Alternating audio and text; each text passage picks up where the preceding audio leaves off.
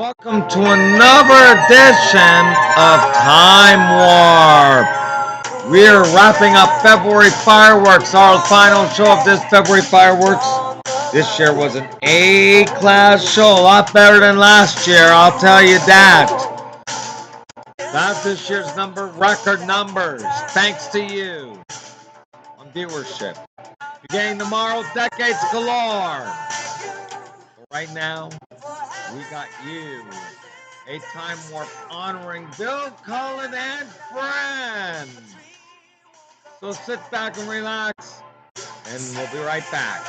Starship, hear it!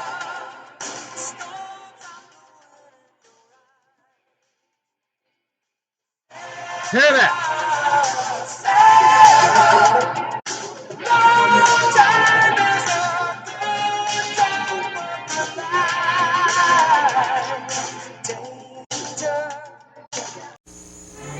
You'll just love My Favorite Martian.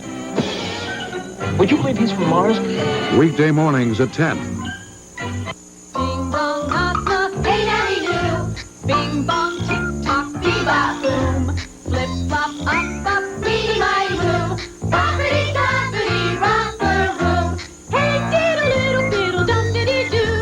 You be a doobie, woo. Ding dong, knock knock, hey daddy do. Tip tap, pitter pat, granny cat too. Rooty toot, Kimble, loopy loo. Boppity doppity, romper room. Romper room and friends. Good morning, Romper Room friends. And how are you today? You feeling all right at your house? I feel great. Romper Room friends will return after these messages.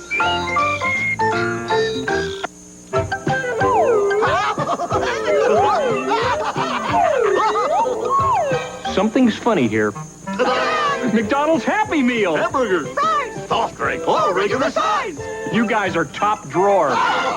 When you buy a McDonald's Feeling Good Happy Meal, in each box you could get a Ronald McDonald toothbrush, or a Birdie the Early Bird mirror, or a Fry Guy sponge, or any one of these 6 neat things. Feeling Good Happy Meal boxes at participating McDonald's. Disguised as a reporter, I'll get tricks. Excuse me, sir. Is that tricks you're eating? Yeah, it's a fruity part of our complete breakfast. Really? Have some. This just handed to me. Lemons, orange, grape. Silly Rabbit. Tricks are for kids. Back to you, kids. Now, free inside specially marked boxes of Tricks and Lucky Charms. Chocolatey Ovaltine. When you mix it with cold milk, you've got a nutritious chocolatey drink. Free Ovaltine. While they last. We now return to Romper Room friends. Romper Room friends will return after these messages. Feeling like cinnamon toast. Feeling like cinnamon toast crunch. Feeling like cinnamon and sugar. Feeling like homemade taste. Feeling like cinnamon toast crunch. It's the cereal with a light sprinkle of cinnamon and sugar for the delicious taste of homemade cinnamon toast. It's a toasty good part of this nutritious breakfast. Feeling like cinnamon toast. Feeling like cinnamon toast crunch. The Cub Scouts. The Cub Scouts is not just hiking and camping. You can play baseball and go swimming in their Indian festivals and treasure hunts and basketball and bicycle rodeos. And you can go on picnics and cookouts and do crafts and learn skills and... Good grief! There's so many neat things to do in the Cub Scouts.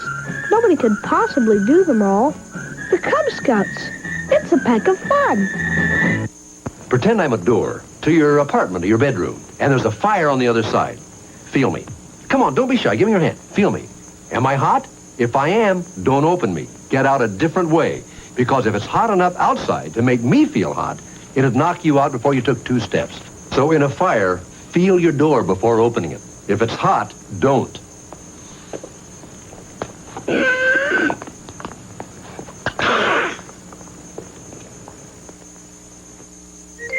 We now return to Romper Room friends. Romper Room friends will return after these messages.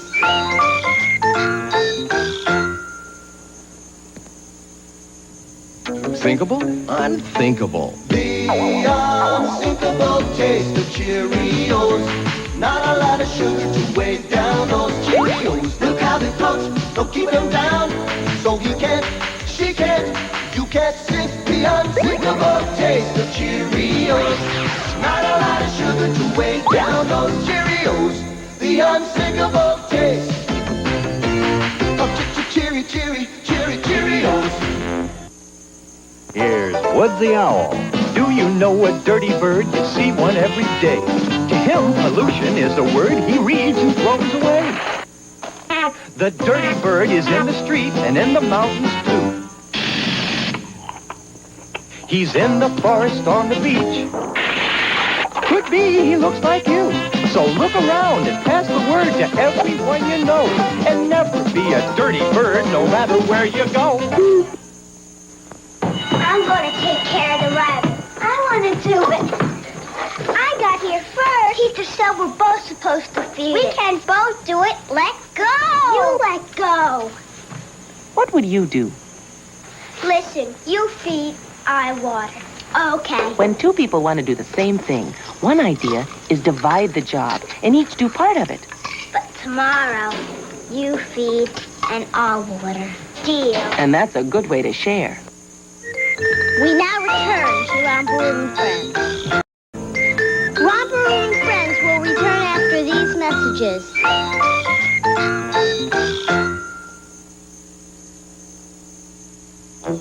Oh, wait a second. Here I will go cuckoo for Cocoa Puffs with its yummy chocolatey taste. It's a luscious part of a good breakfast. And now the great flying Sunny No. I should have been a clown. Sonny. Trapped by the trapeze. Want some Puff Puff Cocoa Puffs? Crunchy, crunchy Cocoa Puffs? Yummy, chocolatey Cocoa Puffs? Yahoo! I'm cuckoo for Cocoa Puffs. Cocoa Puffs. I get a bang out of them. Most tooth decay and gum disease are caused by plaque, an invisible film of bacteria that sticks to teeth. Your dentist will show you a new way to make plaque easy to see, so you can use dental floss between the teeth and a soft bristle brush to clean the teeth every day. Now the plaque is gone, and your teeth and gums will stay healthier much longer. This message has been brought to you by your local dental society. We now return to Romper and Friends. Romper and Friends will return after these messages. Caught you, Lucky. Oh, I'll make my own pinball machine and hide with Lucky Charms, the crunchy oat cereal with a rainbow of marshmallow surprises. Look, game's over, Lucky. Frosted Lucky Charms. They're magically delicious, part of this nutritious breakfast. Boy, I caught a Whopper. Wow, Whopper's candy. Now inside specially marked boxes of Lucky Charms, there's a free package of Whopper's candy. Malted milk taste. Real chocolate flavor, too. Glad they didn't get away. Whopper's candy, free inside. Hey, you got them? Uh-huh. They good? Really good. They ugly?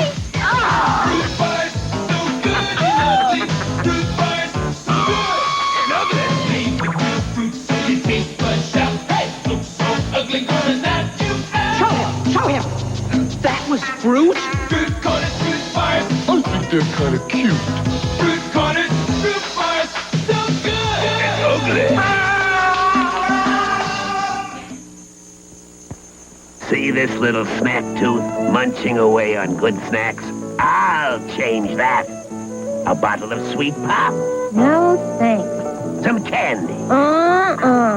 If this kid keeps refusing my sweets, he'll grow up to be a healthy tooth with fewer cavities. Cake? Cookies? Mister, want a carrot? A carrot? Get that thing away from me. Kick the sweet snack habit. Eat good snacks. We now return to Romper and Friends. Go ahead. Romper and Friends will return after these messages. Surprise! Guess who? The Loch Ness Monster. No. The Six Musketeers. No. Oh, the McDonald's Chicken McNuggets Happy Meal with regular fries and soft drink. How'd you know? Just a lucky guess. When you buy a McDonald's Feeling Good Happy Meal, in each box you could get a Ronald McDonald toothbrush, or a Birdie the Early Bird mirror, or a Fry Guy sponge, or any one of these 6 neat things. Feeling Good Happy Meal boxes at participating McDonald's. On the farm, we grow a food that's everything you need to eat. It's a fruit, a veg, a bread, a milk, a cheese, a bean, a meat. Hi, I'm Farmer Brown, singing about the foods you need to keep you healthy. Today, Molly's favorite. Milk. And the foods made from milk, like cheese. Marvelous. And ice cream, too. Magnificent. Milk and milk foods for strong teeth and bones. For variety and vitamins and fill and rooty tooth. Eat a veg, a bread, a milk, a cheese, a bean, a meat, a fruit. Eat a variety every day. My man.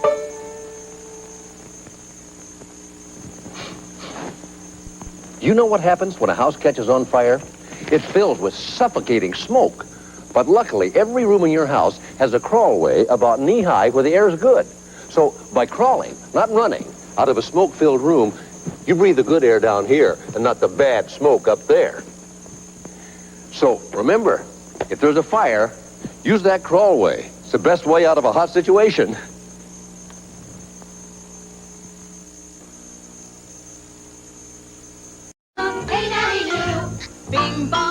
Romper Room and Friends, featuring Molly McCloskey Bobber, is directed by Bob Diamond. Portions of the preceding program were pre-recorded.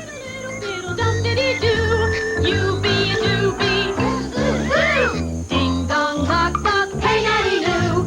Tip tap, pitter pat, Granny cat too. Rooty toot, Kimble, loopy loo. Bobbity stoppity, romper room and friends.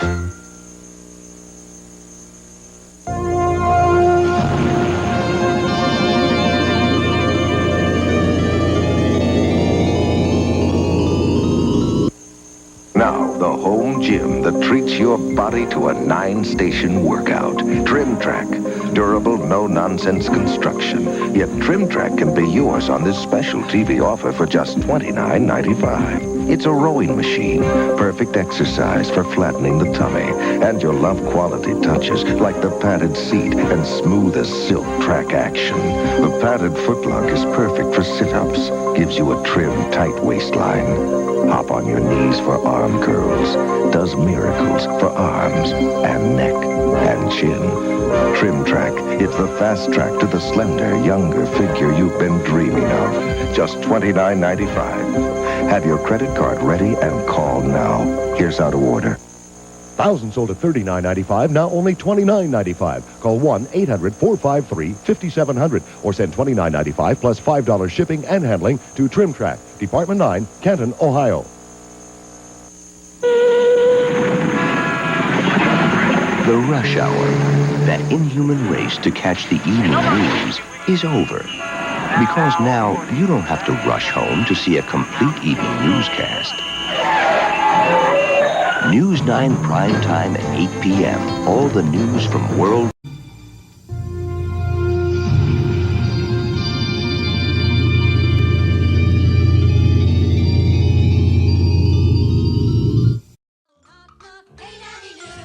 Bing bong, tick tock, bebop boom. Flip flop, up up, be my room. Boppity stoppity, romper room. Hey diddle little diddle dum diddy doo. You be a doobie. Ding dong, knock knock, hey nanny loo. Tip tap, pitter pat, Granny cat too. Rooty toot, Kimble, loopy loo. Boppity stoppity, romper room and friends. Good morning, Romper Room friends. How are you today? You feel new? Anything new about today? It's a new year. It's a new year, a fresh start, wipe the slate clean, start all over again, and make everything wonderful. Not that last year was so bad. Did everybody have a good 1985? Yeah. Do you think you'll have a good 1986? Yeah. I certainly hope so. How are you feeling today? Well, I'm glad to hear that. How are you, Doobie? Are you ready for a great 1986? I have a sneaking suspicion we're going to have a wonderful year. Do you think so? I certainly hope so, and I hope everyone at home has a wonderful new year. Make any resolutions, Doobie? You know what a New Year's resolution is? That's when on New Year's Eve you say, in 1986, I'm going to do something different. You know what I'm going to try, Doobie? I'm going to try and be organized. You think that'll work? try. We'll give it a try. Think about something that you didn't do in 1985 that you want to try in 1986. Maybe you can try to pick up your clothes a little better in your room for the grown-ups at your house. How's that? Keep your room a little neater? Is that a good idea? We'll have to think about some New Year's resolutions. But first, let me tell you what we're going to do today. We're going to play a little Doobie Says. Okay? We're going to play with Safety Chief. We're not going to play with Safety Chief, but I think Safety Chief is going to call. I'm not sure, but I'm almost positive. We're going to flop a little. We're going to talk about a calendar. Any of you ever use a calendar? You know what you use a calendar for? Find out what day it is, for one thing. Or find out what days are coming up. We're going to play with our balloons. We're going to read a story about Clifford. We're going to play a little listen and do. But first, do you know how to play Simon? Doobie Says. Excuse me, I'm sorry. See what I said? I got to work on being organized, Doobie. Do you know how to play Doobie Says? Okay, when Doobie says to do something, what do you do? Do it. If Doobie doesn't say to do it, what do you do? You sure? You're positive. Andrea, why don't you move over a little bit behind Avanish so I can see your face? All I can see was your forehead. That's it. If Doobie says to do something, you do it. Are you ready? Are you sure? All right, everybody, clap your hands. Jordan, you didn't clap your hands. Yeah, but I said clap your hands, so why didn't you clap your hand? Ooh, you're slick. You're smart. You guys are quick. All right, are you ready? Doobie says clap your hands. Doobie says wiggle your foot. Doobie says wiggle your other foot. Wiggle them both. Did Doobie say to wiggle them both? Did Doobie say to wiggle them both? No. All right, Doobie says wiggle them both. Doobie says spin around. Doobie says spin the other way. Pat your knees.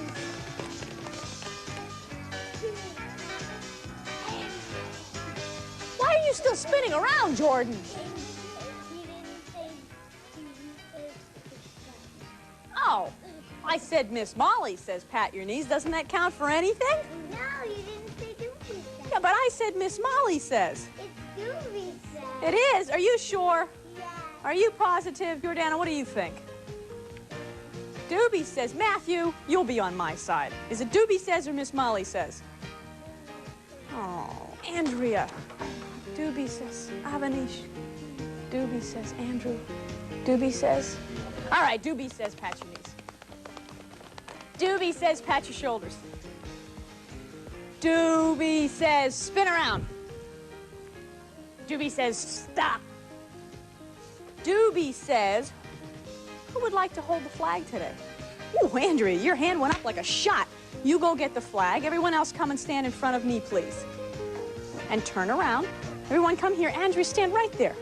Right in front of the question mark. But out a little further, out a little further. 2 steps forward. Stop!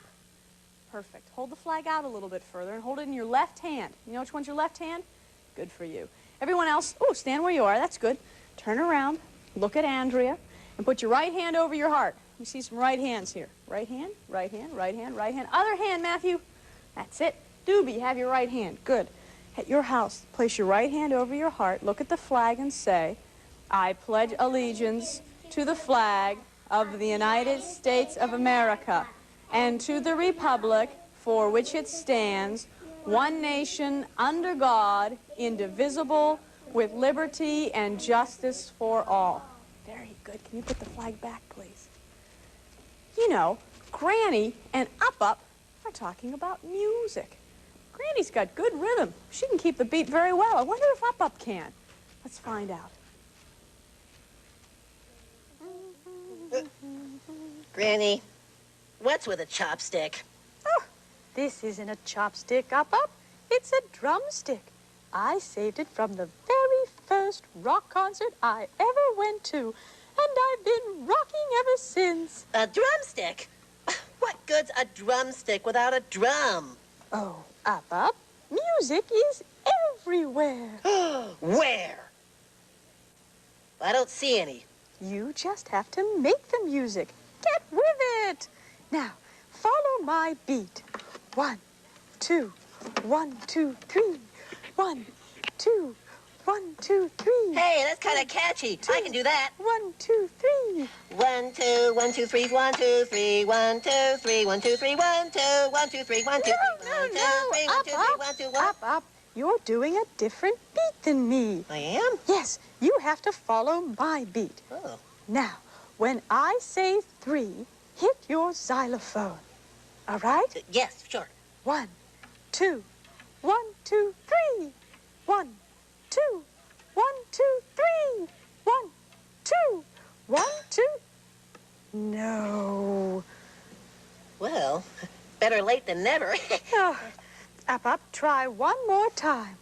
1, 2, 1, 2. Well, I just thought I'd leave a little early for lunch. Up. Try one more time when I count on 3. Well, you said 3. I give up. No, don't give up, Granny. You'll get it. Now, let's try again. All right. 1, 2, 1, 2, 3. 1, 2, 1, 2, 3. 1, 2, 1, 2, 3. 1, 2, 1, 2, 3. Feel it in your toes. And the tip of your nose. Oh, that's how the music goes. Huh, this is fun. I'm terrific. I'm keeping the beat. Keeping the beat. The beat. Keeping the beat. Just me and my body. Having some fun. We jump in the air and we love to run. I clap my hands, stomp my feet, sing and dance it down the street. Just me and my body keeping the beat. Listen to the beat. Listen to the beat. Listen to the beat. Keeping the beat.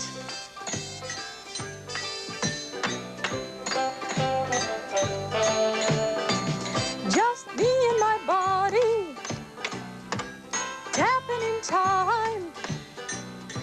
I follow the rhythm, I'm making a rhyme. I clap my hands, stomp my feet, sing and dance it down the street. Just me and my body, keeping the beat. Listen to the beat. Listen to the beat. Listen to the beat. Keeping the Granny, I have one question. What's that, Up?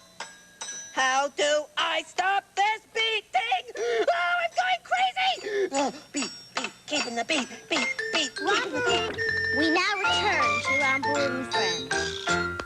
Friends at home, we're back and Doobie's buzzing. What are you buzzing for, Doobie? You're buzzing too loud, Doobie!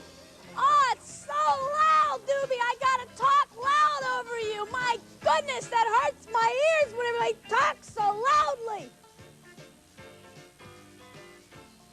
Anybody have a feeling that they might know what Doobie's message is? Which is a better way to speak inside? Like this, in a normal tone, or like this when you're screaming and yelling? Doesn't sound very nice, does it? Like when you're in one room, you go, "Hey, Mommy!" Not very nice, is it? No, it's too loud. When you're inside, you use an inside voice. You know what an inside voice is? It's normal. You talk in a normal tone.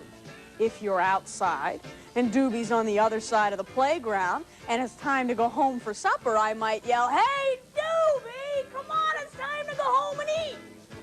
That's okay if you're outside. But you don't want to do that too often. You'll hurt your voice. Inside, you should talk in a normal tone of voice, don't you think?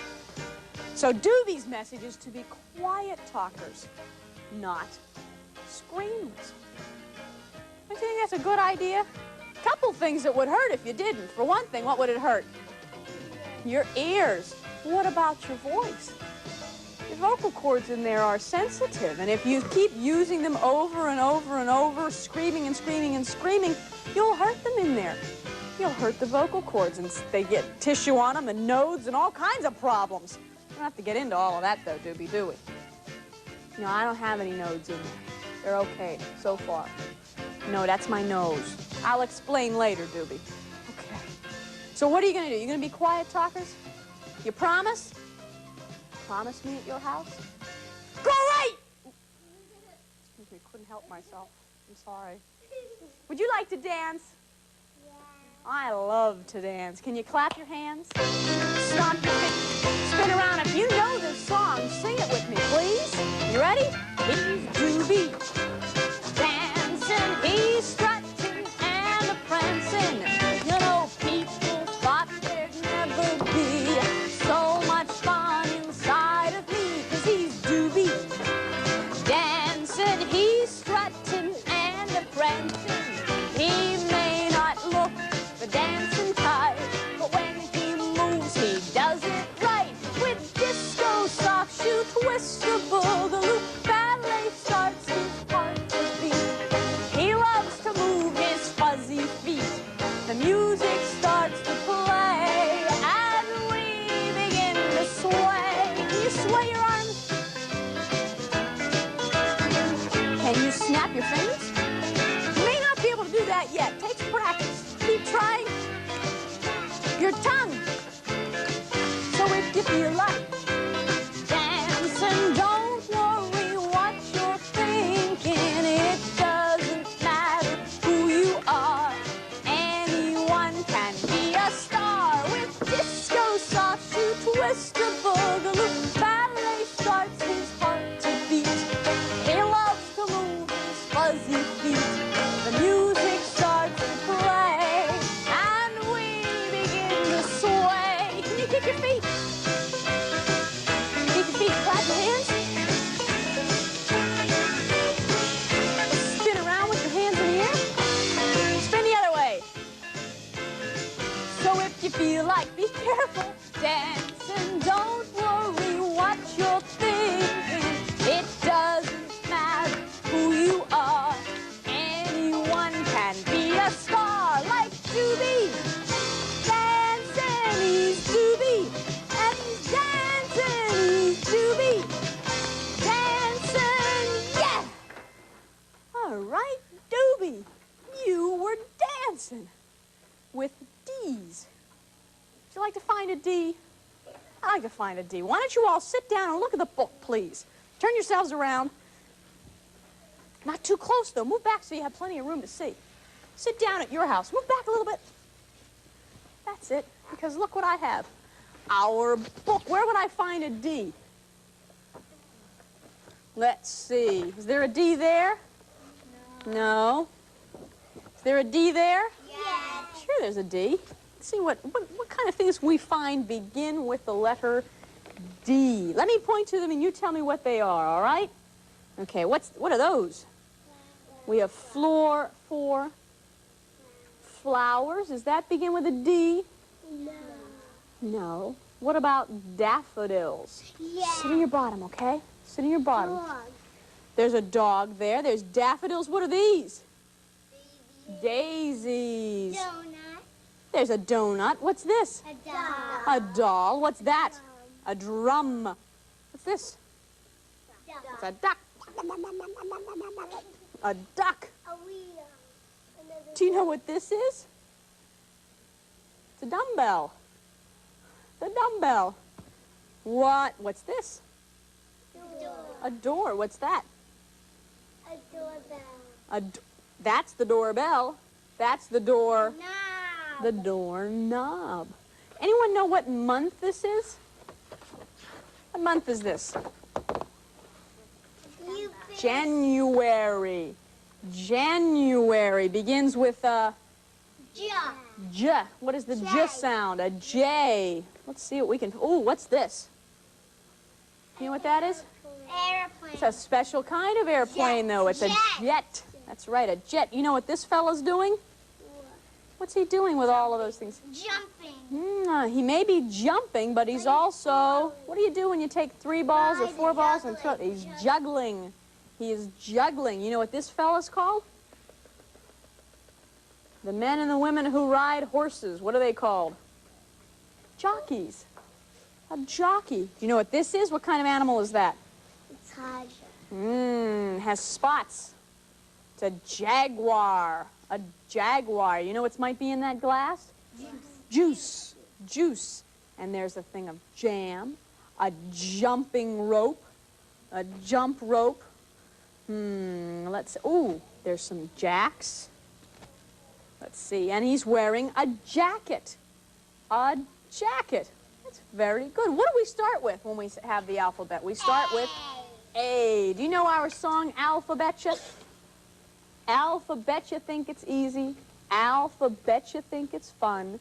The alphabetcha getcha anything you can eat. Betcha every letter's a treat. Do you want to sing it with me? You ready? Alphabetcha think it's easy. Alphabetcha think it's fun. The alphabetcha getcha anything you can eat.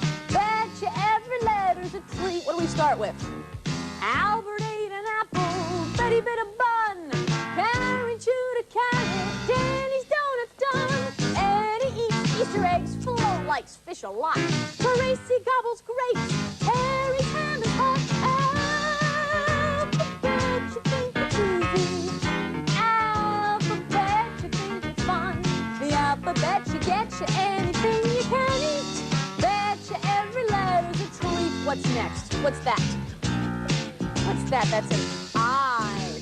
Irene's into ice cream. Jackie doubles jam. Katie keeps ketchup. Lucy loves lamb. Marsha munches macaroons and noodles are neat. Oscar orders oranges. Pick some peas for Pete. Alphabet, you think it's easy. Alphabet, you think it's fun. The alphabet, you get you anything you can eat. Betcha every letter's a treat. You know what this is? What letter's this? U. Queenie quacks for quails. Raspberries are ripe. Sammy savors soup. Tina's the tofu type. Upside down cakes are for Ursula. Vanilla is for Vic. Wendy wants her waffles extra thick. Jams are for Yolanda. Zucchini is for Zoe. It's good to know your alphabet. The more you eat, the more you grow. Alphabet, you think it's easy. Alphabet, you think it's fun. The alphabet, you get you anything you can eat. Betcha every letter's a treat. Can you say it with me? The alphabet, you get you anything you can eat. Betcha every letter's a treat. The alphabet, you get you anything you can eat. Betcha every letter's a treat. Very good. Very good. What's the temperature like outside? Is it hot outside? No. Is it cold outside? Yes. Anybody like to go skiing? Yes. But your foot has to be just the right size to go in your boots, right? I think some of our friends have just the right size. Who's that? Should I answer it? You sure? Hello?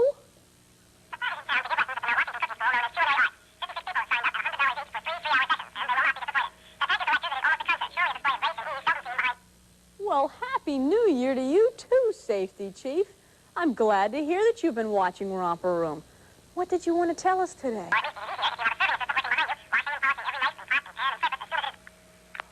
Oh, Safety Chief said that he was watching before when Doobie was telling us not to be screamers.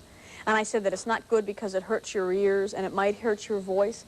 Safety Chief wanted to remind us to especially not to scream in another friend's ear, because that's very dangerous. Your eardrum is very, very tender and very sensitive in there. Just like we said, you don't ever put anything in your ear smaller than your elbow.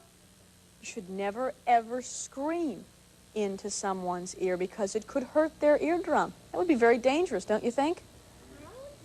I don't think we ought to do that. Safety Chief, what would you like us to do?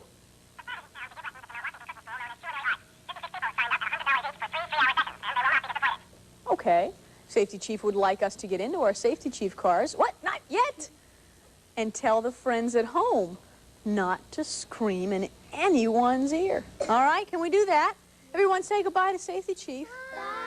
Bye, Safety Chief. Bye-bye, Safety Chief. I hope you have a wonderful new year. Bye-bye. All righty, at your house, get your Safety Chief hat.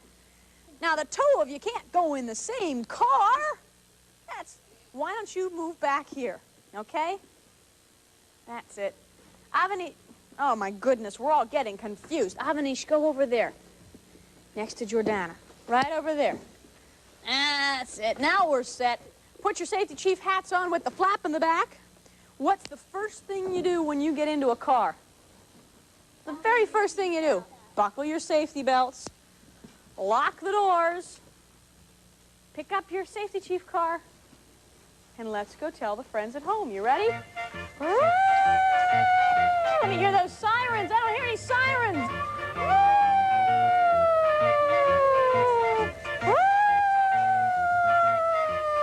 Over here, Avanish. Park your Safety Chief car. Everyone stand. Stand. Turn around. Look at the friends at home and tell Safety Chief. What were we supposed to say?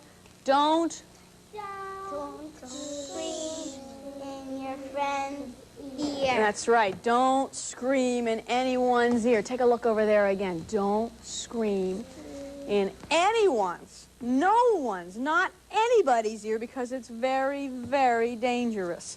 All righty. You ready to go back to Romper Room? Okay. Buckle your safety belts. Lock the doors. Let me hear those sirens this time.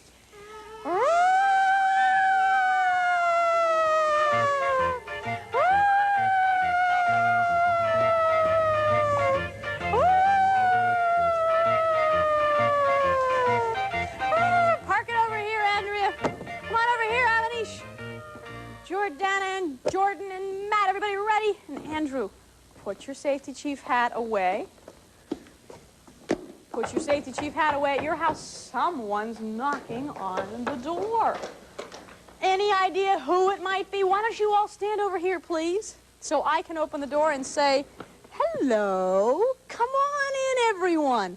Come in, come in, come in, come in, come in, come in. All of our visitors are here. Come on in, Danielle. Close the door. Close the door. Why don't you all move around over in here a little bit? Do you know how to play Flopsy Flop? Yeah. You do? Would you like to play Flopsy Flop with us? Yeah. All right. You have to turn around, though, all right? There you go. No, turn around. Look at me. I didn't mean to turn you all the way around. Turn around and look at me, Donna. That's it. Yes, Danielle. You're 4? All right. Can you take 4 of your fingers and wiggle them in the air? Take 4 of your fingers. Now take 5. Take 10. Wiggle all 10. Why not? Let's flopsy our fingers. Let's flopsy our hands. Let's flopsy our arms like rubber bands. Let's flopsy our heads. Let our legs flopsy too. Like flopsy flop ragdolls, I'll flop down with you. I flopped down and my feet are sticking in the air. How did that happen? That was silly. Would you like to try it again? Yeah. Okay. Would you like to try it again? We have another friend sitting over there. You want to come and join us? Come here. Come here. You can come and join us. Wiggle your fingers. Everybody move back into your spot, please. Peggy? Becky. Come here, Becky. Come on next to me. Stand right there. There you go, Becky. All right, everybody put your fingers in the air. Wiggle your fingers, wiggle your hands. That's it. Let's flopsy our fingers. Let's flopsy our hands. Let's flopsy our arms like rubber bands. Let's flopsy our heads. Let our legs flopsy too. Like flopsy flop ragdolls, I'll flop down with you. That was kind of a last-minute flop on my part, wasn't it? My legs kind of just gave way and boom. You have to be careful when you flop, though, that you don't hurt yourselves. I know, you almost flopped right on me, Avanish, didn't you? Why don't you stay seated for a second? We'll rest for a minute. And when we come back to Romper Room, I'm going to ask you a question to think about. Friends at home, anyone know what this is? What are they? There's two of them. There's three. What are they? What? Birds. They're bluebirds. Well, I'm going to ask you, actually blue jays, I'm going to ask you a question about birds. Now, I don't want you to answer the question today. I'd like you to go home and ask a grown-up at your house the question, and then tomorrow we'll talk about it again. Do you know why birds sing? Anyone know? I want you to, don't tell me now, I want you to go home, discuss it with the grown-ups at your house, and find out why birds sing. And then, actually, you know what? We're not going to be able to talk about this till next Monday. You've got a long time to think about this, all right? In fact, we'll find out how many days that is by looking at the calendar. Next Monday, we will find out why birds sing. Let's look at this calendar and find out when next Monday will be here. Any idea how you find out when next Monday will be here? What do you look at? What do you look at? What do you look for? What do you see? What is this? A calendar. And this is a brand new calendar because it says 1986. Do you know what that means? It's a new year. What was last year? 1985. So 1 year later is 1986. And all of you will have a brand new birthday in 1986, won't you? Sometime in 1986, you'll be a little older. Now, what day is today? Where are we? We are here. The first day of January, 1986. Now, every year, you get a new calendar, don't you? Because the old one gets all filled and you need a new calendar, but you also need a new calendar because the days are slightly different. The 1st of January will not fall on a Wednesday next year.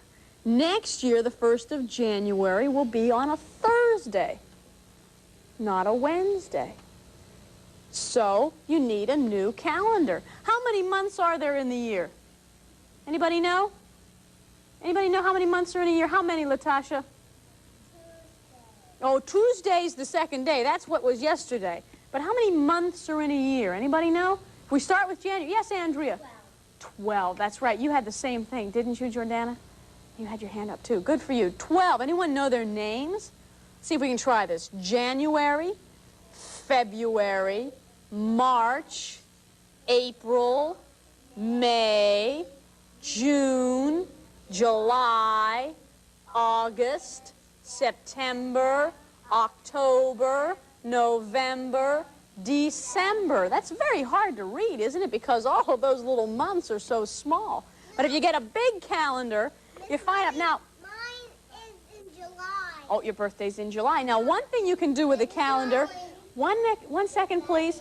You can put special days on the calendar. You can mark special days that are something's happening. Like, look, down here. See this date down here? January 2nd, January 20th. January 20th, you can write Miss Molly. And I can write that to remind me that I'm doing a special show at Symphony Space in Manhattan on January 20th. I'll be telling you more about that, but that's how I write down the special day, January 20th. And what we can also do is to find out when is Monday. If today is Wednesday, the 1st, Thursday follows Wednesday, right? Then there's Friday, then Saturday, Sunday, Monday the 6th. I could put a little circle around it and say, why do birds sing? So that we'll know that in 1, 2, 3, 4, 5 days, we'll answer that question. Yes, Danielle. You know what I turned for my birthday is the last day. That's right. That's right. That's when your birthday is. Sit down a second, Avanish, please. So what you can do at your house is you can ask a grown-up if you can see a calendar, and every night before you go to sleep, you mark a big X in that day. So you know that that day is over. And then every night until you get to this, you'll know when next Monday will be to answer that question, or any other dates that are coming out. And, you know, that's the kind of thing that you can do by yourself. You know, there are lots of things you can do by yourself, can't you? You don't always have someone to play with. You could read a book. You could listen to music. I think Granny would like to sing us a song now all about doing things by yourself. Let's listen.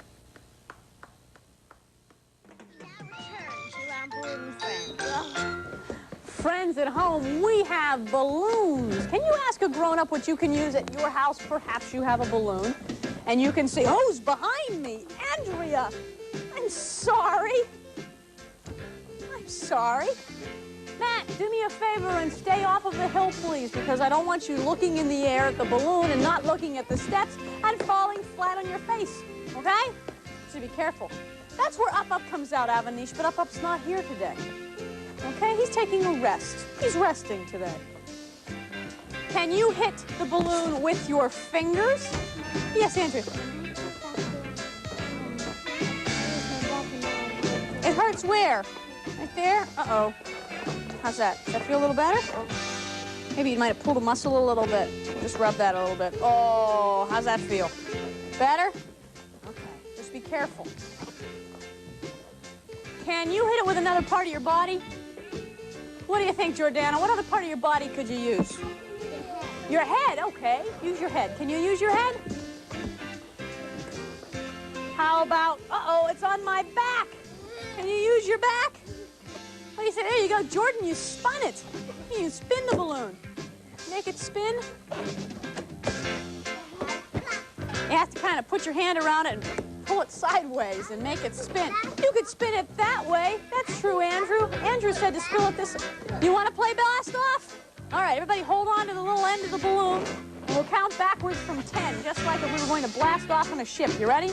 10, 9, 8, 7, 6, 5, 4, 3, 2, 1. Blast off! How high did it go in the air? Matthew, come on over here and join us. Thank you. Want to try it again? Let's all count together, though, this time. You ready? 10, 9, 8, 7, 6, 5, 4, 3, 2, 1. Blast off! I thought I had the red one. This is very confusing. Can we take our balloons? Would you please take your balloons and put them back down here where we found them? Because we need to go through the door to find our visitors because they'd like to read a story with us about Clifford. Come through the door with me. Come with me at your house. There we go. Hi, everybody. Hi, Doobie. Could you all go and sit behind our visitors, please?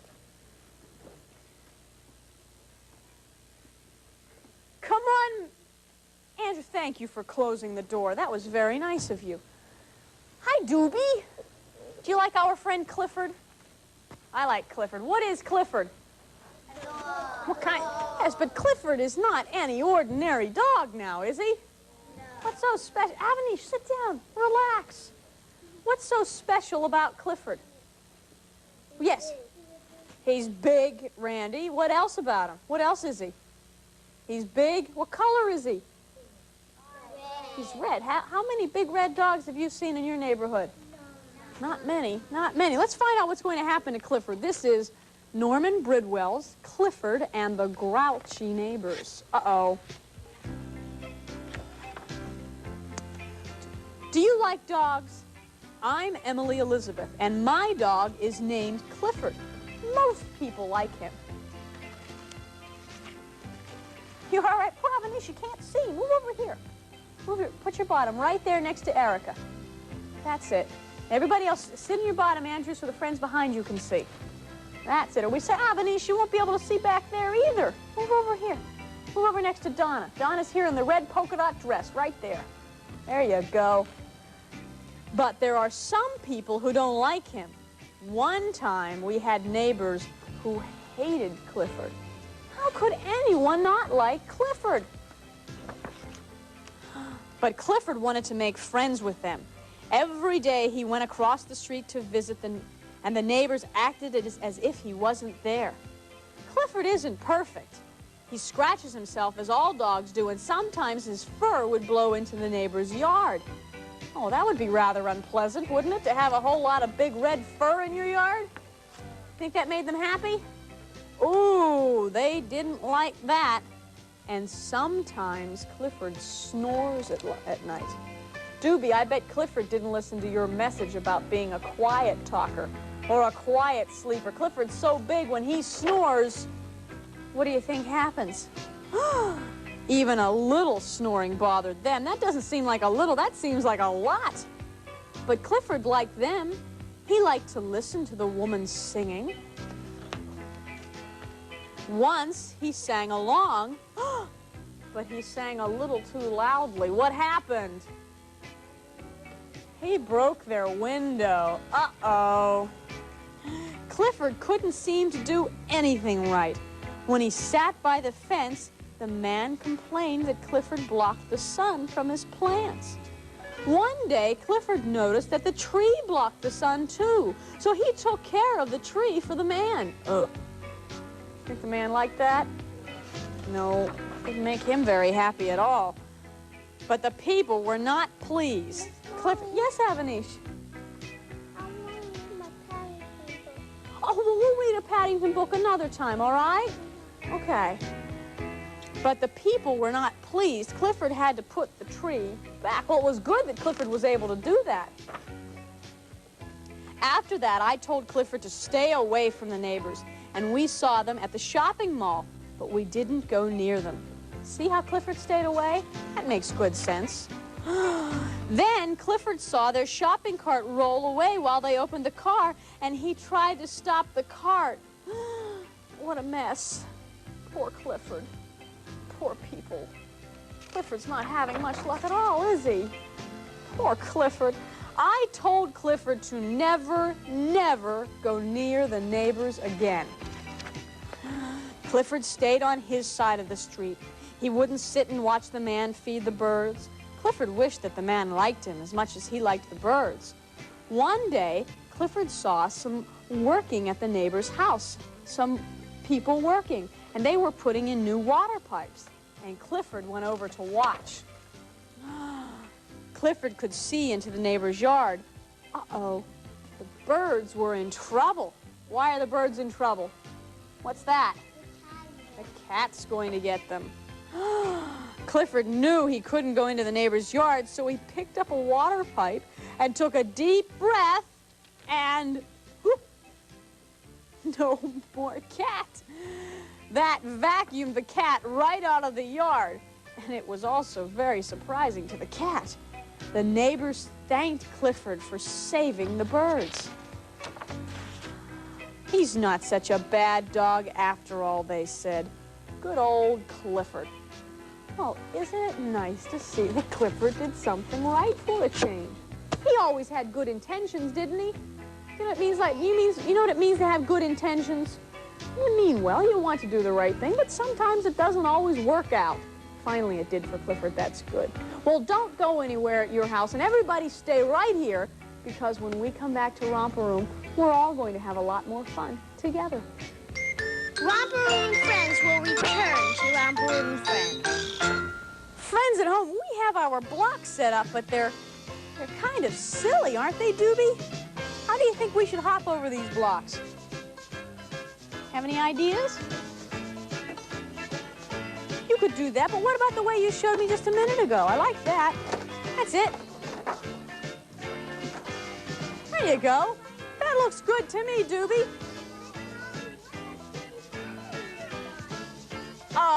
Bee things. He's got bee legs and bee wings and bee arms. Close to us. You ready, Randy? Go ahead, see if you can try that. That's okay. She's fine, Melissa. Go ahead, Joni. That's it. All right. Ooh, that's okay. Oh, thank you, Andrea. Go ahead, Kristen. That's it. Good for you. Go ahead, Donna. Back to the back of the line. Move this a little farther. Good, Donna. Go ahead, Andrea. Avanish, you want to go next? Go ahead, Avanish. There you go. And Erica. No, Allison. Sorry. Go ahead, Allison. And Jordana. And behind Jordana is Jordan. There you go. Go ahead, Jordan. And Cheryl. Now, Erica. That's it. Melissa. That's it. Latasha right behind Melissa. That's it. Come here, Matt. Go ahead. That's it. And Andrew. Think you can handle this, Bet? Oh, Andrew, you all right? Okay, good thing these blocks are soft. You gotta try again.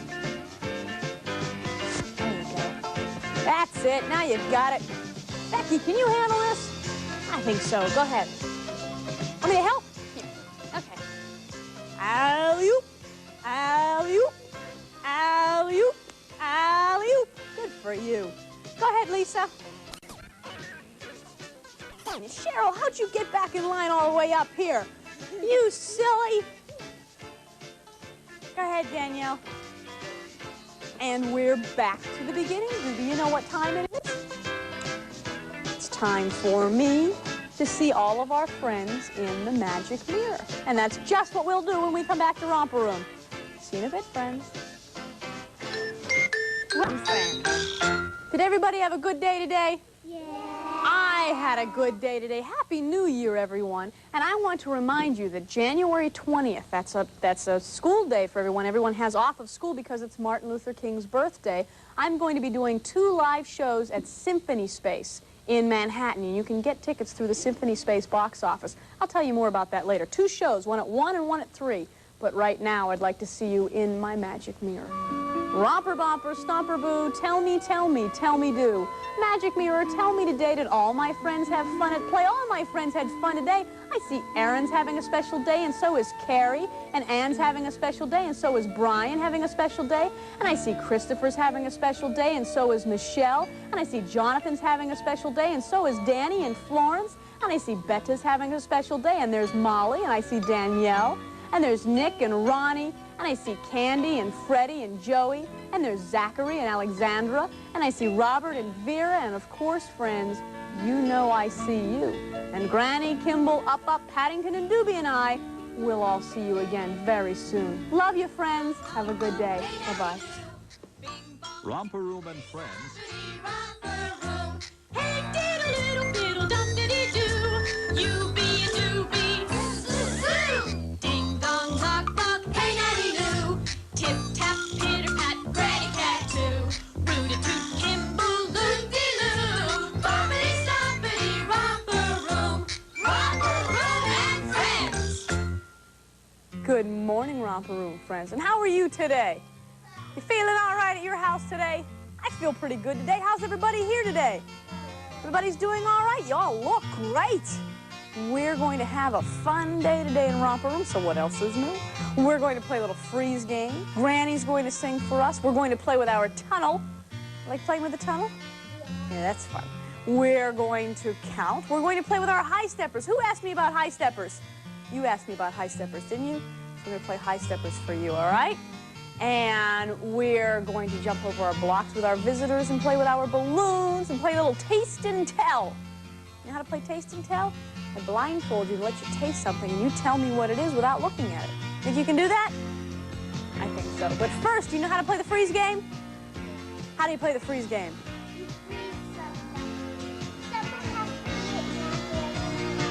That's a different type of freeze game. In Romper Room, you listen to the music and you dance to the music.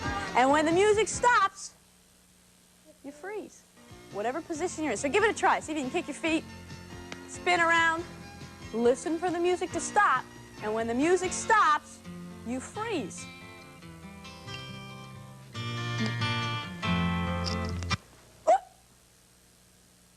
Don't move. Now you can move.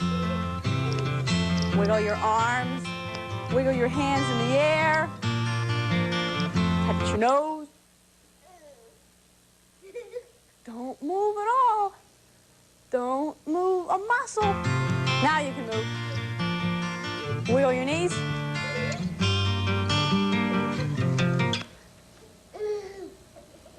Don't move. Now you can move. your hands. Catch your knees. Oh, lift up your foot, but I'm going to fall over. I fell off of my shoe. Oh, thank you. Fell sideways off of my shoe. That was silly.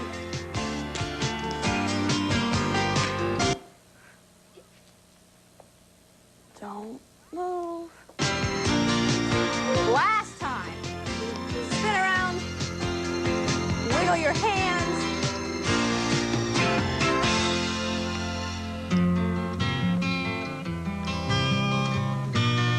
See, oh, hands are way out in front of me. All right, unfreeze. Does everything work? Make sure nothing's permanently frozen. Everything works? Everything's free? Everything's loose? You sure? You're positive? Uh-oh. No problem.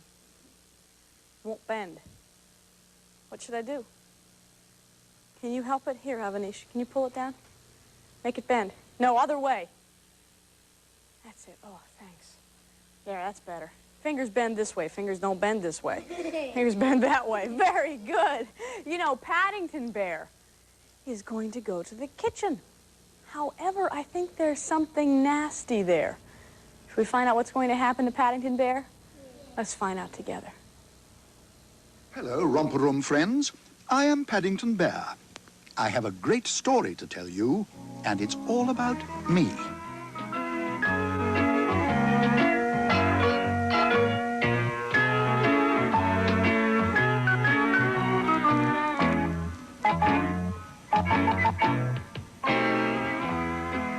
One morning, Mr. and Mrs. Brown woke feeling ill, so they went straight back to bed again. The trouble was that with Jonathan and Judy at school and Mrs. Bird away on holiday, there was no one left to take care of them. Don't worry, said Paddington. I'll look after you. Bears are good at looking after people. I'll make you a stew. Aunt Lucy always made one when I wasn't well. Oh, dear, groaned Mr. Brown. I think I feel a relapse coming on. Paddington was very keen on cooking. At least, he always felt he would be if he ever got the chance to have a go. And although he'd never actually made a stew before, he'd often watched Mrs. Bird at work.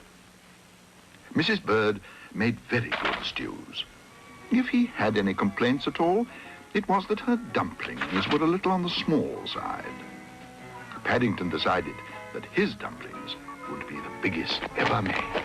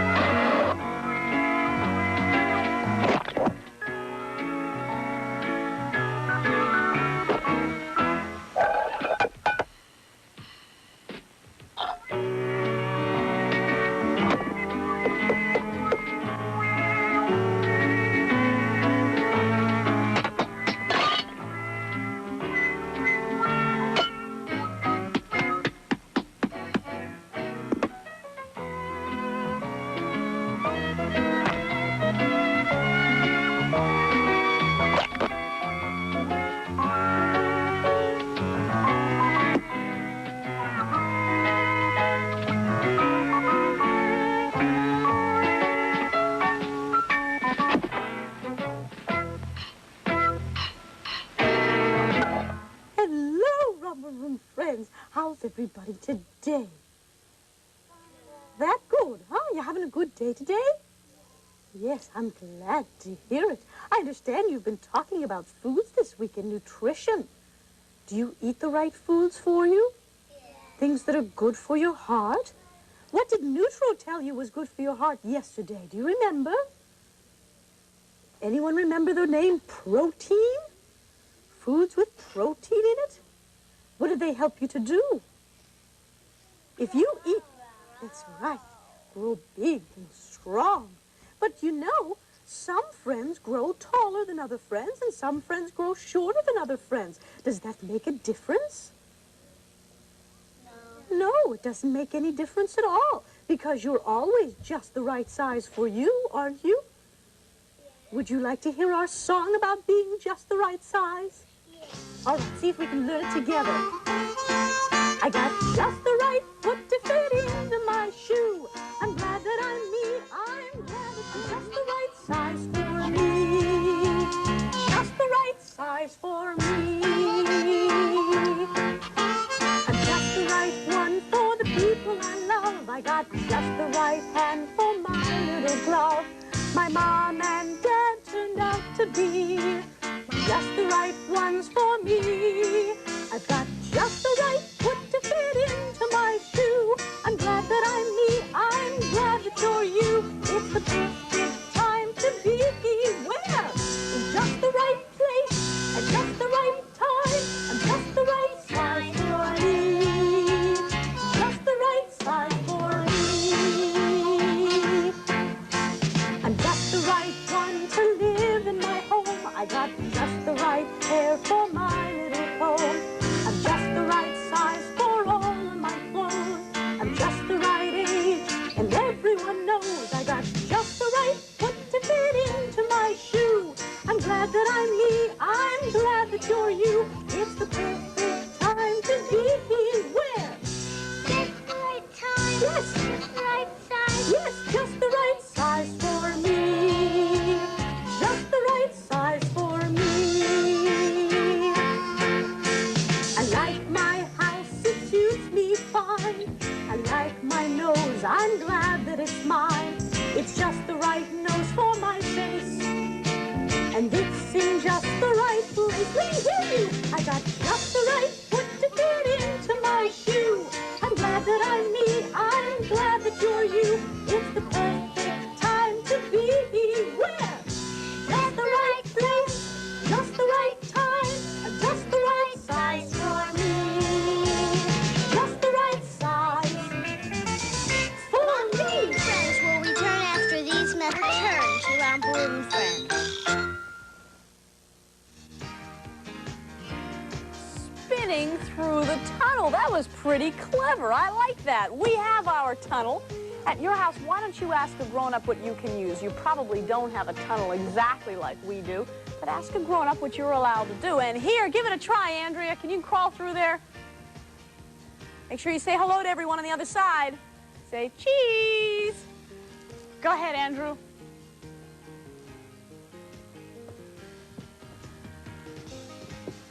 That's it. If you look back this way, you have to turn around and look at the friends at home. Turn around and say hello to the friends at home. Go ahead, Matthew. There you go. Now look up. Say hello to the friends at home. Say hi there. They're over there. They're not over here. They're over there. Say hi. There you go. Go ahead, Jordan. When you get to the end, look up and say hello to the friends at home. Say hello. Go ahead, Jordana. Do you think the friends at home looked back at you and went, there you go. Go ahead, Andrea.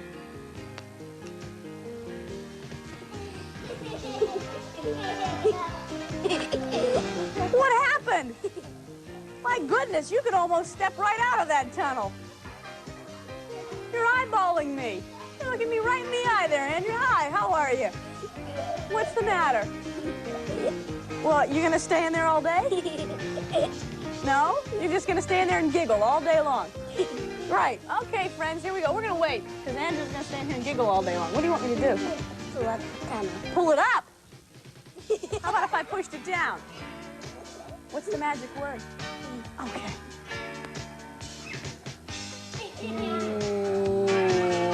Ooh. There you go. Come on, Andrew. Where'd he go? Where'd he go? Uh-oh, are you being clever? Are we going to battle over this, Andrew? I guess we are. You win. Go ahead, crawl through. That was very clever. I couldn't pull it up because you were pushing against it. Go ahead, Matthew. Whoa. Hi there. What's new? What What's new, pussycat? Whoa, whoa, whoa, whoa. What do you want me to do? Nothing, okay. It's gonna be a long day here, friends. Nobody wants to do anything. You gonna stay there like that? Okay, I'd be delighted to. Whoa. There you go. Go ahead, Jordan. You thought that I wasn't going to be able to do that. I could tell by the way you were pushing. The way you were pushing. Amanish, go ahead, get in line behind Jordana. You missed your turn.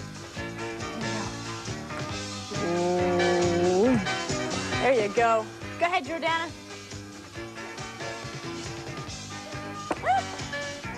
Well, hi there. You're eyeballing me, too. I'm looking you right in the eye. You have an front tooth. Fell out. Teeth have a habit of doing that, don't they? You know, another one will grow in. What do you want me to do with the tunnel? Okay, I'd be glad to.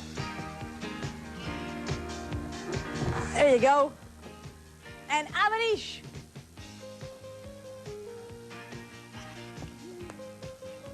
Hi. How are you? You okay? What would you like me to do? Put me down. Put you down? Well, what's the magic word? Okay, of course, no problem. There you go. Now, what do you do when you're finished playing with something? You put it away. So, I'll put the tunnel right here. Can you walk over here with me and go on the other side? Each of you find a piece of paper. At your house, why don't you ask a grown-up if you can use a piece of paper, and we're going to draw some numbers. What's your favorite number? What's your favorite number, Andrew? 7? Let's draw a 7. You want to draw a 7? Anyone know how to draw a 7? You do? Well, we'll practice. What? Well, we're going to draw numbers first, all right? Okay. All you have to do is draw a line across and then a line down on an angle. And what do you have? 7. Give that a try. Straight across and then down. Just like that. That's a 7. That's a 7. Who else has a favorite number? What's your favorite number, Andrew? 5. You draw a line across, a line down, and then a half circle. What's that? 5. Try that. Draw a line across, a line down like you're drawing a square, and then do a half circle. That's it. Who else has a favorite number? Matthew, what's your favorite number? M? Is that a number? Is that a number? That's a letter. Let's say, how old are you, Matthew? Okay, how about a 4? A line down, another line part of the way down, and then connect the 2. That's a 4. That's a 4. What number about, well, how about you, Jordana? What number do you want to draw? A 6. That's difficult. That's very difficult to draw. A 6, you have to start out like you're drawing a half circle and then draw a circle around. That's a tough one. That's a tough one. Or you could start by drawing a circle and then draw another circle up like that, a little line up. That might be a little more, that might be a little easier. Good 6, Matthew. Oh, your letters, Andrea, your numbers. Oh, they're on the other side. Let's keep that side over. How about one more, last one. Yes, Jordan. 8. You could draw an 8 like this by drawing the lines around, or you could draw an 8 by drawing, oh, my hand got stuck on the bottom. Let's try that again. 2 circles, like a snowman. That's good. How about if we try to do all the numbers from 1 through 10 while we sing our counting song? You know the counting song? You ready? What do we start with? What's the first number? 1. Listen to... No, you can leave the paper where it is. Where do we count? Count on your fingers, count on your toes. That's how the counting goes. Count on yourself,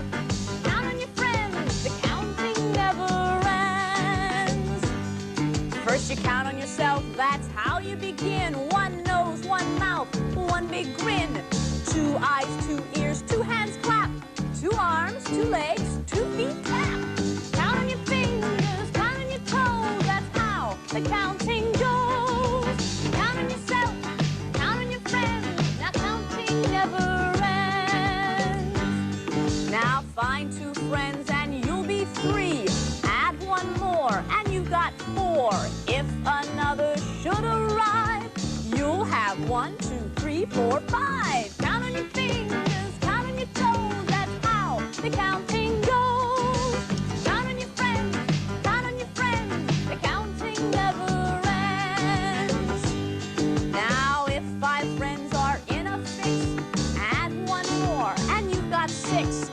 6 plus 1 is 7 friends, but that's not where the counting ends. Count on your fingers, count on your toes. That's how the counting goes. Count on yourself, count on your friends.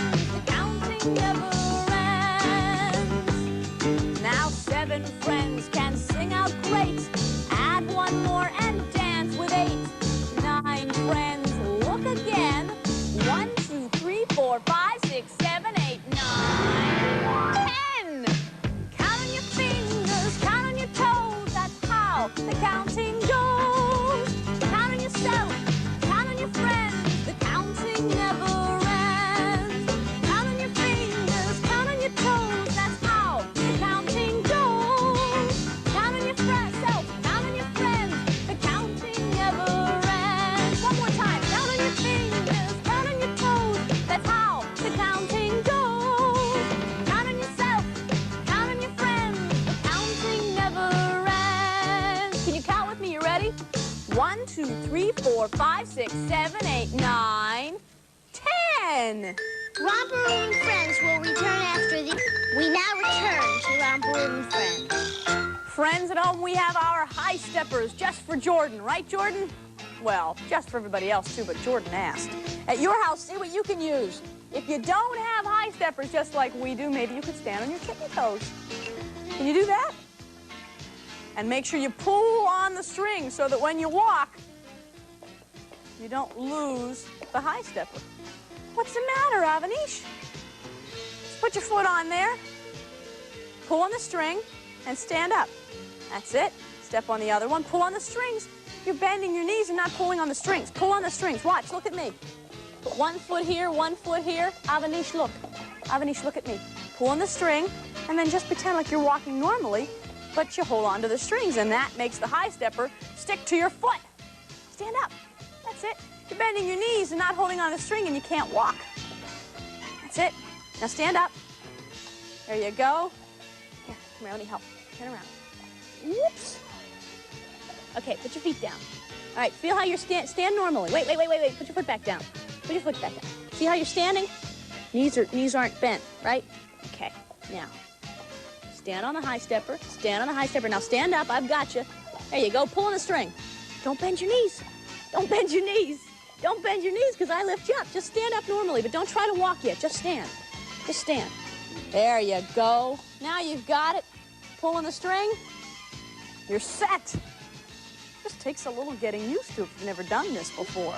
Well, hi there. Well, these are short on me, so we're even. All you have to do is maybe you have to pull on the string a little harder. What's the matter, Jordan? There you go.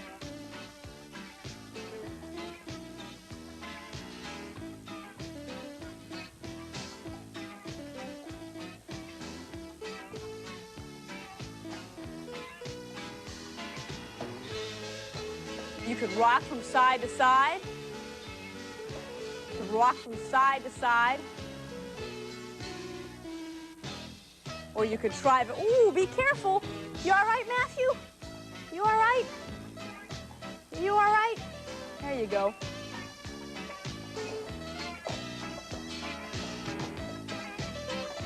You could kick your foot out.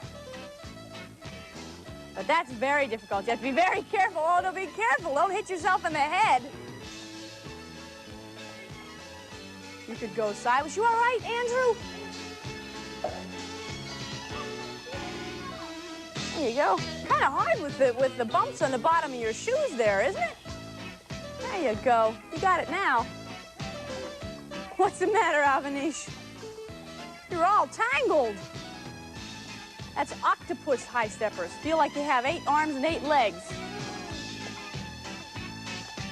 There you go, pull on the string. You want to give me your high steppers, please, so that I can put them away? There's one. There's two. Whoops, be careful. 3, 4, 5, 6. That's okay.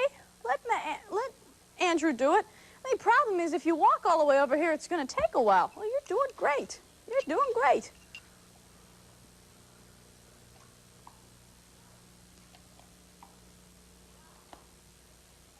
All right. Good for you, Andrew. All the way across the room. That was tough. That was very difficult. I think you all deserve a rest now. Come on and sit down with me, please. Very carefully, very slowly. Don't run. Please don't run in Romper Room. We're going to make some. Uh-huh. Are we all going to make it today? No, you're going to watch. We're going to talk about it. What is this? Do you know who this is? No. This is Ethel Egg. This is Ethel Egg. She's got a little smile on her face. Do you like eggs? Yeah. Eggs are very good for you. You know, there are lots of different ways to eat eggs. Do you know what's inside of an egg? Before we finish Ethel Egg, let's take a look at an egg. Let's take a look. Let's see. If I were to crack this egg, what do you think I'd find inside? How many parts inside? 1. Just one? 2. 2. Let's take a look and see. Do you know what that's called? Yolk. That's the white of the egg, all the white part. And then in the center is the yolk. Now, that's what an egg looks like when it's raw. Now, if you cook it, what happens to this clear part? It goes away. What color does it turn? Turns white. Turns white, doesn't it? Turns white. What about the center part? It stays that way. It stays that way. Eggs are very good for you. Now, let's see if we take another egg. Let's see what happens if I do that. Now, do you think I should not try this on the table? You try on glass. What's going to happen if I crack it right on the table? You think it'll make a mess all over the floor? No. What do you think? You sure? That one don't have nuts. It'll make a mess all over the table. You think so? Uh-oh. Look at this egg. Oh, I used to do that. This egg's different. What's different about this egg? Because it's shiny. It's shiny, but it didn't break all over the place. It's hard boiled. That's right. This is a hard boiled. You can eat that without cooking it. Well, it's already been cooked. That's why. It's already been cooked. That's a hard boiled egg. It's been boiled. Now, what happens if I cut into this? If I cut into this, there's going to be yellow inside. Look at the inside. It's yellow, like egg. It's yellow. The yolk has hardened, and so has the white. And that's a hard-boiled egg. Now, sometimes when you cook, you use just the whites. Do you ever have a lemon meringue pie? Ever had a lemon meringue pie? What's on the top of a lemon meringue pie? It's real white, thick, airy thing. Do you know what that is? No. That's the egg whites. If you take the egg whites and you whip them really, really hard, they become stiff with bubbles on them. And then when that's cooked, it hardens, and that's called a meringue. And sometimes you use just the egg yolk in a recipe. Sometimes you separate it. You take an egg yolk and you beat it, and then you take the egg whites and you beat it, and then you mix them together, and it becomes really, really stiff. You can make a really good omelet that way. Really good omelet. Now, do you think we should finish Ethel Egg? Now that we've talked about eggs, you see, what you can do is you can take a hard-boiled egg before you eat it, and you make a little decoration for yourself. We put some hair on Ethel Egg by just taking a glue stick and putting, what is this? Glue. That's a little bit of yarn. It's a little bit of yarn. Now, or you could make, let's see, if we make Ethel Egg, we could also make Edward Egg. Sure, but this is going to be Ethel Egg. And what I'm going to do is I'm just going to cut a triangle out of the corner. She's going to look really clever when we're finished here. And then I'm going to put some glue stick right down the center, because I'm going to put that right there. And that'll be part of her dress. And I'm going to take, oops, got to hold on to that. And I'm going to take one of the markers and draw. Whoa! Sorry about that, Ethel. Draw. Is her head brown? I hope not. It did. Some buttons on the front of her dress. Did it? Oh, well, that's all right. Being a hard-boiled egg, she can withstand that. And then, dress is a little crooked. Let's push this down. Now really hold on to this. Let the glue dry. We'll take Ethel's head off again, and I'll draw.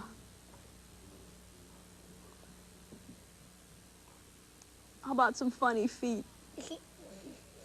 She's a ballerina. She's standing in first position. I tap. You do? Now, I think she needs some arms, don't you think? Yeah. Whoa! Careful, Ethel. How do you make the arms? Well, we'll just take a piece of paper and cut a strip like this, and we'll glue it on the back, and it'll look like her arms are sticking out. She's a ballerina. Okay, so we'll take the glue stick.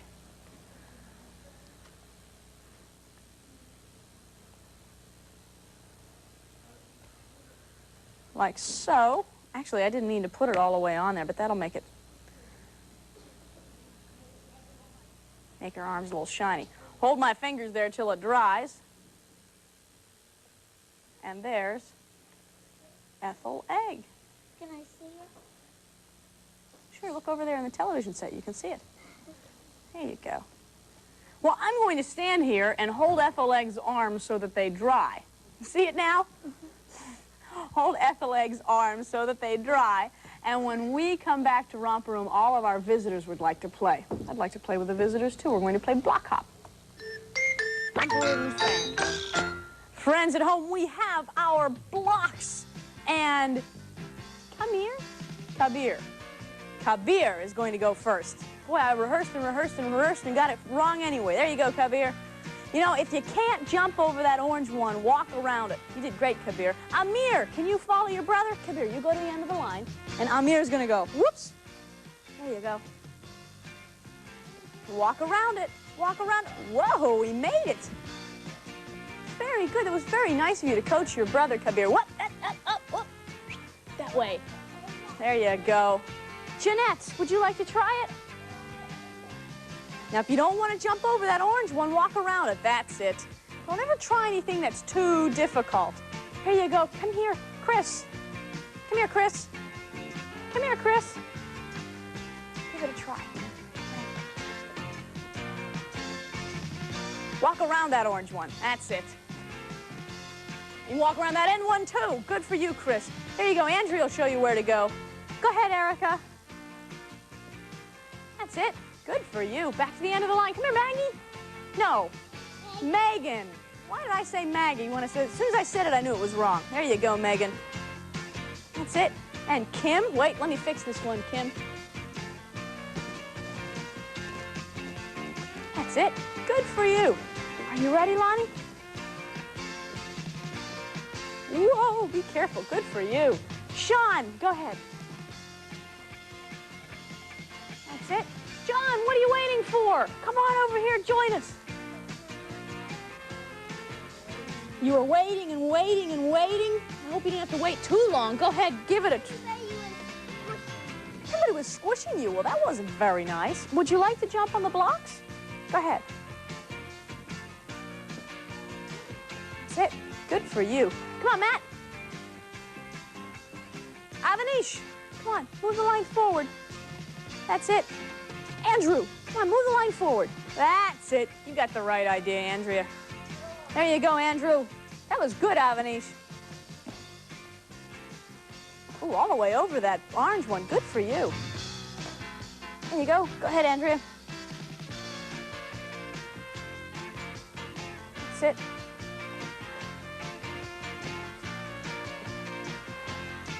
Go ahead, Avanish, get back in line, please. Thank you.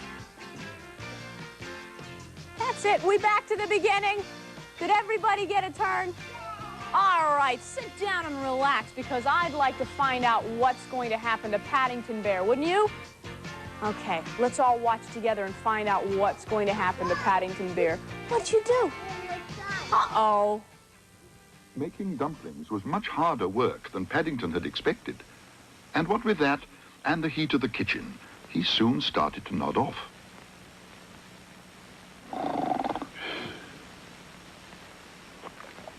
He wasn't sure how long he slept, but he woke with a nasty feeling that he wasn't alone, and that something was coming nearer and nearer.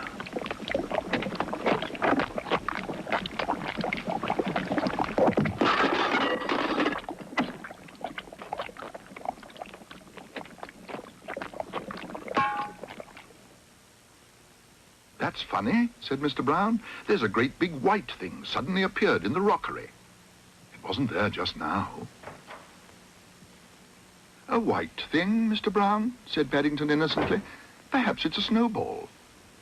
In midsummer? That bird doesn't seem to think much of it, said Mr. Brown. It's just broken its beak. Oh, dear, said Paddington. In that case, I should hurry up and eat yours before it sets. Before it sets, repeated Mr. Brown. Yes, said Paddington. I'm afraid I've been having trouble with my dumplings, but don't worry. I've got some spare mixture under my... At least, I think if you'll excuse me, I'll just go and put my head under the tap. Put your head under the tap? Mr. and Mrs. Brown looked at each other uneasily. You may want some seconds, explained Paddington, and I wouldn't want to disappoint you.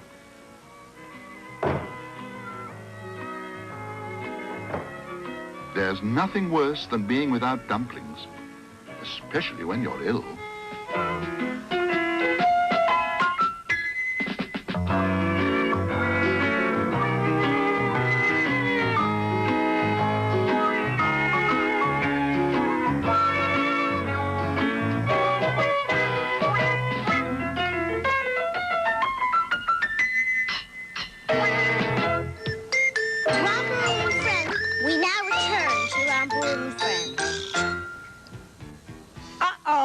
Some teeth are chewing on us.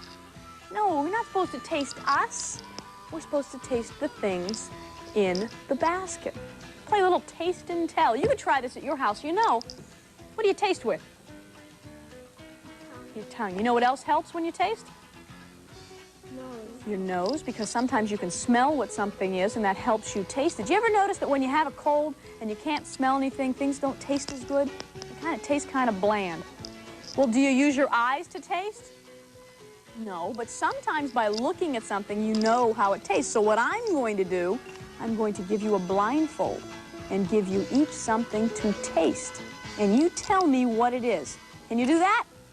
Okay. Some of these things are sweet. Some of them are sour. Some of them are salty. Tell me what it is. You want to start? There you go. Can you put that blindfold on? There you go. Jordan, got to pull the blindfold down a bit. Can you see, Jordan? Can you see? Okay, you ready? Let's see. Don't look inside because then you'll be able to tell what I'm going to give you. No one tell. What this is. Put your hand out. Put that in your mouth and taste it.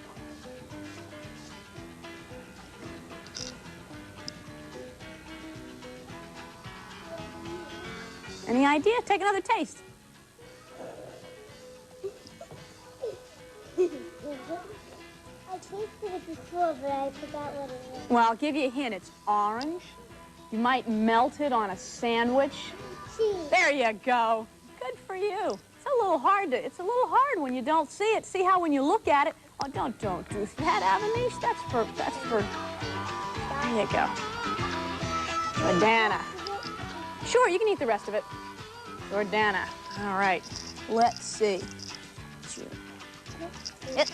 Give me your hand, Jordana. See if you can put that in your mouth.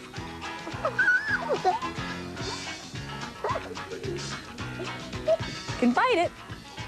Chew on it. You know what that is? Mm-hmm. It was a nut. Look at it, see? Is that sweet? Is it sour? Is it salty? Salty. It's salty. You ready, Avanish? All righty.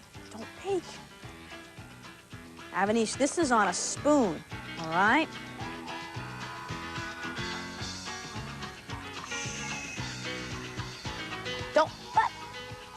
Don't peek. Keep your eyes closed.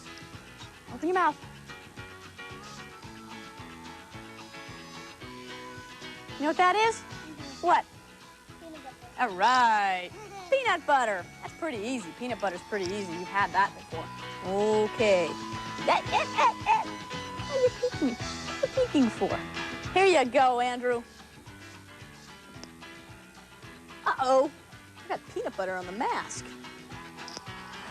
Here we go. You have to put this in your hand and take a bite. Mm-hmm. That's pretty quick, isn't it? That's pretty quick. Are you ready, Matthew? Let's see what's left. Ooh.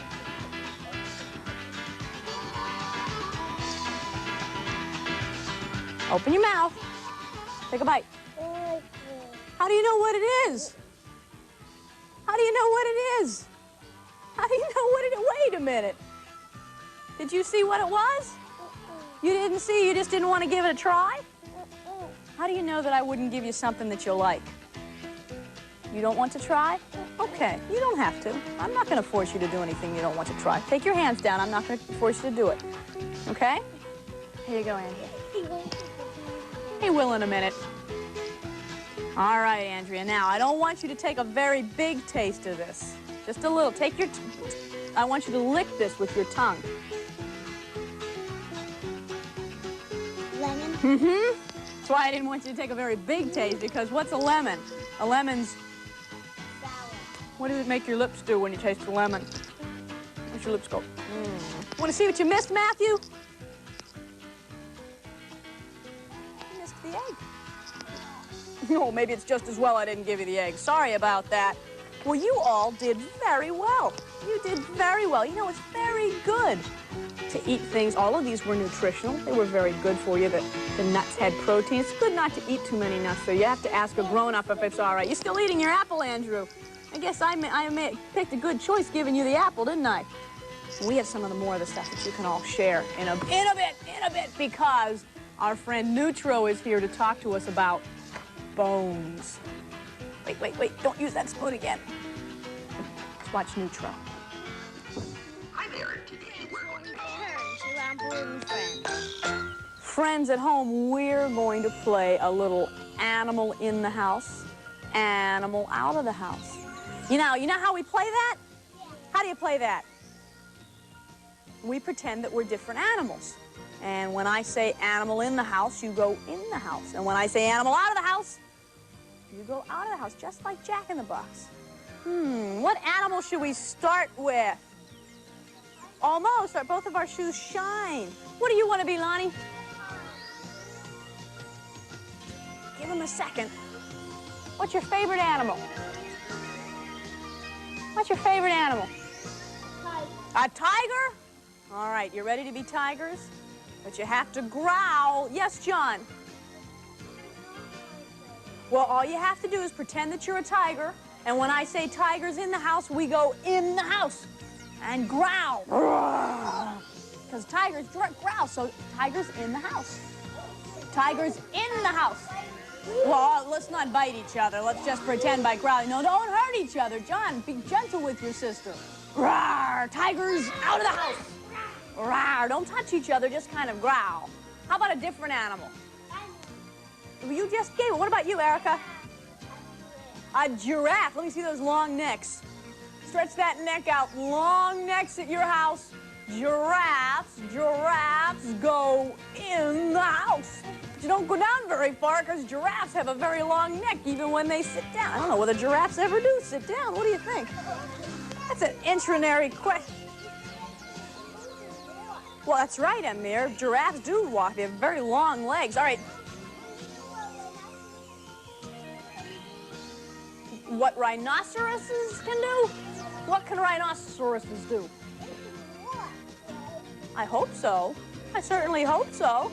They can walk in the water, too. They can swim. Well, I don't know whether they swim. Giraffes out of the house. How about another animal? Yes. What do you say, Megan? A lion, kind of like a tiger. Put your arms out there like you've got the big lion's mane. Roar. Lions in the house. Roar. Roar. Lions out of the house. Roar. All right, Andrea, you've had your hand up. What do you want to be? A bunny rabbit. Wiggle your nose. Put your floppy ears up in the air. And the bunny rabbits go in the house. Wiggle your nose, though. And the bunny rabbits go out of the house. And the bunny rabbits go in the house. And the bunny rabbits go in the house. Oh, you didn't listen. Bunny rabbits out of the house. Yes, Kim. A bear. Big brown grizzly bear. Big brown grizzly bears go in the house. Ooh. The big brown grizzly bears go out of the house. And the big brown grizzly bears go in the house so that I can tell the friends at home that when we come back to Romper Room, I'm going to see you in my magic mirror.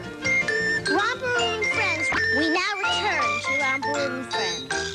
I had a good day today. Everybody have a good day? All right, I want to remind you that on January 20th, you have off from school that day, the friends that go to school, I'm going to be doing 2 shows, one at 1 and 3 at Symphony Space. And you can get tickets through the Symphony Space box office. And right now, which is 864-5400. And right now, I'd like to see you in my magic mirror.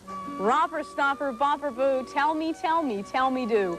Magic mirror, tell me today, did all my friends have fun at play? All my friends had fun today. Why, I see Linda's having a special day today, and so is Rebecca.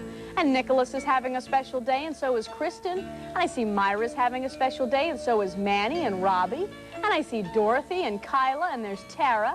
And I see Benjamin and Carmine and Lisa and Kenny. And there's Letitia and Tony and Pasquale. And I see Randy and Ann, and there's Edna, and I see Charles and Eva and Brandon and Adam and Nancy and Tracy, and of course, friends, you know I see you. Love you, friends. See you again soon. Bye-bye.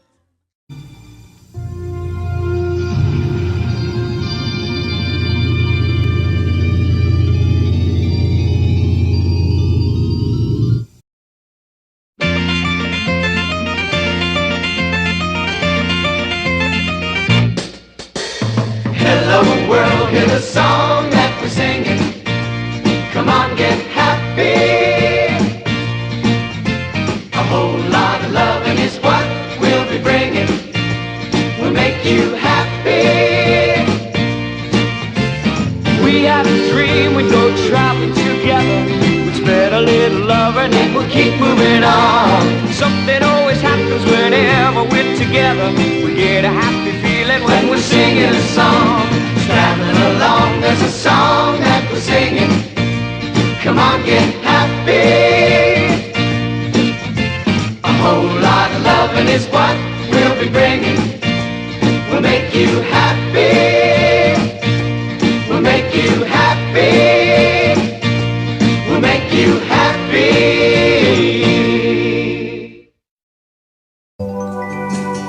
Mom, someday can I sort clothes all by myself? Sure, when you get old enough.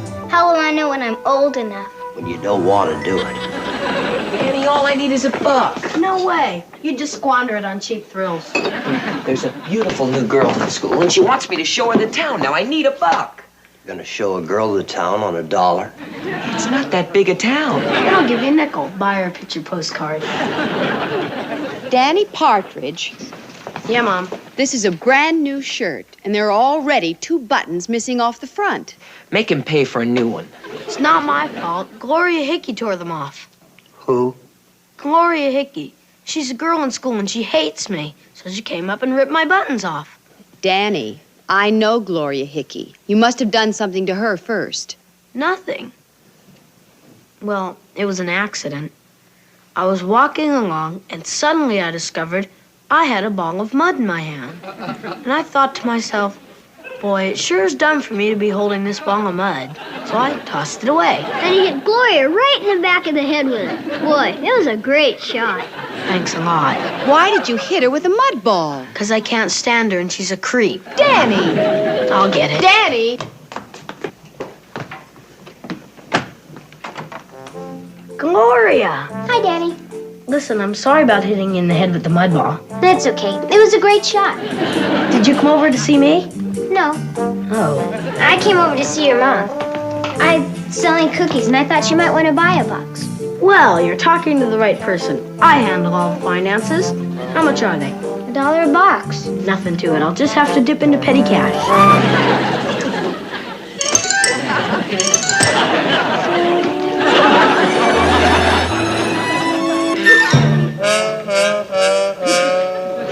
Danny, who was at the door? It was Gloria Hickey. She came over to apologize for tearing the buttons off my shirt. 12 boxes of cookies? Looks like you came out on the short end of the apology. Don't tell anybody I bought them. Now see what you made me do?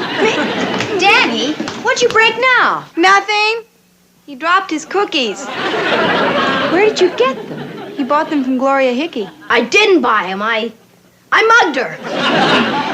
Why would you buy all those cookies from a girl you can't... I don't believe it. Danny's in love. I am not in love. She's ugly, she's got buck teeth, and I never want to see her again.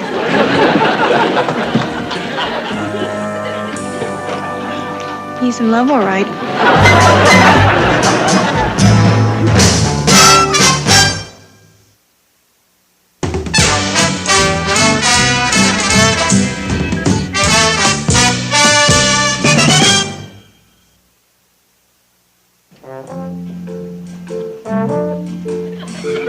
Is Danny really in love? If he spent $12, he's in love. If she likes Danny, she ought to get a merit badge. All right, that's enough. I don't want you kids teasing him. Having your first crush on a girl is tough enough without you making it worse. Mom, I've been waiting years for this. No, understood? I'm gonna have a talk with him. Keith, well, what do 11-year-old kids do on a date? I don't know. They can't neck. Danny doesn't have one.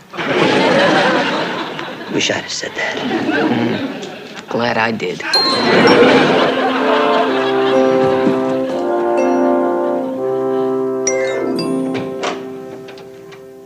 Danny,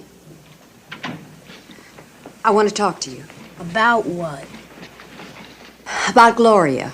I hate Gloria. Then why did you buy all those cookies from her? She gave me a good deal. It was strictly business. Danny,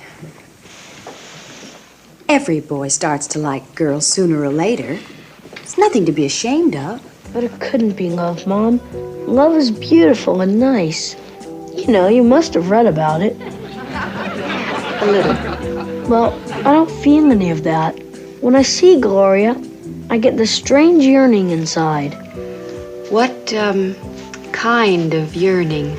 I don't want to talk about it. You'll think I'm some kind of prevert. I promise, I won't think you're some kind of prevert. Well, when I see her, I get this yearning, this uncontrollable desire to grab her and run up and punch her in the arm. It's not normal. I've seen lots of movies, and not one of them does the hero run up and punch the girl in the arm. Danny, it isn't normal for adults, but it's very normal for an 11-year-old boy. It is? It's a young boy's way of getting a girl's attention. You mean I'm normal? Well, close. Boy, does that take a load off my mind. Mom, When I see Gloria, I also get another uncontrollable desire. Oh? Yeah, to ask her to the 6th grade dance. Well, then ask her. I can't. I'm afraid. Oh, honey. Come in.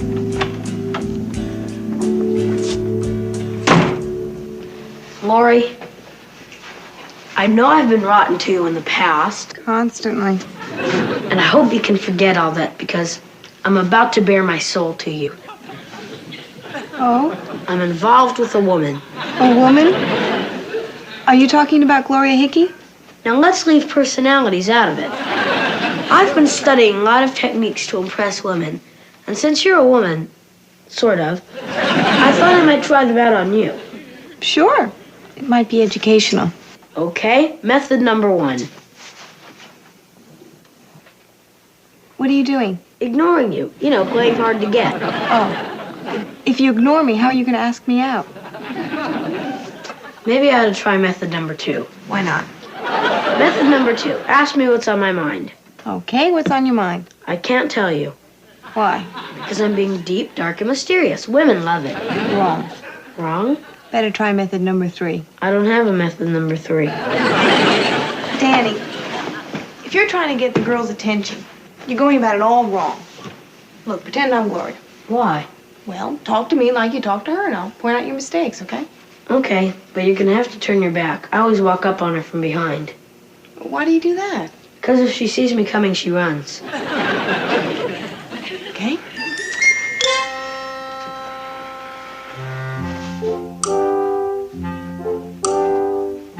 Hi, Gloria! Ow! Danny, that was definitely a mistake. I got your attention, didn't I?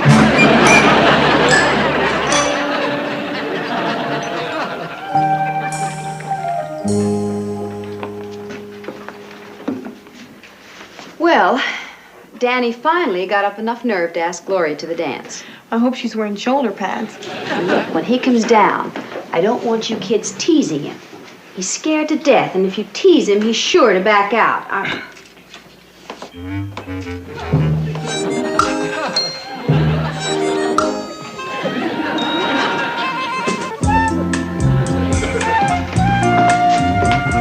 look funny.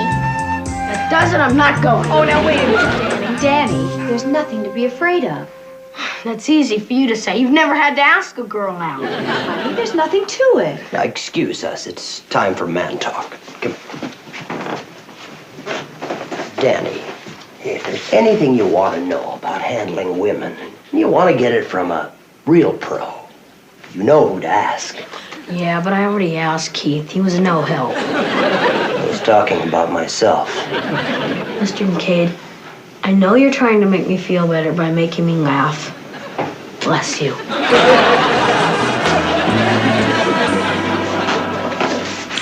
Danny.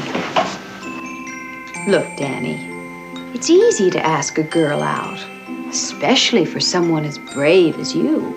Right. Why, dazzle her with your impish grin and overpower... Well, don't overpower her. Overwhelm her with your natural charm. You really think I have natural charm? Yeah, we don't talk about it because we're jealous. I don't think you have charm. Well, you're jealous. That's the spirit. Yeah, what's there to be afraid of? I'll walk right up, look her straight in the eye and say, Gloria, I want you to go to the dance with me. Good. I'll get it. Hi, Danny. I can't do it. Well, so much for natural charm. Let's go ask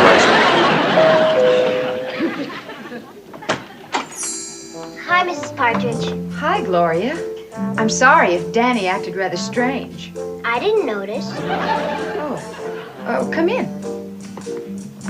Mrs. Partridge, we're having a 6th grade dance at school, and the girls are allowed to ask the guys, because the guys always chicken out and won't ask the girls, you know? I certainly do. Gloria, are you here to ask my brother out? Yeah, do you think he'll go? Oh, I think he would. In fact, I'm certain of it. Really? I never dreamed it would come true. I have such a crush on him. Why don't you ask him? Between us women, he has a crush on you, too. I don't believe it. Keith Partridge is a crush on me?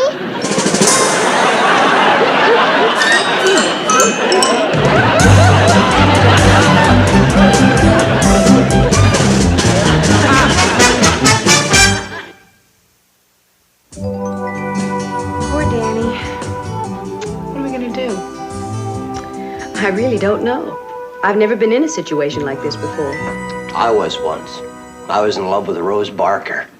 And she was in love with Captain Kangaroo. Captain Kangaroo? No, she wasn't in love with a man. She was in love with the image. Hi. Why does everybody look so glum? Keith, I'm afraid you have a big problem. Oh, I do? Mm-hmm. Little Gloria Hickey's in love with you. Is this a put on? Oh, afraid not, brother. She's gonna ask you to the 6th grade dance. Poor Danny. Does he know? No, and I don't want him to know. It would break his heart. What am I gonna do? Lori? Mom? Mr. Kincaid? Homewrecker! I think he knows.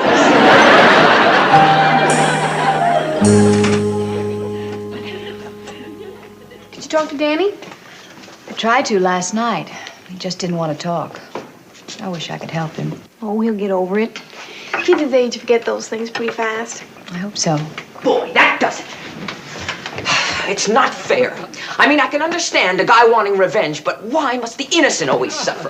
Keith, why are you walking around with a comb sticking out of your head? Why? I'll tell you why. It's stuck there for good. Danny put molasses on it. Yeah, well, that's not funny. Not only did he mess with my head, he short-sheeted my bed. Then, during the middle of the night sometime, he snuck in and he poured cornflakes all over me. I didn't get any sleep at all. I snap-crackled and popped all night. Poor Danny. Poor Danny, you weren't the one who got breakfast in bed. He thinks you stole his girlfriend. Right. You're a homewrecker. I am an innocent homewrecker. Look, I can't get mad at him because I understand the way he must feel, but that still doesn't get the comb out of my hair. All right, I'll go and talk to him. No. No, this is between me and Danny. I think it's about time we had a man-to-almost-man talk.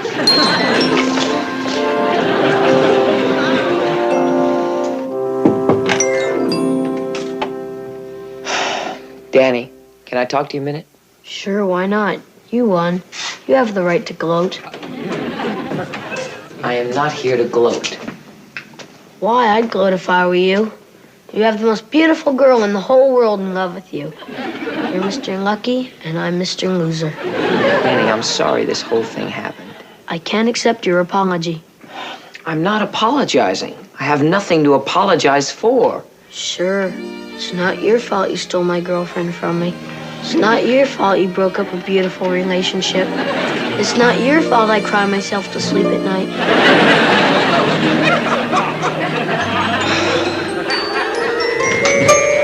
Okay. Yesterday I tried the Mr. Nice Guy approach and it didn't work, but something's got to be done. What's wrong? Last night, Danny snuck into my room again. Look. Danny loves Gloria? While I'm dreaming about native girls in Tahiti, that red-headed hamburger is printing true confessions on my chest. And he did it in indelible ink. This situation is beginning to get out of hand. Where is Danny? He's in the garage.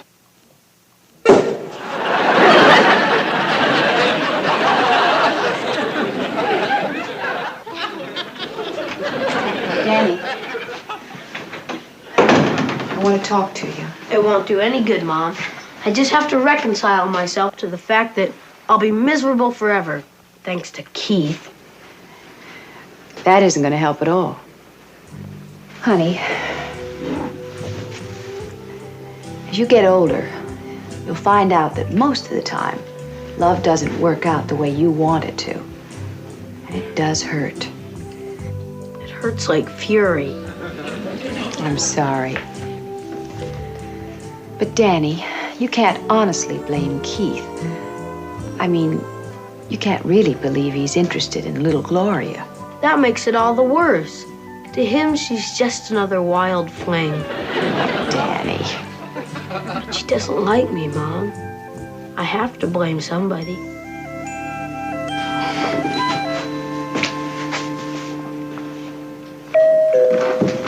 I'll get it. Okay. Hi, Keith. Hi, Gloria. Just a second.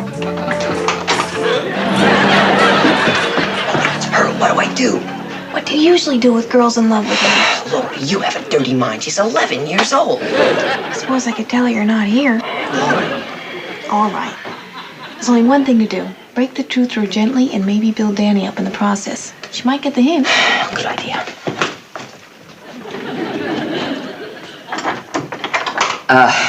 Come on in, Gloria.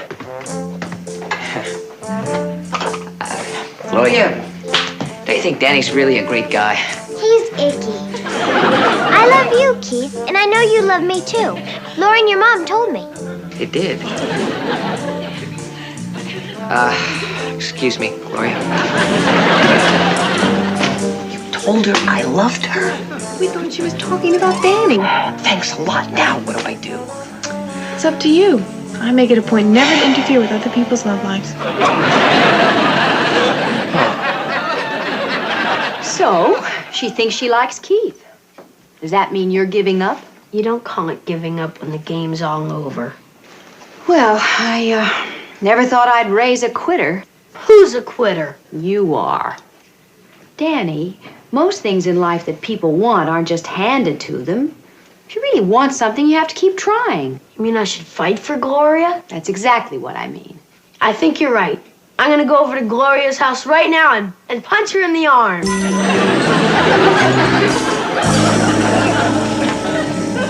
So I came over to ask you to go to the 6th grade dance. Gloria. Miss Hickey. Miss Hickey, I'd love to go to the dance with you, but... You long-haired hamburger, that's my girlfriend you're asking out. Danny, wait a minute, leave me alone. Danny, you don't understand. I understand enough. What's going on? We're fighting for the honor of a woman. We are not fighting for the honor of a woman. I'm not interested in her. She's 11 years old.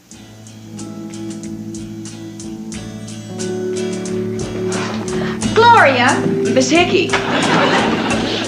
Now see what you've done.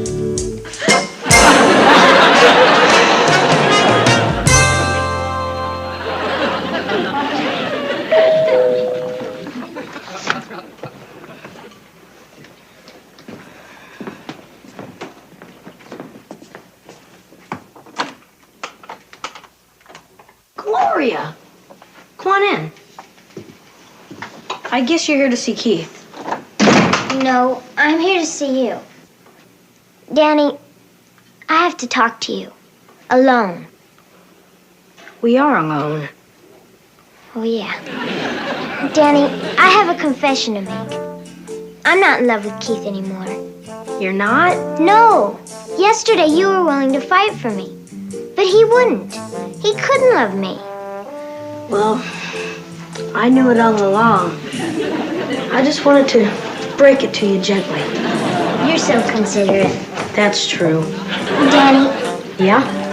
Would you take me to the dance tomorrow night?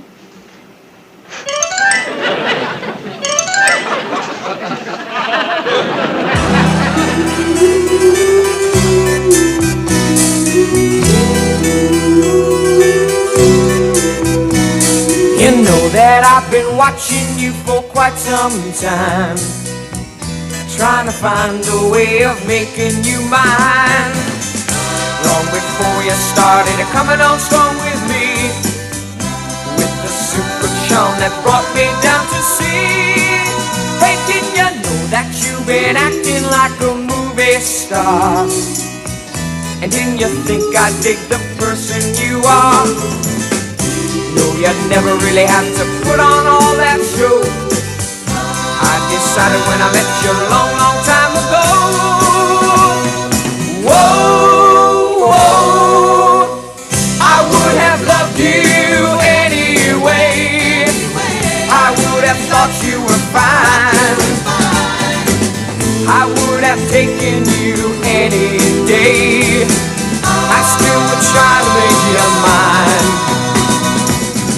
I would have loved you anyhow. I would have thought you're okay. Just like I'm loving you here and now. Telling you I'll never go away. Go away.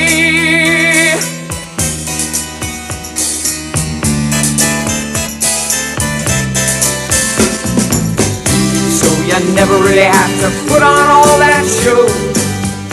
I decided when I met you a long, long time ago.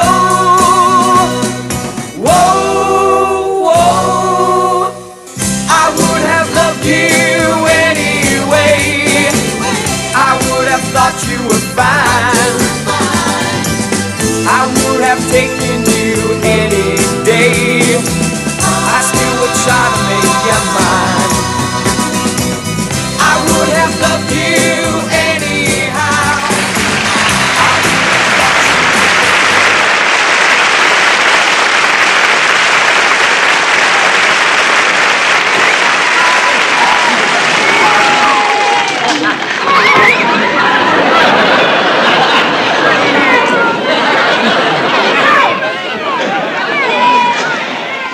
No one wants an autograph from a home wrecker.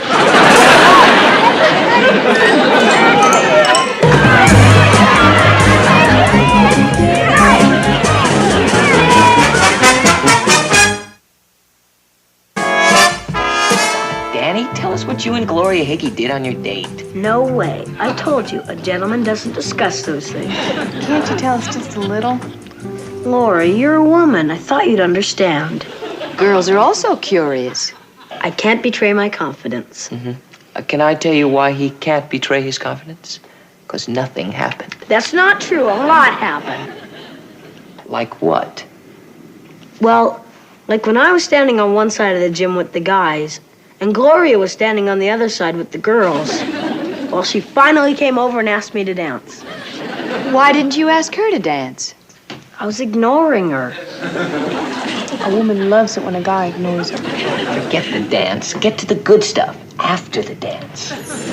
Well, after the dance, I walked her home. It was a beautiful moonlit night, really romantic, just like in the movies.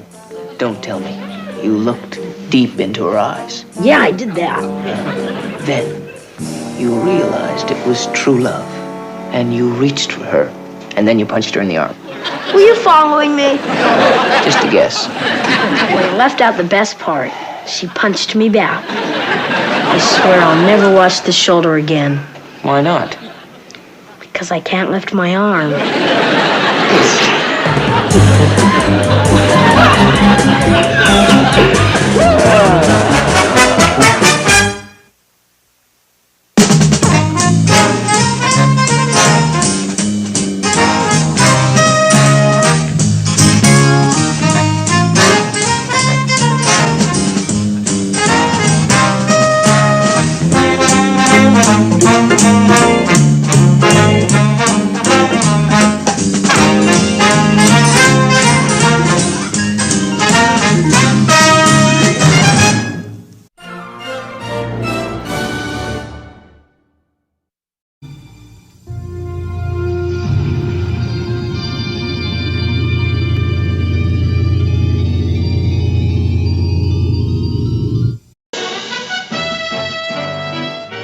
There are 8 million stories in the naked city.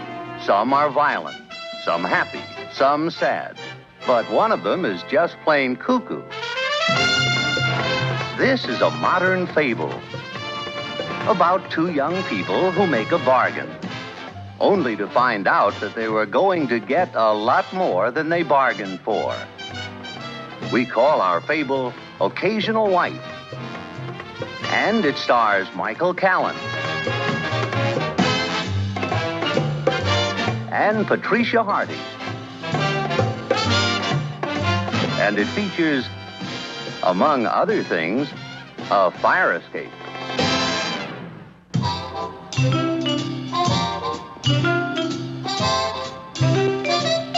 This is Peter Christopher, the bachelor hero of our story. Because he's a bachelor, he's got a problem. And because he's our hero, he'll figure out a solution to it. His problem is that he lives in a hostile world where the symbol of the family is sacred. Take that ad, for example. Wife and children half price. What about the bachelor? Nothing.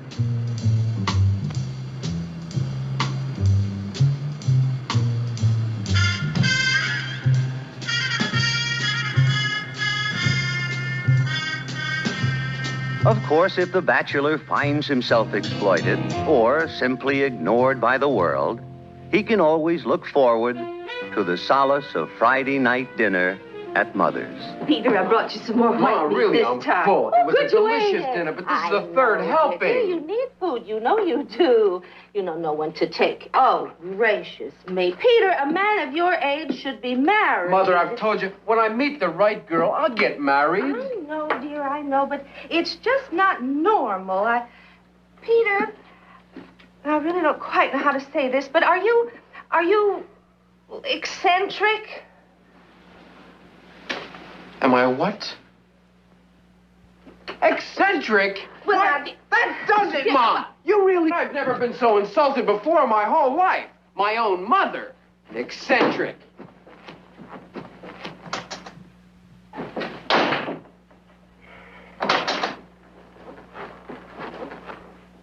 Well, I made a mistake.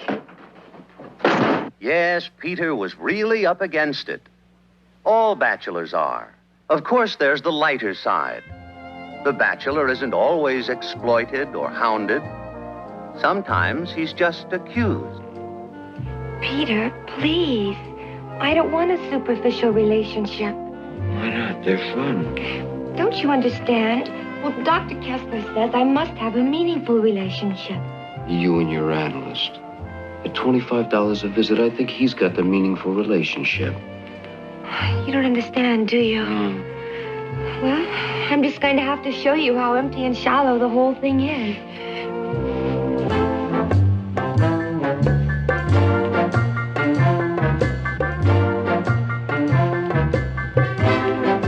See?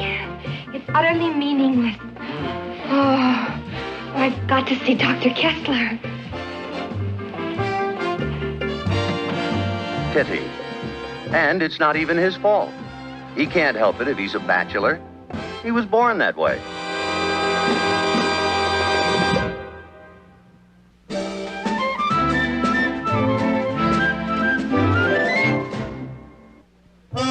Here again is our bachelor, still fighting the entire system. And nowhere is the battle more pitched than at Peter's job. A man should be judged on his ability, nothing else.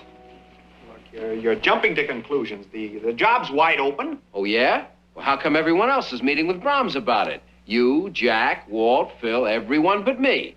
The only thing that counts around here is whether you're married or not. I don't know why you're so surprised. You know Brahms.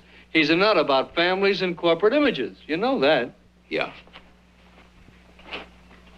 Say, Pete, you know, that's a good-looking suit. Is that new? Well, you don't have to. Morning, boys.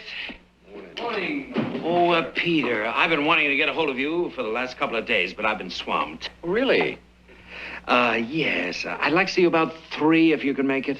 Oh, sure, Mr. Brahms. 3 o'clock would be just fine. You see, my wife's got this niece. Oh. No, she's not that bad. A bit lanky, but good legs. Okay, Mr. Brahms. Thanks, Peter. Don't know what we'd do without the company bachelor.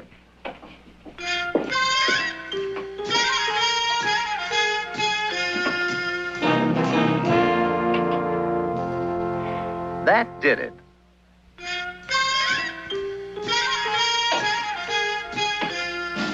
But our bachelor wasn't about to take this lying down. When the odds are against a man, he's got to stand up and fight.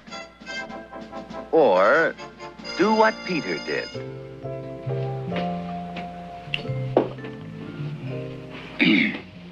Are you feeling any better? Oh, fine, just fine.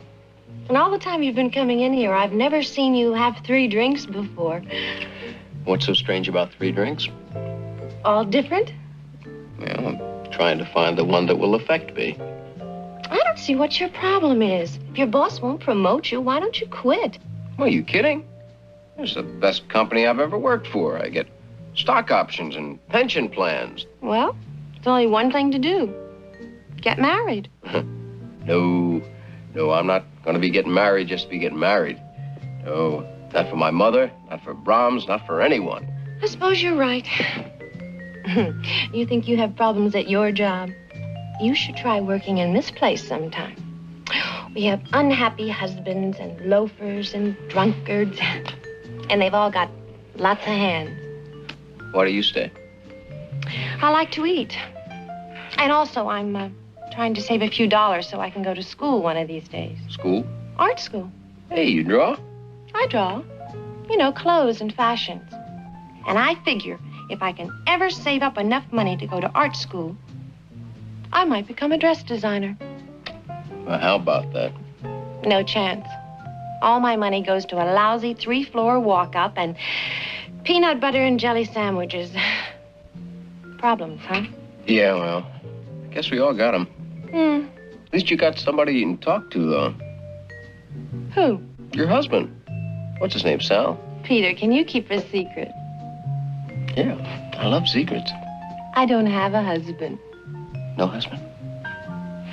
Isn't that a wedding ring? Oh, well, this is my protection against all the guys that come in here. I show them this and tell them about Sal. Works every time. Sneaky, but clever. Fools an awful lot of people. Yeah, I bet it fools a lot of people.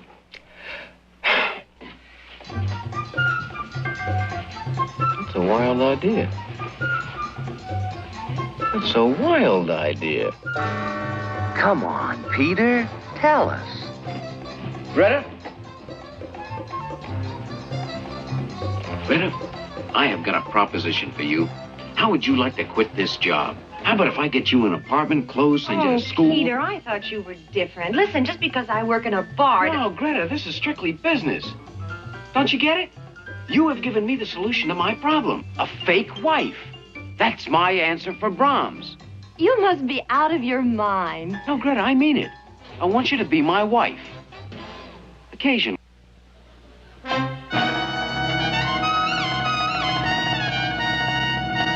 Greta finally decided that the idea just might be cuckoo enough to work.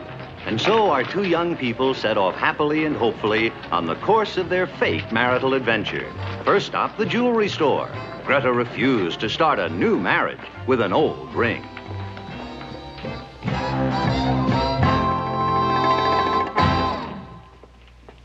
Oh, I like that one. For $300, I don't. Good afternoon. Hello? Hello.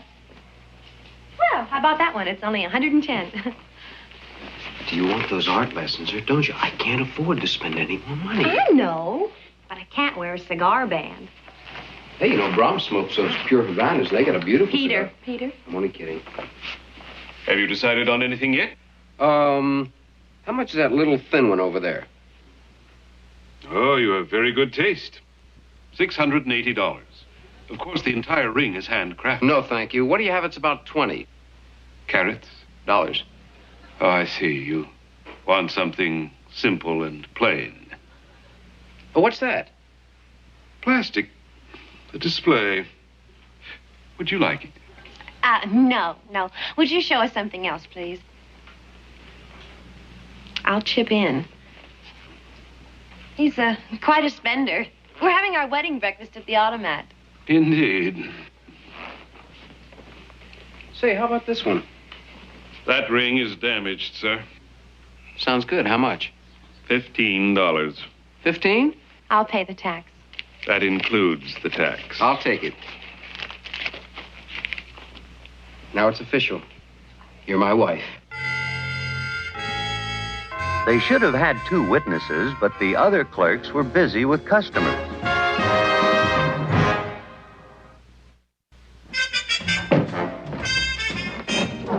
Well, how do you like it? Beautiful, huh? I decorated it myself. Who helped you? Oliver Twist? Very funny. Bye, Peter. Where you going? Listen, now, we made a deal, right? Right. Well, you're not living up to your end of the bargain. I am, too. Well, I got you an apartment, and I furnished it. It's It's big, it's bright, it's airy. What more do you want? Oh, Peter, look at this place. Scrapes of wrapped furniture and no carpets. I don't even have a drape. How am I supposed to live in this place? I can't even get dressed. Wait a minute. Look what I have here for you. We have a dressing room. That's a closet. What's a dressing room? Peter, it's a closet. It could be a dressing room. But it isn't. It's a closet. I'm not dressing in a closet. Greta, believe me, you'll love it here. Oh, and so will everyone on 58th Street. I'm sorry, Peter. The deal's off. No, wait a minute. Look. I'll get you a drape. A drape? One drape? On a carpet. Oh, no, Peter, don't bother. I'll tell you what I'll do. I'll use the one drape you're giving me as a carpet, and then when I want to get dressed, be a drape again. Let's see, and then when you buy me my boat, it'll be a sail. You're going to save a lot of money, Peter. Not your job. Okay. Look, let's just forget our old deal, huh? We'll have a whole new agreement. Make you happy? All right, this is what I'm willing to do. I'll, completely furnish this place for you. We'll go right down to Bricker's. Bricker's? I wouldn't furnish a doghouse with their junk. We'll go to Lafarge's. I can't afford Lafarge's. Well, all right, Bricker's. But then I want 3 art lessons a week instead of 2. Okay, you got it. And contact lenses. What? Oh, Peter, I've always wanted them, and you can afford it. No contact lenses. Oh, then it's Lafarge's. If you get the contact lenses, we can't even afford to go to Bricker's. Grisby's Warehouse is good enough. Grisby's Warehouse? It's Grisby's if you want contact lenses. Now take it or leave it. She took it, and thus ended their honeymoon. Their married life began. Peter would have carried her over the threshold, but he found it necessary to introduce her to a more discreet entrance to his apartment. See, there's nothing to worry about. It's simple. I wouldn't wear high heels. I should wear a parachute. Come on. Not so fast. Where's the fire? Shh, what's sort of panic? See? Nothing to it. Just up and down. Simple. What's the matter? It's locked. Well, when you get the parachute, you better pick up a crowbar, huh?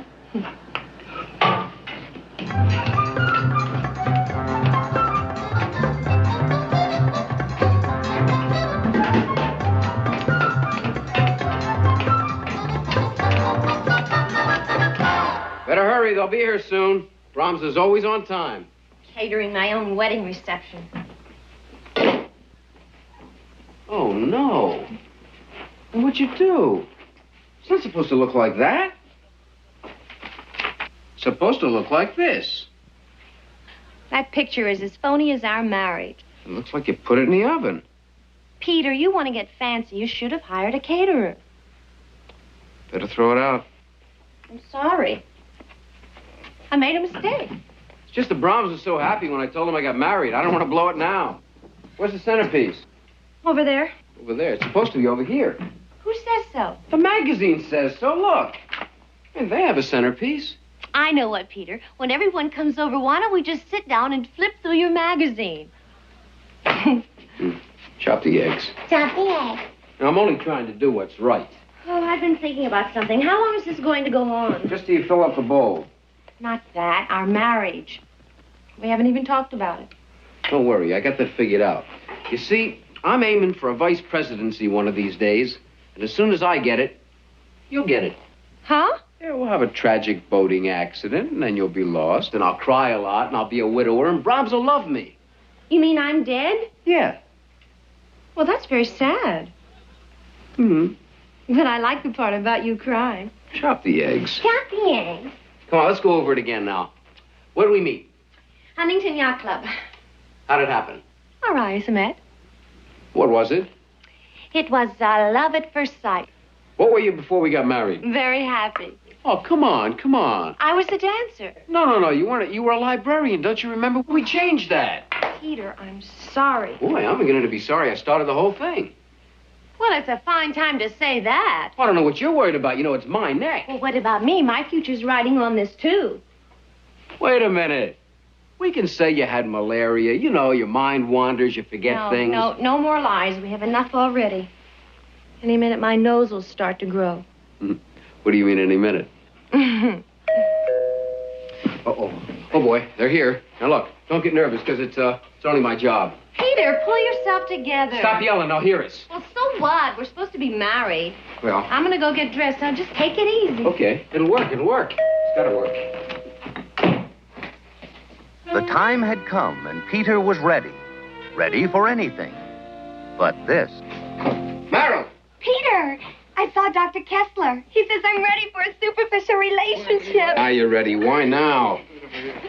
It'll happen before we get to the party. You get in there when we get in there. Took a lot of courage for me to come here. Yeah, about a pint's worth. Would you like to hear what Dr. Kessler said? I'd love to, honey, but not now. Just stay right here.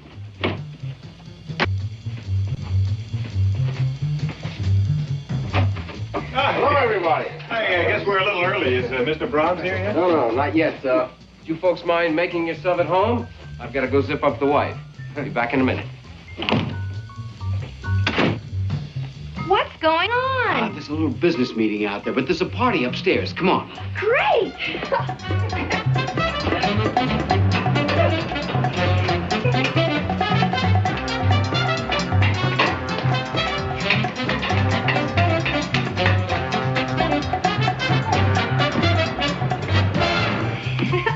Who's this? Oh, hi, I'm Marilyn. Never mind. Come on. Where's the party? There's liquor in the kitchen. I'll be back in a while.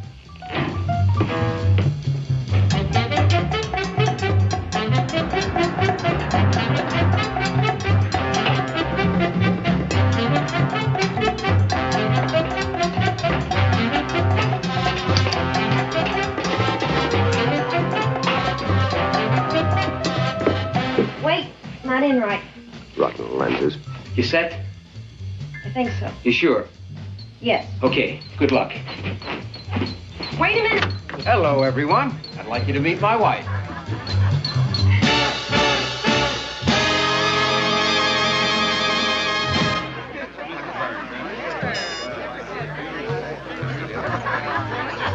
So, after college, I moved back with my parents to, Boston. Yes, she was a librarian there. I thought you said you were a dancer. Well, I wasn't. So she was a dancing librarian. Really? Yes, you see, they had this show there, see, and well, it was for all the libraries. It was very educational. Yes, my number was the Dewey Decimal System. I thought you were a dancer. I mean, the way you move and those legs. Why, when you were sitting over there before, I said to myself, what a wonderful girl for Peter to marry. Greta, is it all right if I put this glass down here? Oh, and I'm sorry, I forgot the coasters. Would you get them? The coasters? Yes, they're in the linen closet. Oh, yeah, the linen closet.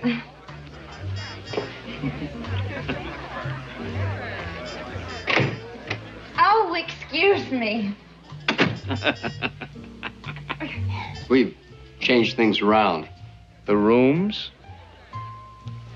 I was exactly like that when I got married. Nervous as a bird. Here you are, Mrs. Ross. Thank you, dear. Your phone. Oh, it's your phone, too, dear.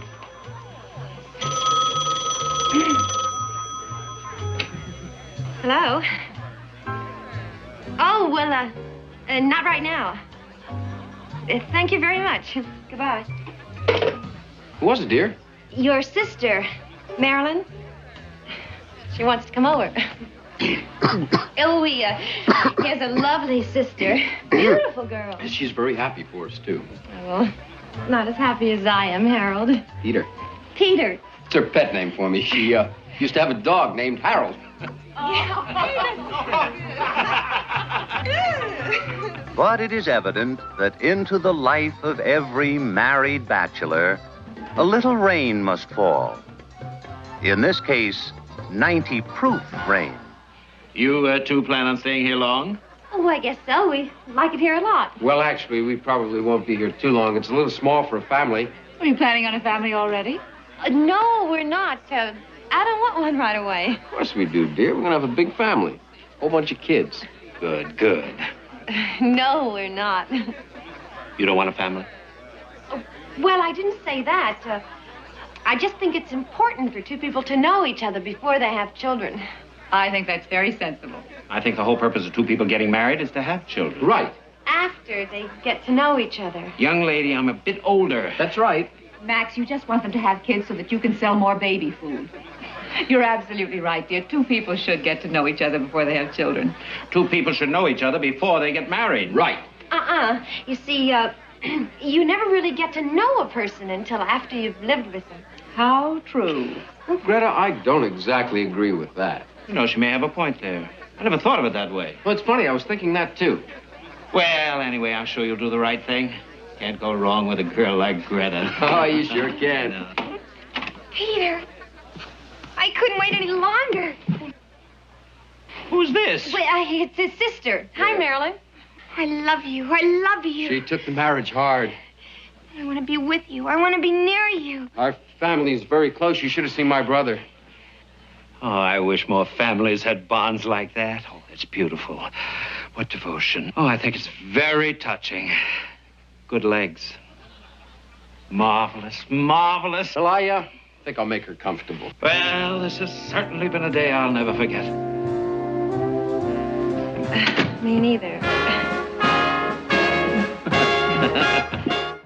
Well, thanks again. I'm sure glad you could come. If I see you at the office in the morning, Peter, right. You can be a few minutes late, if you know what I mean.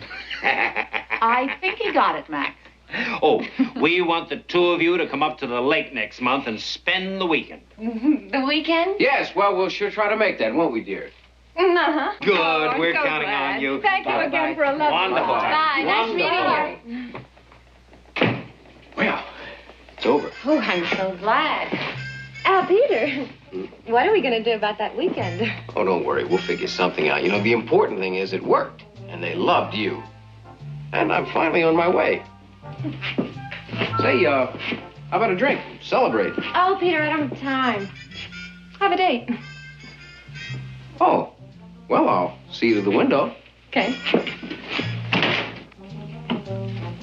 What are you going to do?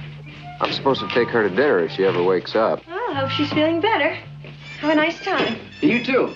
And thanks again. Oh, anytime. Call me when you need me. Right.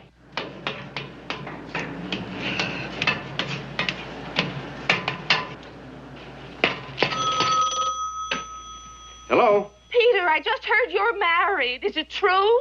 Well, yeah, sort of. Of course it's a girl. Well, I want to meet her. I'm coming right over. Mother. Oh, no. Greta! Greta, come back! Greta! Greta, come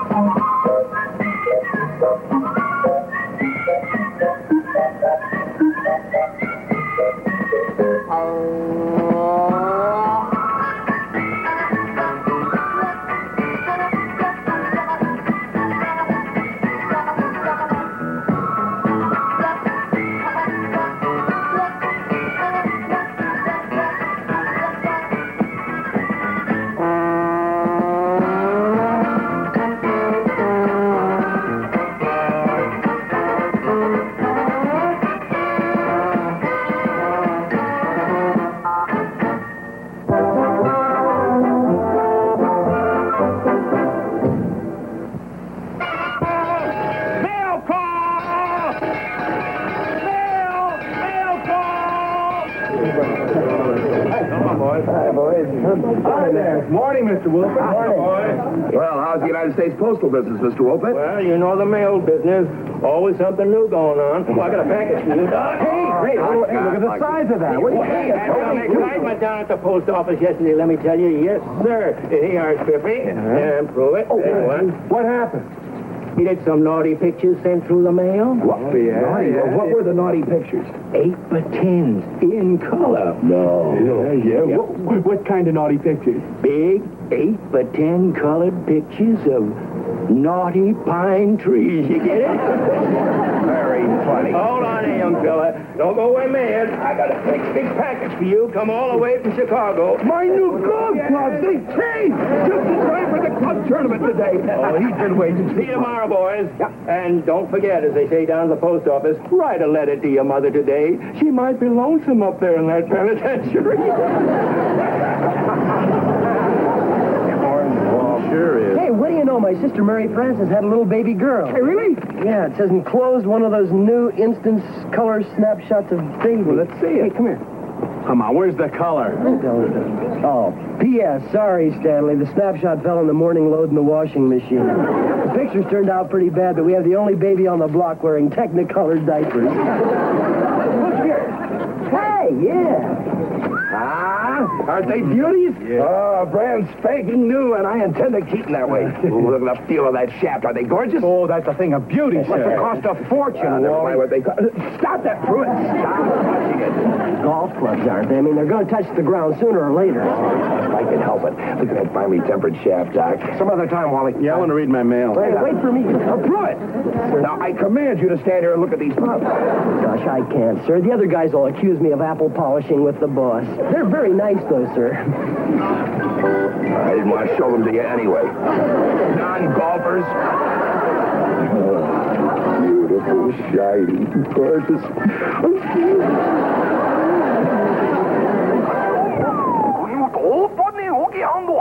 Gosh, Doc, you can get shine. The first in a series of test matches got underway today at Lords. Ozzy winning the toss. Hey, imagine that. Oh, that's a powerful little thing, isn't it?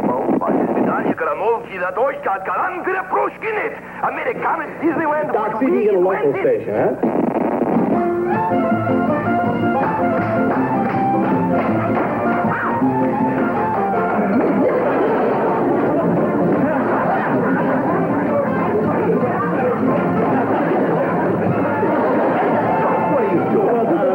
This shortwave radio in the mail, sir. That's all it was.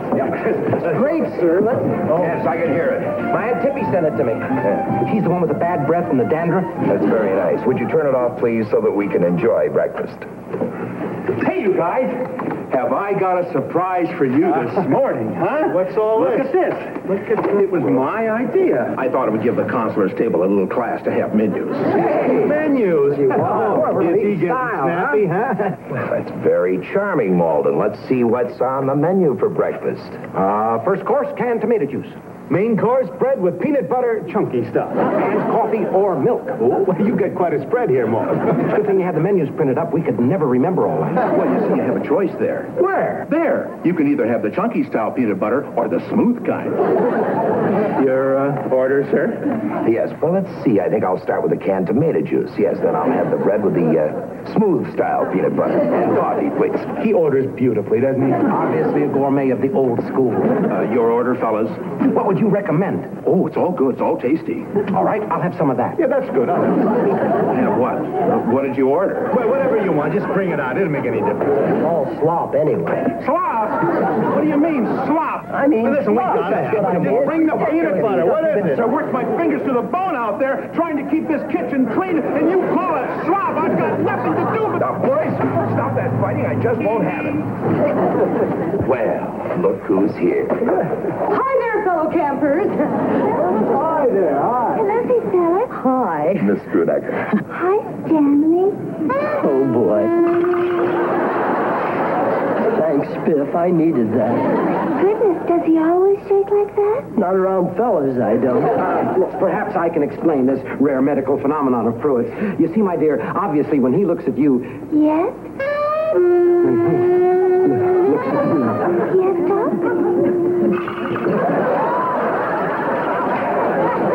It's all right, for me. I'm a doctor. Fellows, we hate to break in on your breakfast this way, but we're all out of sugar over at our camp, and I was wondering if we could borrow 10 pounds. Madam, we'd be delighted to lend you as much sugar as you need.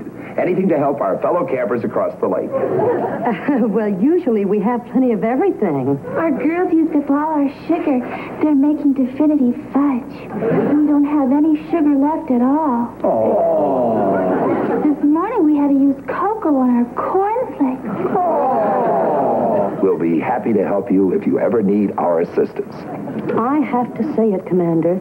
You exemplify the camp code of help thy fellow camper. Oh, well, look, we're all up here in the wilderness. We have to help each other. What's gotten into him? Oh, he's a regular Boy Scout. You know, I've met some fine human beings in my time, but you're something special. Oh, well, thank you, madam. It's Miss. I think it's right. But tell me, does Mrs. Wivenhoe get up to call on you now and then? There's no Mrs. Wivenhoe. You mean you're a bachelor? Yes, I still prowl the woods alone.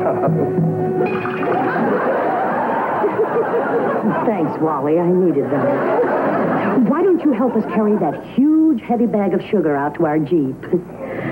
My, you have such strong biceps. Did you see Mahela, mate? I think she's getting a crush on your commander. Come on. Who can get a crush on old Tiger Inder? He's fat. Love has nothing to do with one's appearance. Love is an emotional experience caused by the cognition of free nerve endings activated by organic changes from incipient withdrawal responses. Why are you all staring at me? Where in the world did you learn that? At Oxford, I was a Rhodes Scholar. You were a Rhodes Scholar? You studied in England? Yes, that's where I learned to speak so perfectly.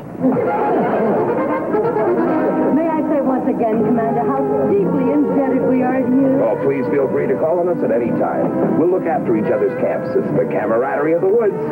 You're truly a fine human being. Thank you, madam. Come on, Caprice. Well, goodbye, fellow campers.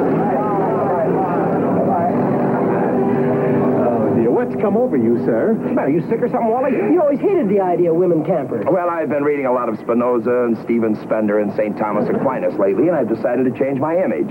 Yes, I used to be irascible and cantankerous, but that's all behind me now. I'm going to get to know my fellow man. I'm going to be calm and smile a lot and learn to love my fellow camper. No more screaming temper tantrums for me.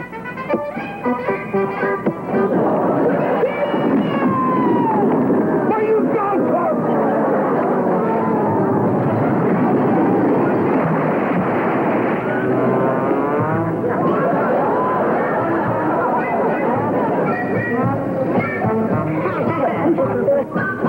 Everett, you undersized motherfucker! I might have killed you, though, Wally. What's worse, he might have ruined my club. Yeah, well, sir, don't worry about a thing. You just go out there and have a nice golf game, and I'll take care of punishing Everett. Oh, thank you, George. You know how important this tournament is to me. Yeah. Well, gentlemen, the camp's in your hands. Oh, we'll take care of it. In Don't case worry. of any emergency, call me at the club. Oh, sir, that's ridiculous. I mean, it's a beautiful day, sunny. What kind of an emergency could we have? Yeah, well, you're right, I guess. Yeah. So long. Yeah. Well, look, it's time for hobby and crafts. Doc, you want to call the kids? What? Yeah. I got to go to the dispensary. Drew, you call the kids. Kids!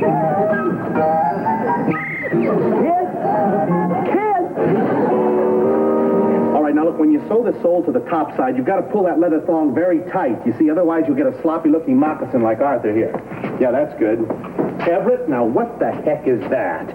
I made it the way you told me to. Everett, you're supposed to make 2 moccasins, not just one big one. Now you got to start all over again. Now, George, come here. I want you. What do you think? Don't argue with me. Come here and shut up and listen, will you? Across the Tightlands and into the valleys and hills by afternoon. The winds are expected to reach gale capacity by 2 p.m., and the hurricane should hit shortly after 3 o'clock. Hurricane? That's what I wanted you to hear. The government has just issued the order closing all schools and camps. Children are to be sent home at once. Now here's Charles Deering with a further report on Hurricane Diane. Now, look, let's just keep calm. We don't want to alarm them. Now, look, Pruitt, you and the guys get the kids back from the heights and up from the lakes, right? Doc, you get the transportation lined up in the assembly area so we can get ready to go. Right. Hey, wait a minute. What about War? Well, I hate to bother the commander on his golf tournament, but this is an emergency. Right. I'll get him on the phone, call him, get him back here on the double, right? Right. And we'll be back in 10 minutes with further reports on the approaching hurricane. Remember, stay calm, do not panic. Until later, this is Rodney Asquith on station WXIU in the heart of the the shopping center of downtown Bombay, India.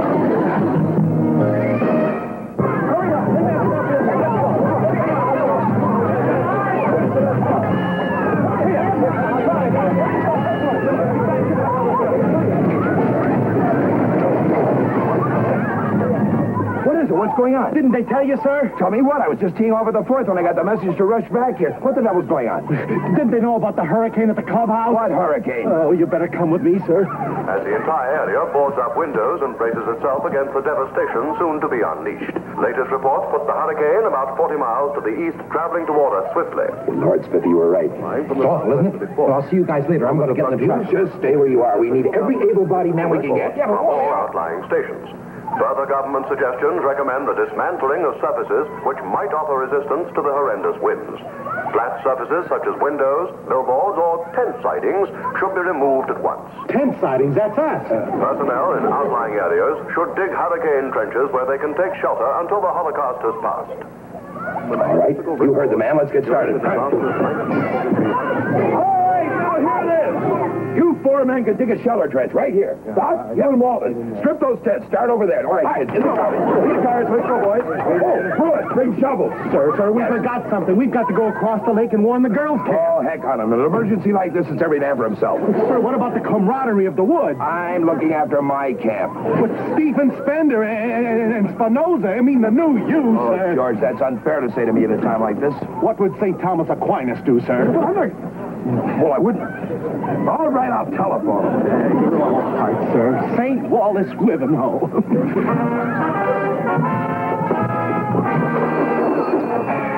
Hello? Hello, get me Cap Divine and hurry. Yes, I'll hold, but please hurry.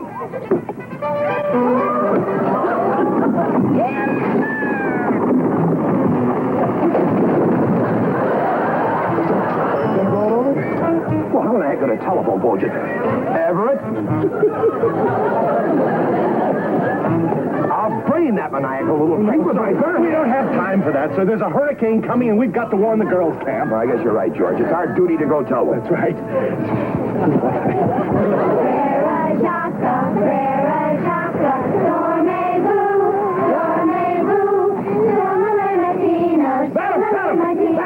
Please, I can see you interrupting our song. Yes, but I Here's think... your chorus. Go. No, we've got to get out of here. Here comes yours now. Son of la Medina, son of la Medina, ding dang dong, ding dang dong. Oh, isn't that wonderful? Very good. Wonderful, Commander. Maybe the commander has some favorite song we could all sing together. Oh, we just like them all, don't we, George? Oh, whatever the girls want to sing's fine. Sure. All right, let's do Mary Had a Little Lamb. Oh, that's all righty. And a one, and a two. Mary had a little lamb, little lamb, little lamb. Mary had a little... What are we doing? Quiet! Now shut up, everybody. What kind of a way is that to act? Madam, I came over here to tell you there's a hurricane coming. A hurricane? Yes, we heard it on the radio. We came over to warn you. Please, children, ready for a big one. Counselor, children, ready. Go. Oh, Commander. We're digging a shelter trench. If you get caught, you come over to our camp. Oh, thank you, Commander. Post it action over the hatches. Get busy. Go.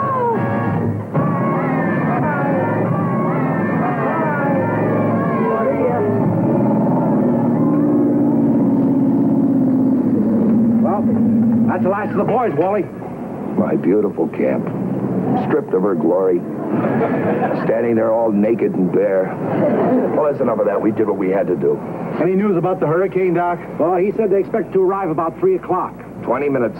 That gives you just time enough to get into town, gentlemen. Keys are in the car. I want to thank all of you for being so courageous in the face of a crisis. We were a grand team. Wait a minute, sir. Aren't you going with us? No, George, this is my baby. I can't walk away from it. I'm going to go down with the camp. Well, see you around, Wally. So long, Doc. So long, come back. Pruitt.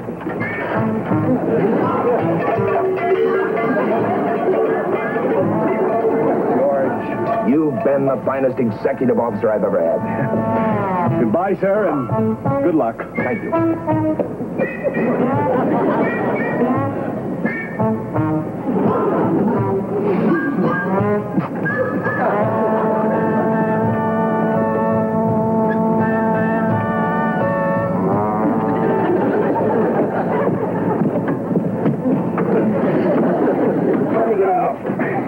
Oh, wait a minute. We can't just walk out on him. We're not walking out. We have the car. Well, we can't just leave him there all alone. He wants to stay. Yeah, you heard him. He probably likes hurricanes.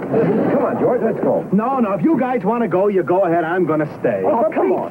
No, I can't desert him. Okay. If you're going to stay, I'm going to stay. Mug, you going to stay? I'm going to stay. True? Guess who's gonna be the party pooper? So long, Prue. Bye, Prue. So long, Prue. Let's see it out. Hey, you changed your mind? You're going to stay? I had to. I just realized I don't know how to drive.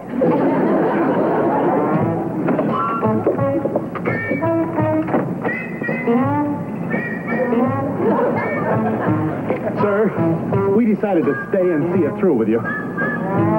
Boys, I'm deeply touched. You're a grand bunch of fellows, and I won't forget it, George. I couldn't leave you, sir.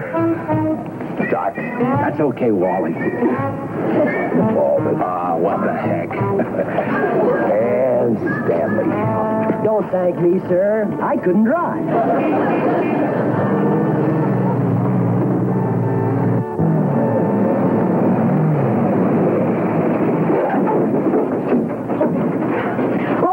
Safe in town and everything in the camp is lashed down. We just wanted to look in on you on our way to town. Are you all right?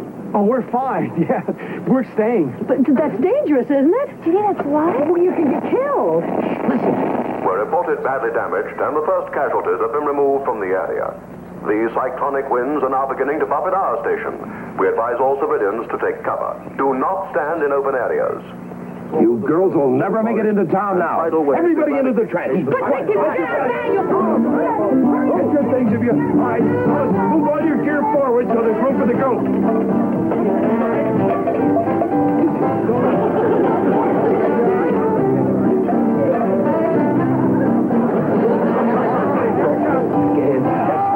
Oh, cycling.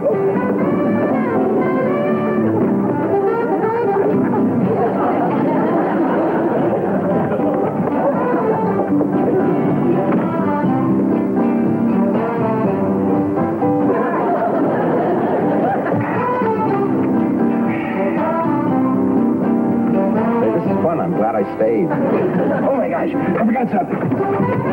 Where's he going? He said he had to go somewhere.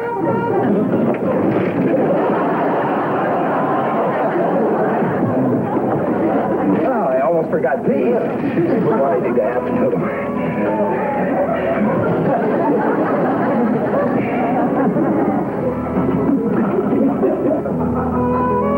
Well, here we are. All together. Yes. Just sitting here.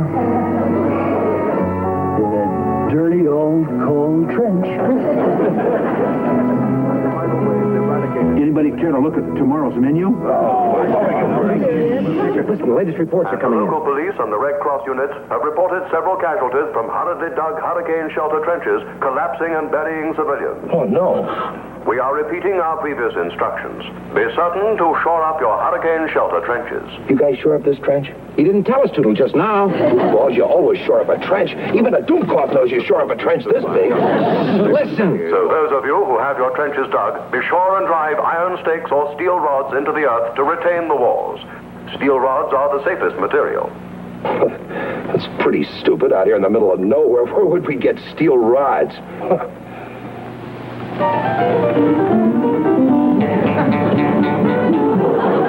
Entertain such an idea.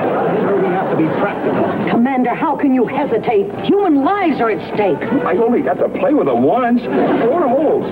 2, 3 bars. Just little pieces of steel. Think of that. Yeah, we'll all be buried alive when the trees start falling. Well, there must be something else. Malden, how about your kitchen? No. Doc, the dispensary. Nope. Sir, the decision's up to you. Now, there's 7 of us here. 7 human lives against a set of golf clubs. The decision rests with you. Well? I'm thinking. Commander Wivenhoe, I'm ashamed of you. I am too, Walt. You know what has to be done. Now, let's do it.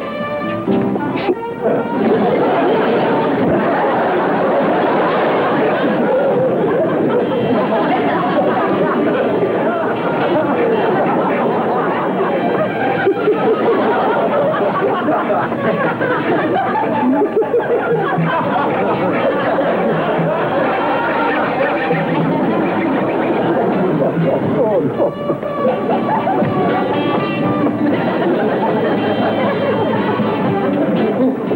Maybe you could sell them to somebody with long arms. Oh, just shut up. I'm trying to help. Well, that does it, fellas. We can get back in now.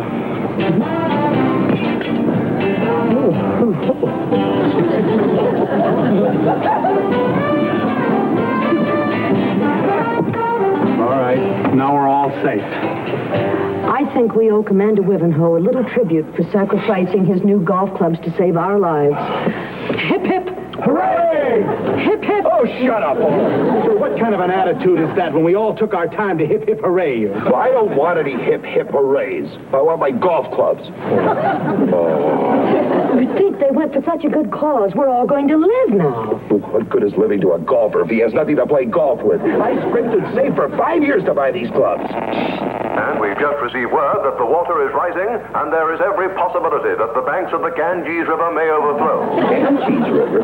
Station WXIU is about to leave the air, but first, these last-minute instructions from your government. Be sure personal belongings are lashed down securely. Everything lashed down? Yes, sir. Groups in outlying areas who may be exposed to the winds, hold hands and huddle together.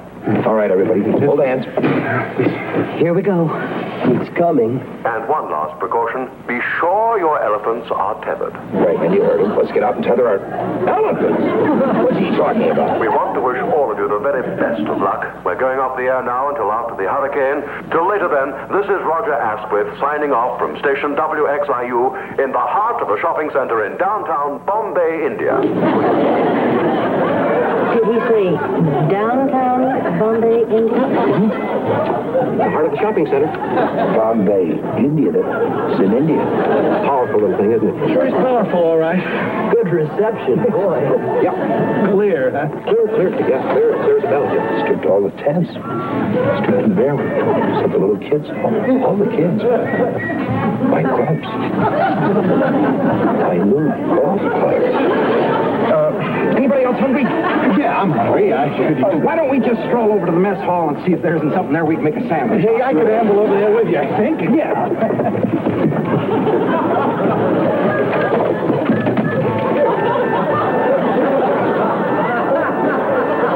Commander Wivenhoe, why are you turning all purple?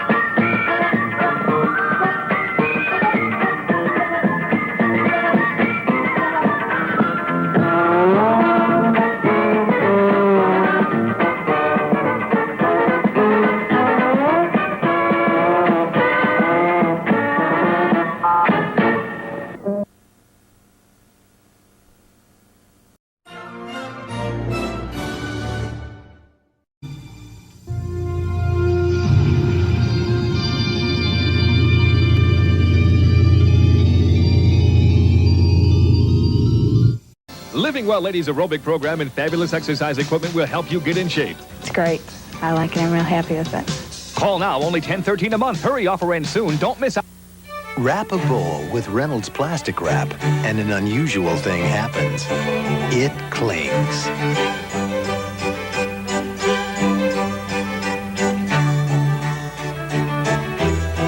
If Reynolds plastic wrap clings tight enough to keep this fruit outside, imagine how fresh it'll keep your food inside. Reynolds plastic wrap clings tight to keep food fresh no matter what. Now that's not fair. Put the power of a computer in your hands with training at PSI Institute. Now a powerful new career could be yours as a computer programmer, or select computer electronics and learn to repair and maintain modern computers. The employment and earnings potential is excellent in both business and industry. So reach out for a better future, your future, with PSI training. Call PSI Institute now at 944-9200. Put the power of the computer to work for you by calling 944-9200. Thinkable? Unthinkable. The unsinkable taste of Cheerios. Not a lot of sugar to weigh down those Cheerios. Look how they float, don't keep them down. So he can't, she can't, you can't sink the unsinkable taste of Cheerios. Not a lot of sugar to weigh down those Cheerios. The unsinkable taste of Cheerios.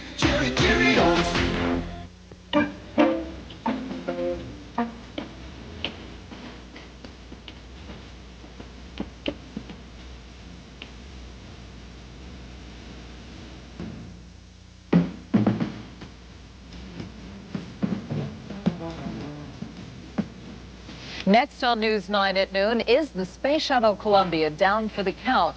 New threats from Libya's dictator, a controversial new plan for airport security, and a bleak day for Giants fans. All that and much more coming up next on News 9 at noon.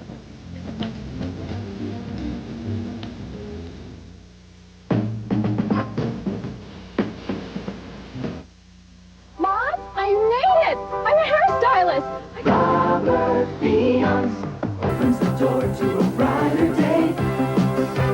Opens the door to a better way.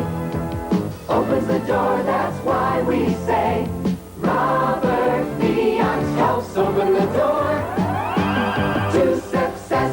Robert Fionce, the #1 name in beauty schools, offers financial aid if you qualify. Call now at 947-4731. At one time, they were only available to kings and queens, the rich and famous.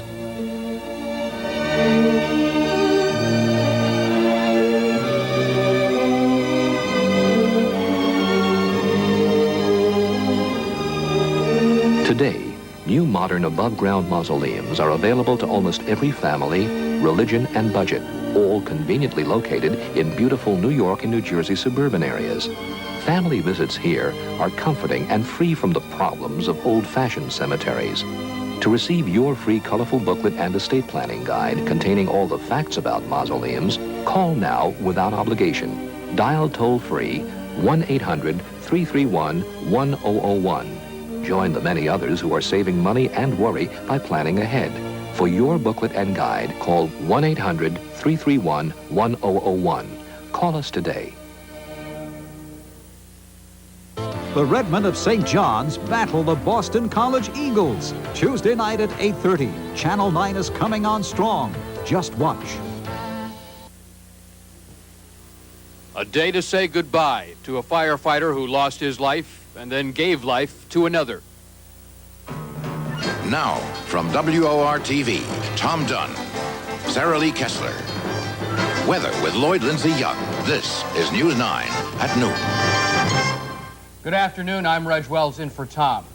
A funeral for a Newark firefighter today. A man who gave new life in his death. Marcus Reddick died after rescuing a woman from a burning building, and his heart still lives on. News 9's Stephanie Shelton reports hundreds of friends and co-workers came to remember Reddick. Masked by the hundreds, Marcus Reddick's fellow firefighters gave him a hero's funeral. The pallbearers were the men of Engine Company 5, where the 26-year-old Reddick had been transferred just a few months ago. The fireman died from injuries suffered in a New Year's Eve fire. Reddick fell 35 feet, rescuing a 67-year-old woman. His body broke her fall. What kind of a future might he have had he lived? There was a nice future for the boy because he was industrious. He was studying, he was going to school, and he was trying to complete his studies, and he was also a good fireman. It's a true tragedy. It certainly is. At the Blessed Sacrament Church, still decorated for the Christmas celebration, the mourners were told to remember the joy the young firefighter brought instead of grieving for his death. He was a person who had hope. A young man who had hope. And so that's what I'd like to remember Marcus as today. And maybe you can take that home with you to help you in your time of mourning. In his death, Marcus Reddick has given hope. All of his organs were donated for transplants, including his heart, which now beats on in the body of Carlos Torres, the second heart transplant patient in New Jersey history. Stephanie Shelton, News 9, Newark. Reddick had been with the Newark Fire Department since 1978. For the third time in as many weeks, the launch of the troubled space shuttle Columbia has been postponed. Columbia is still sitting on the launch pad because of an oxygen valve that wouldn't close. The shuttle was within 31 seconds of blast-off this morning when the launch was delayed.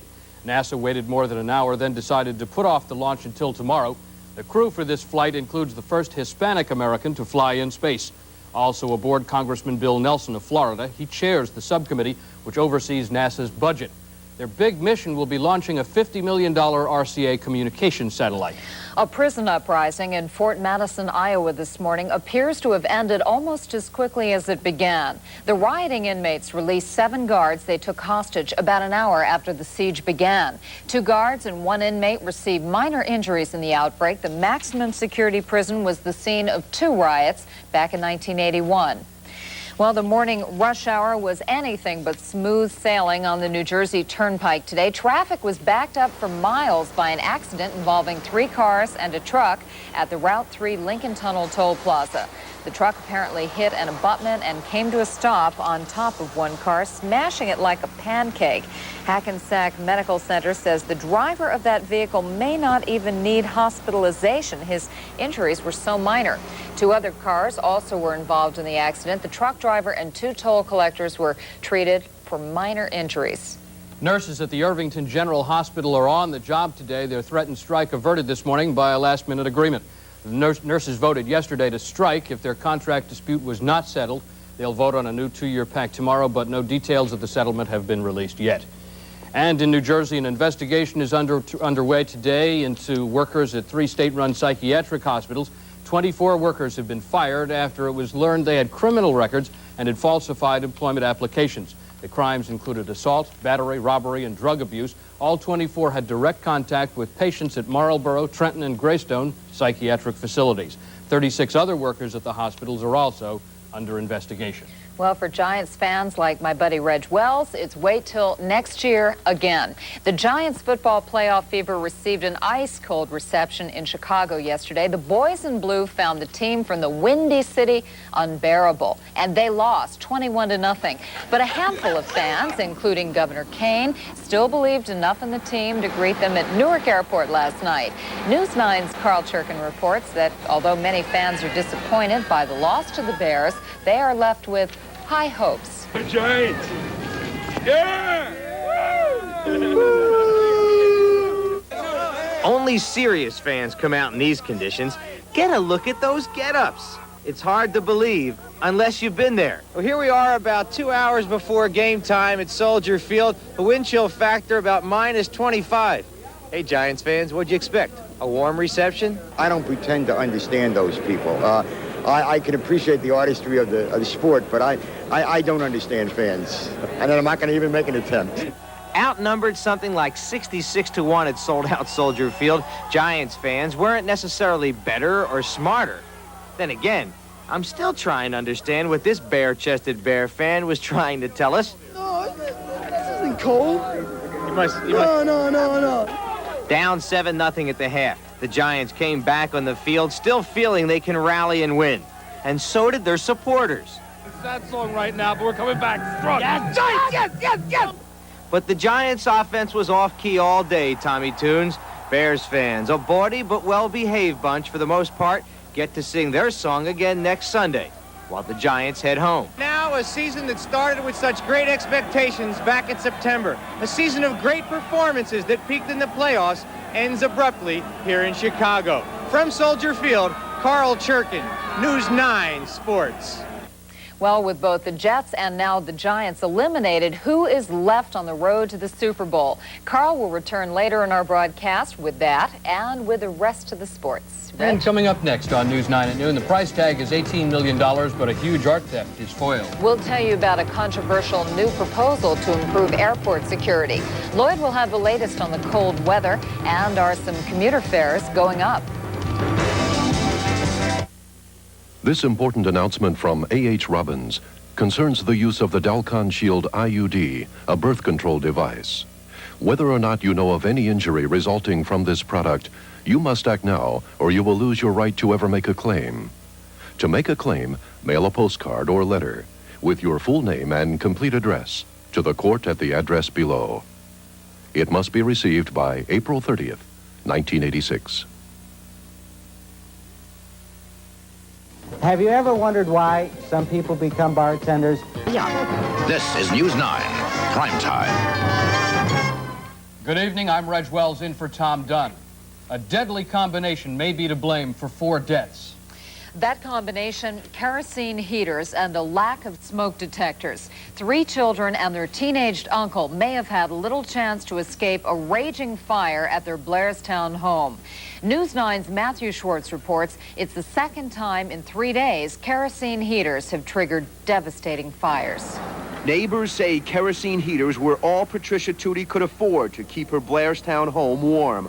One of those heaters might have caused the fire that killed her 3 children, ages 2, 3, and 4, and her 15-year-old brother. Investigators say the children were asleep when the fire started at 12:30 this morning and couldn't be warned. Didn't have a chance. There were no smoke alarms?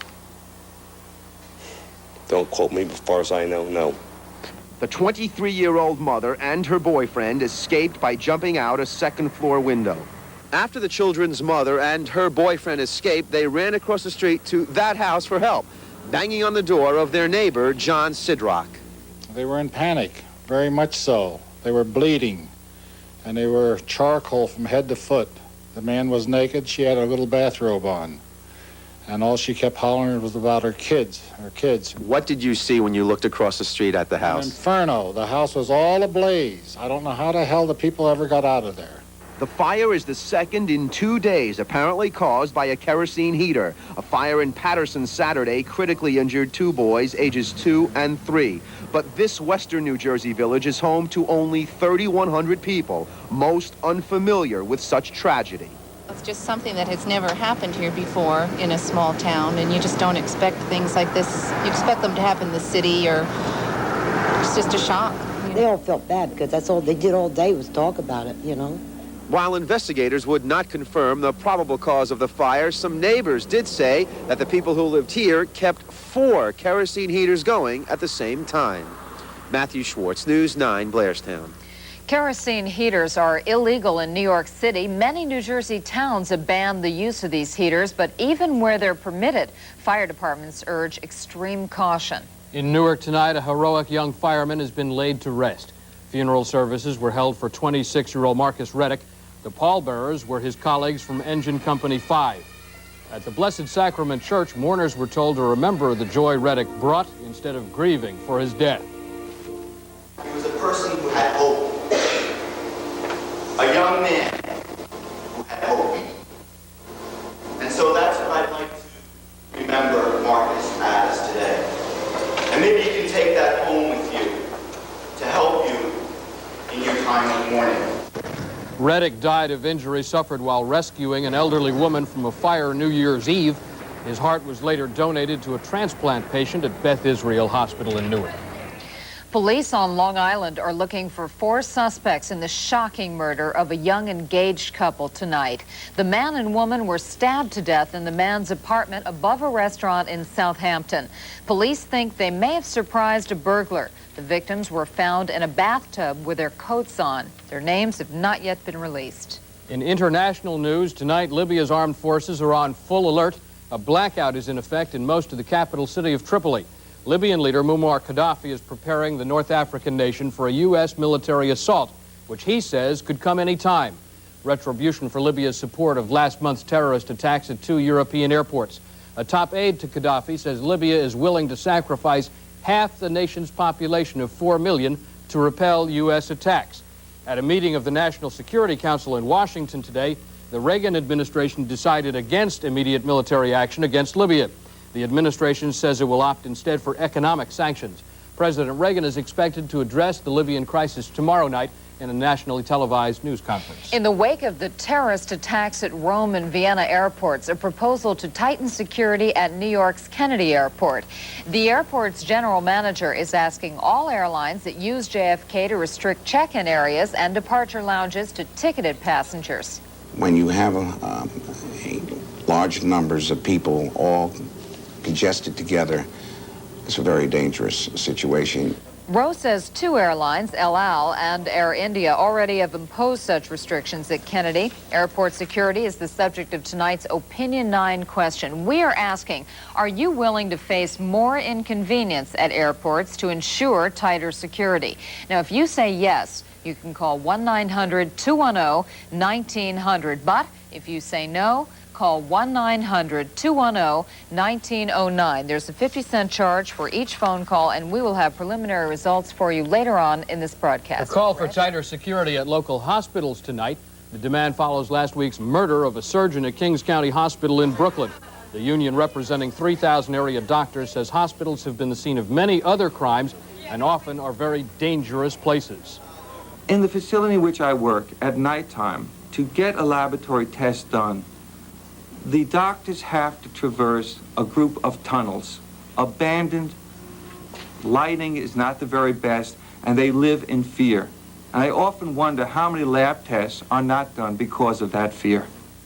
Leibowitz says he's asked the mayor, along with the Health and Hospitals Corporation, for an independent evaluation of security at city health care centers. Tonight, tri-state doctors are urging landlords and homeowners to repair malfunctioning heating systems because of the risk of carbon monoxide poisoning. News 9's Brian Glazer joins us now with details. Brian? Reg, the coroner's office tells News 9 in New York City alone, at least 13 people recently died of unintentional carbon monoxide poisoning. We've all heard of using carbon monoxide from car fumes to commit suicide, but you could be killing yourself accidentally with these invisible fumes. Carbon monoxide, most commonly associated with automotive exhaust. However, in homes and apartments, increasing numbers of carbon monoxide poisoning, the result of clogged heating systems. Last year in Hazlitt, a family of 4 died in its sleep. Cause of death, carbon monoxide poisoning, contaminated fumes carried through heat ducts. Household carbon monoxide poisoning is easily avoided with routine heating system maintenance. After a week of problems with her furnace, Mary Postal called for repairs. I went down the basement a few times, and I didn't see any smoke or anything, just the fumes. It was irritating, annoying, but it wasn't bad, like you could tolerate it. Some people tolerate the problem too long and later panic in search of help. Now, if she doesn't vomit within 20 minutes, I want you to call me back immediately. Do not. Since November, New Jersey's Poison Control Hotline helped 70 callers identify their ailments as carbon monoxide contamination. We've had some very close to catastrophes have already been averted because people did call us, and we suggested that they got out of the environment to clear their systems of the carbon monoxide, or where people actually came either unconscious or with bizarre behavior to hospital emergency rooms, and we suggested that to the hospital emergency rooms that it might be carbon monoxide and instituted appropriate therapy. Dr. Marcus says carbon monoxide poisoning symptoms closely parallel those warning signs of the flu. And so during the flu season, many people ignore what could be carbon monoxide contamination. I've got some phone numbers for you. If you have any questions, you can call these numbers in New Jersey, 1-800-962-1253. In New York City, the number is 212-340-4494. And in Connecticut, call 203-674-3456. Sarah and Reg? Thank you, Brian. Thank you. Topping tonight's Healthline news, the Dalcon Shield. The A.H. Robbins Company, the maker of the IUD, under court order has begun a $5 million advertising campaign to alert women who use that IUD that they have until April 30th to file claims against the company. Women injured by the Dalcon Shield cite problems ranging from bleeding to spontaneous abortion. Still to come, a no-frills budget for the Big Apple and some New Jersey towns get rid of a messy problem. The Giants try to figure out what went wrong. We'll have the bare facts. And will Corpse have a long life on Broadway? Judith will have that verdict. We'll have more, so stay with us. News 9 is brought to you by First Fidelity Bank. First Fidelity's first concern. The people of New Jersey have been waiting for a nationally recognized bank of their own. First Fidelity Bank's assets of over $10 billion make it the largest in New Jersey. As a leading New Jersey municipal bond underwriter, First Fidelity is providing the resources to help preserve our lakes, streams, rivers, and 127 miles of shoreline. We're concerned with everything that's important to the people of New Jersey, because at First Fidelity Bank, our first concern is you. Bright, lively, exciting. This is Con Edison's Conservation Center, home of the energy experts, where you can learn ways to save money on energy. How much insulation do we need? You'll find informative exhibits, bright ideas from energy specialists, To seal off drafts in your apartment, try indoor storm windows. and helpful booklets, all free. Visit the home of the energy experts, Con Edison's Conservation Center, at 42nd and Lexington in the Chrysler Building. Well, another long-distance bill. A bill should be an important way for a business to collect information, but if it's an AT&T bill, it might only collect dust. Fortunately, there's the billing solution from GTE Sprint.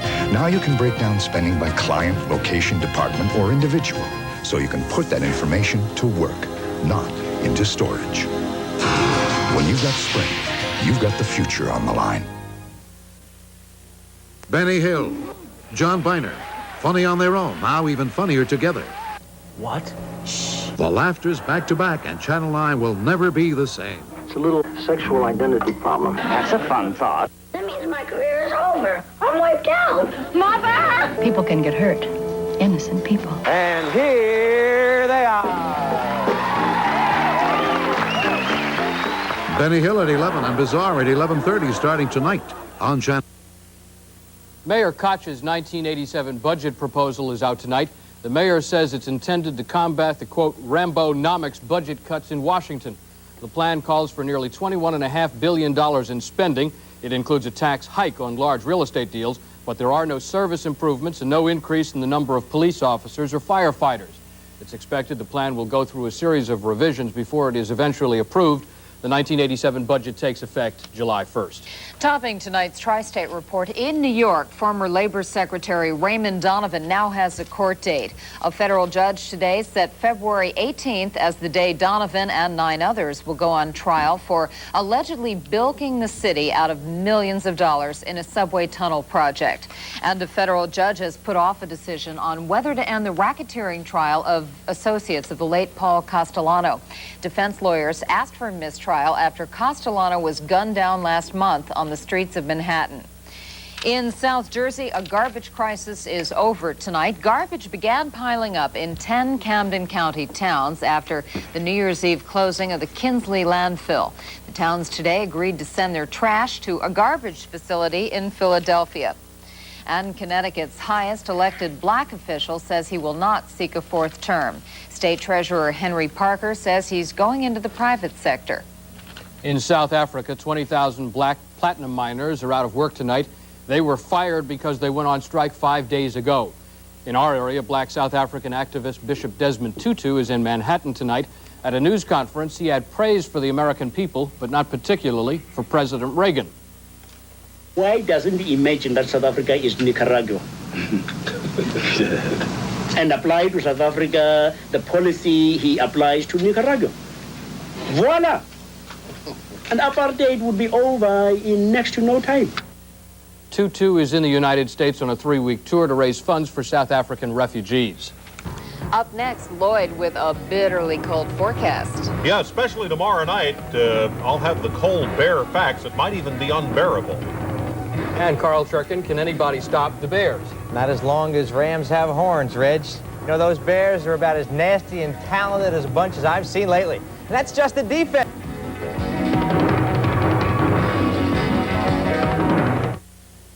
Bring your home to life with a visit to Petland Discounts.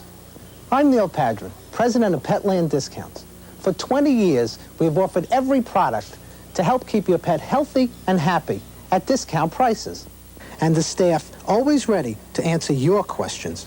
Petland Discounts is one of the largest selections of tropical fish and aquarium supplies. Petland Discounts, for people who love pets. Now 27 convenient locations, all open 7 days.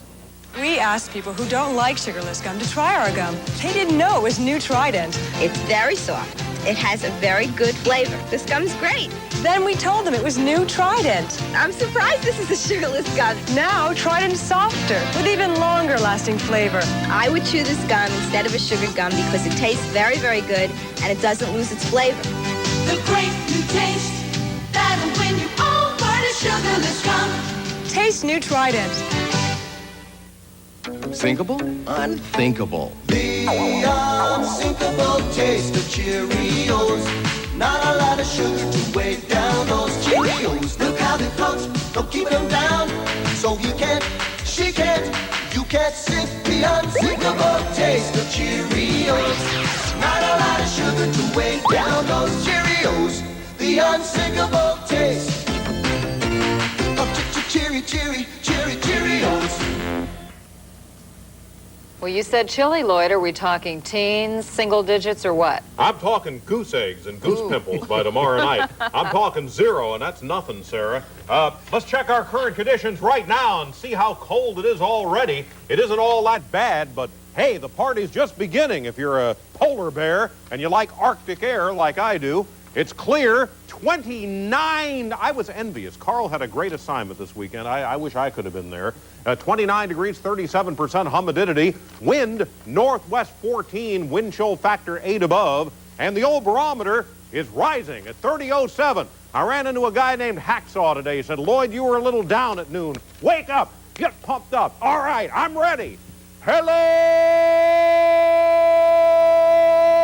Queens. Woodside, Queens. And happy birthday to Agnes. But Agnes, you addressed your letter 1985, and you didn't tell me who you were married to because you're celebrating an anniversary too, but that's all right. Here's the Arctic air that's already by the tri-state area, ushering in this bitter cold onslaught. You know, we've only had 3 inches of snow the whole winter, and there's no business like snow business. It's been a bad year for snow business. 3 inches at Bradford, PA. Arctic air, Chicago right now, 2 above. Oh, boy. 30 below at Warroad, Minnesota. That was the national low. Advisories for snow. Buffalo's still snowing. That kind of gets like a broken record, doesn't it? They broke a record last month. It's snowing up at Rochester. By the way, speaking of snow, Grand Junction, which is down in the desert of Colorado, they had 3 inches. 7 inches Montpelier, Idaho. Advisories for snow all over the west. 79 balmy degrees at Palm Springs, the hotspot. Science! All right, here's the satellite showing the snow in Colorado, cloudiness to the south of our area, but cold Canadian air coming in. More science. How cold will it be tonight? Oh, not that bad. 20, Newark, Manhattan, Queens, and Brooklyn, and the North Bronx. I don't know about the South Bronx, though. 16 in Atlantic City, 15 up in Rockland and Westchester. 15 will be about the coldest I'll be able to find by morning, unless you live at Sparta. Tonight will be dark, clear, and colder. 15 to 20 in the city, 10 to 15 in the suburbs. Tomorrow morning at the crack of dawn, it'll be about 15, and it'll only warm to the mid-20s with a cold northerly breeze. Now, tomorrow night, the real fun begins. Bitter cold. 10 to 15 in the city, 5 to 10 in the suburbs, near 0 along the Pennsylvania border.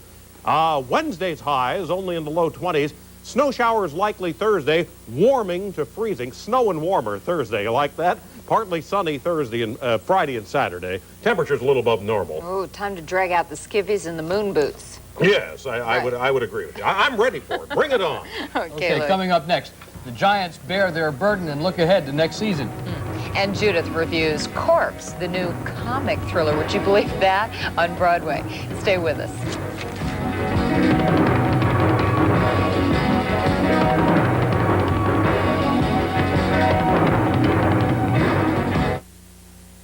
We've been telling you that we're a fast-moving bank.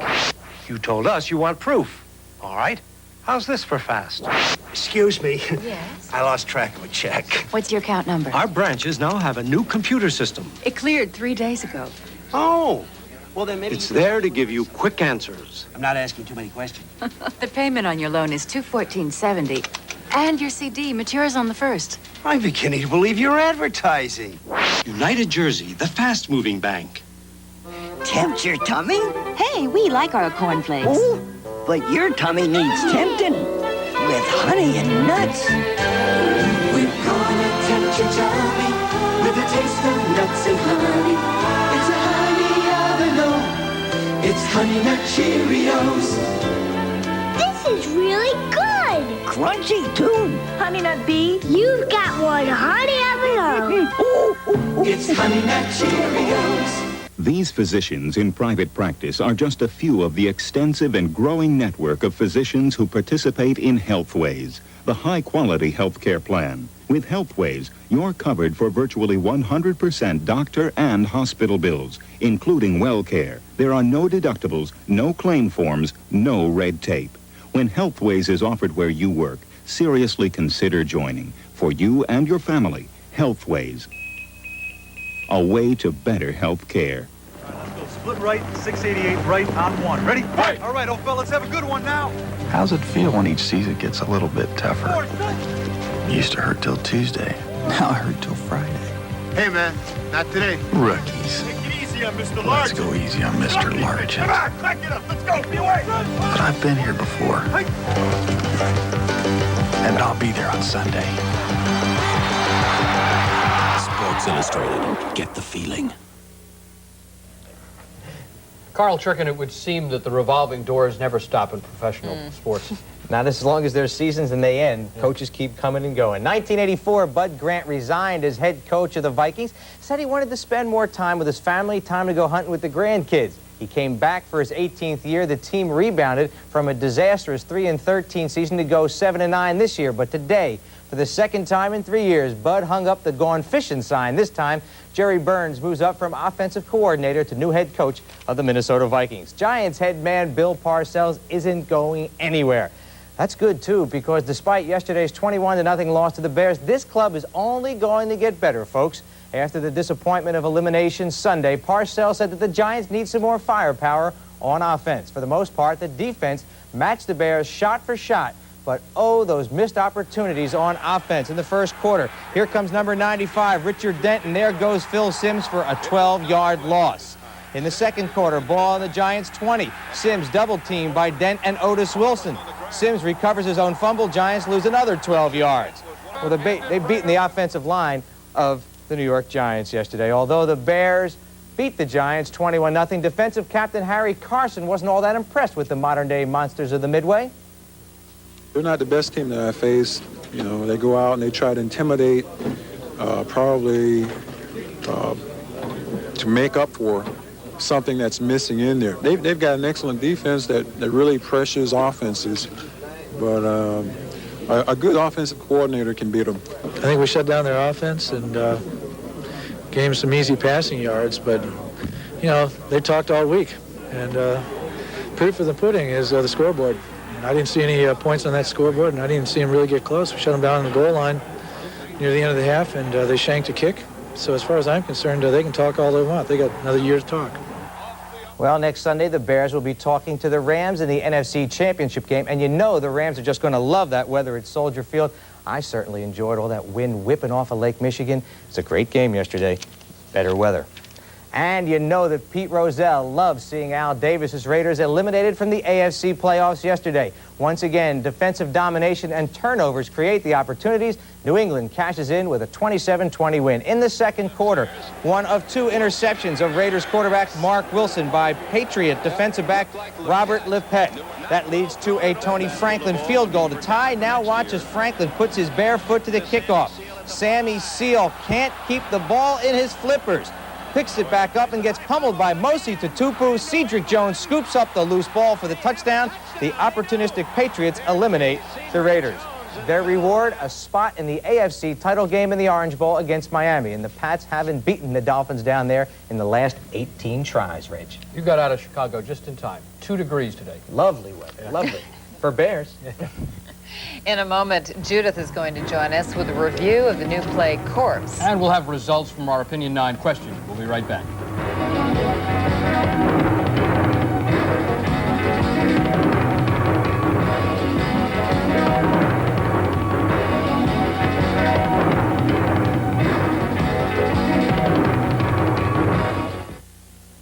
Bring your home to life with a visit to Petland Discounts. I'm Neil Padron, president of Petland Discounts. For 20 years, we have offered every product to help keep your pet healthy and happy at discount prices. And the staff always ready to answer your questions. Petland Discounts is one of the largest selections of tropical fish and aquarium supplies. Petland Discounts, for people who love pets. Now 27 convenient locations, all open 7 days.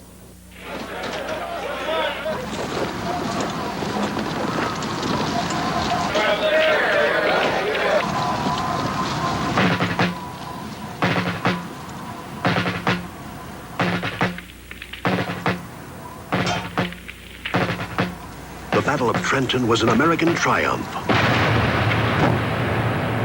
One of many ways New Jersey helped shape America's proud heritage. Share our pride. Come to New Jersey. Well, I guess Corpse is a likely name for a thriller, but an unlikely name for a comedy, and it's the title of both. Mix the two of them, Right. and you've got something very nice. Keith Baxter, who starred in Sleuth on Broadway back in 1970, returned last night in Corpse, a comedy thriller that provides good old-fashioned fun. Baxter himself is simply terrific, co-starring with Milo O'Shea in this British play set in 1936. Baxter plays a slightly loony, down-on-his-uppers actor who hires O'Shea, a man of very dubious reputation, invites him to lunch and to crime. Tell me, Mr. Farron, what exactly do you want me to do? I want you to murder me. To murder you? Murder me, actually. But him. But isn't that? I said it's my brother. My twin brother Rupert, I want him dead. Baxter's plan to do away with his identical twin, who's a wealthy, super nasty type, is rife with complications. Among them, his doting landlady, who drops in much too often to collect the rent and attempt seduction. That corpse in Julius Caesar. You were so lifelike. And now resting for close on 2 years, you should have a word with your agent. My agent? He told me not to fret. He said my availability was my greatest asset. The fun of the evening is in Baxter's remarkable dexterity as the twin brothers, who are often on stage together. It's a brilliant tour de force for this gifted actor, who makes Corpse a pleasing diversion. Good fun, Sarah. Oh, looks like a good play. Go. Thanks, Judith. I will. Thank you, Judith. We now have preliminary results from tonight's Opinion 9 question. We asked, are you willing to face more inconvenience at airports to ensure tighter security? So far, 1,578 viewers have called in to say yes, they would be willing to deal with more inconvenience, while a mere 121 have called to say no, they would not. We'll have final results on News 9 at noon tomorrow. And here's what we're working on right now for News 9 primetime tomorrow at 8. The Space Shuttle Columbia will try for a 4th time to get off the ground. The disposal of toxic waste. New Jersey's exploring one promising solution to this troubling problem. And the latest development in the fight to keep AIDS children out of the classroom. All this and more on News 9 primetime tomorrow at 8. And be sure to join us for a special late edition of News 9 following tomorrow night's St. John's basketball game. I'm Reg Wells. And I'm Sarah Lee Kessler. Have a nice night.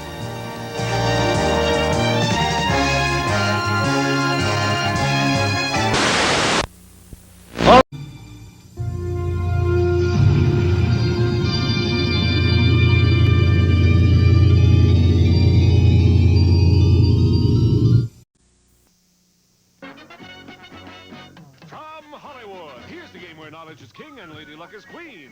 It's The Joker's Wild. And now, here's the host of the show, Bill Cullen. Wow. What a super group that is, huh? Thank you. Thank you all. Hello, and we're happy to have you with us. You're a marvelous-looking group, and welcome to the Joker's Wild. Now, if memory serves, and it usually doesn't, but I'll take a chance, we were in the middle of a game last time, so Charlie O, if you would, introduce our players. Well, Bill, first our challenger. He writes music and enjoys traveling in foreign languages, Mike Brozinski. And our current champion is a firefighter who enjoys scuba diving. His winnings totaling cash and prizes, $21,550, Pete Goff.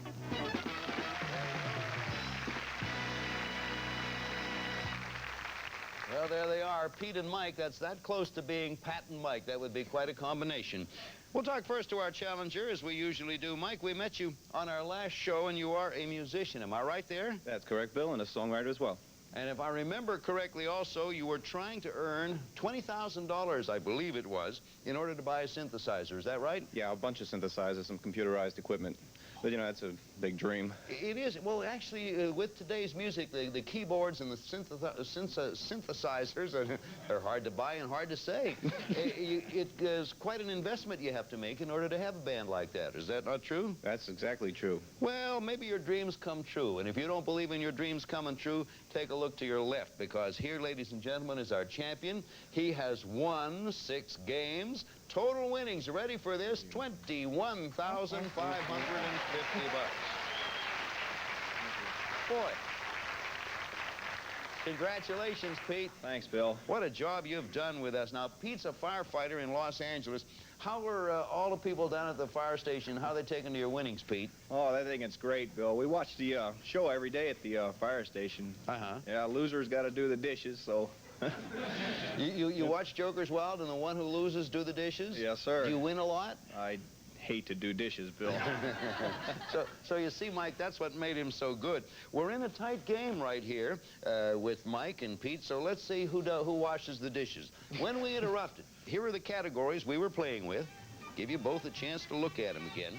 They are plays and playwrights, followed by nursery rhymes, World War II, fact or photo. You know about that one. That's where you either hear a fact or see a photo. That's what interests you there. So we'll give you that choice on that. Now, let's take a look at the scores when time was called.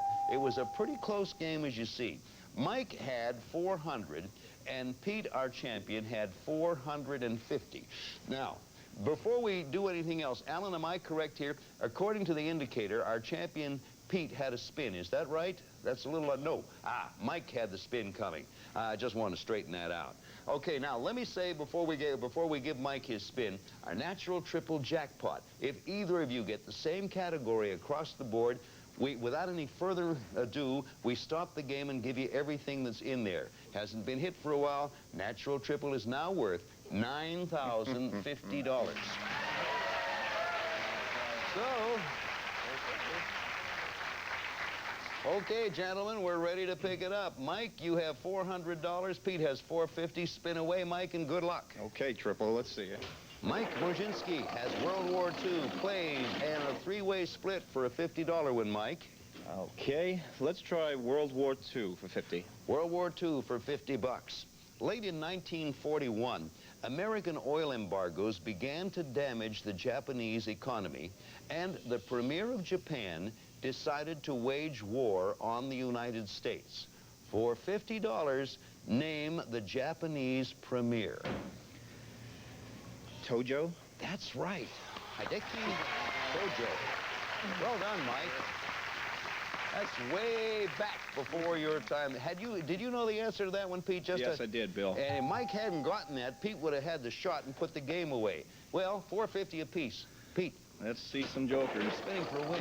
That's World War II. World War II theme songs with $450. What's your decision? World War II for 100, Bill. And if you get it, you will win the game. If you miss it, as you know, it goes over to Mike. And then if Mike answers it, he will win the game. Pete, at this moment, you're trying for $22,100 total winning. Here it comes. During World War II, Pete, the career of this American general was nearly ruined when he slapped 2 soldiers he thought were faking an illness. What was the last name of this tough general for $100 in the game, $22,100, that they called Old Blood and Guts? Pete. Patton. Patton is the right answer. You're still champion. Congratulations.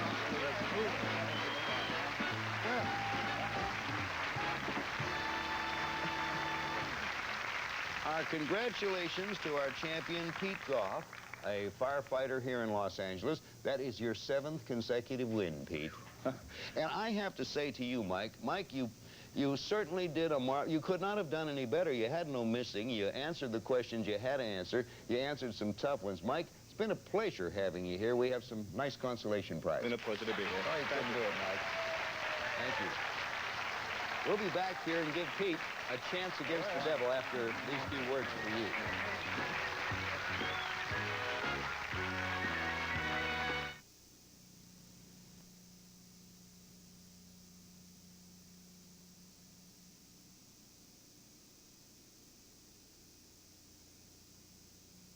$22,100. That's not too sleazy, is it, Pete? Not bad at all, Bill. Come on, we're going to give you another shot against the devil. Here we go.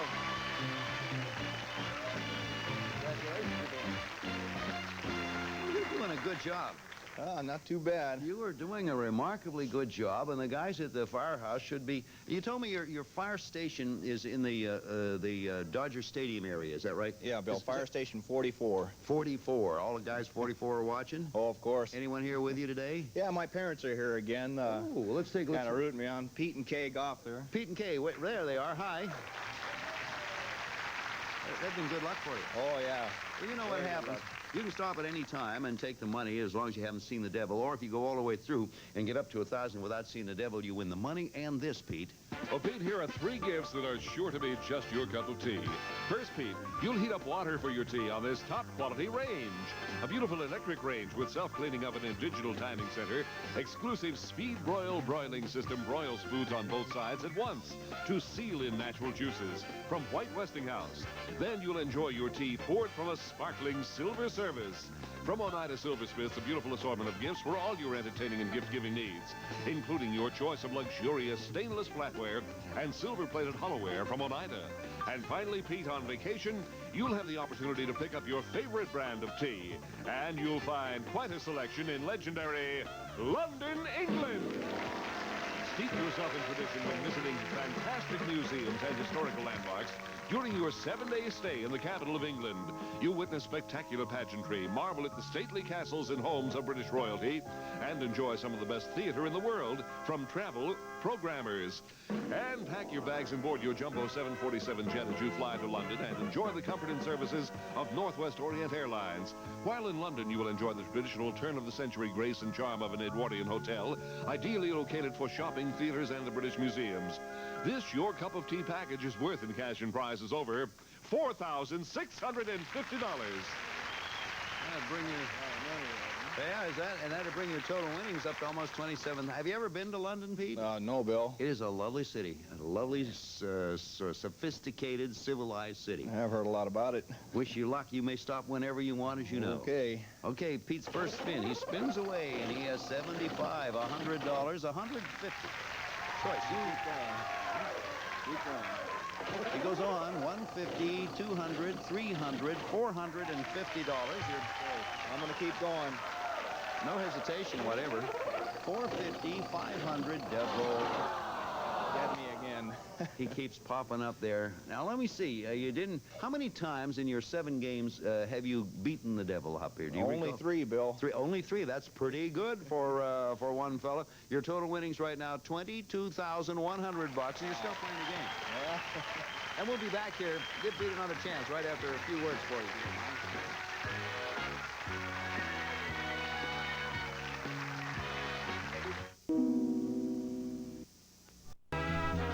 Some of our departing contestants will receive... Rent the Rug Doctor for professional results at a fraction of the cost. The vibrating brush removes deep down dirt. Rug Doctor, steaming mad at dirt. Canned pastas come out in one lump. Introducing Ragu Pasta Meals. Fresh taste you don't get from a can. Well, that's different from the other ones. Got an unwelcome wagon? Painted Red Devil.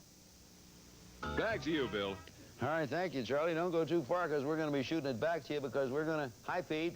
Hi, Bill. Pete has $22,100 in 7 consecutive wins, and Charlie, it's time for him to meet another opponent.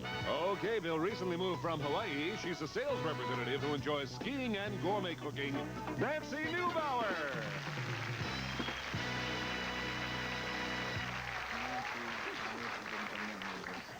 Hello and welcome, Nancy. Hi, how are you? Very fine, thank you. Tell us about your work. I'm an account executive for a national advertising firm.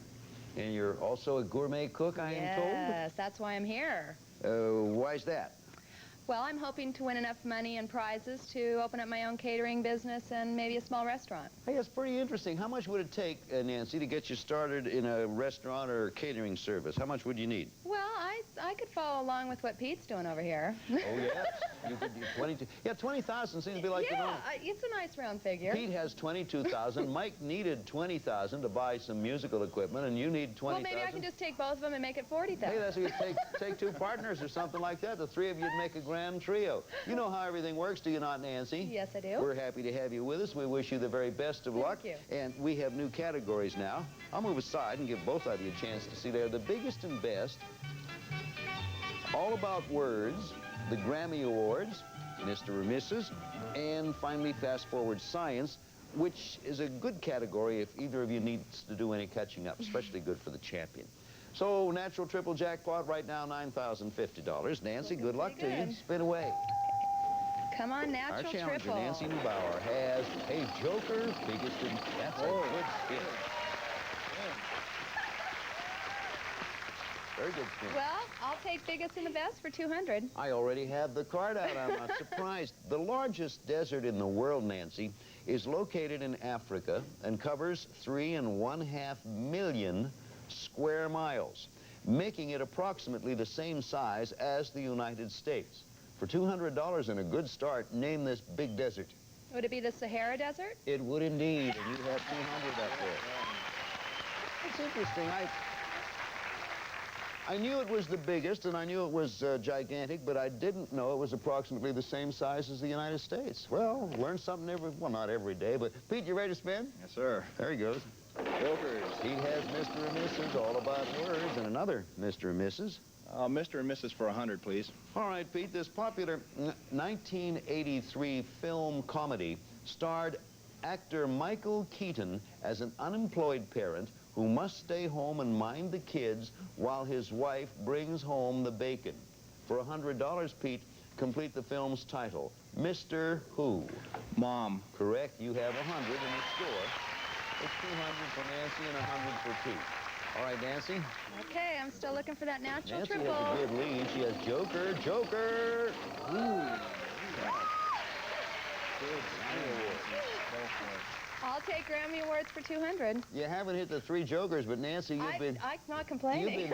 You've been spinning almost as well as one can spin. You're going to make it $400, and here's your question, Grammy Awards. In 1978, the composition You Light Up My Life won the Grammy for Best Song.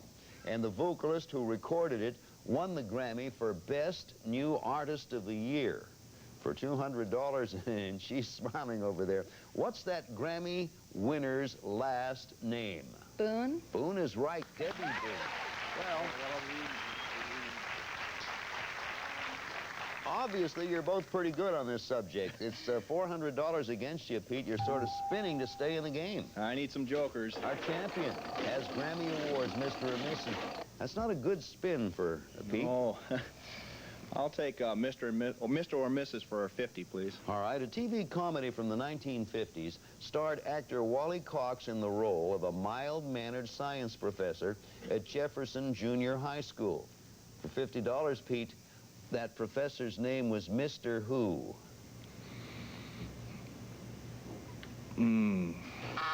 By golly, a generation gap. Nancy, before you can pick up the $50, the professor's name was Mr. Who? The only thing I can think of is Mr. Ed. No, Nancy, that is indeed a horse of another color, Mr. Ed.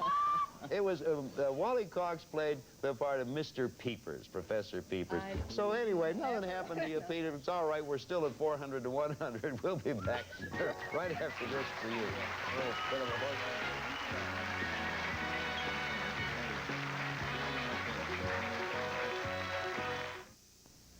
Well, Pete has our champion $22,100, but Nancy Newbar has been spinning up a storm. So, Nancy, you're at 400. It's your spin. Okay, I'm still looking for that natural triple. Let's see what Nancy comes up with. She has the biggest and best, fast forward, and a joker, and that's a good spin. What do you want to do? I'll take biggest and the best for 100. Biggest and the best for $100 using your joker to that avail. And that means that if you get it, you have a very, very possible win. There's still a chance for Pete. So you're going for a possible win here, Nancy, $100. Here we go. I want to read this slowly. You'll see why as I read it. In 1899, a drug called acetylsalicylic, there, I said it right, acetylsalicylic acid was produced for the first time by 2 German chemists. A few years later, it became the largest selling over-the-counter non-prescription drug in the world. For $100, for 500 total and a possible win. Nancy, what's the more common name for that drug? Aspirin? You have $500 and a possible win. Well, Pete, you know the situation. In order to win, you need 3 jokers or a fast-forward combination. You're at $100. Good luck. This could be Pete's last spin. Jokers. He has fast forward, biggest and best, and a joker. And Pete, I ask you what you want to do. Fast forward science for 100, Bill. I had a feeling that's the way you'd go, Pete. Here's the situation. Nancy has 500. Pete has 100. In fast forward science, you fast forward anything. You answer as many questions as you wish. Each one pays the amount of the spin. If you miss, you lose the total money. You've earned in the spin, and the game is over. You understand that? Yes. Okay, for your first $100, here's the question. This branch of physics deals with the sound and sound. Let me reread again, because I don't want to make a mistake. This branch of physics deals with sound and sound waves and plays an important role in the designing of theaters. The name of this science comes from the Greek word meaning to listen. For $100 added to your score, name this sound science. Acoustics? Acoustics is right. You have 100. You want to go on? Yes, I do, Bill. I asked for the record. He goes on. You're now going for your second to bring you up to $300. A flower's stamen produces tiny yellowish grains that fertilize other flowers. The name for these tiny grains is derived from the Latin word meaning fine flour, spelled F-L-O-U-R. For another $100, what's that name? Pollen? Correct. You are now up to 300. I ask for the record. Again, it's silly, but I ask anyway, do you want to go on? Yes, I do, Bill. In 1908, a German physicist developed a device or counter designed to detect sources of radioactivity. Prospectors still use this type of device to find valuable radioactive minerals. Name this radiation counter named after the German physicist. Geiger. Geiger is correct.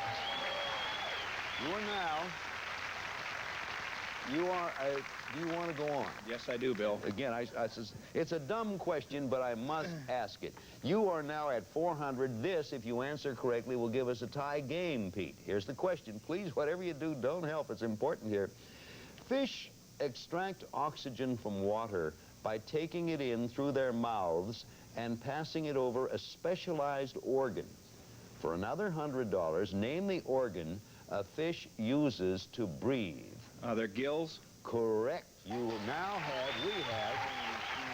a tie game. Question is, it's 500 for you, 500 from Nancy. Pete, do you want to go on knowing if you miss this, you lose it all? I got to go for it, Bill. This is all or nothing at all. All right, here it is. If he answers it right, he wins for the 8th time. If he misses it, Nancy's the new champ. In 1961, a Soviet cosmonaut and an American astronaut became the first human beings to be launched into space. Yuri Gagarin was the cosmonaut for the game. And $22,700, Pete, if you get it right. What was the last name of his American counterpart? Shepard. Correct. You're still champion with one another.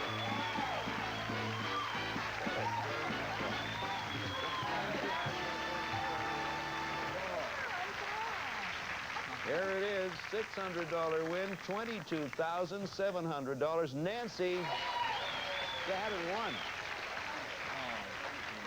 Nancy Neubauer had it won. Thank you, Nancy. Consolation prizes, and you were sensational. We'll be back with you in just a moment. Got a word for you right here.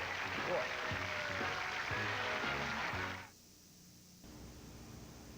We're out of time. So long from the Joker's Wow. Bye. We're adding a storage shed to the National Triple Jackpot. It's Lambert Storage Building. Multi-purpose storage facility, strong and durable rust-proof aluminum, compact, easy assembly from Lambert Corporation. And now the National Triple Jackpot is worth over $9,500. Some of our departing contestants will receive... Introducing Bluebonnet Spread in a big new 2-pound size. Everything's better with Bluebonnet on it. Your feet have had a rough day. Soothe them with Isotoner Comfort Slippers. The perfect gift for Mother's Day at all fine stores. If cleaning the toilet bullies you, Bully your bowl with Swish. Thick Swish cleans as it coats and smells fresh. Bully your bowl with Swish.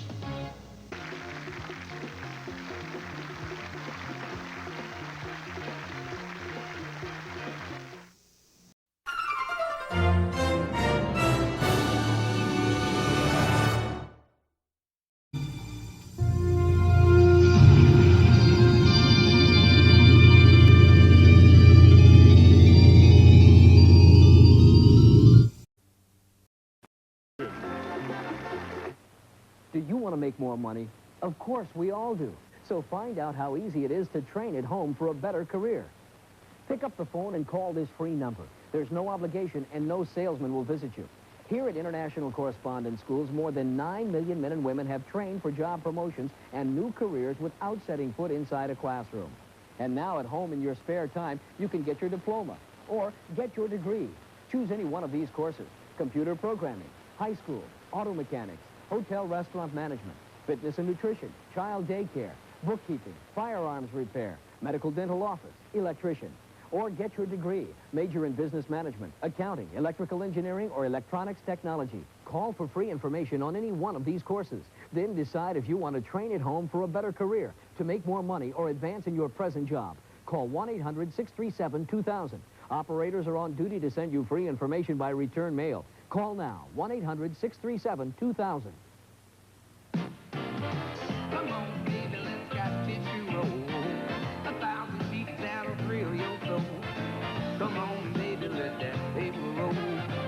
Roll on and on. When the other reading brand quits, Scott Tissue rolls out to 1,000 sheets, so it lasts longer to save you money. Roll on. Scott Tissue, Scott Towels, Scotty, Scott Economy Pack Napkins. The Scott Value products go a long way and save you money. Roll on and on. Robert Mitchum and Lee Majors thirst for power in an incredible tale of mind control through television. Don't miss the broadcast premiere of Agency, suggested for mature audiences, tonight at 9. From Hollywood, it's everybody's game of strategy, knowledge, and fun. It's Tic-Tac-Toe. And now, here's our host, Jim Caldwell. Thank you very much. Terrific. Hey, all right. Thanks very much. A great audience today. Welcome to another edition of Tic-Tac-Toe. We're going to have some fun today. Our current champion's already defeated no less than 6 opponents. He's working on number 7. They're in the middle of a game.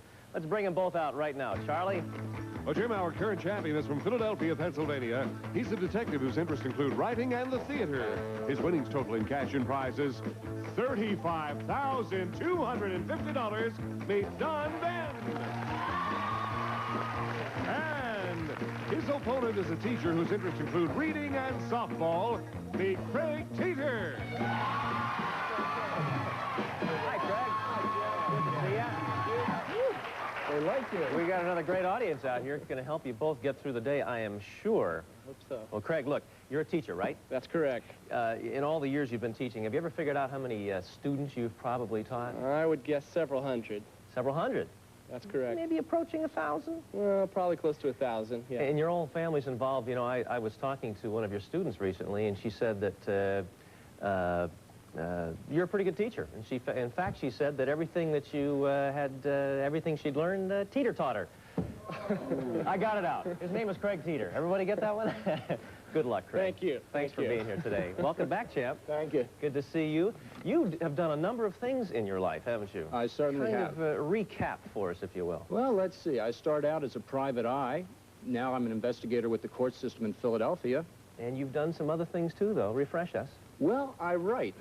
I've written a screenplay, a book, and I'm involved in writing audience involvement mystery plays. You do a lot of different things. One thing you've left out, though, is that you're our current champion. Let's call that a job. It certainly is. You've been doing very well. So far, you've picked up $35,250. We're in the middle of a game. Let's get back to it. Craig Teeter and Don Ben are the players, and here are the 9 categories both Don and Craig are working with this game. We're right in the middle of one. They are Fads and Follies, Seesaw, Art, Comedy Movies, Great Britain, It's a Dilemma, Potluck Picks, Number Please, and Bios. And the board looked like this when we broke off last time. 3 X's, 2 O's on the board, and the pot was worth $1,100. And remember, gentlemen, those red boxes are special categories, and I'll describe them if we come to them. All right, let's move those categories around. And Don, let's get back to you for a selection. I will go with comedy movies in the end center row. Middle right, comedy movies. Don, if you can successfully answer this question, you'll win the game. Your game number 7. Name the eccentric British comedy troupe which has been responsible for such outrageous comedy movies as The Life of Brian and The Meaning of Life. For the game. The Monty Python troupe. You won!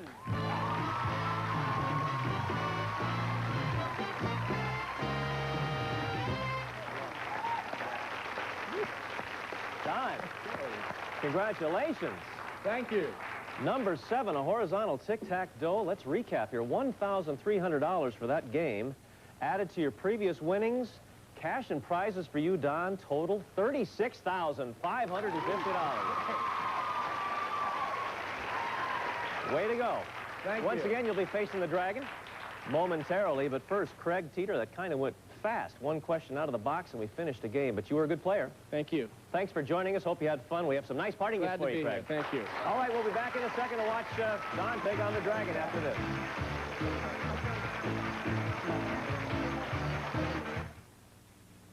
Smile. If you've been thinking about buying an adjustable bed or a quality flatbed, even looking for a flatbed bargain on sale, preview our beds and get our price before you buy. Then, even if you don't buy your adjustable bed from Craftmatic, I'll send you this Polaroid instant camera free. Craftmatic wants to be your bed company, so check us out. I'm convinced that when you compare quality and price, you'll find Craftmatic beds to be superior to any other adjustable bed on the market today. This Craftmatic 2 adjustable bed is so inexpensive, it's like buying a quality flatbed and getting the adjustability for free. So pick up your phone and call us toll-free and get your free Craftmatic bed catalog and this free coupon redeemable for your free Polaroid camera by return mail. Call for your free Polaroid camera coupon right away. Call toll-free 1-800-228-2223, 1-800-228-2223. Call 1-800-228-2223, toll-free, 1-800-228-2223. Aha! Flutie spots a weakness in the defense. Quickly, he formulates a plan. The snap is clean. Flutie drops back, fires, touchdown! Woo! Dad! The defense is furious. I'll get you. They threaten revenge. Flutie needs help. Oh no, he fumbles. But he recovers nicely. Wear English leather or wear nothing at all. Works every time. What offers the biggest cash prize on television, your favorite guest stars, and plenty of excitement? Well, it's the $100,000 pyramid at Ford's. Eve's apple. Things that are tempting. Whoa!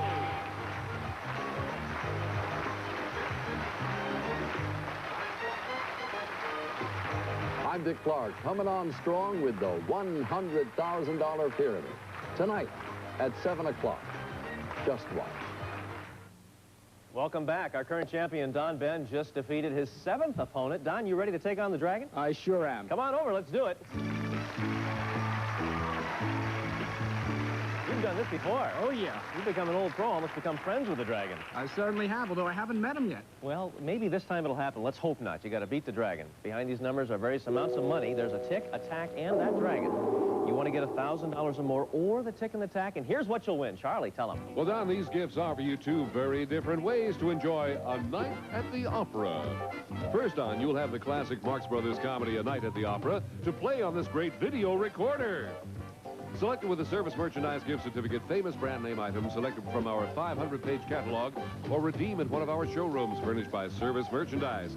And finally, Don, if you appreciate a more serious approach, we have just the trip for you because you'll have a chance to visit the amazing new opera house of Sydney, Australia.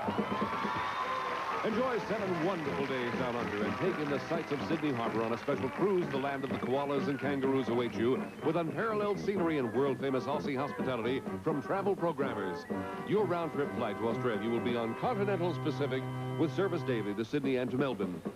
A better way to fly the Pacific from Continental. You'll have 6 nights at the new Hotel Intercontinental Sydney, overlooking Sydney's Opera House and the Royal Botanic Gardens. Uniquely designed to incorporate one of the city's most important landmarks, a harmonious blend of early and modern architecture. This A Night at the Opera package is worth in cash and prizes over $4,700. Terrific. Hey, Australia, what a great place to go, huh? Oh, yeah, I'll hop right to it. You'll learn how to say, good day. Hello, how are you? Yeah, that's exactly right. Just beat the Dragon, get the tick and the tack, you'll get the dough automatically. All right, we've covered him up. He's found a place to hide. Need some help from the audience again? I sure do. Okay, come on, help him out. Help me! 6. Let's try 6. All right, number 6. Let's check it out. Turn around and take a look. 300. All right, good start. You sure? 4. 4. Number 4. Let's try 4. All right, cross the way, tack. You need a tick or 700? We don't have a 14. 2. Number 2. All right. Let's find out what's behind number 2. Well, let's find out where that tick was and the other $700. There they were. Tick was behind number 8. Well, so far, you've picked up, though, $36,550. I can't complain with that. Time to meet the next contestant. You ready? I sure am. All right, head on back. I tell you, he's been doing very well against the Dragon, but that time it beat him. Well, let's see what happens next time. Let's find out who his next opponent's going to be. Charlie? Well, Jim, she's a student whose interests include cooking and bodybuilding. Meet Patricia Conlon.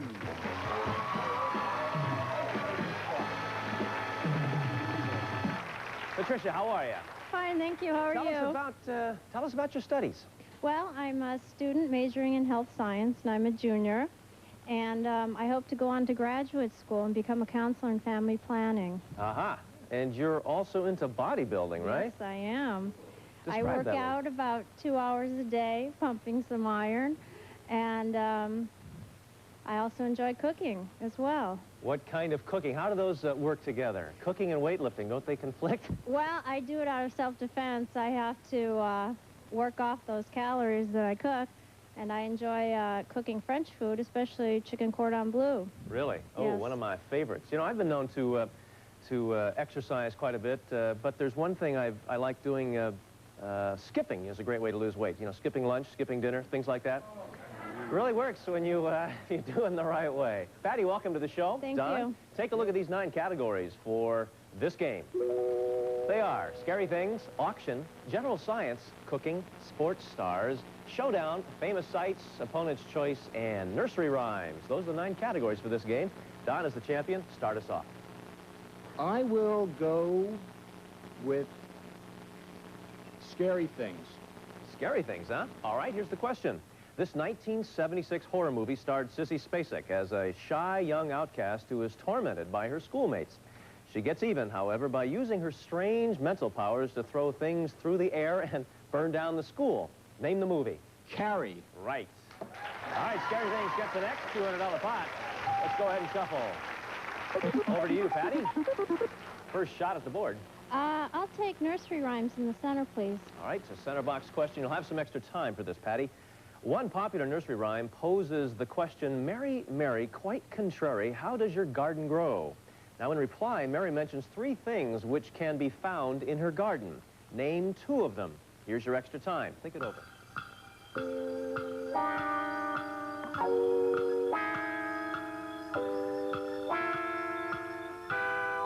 All right, Patty, center box worth $300. One popular nursery rhyme poses the question, Mary, Mary, quite contrary, how does your garden grow?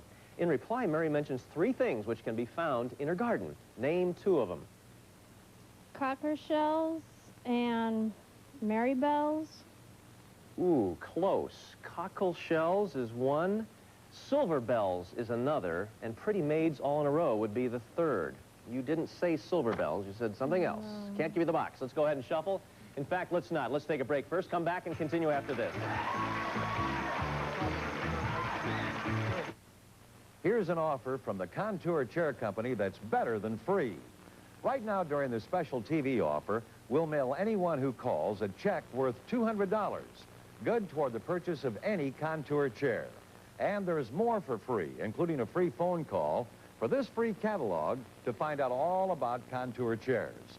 Contour chairs have the same basic orthopedic design as astronauts' chairs, have optional heat and massage units built right in to help ease away everyday aches and pains. And they're available in a wide selection of furniture styles, sizes, and fabric coverings. So don't wait.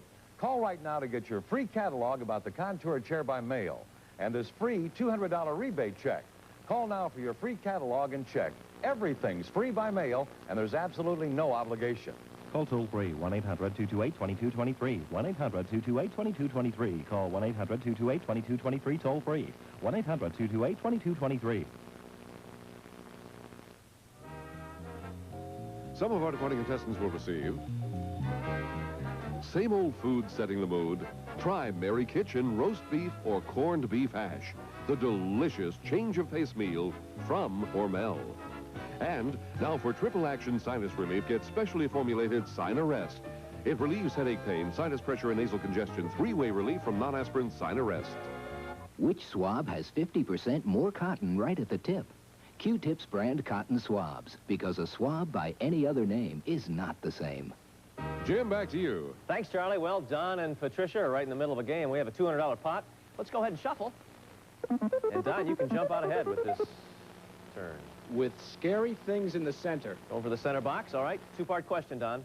In the classic short story, A Christmas Carol, an old cheapskate has a change of heart after terrifying visits by 4 ghosts on Christmas Eve. Number 1, name the old cheapskate, and also name the English author of A Christmas Carol. Here's your extra time, Don.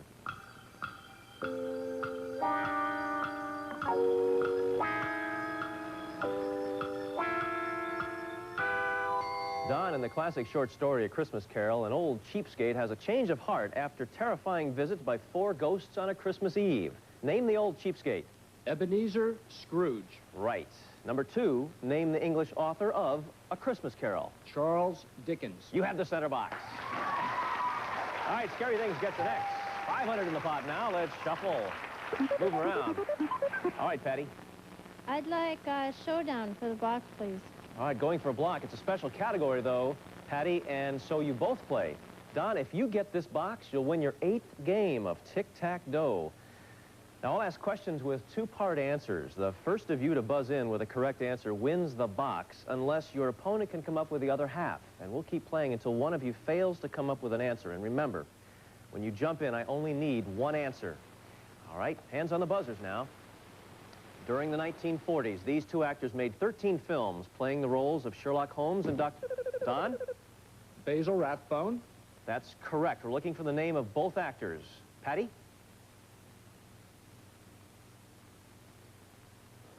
Don, you win.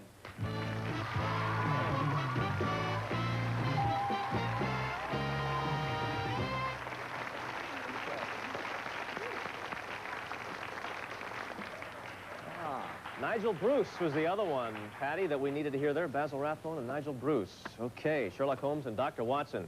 Diagonal tic-tac-toe, Don. $700 for that game. Added to your previous winnings, you're up to now in cash and prizes, $37,250. Terrific. Nice going, Don. Thank you. All right, well, we're going to find out how well you do against the Dragon in one moment. Patricia Conlon, and what kind of fast, but we enjoyed having you on the show today. Oh, thank you. It was my pleasure. Thanks for playing tic-tac-toe. We have some nice parting gifts for you. Best of luck, Patty. Thank you. Oh, Don, you ready to play the bonus game? I sure am. Come on over, let's do it. Hey, they're screaming for you now. Thank you. I think they like you, Don. I like them. Well, good. They've been doing well so far. Except for one person. That's right. Well, you take care of that person later. Meanwhile, the Dragon's jumping around, trying to find a place to hide. Before we play the game, though, you have to know what kind of prizes are at stake, right? Right, let's find out. All right, Charlie, tell them. Well, Don, these gifts for your living room will provide a warm welcome home.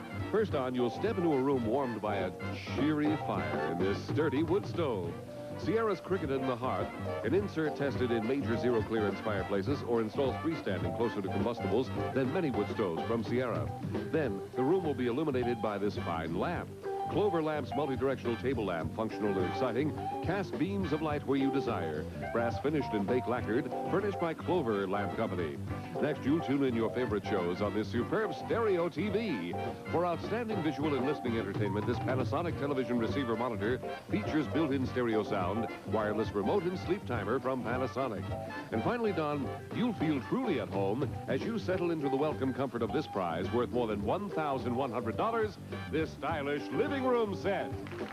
The Lazy Boy Signature 2 Sleep Sofa and Love Seat. They have a wide variety of fabrics that are suitable for any decor. Enjoy elegance by day and comfort by night, thanks to Lazy Boy. This welcome home package is worth in cash and prizes over $3,900. A welcome home package. I'll need a new home to be welcomed into. You've won quite a few things so far. You're going to have to make room. All right, Dragon's going to find a place to hide here in a second. Remember, get the tick and the tack. You'll get the dough automatically. All right, time for you to select. Where do you want to go first? Help from the audience, huh? Not this time. Oh, you're going to do it all on your own, I'm going huh? to do it my time. All right, go for it, Don. Let me start with number 5. All right, number 5. Let's watch. Behind number 5. 400. All right, 600 to go. No, not this time. Number 8. All right, number 8. Right below number 5. 300. Nice. All you need is 300 now. Let me go right on top of it and go with number 2. All right, going to make a nice little pattern here right above it. Tick. All you need now is a tack or $300. Let me have 1. All right, let's find out. Number 1. Top left-hand corner, number 1.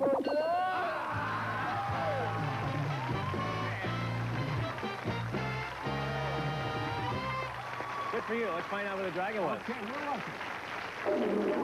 Number 3. Well, you just missed him. You kind of surrounded him there so far now. Woo! You picked up a lot. You ready for the total? $41,150. Wow. We're going to find out who your next contestant, next opponent's going to be right after this. Don't go away. Hey.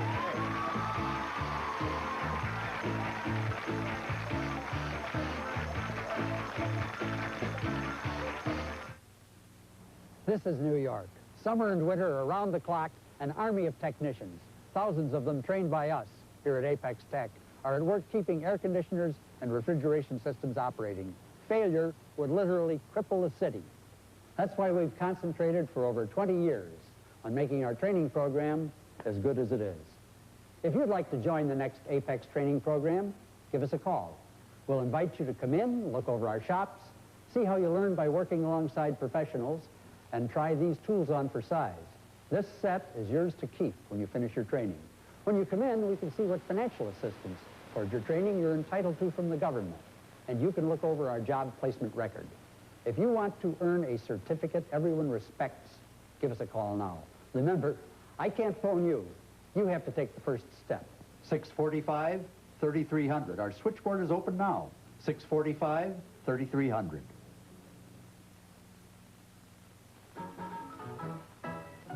The rush is on. There's no time to lose. Hurry to your nearest Kaufman carpet store and save 30 to 50% during our clearance of Better Broadloom Friday and Saturday. You'll find today's most wanted carpets in a vast selection of colors and patterns on sale at 30 to 50% off their regular prices. If there ever was a clearance worth rushing to, this is it. Friday and Saturday at Kaufman, the carpet experts. You are invited to a special double feature, HBO and WHT. Now, you can have 2 commercial-free channels to choose from without cable, offering over 120 blockbuster movies every month. Plus boxing, local sports, family entertainment, and late-night adult films. Call 1-800-222-6700 for HBO and WHD. Cooper Wireless Cable, 1-800-222-6700 for the best of cable TV without cable. Welcome back to Tic-Tac-Dough. Our current champ is really doing very well. Don, you've defeated 8 opponents. Can you believe it? Did you ever think you'd get this far? I didn't think I'd make it past the tryouts. Well, you've certainly done more than that. Beaten 8 opponents. It's time to meet number 9. You ready? I'm ready. All right, Charlie, go ahead and bring him out. Jim, he's a salesman whose interests include tennis and outrigger canoe racing. Meet John Aldrin.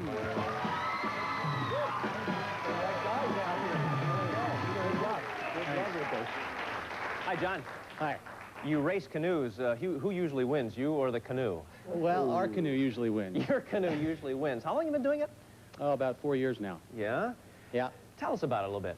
Outrigger canoeing was a Polynesian sport that we brought over here about 40 years ago. The boats are about 45 feet long. They weigh about 400 pounds, and there's 6 men in each canoe. And how long do you go when you race one of these things? How far is the race? Sometimes we go anywhere from 12-mile Ironman races up to 42 miles is the Molokai race in Hawaii. Yeah. And we're going for Tahiti next year, which is a 56-mile long-distance race. So you've literally done all over the world? Yeah, we travel quite a bit. Well, let's see if you can go the distance here on Tic-Tac-Dough. Welcome. Let's get into it. Here are the 9 categories for this game. Thank you. They are, names the same, top this, opera, rock music, religions, 3 to win, TV stars, take 2, and where are you? Don, go ahead and start us off as the champion. I will start with religions in the center. All right. 2-part question, Don. In the Old Testament, Lot was warned that the Lord intended to destroy these 2 evil cities with fire and brimstone. He was allowed to flee with his family, but when his wife defied the Lord and looked back, she was turned into a pillar of salt. Name these 2 evil cities. Here's your extra time to think it over. Miles across the north, record lows deep into Oklahoma. More the same tonight in cities like Minneapolis, Denver, and Kansas City. In Indianapolis, on sheer ice, one school bus slammed another from behind this morning, injuring 17 children.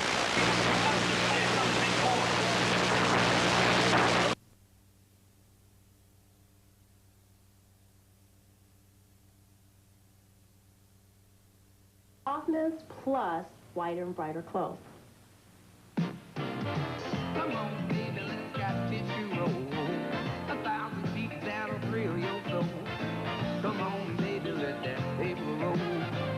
Roll on and on. When the other reading brand quits, Scott Tissue rolls out to 1,000 sheets, so it lasts longer to save you money. Roll on. Scott Tissue, Scott Towels, Scotty, Scott Economy Pack Napkins. The Scott Value products go a long way and save you money. Roll on and on. If you would like information on how to join us in the studio audience or how to be a contestant here on Tic-Tac-Dough, then drop us a postcard. Make sure it's a postcard. Drop it to Tic-Tac-Dough, Post Office Box 950, Los Angeles, California 90048. That's Tic-Tac-Dough, Post Office Box 950, Los Angeles, California 90048. Or call us at 213-277-6000. That's 213-277-6000. Now, we're just about out of time, but I have to ask you, John, you're involved in racing canoes. Where do you practice such a thing? Down in Newport Beach, Jim, between Santa Catalina Island and Newport, and sometimes we work out in the bay. Is that the way you prepare, just specifically like getting in the canoe and doing it, or do you have exercising that you also do on the side? We do a lot of weightlifting. There's a lot of strength and endurance and a lot of teamwork involved. We have outside programming. We do a lot of biking and weightlifting. You have to pull it all together and make it happen, huh? Yeah, it's pretty tough. Sounds like a fun sport. Good to meet you. Nice to meet you. We'll pick up the game where we left off next time. Very good. Don, you've done so well so far. As we've said before, you defeated 8 opponents. You've done great. $41,150. Unbelievable. That includes a brand new car. Completely unbelievable. We'll see how well you both do in our next show. I'm Jim Caldwell. Hope to see you in our next Tic-Tac-Dough. Some of our departing contestants will receive... Introducing a different barbecue recipe from all-new Shake and Bake Coating Mix. It's a whole new recipe for success. Barbecue style. Introducing Bluebonnet Spread in a big new 2-pound size. Everything's better with Bluebonnet on the Ready? I win lots of races, Rosie. Okay, go. In the race to grab spills, Bounty's quicker than any other town. Bounty won. In record time, it's a quicker picker-upper.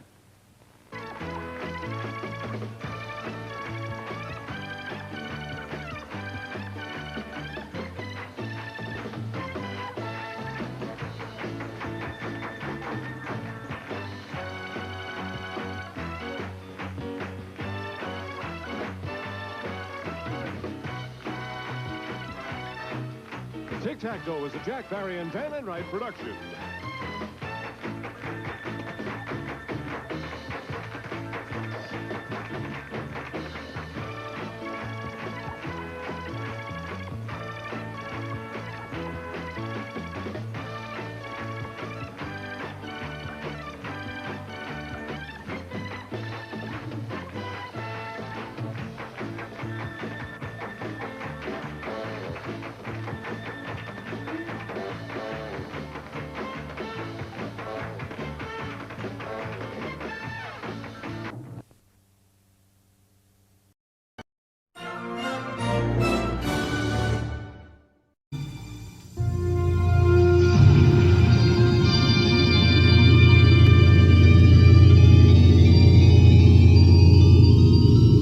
Zone 5, itch relief and help in healing.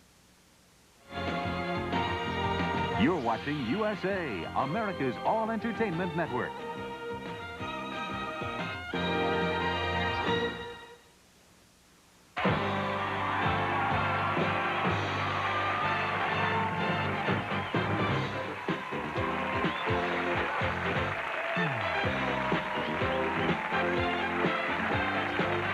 It's time for the all-new Let's Make a Deal, starring TV's big dealer, Monty Hall.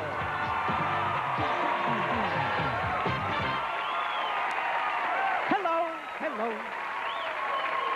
Folks,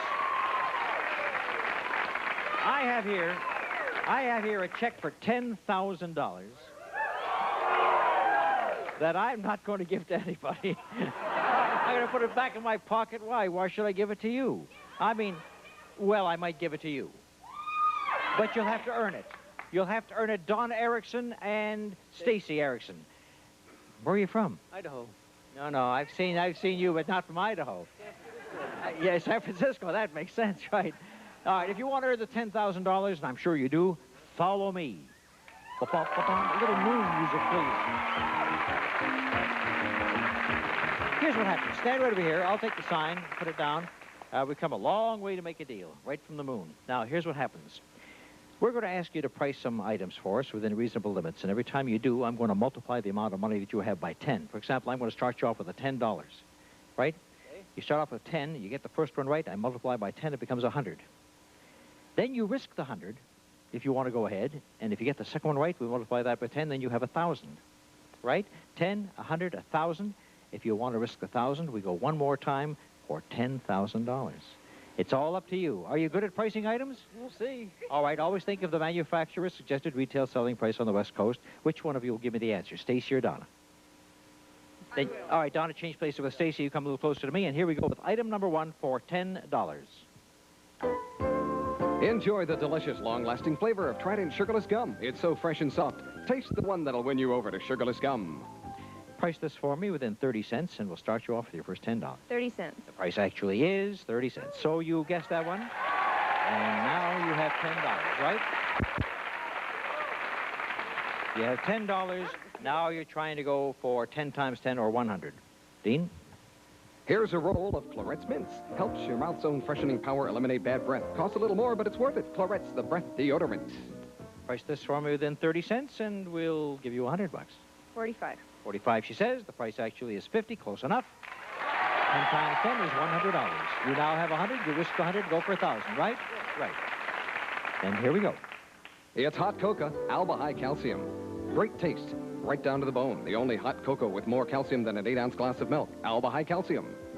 Price this for me within 65 cents, high or low. And you go 10 times 100 or $1,000. 179. 179, is that close enough? It is very close. And you now have $1,000. Before you make up your mind whether you want to risk the $1,000, let's have a description of this final item, which could be worth $10,000 to you. This is a 14-ounce box of jumbo hand-breaded shrimp from Singleton Seafood. Delicious seafood frozen fresh from the sea turns mealtime into a special occasion. Singleton brings the great taste of seafood home. Now, I'm going to challenge you to guess this within $1. And if you can do so, you're risking your $1,000 if you go all the way, but you could end up with $10,000 if you're right. If you like that deal, go all the way. If you don't like that deal, I even have a curtain that's for sale, and it sells for $1,000. So you have your choice. Keep the $1,000, go for the curtain, or go all the way by guessing this price within $1.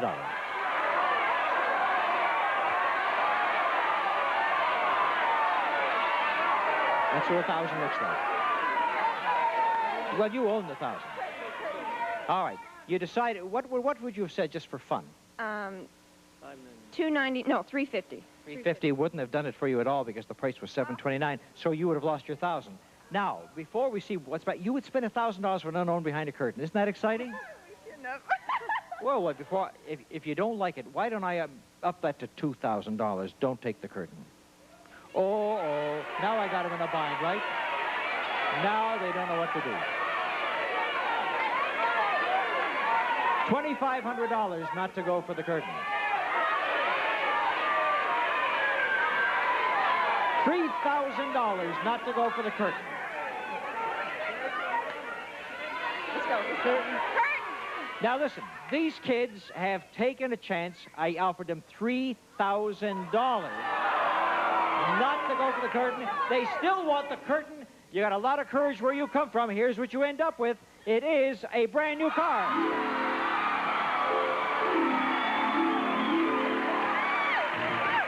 It's the Chevrolet Sprint hatchback. Standard equipment includes a fun-to-drive 5-speed transmission, AM/FM radio, and energetic 3-cylinder engine. Furnished by Sopp Chevrolet. With tax and license, it sells for $6,164.94. You had a lot of courage. You deserve it. Our congratulations to the Jacksons. Thank you, Donna. Thank you, Stacey. A very popular win for some great folks. You see, the difference is up where they come from, $3,000 gets you a cup of coffee up in the moon, you see. So they didn't realize it, but they realized it when they got the car, didn't they? We'll be back with more excitement on Let's Make a Deal right after this.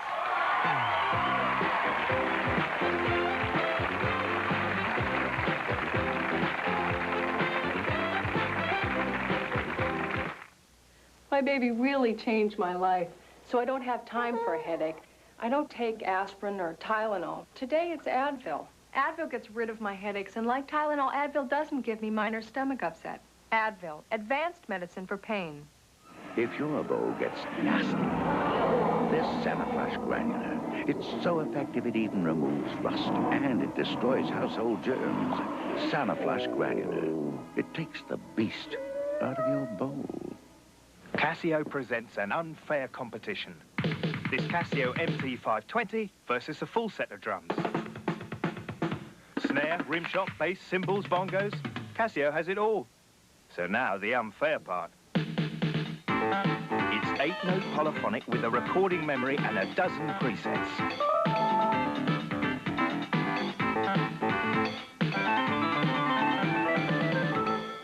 Casio keyboards, they're the ones to beat. It's been a long day, big boy. Feel like you still got something left? Sure you do. 'Cause you got one smart mama, and she got you off the ground this morning with a real winner. Howdy ho, wheat, time to go. 'Cause you don't wear no sugar coat. You just can't beat that pure whole wheat. Now go tell your mama what the big boys eat. People do this. People do that. People sleep on their side, front and back. Of all the things that people do, there's one thing that's so true. More people sleep on Sealy Posturepedic. Yes, they do. More people sleep on Sealy Posturepedic. So should you.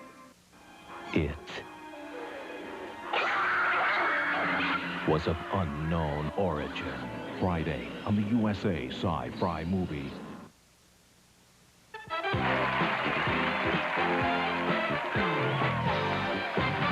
I'm going to trade away this little can of nuts, but before I do, I'm going to ask Dean to describe them for us. Dean?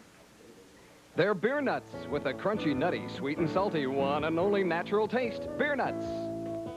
Nuts to you. Oh, I'm sorry I said that, sir. I didn't realize when I was sitting down I said nuts to you, and then he comes up here and he's 6'5". Bill Bajima. Bajima. Bajima. Okay, that's good now. Okay. I like the new look on Superman. That's right. Superman's a little different. You can have these nuts, and I may have added something extra to this can, as sometimes we do, or you could have the unknown in the box on Dean's tray. It's your choice, Bill. Bajima. I'll take the nuts. He takes the nuts. He gives up this box over here. And wait a minute. I'll tell you what I'm going to do. Should I? I'm just trying to. Should I show him what's in the nuts? Huh? All right. You chose the nuts. I'm going to show you what's in the nuts. Okay. You chose the nuts, and inside here, my dear fellow, you chose not only the nuts, but you got some cash, and in the cash there was a $500 bill and 3 other hundreds for $800 altogether. $800 on the nuts. There's a man who made a very wise move.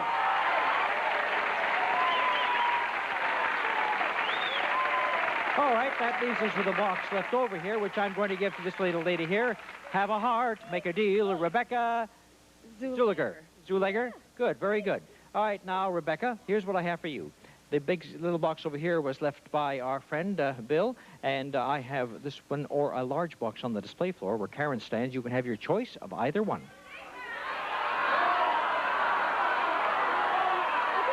She takes the little box. Inside the little box, guess what we had for you? We have a trip to Mexico. A jet trip for two to Mexico. Dean. You'll travel on Aeromexico, flying to more than 30 popular resort destinations throughout Mexico from major U.S. cities. Fly Aeromexico to get your vacation off to a good start. And you'll be flying to Acapulco, Mexico. You'll be staying at the Acapulco Plaza, located on beautiful blue Acapulco Bay. Luxury rooms with terrace and superb dining. Enjoy water sports or relax at the elegant Club Oasis from Acapulco Plaza. And we got some money, too. Open up this envelope, Dean, and show this young lady that we give her $400 to take along on the trip. Is there 400 there? Yep. $400 for this young lady. Have a wonderful trip to Mexico. Huh? Oh, ladies. Thank you, Rebecca. Thank you very much. Now, this is Mia Tabares.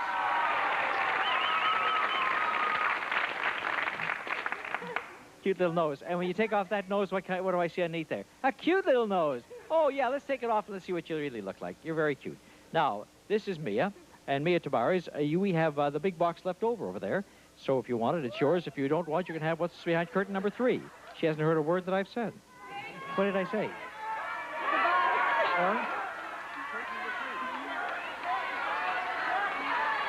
The box. She wants the box. What was behind the curtain that she turned down? Of all the things you could have had, a whole fleet of little coaster wagons, your own wagon train. Radio Flyer Classic Coaster Wagons featuring heavy gauge steel construction. Easy to turn steering assembly from Radio Steel. And it's a good thing you didn't go for the wagon train, cute as they may be, because you went for the box, and in the box something a lot better. Karen, let's see what's behind the box for this young lady. She has traded herself into 2 lovely appliances. A home laundry set. Admiral washer and dryer work savers with 20-pound capacity to save laundry loads, plus superior water removal and wrinkle-free drying. From Admiral, the pair retails for $999. And we've added Whisk, America's favorite laundry detergent for over 25 years. Whisk gets ring around the collar and your whole wash clean. This deal sells for $1,024. So you did a good deal, Mia. As a matter of fact, all 3 of you did very well. Thank you, Rebecca, and thank you, Bill. We'll come back for an old-fashioned auction shale. What's an auction shale? A lot of gravel, I would suppose, but we'll be right back for it in just a moment.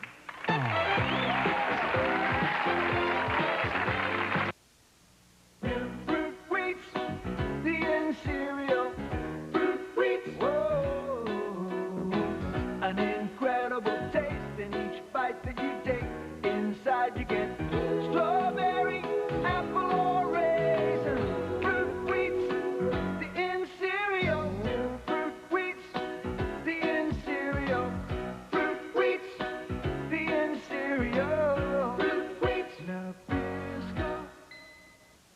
wife says, honey, I've got to go shopping. You'll have to feed the boys. Good thing we had some Chef Boyardee. It's 95% fat-free and no preservatives. So I say, Jack, you have got this together. Thank goodness for Chef Boyardee. Come on, everybody. Come on, get in. Come on, Jason. Where am I supposed to sit? Aren't you glad you used dial? Hard to get into. Don't you wish everybody did? 27 hours of this music's just 7 hours? The original Borner V-Slicer from West Germany is much more than a conventional food processor. Slide one of the inserts into position, place a vegetable, fruit, meat, or cheese onto the stainless steel pins of the safety holder, and guide it back and forth across the cutting blade. As you near the end, gently press down on the button with one finger. No waste. The V-Slicer cuts thick, identical slices of tomatoes and apples. Flip the insert and get paper-thin cucumbers, pepperoni, and pepper rings. Slide in this insert, and you have a machine that dices onions and makes crispy carrot strips. Change the insert again, and you'll be cutting julienne French fries. The V-Slicer easily rinses clean and is only $19.95. You get the V-Slicer, 3 inserts, the safety holder, and the multi-box for drying or storage. Order today and we'll include free the Borner hash brown cutter with 3 Swiss recipes. Call now and get your V-Slicer today. Use Visa or MasterCard and save COD charges. That's $19.95. Call 1-800-572-6100. That's 1-800-572-6100. Promotional consideration by Hawaiian Tropic for the natural tan of the islands. A rich blend of tanning and conditioning oil. Aloha. Don't scratch your itch to infection. Get Caldicort Hydrocortisone Cream. Convenient spray or new Caldicort in a light moisturizing cream with aloe. The best defense against diaper rash is a good offense. That's Decidin, pediatrician's first choice for diaper rash prevention and treatment. Okay, here we go. Are you ready for that auction sale? All right. So that young lady over there with another funny nose. Now I took off that nose. Let me see what you look up with. That's your nose. Put it back up there. I'm just kidding, Virginia. Come over here and exchange. Debbie Sparks, the two of you are going to go into a little auction sale right now. Drop the sign. Here's $300 for you in $20 bills. That's all right. Take the money, but leave the fingers. Here's. That's from your mom, right? From me. Yeah, it's from you. Got any sisters? Okay. Debbie, there's $300 for you. Now, here's what we're going to do. We're going to have an auction sale. Remember, it goes up by $20 increments. We got a couple of things to auction. You may want to spend all your money at once, or maybe you want to save your money. Auction number 1. Curtain number 1 starts off, and who'll give me 20 for the curtain? Who'll give me 40? Give me 40, right? You say 40. You say $60 over here. We say $80 over here. No, you say you want to give it to her for 60? No, you said 60. You don't have to say 80. You're bidding against yourself. All right, give me the $60. You bought the curtain. Look what you let slip through your hands for just $60 behind curtain number 1. Oh, look at that. The Lazy Boy Signature 2 Sleep Sofa and Love Seat. They have a wide variety of fabrics that are suitable for any decor. Enjoy elegance by day and comfort by night thanks to Lazy Boy. The set retails for $1,208. And for your listening pleasure, Sharp's component rack stereo system with 5-band graphic equalizer, semi-automatic turntable, and double cassette decks and matching speakers. From Sharp, it sells for $420. This deal is worth $1,628. And you better have it for just $60, right? All right, you got a lot of money. Yeah, but you could have gotten there any time, you know.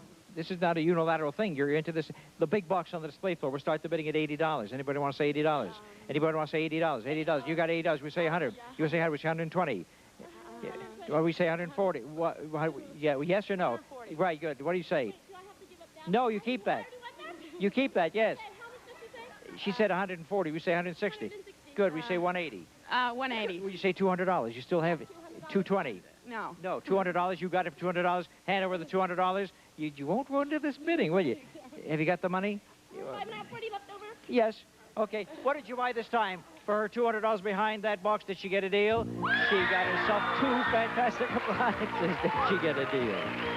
This is a Kelvinator 30-inch electric range with a continuous cleaning oven, timing center, and look-in window. 2 8-inch and 6-inch surface units, plus lift-up porcelain enameled cooktop. The range sells for $499.95. And here's Kelvinator's no-frost 16-cubic-foot refrigerator freezer. Only 28 inches wide, has 4 adjustable cantilevered shelves, see-through meat keeper, and twin crispers. From Kelvinator Appliance Company, it sells for $709.95. This deal is worth $1,209.90. You know, you've let her get away with over $2,800, almost $2,900 worth of stuff and stuff. Well, that's all. No more auctions. I'll tell you what, I have something behind curtain number 2. It's going to take everything you've got, the whole $300 if you want to buy it. And you'd have to give back everything that you've got. No, you're out. Virginia says, I'm out. It'll cost you $300 if you want curtain number 2. Nobody, you just want the money, right? You came for money, you got the money. What was behind curtain number 2 that you could have had? Back there, you would have had the biggest T-shirt in the world saying, I was zonked by Monty Hall, and it's a good thing you didn't go for it. Thank you, Virginia. Thank you, Debbie. Debbie for doing nothing. Oh, what a T-shirt. What a T-shirt. I'm going to give that T-shirt to the entire Los Angeles Rams to fit into.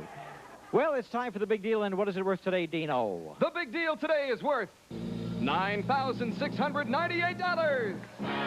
We'll go to our traders and see if they want to go one more time for that big deal. Now, for example, the Ericksons have a car worth $6,164. Would you trade the car in? No way. Well, you never know. You know, you turn down $3,000 to go for the car. All right, Virginia McGinnis has furniture, stereo, appliances, 40 in cash, $2,877 altogether. No way. Kiss your mommy for me. Rebecca Zulegger, Mexico trip and 400 in cash, $1,736. She's going to go. Mia, you have the washer and the dryer? Yeah. And she's going to go. We've got our 2 traders, and we'll be right back with the big deal right after these words. Maybe, maybe not.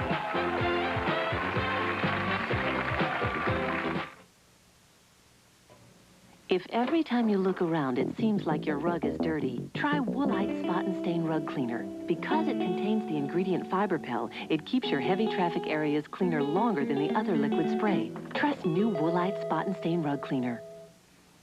Some non-stick cookware only looks like Silverstone, but it doesn't last like Silverstone. So look for the seal.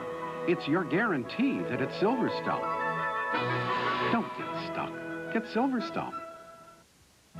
Introducing the book for children with 200 of the greatest Bible stories in modern language children can easily understand. It captures young imaginations with 100 dramatic full-color illustrations that put them in the middle of the action. Heroes and history, action and victory. The book for children teaches lessons that last a lifetime. With large, clear type and durable hardcover binding, it makes a perfect gift. Discover the book for children, now at fine bookstores everywhere. If your bowl gets nasty, then Sanaflush 4-month. Its powerful chlorine release system deodorizes and fights stain buildup, so you won't have to clean as often. Sanaflush, it takes the beast out of your bowl.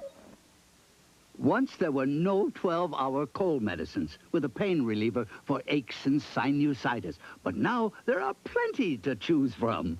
Drixoro Plus, new from Drixoro, the pharmacist's favorite. I see business changing every day, firsthand, and I see education changing too. Ed Jordan, founder, Jordan Incorporated, consultants to many of America's largest corporations. I like what I see at DeVry Institute. They're matching what business is doing. DeVry blends business with technology, designing programs that meet today's needs. So when you graduate, you'll have an education that fits. Call now, 1-800-247-7800. DeVry, we're serious about success. There's nothing too tough for the team. Barry Van Dyke stars in Airwolf today at 7, 6 Central on USA. The first name in terror.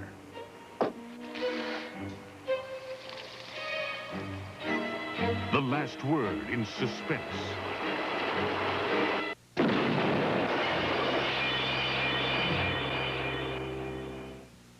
Hitchcock in a whole new light. The all-new Alfred Hitchcock presents. Saturdays at 10, 9 Central on USA.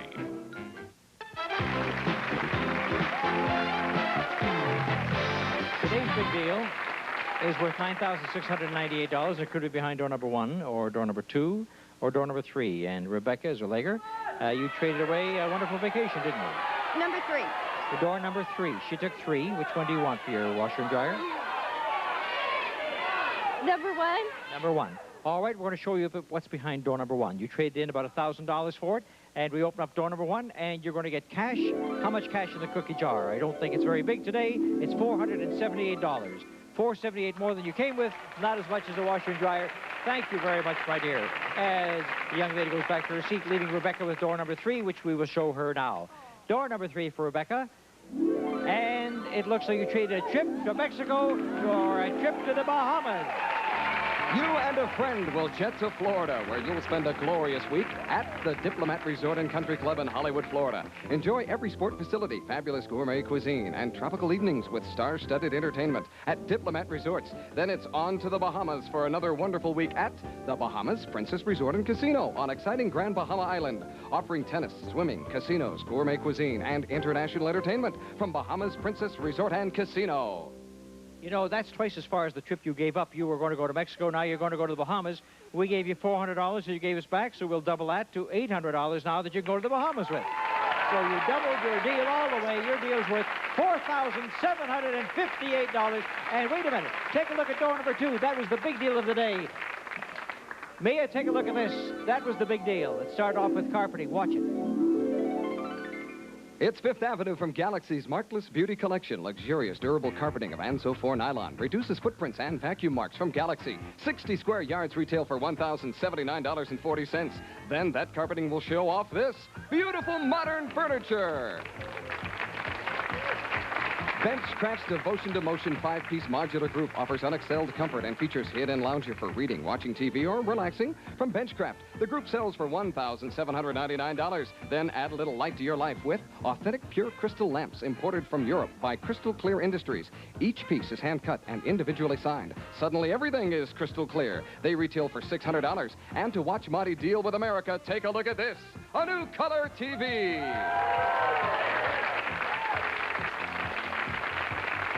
RCA's 25-inch color track TV features channel-lock digital remote control with on-screen time and channel display, plus stereo adaptable deluxe sound system from RCA. It sells for $970. And on top of that, we had a lot of cash to go with it, so here comes the amount of money that was in the big deal today from heaven. Slithering down a total of $5,250 in cash, making the big deal worth $9,698. But thank you, Mia and Rebecca, for playing that big deal with us today. Now, while we have a few moments, let's see if I can make some quick deals over here. We've got the, I guess you're related, the Mid-Towers, right? Where are you from, Louis? St. Louis. St. Louis. Stand up, Louis. And this is Louis from St. Louis. That makes it Louis from St. Louis. Tell you what you do. You sing the St. Louis Blues for me right now, and I'll give you $250. St. Louis Blues. I got the St. Louis Blues. That's not it. I don't know. That's not. Do you know the St. Louis Blues? Who knows the St. Louis? St. Louis women. St. Louis. How do I know it? St. Louis women. Go ahead.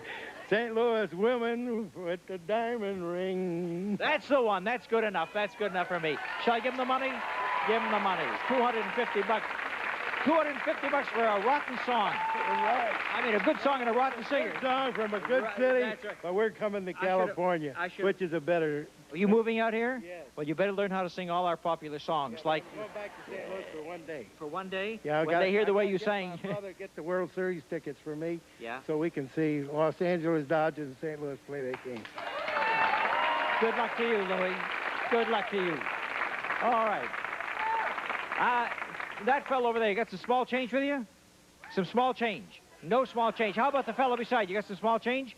No, you don't have any small change. How about you, sir? Dick Addington, look in your pocket. Show me exactly 84 cents, and I'll give you $200 for 84 cents of small change. What have you got, Dick? 55. 55 cents. You fell short, didn't you? A little short. Give me a toothbrush, I'll give you $200. Any kind of a brush, and you need a brush for that. Yeah, I know that. No, I want the brush. The brush is the brush. Right. No, I don't want the toothbrush now that I mentioned it. You see, that's the way. But you show me a lipstick brush. Show me a lipstick brush. I'll give you $150. You don't have a lipstick brush, Marlene? What do you have? I know what you have. I'll tell you what. You show me the 84 cents and change right now. 84 cents. It's a slice of Survey Savvy when couple goes against couple on Play the Percentages. Coming up next on USA. John Ortiz looking, and I'm counting down. Now, let me see. He's got all kinds of change. All you need is 4 pennies in that whole handful. You don't got them. Come to Let's Make a Deal. Not today. You'll win the big deal of the day. The all-new Let's Make a Deal. Make a deal today. Thank you. Here's a Stephen Hayter Spotty Hall production in association with pictures. They didn't make a deal with you.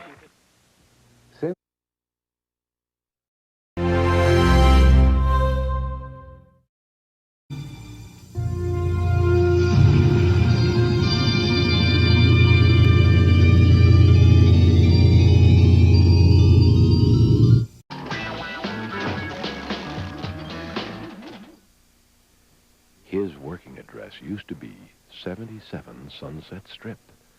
But today, his dating address will be right here when he picks either this lovely alumni miss who works for a medical center, or this pretty alumni lady who hails from Tokyo, Japan, or this delightful alumni who teaches high school. He'll be dating one of them.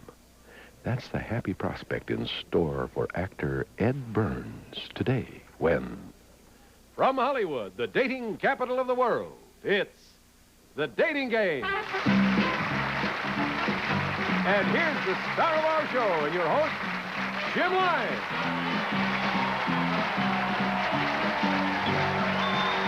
Thank you. Whoopee! Oh, it's going to be great today. Actor Ed Burns first came familiar to television audiences via his co-starring role in the popular 77 Sunset Strip. But since then, he's distinguished himself on the stage and in many European-made films and television programs. And today, Ed will be furthering his dating career when he has the happy distinction of being able to pick a date from a lovely trio of young alumni ladies. That process will be totally switched by the alumni group in game number 1, following this exacting message. All right, honey, let me have it. There's an easier way to see stars. Hollywood Squares, weekdays on Game Show Network. Norman! Yes, Mother? What is this? It's pizza, Mother. Half cheese and half pepperoni? Half for you and half for me. Just the way we like it. So, someone delivered this pizza. You know what happens when we have visitors. It's not delivery, Mother. Don't lie to me, boy! No, Mother. It's DiGiorno. Our new half-and-half pizza keeps everyone in the family happy. It's not delivery. It's DiGiorno. Such a good boy. Yes, Mother. Ever eat fast food in a rental? Put up with a boss who smokes? Or take Rupert on a road trip? Sure you have. At National, they've seen and smelled it all. But you never have to, no matter which car you choose. Because National cars are more than clean. They're Febreze clean, so they all smell as clean as they look. That's the service that sets National apart. Febreze clean. It's life, minus the smells. All of that TV that you watched as a kid is about to pay off. Are you ready? There is no shame in knowing this stuff. Blockbusters, weekdays at 10 a.m. Eastern, 7 Pacific, only on Game Show Network. Well, ready to do the correct thing this time in order to win a date with a lovely young alumni gal are 3 young alumni bachelors, each of whom thinks he's now perfected his date-getting technique. So let's meet them all right now, and here they are. Good luck, fellas. Welcome back. Alumni bachelor number 1 is a pre-law student who'd like a career with the FBI. A motorcycle racing enthusiast, he digs skiing and surfing, and he works part-time in an ice cream parlor. Meet Rick Sappington. Rick, welcome back. Good luck. Planning to become an architect, alumni bachelor number 2 is a college freshman who was his high school senior class president. He collects records. He has 150 albums, twice again as many 45s. I'd like you to meet Dave Stade. Dave, welcome. And alumni bachelor number 3 is studying science at San Diego State College, plans on being a psychologist. He's a champion handball player. He also plays tennis and basketball. His name is Richard Hurst. Richard? And those are the 3 experienced entrepreneurs of romance for game number 1. Stand by, gentlemen, of course, to prevent our lovely lady from hearing anything about the gentleman. She's been isolated off stage in our soundproof room. Time to meet her right now. She's a business student, wants to become a successful business lady. She's been a skipperette of the Fisherman's Fiesta in San Pedro, California. She loves to sew, loves to dance ballet. Join me in welcoming once again to the dating game, Jill Mosley. Hi, Jill. Are you ready? All right. Now, Jill, there are three gentlemen. I might add they are alumni bachelors. They've been here before. They know what they're doing, so you pay attention and decide which one you prefer. Bachelor number one, would you please say good afternoon to Jill? Good afternoon, Jill. Thank you. Number two. Good afternoon, Jill. And number three. Hello, Jill. All right, are you ready, Jill? I'm ready. Okay, have a seat. Make yourself comfortable. Right there. Gentlemen, stand by. We're about to begin. Good luck to all of you, and here we go. Okay, bachelor number one. If you were playing Cupid, what would you dip your arrow in before you aimed it at my heart? Oh, I think I'd dip it into a love potion with a little bit of poison mixed in it. Well, why poison? Why not? Bachelor number two, same question. I think I dip it into a little bit of love potion number 9, I think. Oh, that sounds good. Okay, bachelor number three. We're married, and accidentally I've just walked into your study and found you and our son having a man-to-man talk, and you've just said to him, try it, you'll like it. Okay, bachelor number three, I want to know what you guys are talking about. I was just telling him to try your great cooking once in a while because he kept spitting it out at the table. It's that bad, huh? No, I say it's good. He said it was bad. I was just telling him, try it. You'll like it. Oh, okay. What about you, bachelor number two? I think I was telling him about, my first date and how beautiful she was, and I think, well, from then on, I think you know what happened, you know. Well, what happened?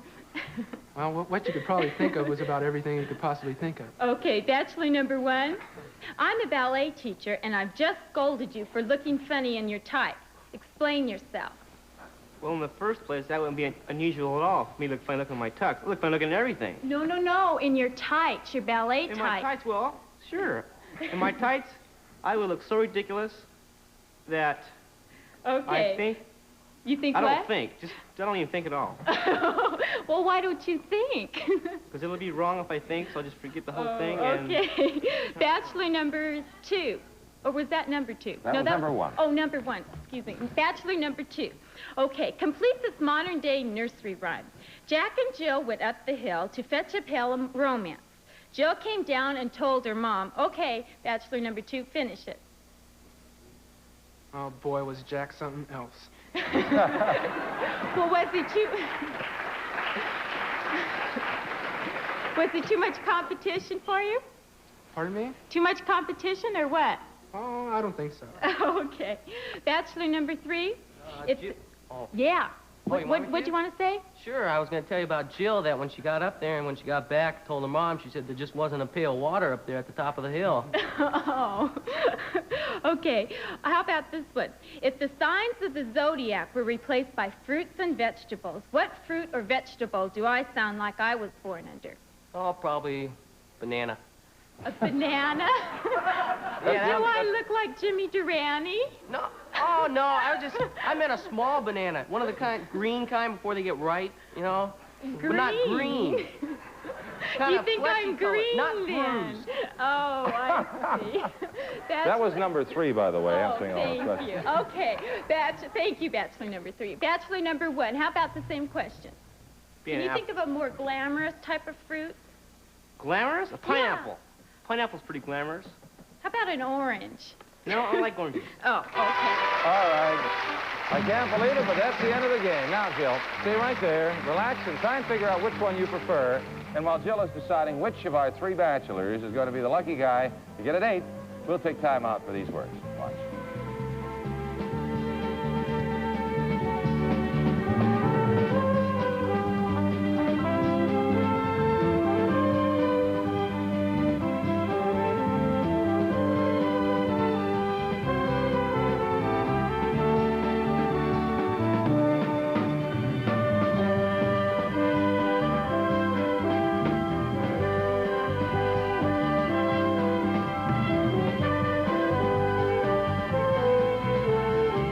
Take down this phone number because now's your chance to get 6 click lights, a $60 value, absolutely free. That's right, everyone who calls the 800 number on the screen right now would become part of our marketing focus group and will get all 6 click lights absolutely free. Introducing Click Lights, the smart lighting solution for every room in your home. With Click Lights, you're always just a click away. Now you can get the extra light you need where you need it when you need it, without any wiring, without any installation, and without all the cost. Click lights are so versatile, they go everywhere. Use them in the bedroom for late-night reading, and they're great for those midnight trips to the washroom. Click lights give off a soft ambient glow that shows you the way but won't even disturb a sleeping baby.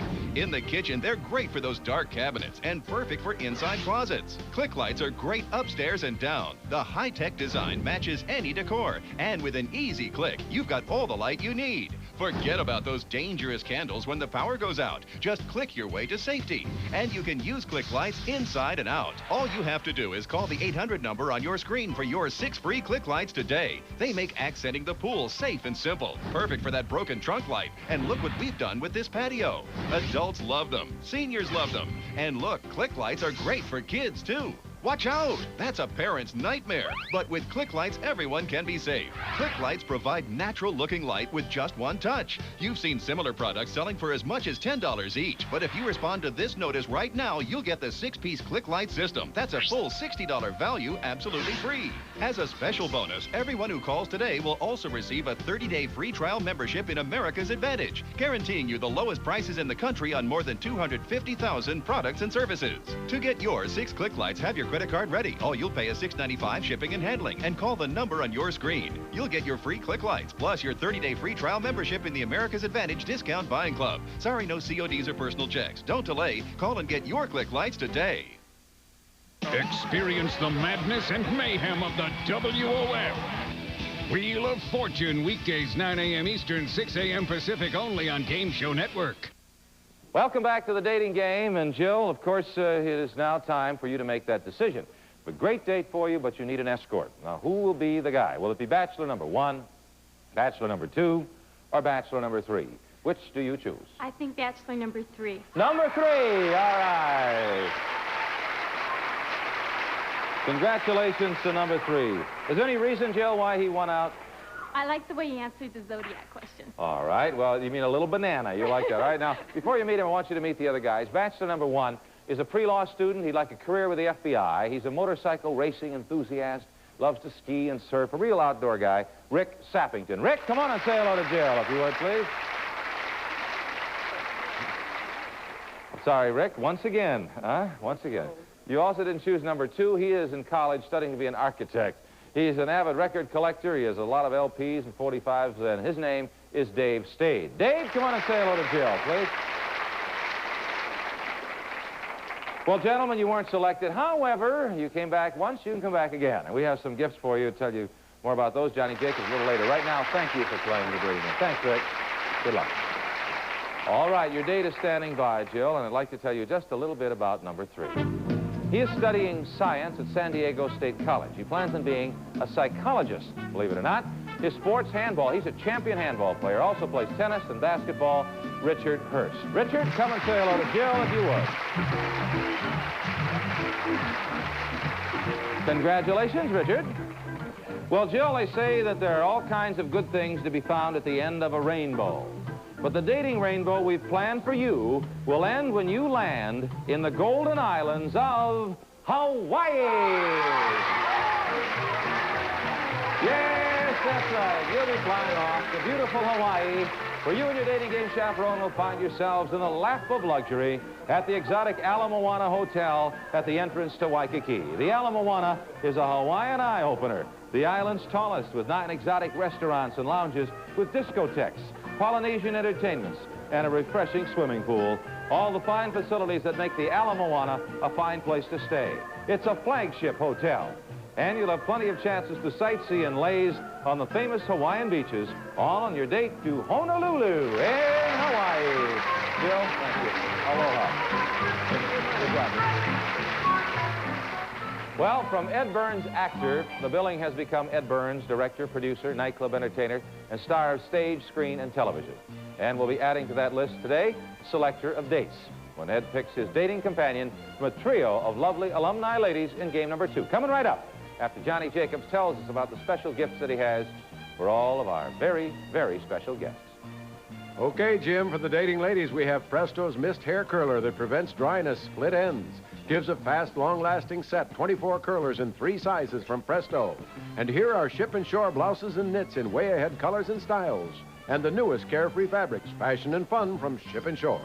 The dating bachelors will receive The Concert from Ross Electronics, an 8-track stereo cartridge tape player, walnut finish cabinets, sliding controls, and full-range twin speakers from Ross Electronics. Many of our dating couples in Los Angeles will tour the town in their chauffeur-driven 72 Caprice, the biggest, most luxurious Chevrolet ever, with the looks and comfort of a more expensive car, but at traditional Chevrolet prices.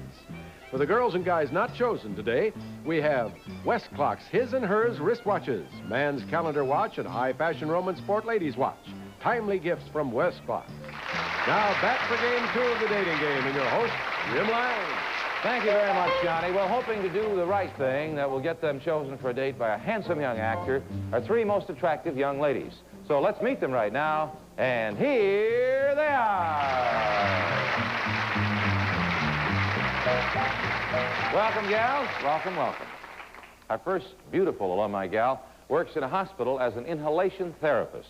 She enjoys traveling, digs antiques, and digs bicycle riding. Once again, let's meet Susan Hawker. Susan, welcome to the dating game again. Good luck. Today's second lovely alumni miss was born in Tokyo, Japan, and speaks fluent Japanese. She loves music and singing and won a Social Studies Award from the Kiwanis Club when she was in school. Please welcome Emi Nishiyama. Hi, Emi. And our third charming alumni lady now teaches high school and is a former airline stewardess. She has been in numerous beauty contests, and she enjoys painting and knitting. From Knoxville, Tennessee, meet again Nancy Fouché. Hello, Nancy. And those are the delightful and diverting damsels for today's game number 2. Now, in order to keep our very special guest from hearing anything about the ladies, he's been isolated off stage in our soundproof room. It's time to meet him right now. From his co-starring role in the long-running 77 Sunset Strip, he's become an international star of film, stage, and television.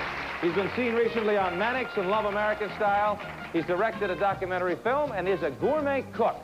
Please join me in welcoming to the dating game, Ed Burns. Hello, Ed. How are you? Come on back here just a little bit behind the line so they can swing the partition. There we go. Now, Ed, as you know, there are 3 ladies over there. You don't want me to have to cook for them tonight, right? No, you don't have to cook for them. All you have to do is choose one of them. They're going to do their best to impress you. I don't know what they're going to do. You have to listen carefully, then your choice. Use my imagination. That's right, and your choice is final. And we start with just a simple hello. Bachelorette number 1, would you say good afternoon to Ed, please? Good afternoon, Ed. Thank you. Number 2.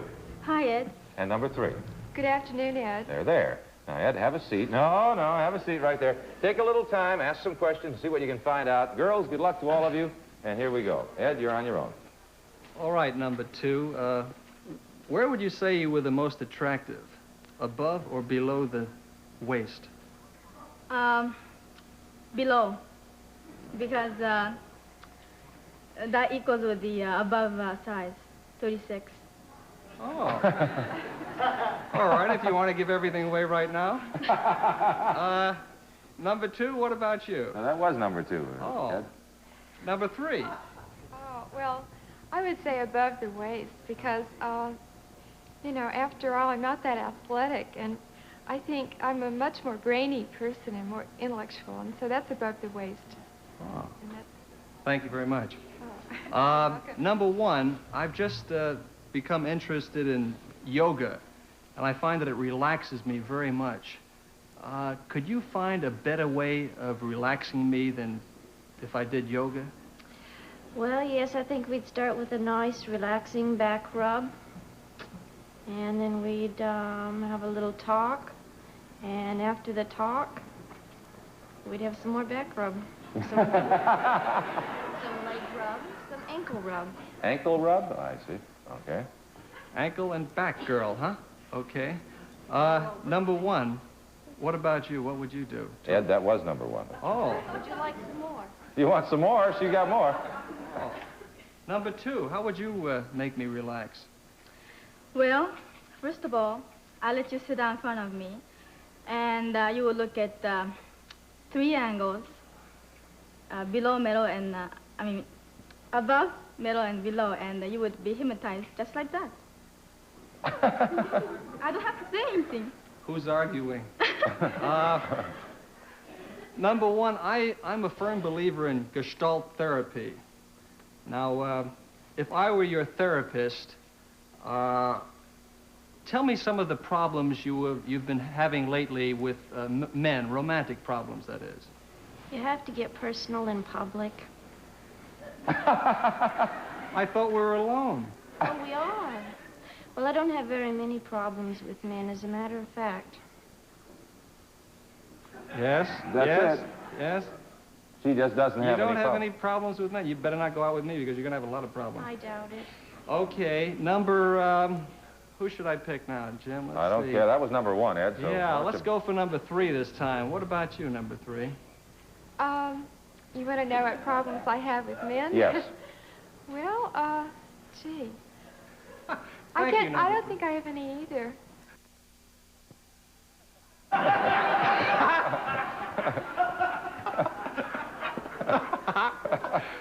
Well, that leaves us number 2, right?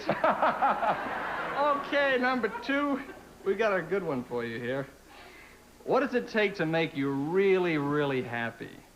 And what does it take to make you really, really happy? Well, I really need a good loving.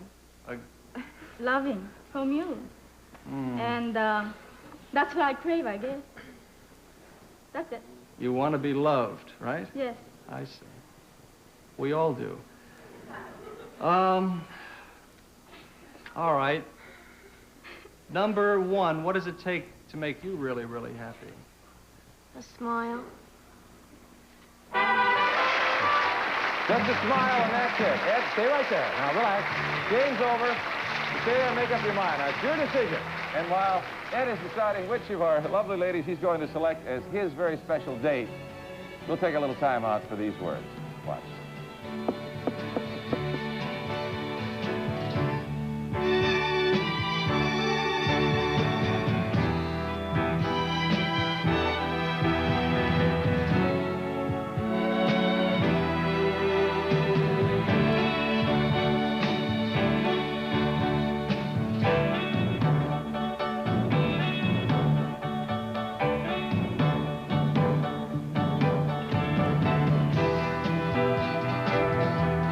How to be a real Hollywood player. Tip number 13. You can drive an expensive car, but not until you win the game. Hollywood Showdown. Be a player. Weeknights at 8 Eastern, 5 Pacific.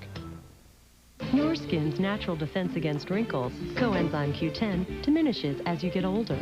Now there's a lotion that restores it. New Nivea Visage Q10 Wrinkle Control Lotion. It's guaranteed to reduce the look of wrinkles like never before. All right, everybody, gather around. Potter up. Yes! Yes! All together now. I didn't have my A game today. Up, down, kiss. You may not be able to play like Tiger Woods, but at least now you'll be able to drive like he does. The 240 horsepower Regal by Buick, official car of the PGA Tour. Get up to $2,849 average finance savings with 0.0% APR financing on a new 2000 Regal. I'm Kleenex Cottonelle, and you're obviously a stickler for clean, so you should know I have new, thicker ripples to leave you feeling fresh, dry, and confidently clean. New Kleenex Cottonelle. When you think of clean, think of me. Lunchtime confessions. I had a banana and a stale donut. I had a bag of potato chips. 2 words. Drive-through. Lean Cuisine has a better idea. Roasted chicken with lemon pepper fettuccine. Do something good for yourself with Stouffer's Lean Cuisine. Welcome back to the dating game. And Ed, you had a couple of minutes to think about those provocative answers. Now, the question is, which of the young ladies gets the date? Will it be bachelorette number 1, bachelorette number 2, or bachelorette number 3? Which will it be? Jim, that's a very difficult question. I know. You know, I've been standing here trying to pound my brains out, you know, with 3 incredible women like this. I'm going to go for number 4. No, there is no number 4, Ed. Oh. Gee whiz. Unless you want to add them together. Number 3. Number 3.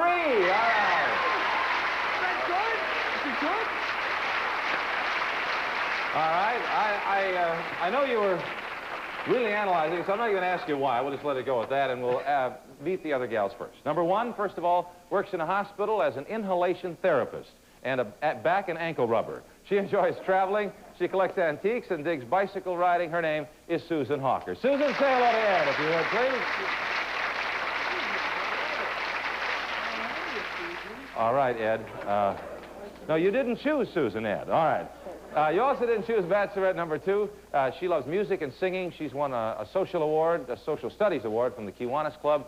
She speaks fluent Japanese. She was born in Tokyo, Japan. Emmy Nishiyama. Emmy, come and say hello, please, to Ed, please, if you would. Well, Susie and Emmy, I'm sorry you weren't selected. You did a great job, and I hope you can come back and visit us again. We thank you so much. We have some gifts for you gals, as you know. We'll tell you about later, and thank you. Thank you. Thank you, Susan. Emmy, thank you. Now, number 3 remains, Ed, and I'd like to tell you something about her. A former airline stewardess. She's been in numerous beauty contests, enjoys painting and knitting as a pastime. Originally from Knoxville, Tennessee, Nancy Fouché. Nancy, come and say hello to Ed, please, if you would. Well, Ed, the sea has always been the symbol of romance, and you and Nancy are going to get a taste of that brand of adventure when you sail from San Francisco to Los Angeles on an American President Lines luxury liner. That's right, you and your dating chaperone will sail right through the famous Golden Gate. You'll go out to sea, and when you depart in the morning from San Francisco on the luxurious President Wilson, to arrive in Los Angeles the next morning. Aboard ship, you'll enjoy the fine accommodations, superb meals, lounges, salons, theaters, and discotheques that have made both the American President Line steamships, the President Wilson, and the President Cleveland world famous. You'll fly to San Francisco via PSA, California's leading airline, with over 200 flights per day. It's a fine, romantic day for you on the high seas, and I have a feeling you didn't hear a word I said. Ed, thank you so much. You two get acquainted right over there. We'll talk to you again in just a minute. We'll be back with our dating couples right after this message and a couple of other dating couples poolside in Santa Barbara, Laguna Beach, and a spot in Florida.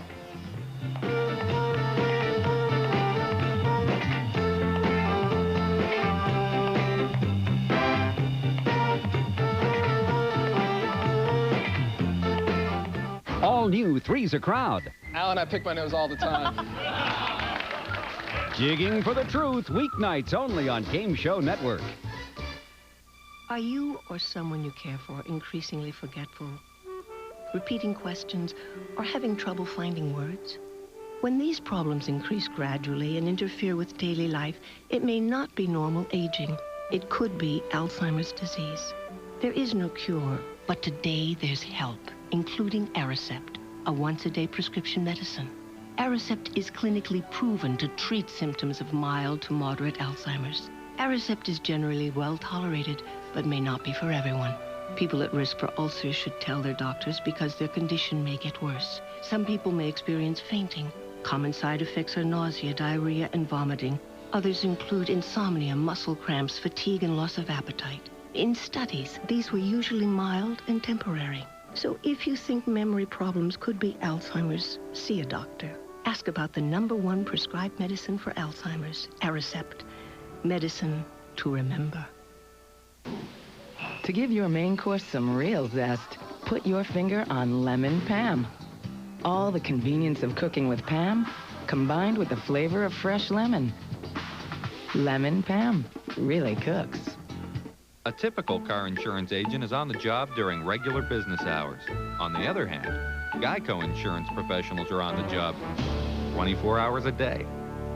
Geico, a 15-minute call could save you 15% or more on car insurance.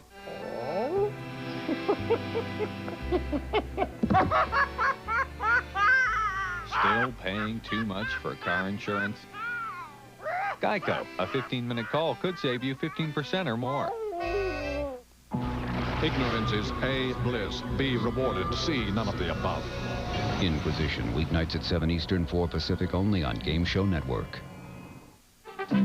Don't forget to join us tomorrow. We'll be right here. Thanks for viewing today. Hey, Richard, congratulations. You have not only a lovely date, but a trip to Hawaii. Either of you been there before? You been there?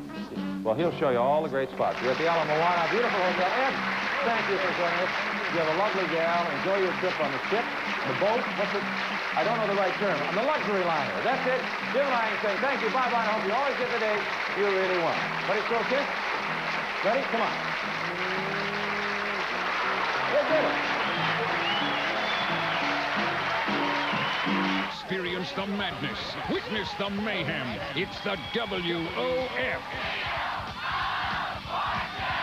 Watch Pat Powerhouse Sajak as he takes on all challengers. Just trying to keep control here. Taunts the competition. There's no way you were going to solve that puzzle. And makes good on his threats. Catch all the action and all of the alphabet. Wheel of Fortune, weekdays, 9 a.m. Eastern, 6 a.m. Pacific, only on Game Show Network.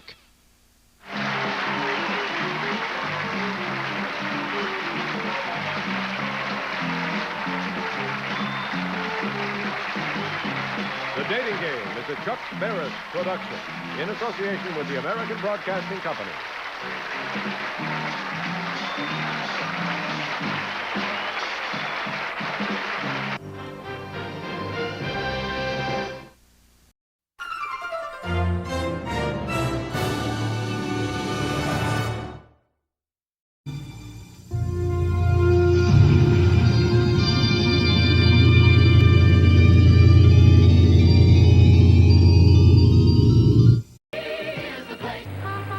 Presently a mechanic, or whether you plan to become one, you should consider the Diesel Mechanics Technology Program at Owens Technical College. With increased use of diesel-powered equipment in automobiles, more people are needed to service and repair diesel engines and diesel-powered equipment. Training at Owens is provided by skilled mechanics, and you'll be working with the latest in diesel equipment. Avoid the rush. Call admissions at 666-3282 for more information on how you can register now for fall semester classes, which begin September 14th. Owens Technical College, the education you need to get the job you really want. 24 Toledo, WDHO-TV. We're going hopping today, with a taste of hopping, up to the Delvey Way. We're gonna drop it on all the music they play on the bandstand. Yay! It is indeed a Saturday. We welcome you to American Bandstand, and today's your last day to have a look at the couples in the American Bandstand Dance Contest. You'll see each of them for about 2 minutes apiece. Our special guest from Philadelphia, Pennsylvania, Frankie Smith, Double Dutch Bus. It all happens on American Bandstand.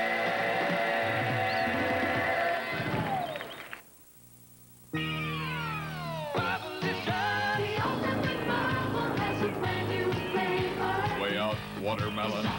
The ultimate bubble has the ultimate flavors.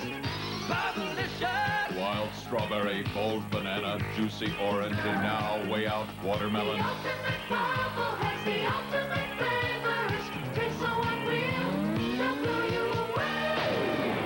Bubblicious.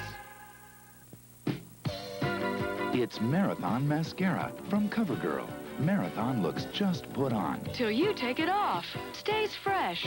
Marathon looks just put on until you take it off. Marathon is waterproof. Won't smudge, smear, or flake. The special curved brush builds long, thick lashes. Marathon looks just put on until you take it off. Marathon Mascara from CoverGirl. This first song is a remake. It's a giant hit of a, 14, 15, 16-year-old song. This fella's had to grow up since the old days when the ad-libs did it. The boy from New York City, Manhattan Transfer.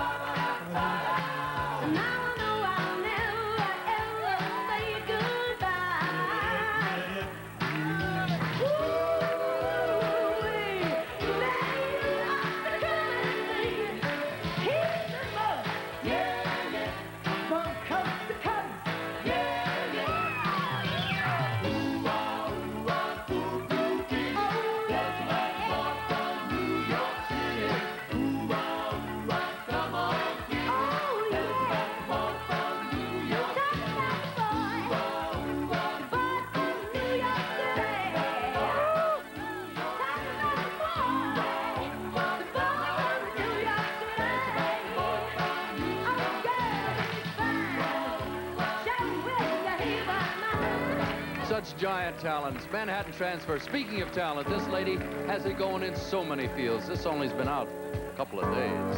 This is the latest from Miss Crystal Gale.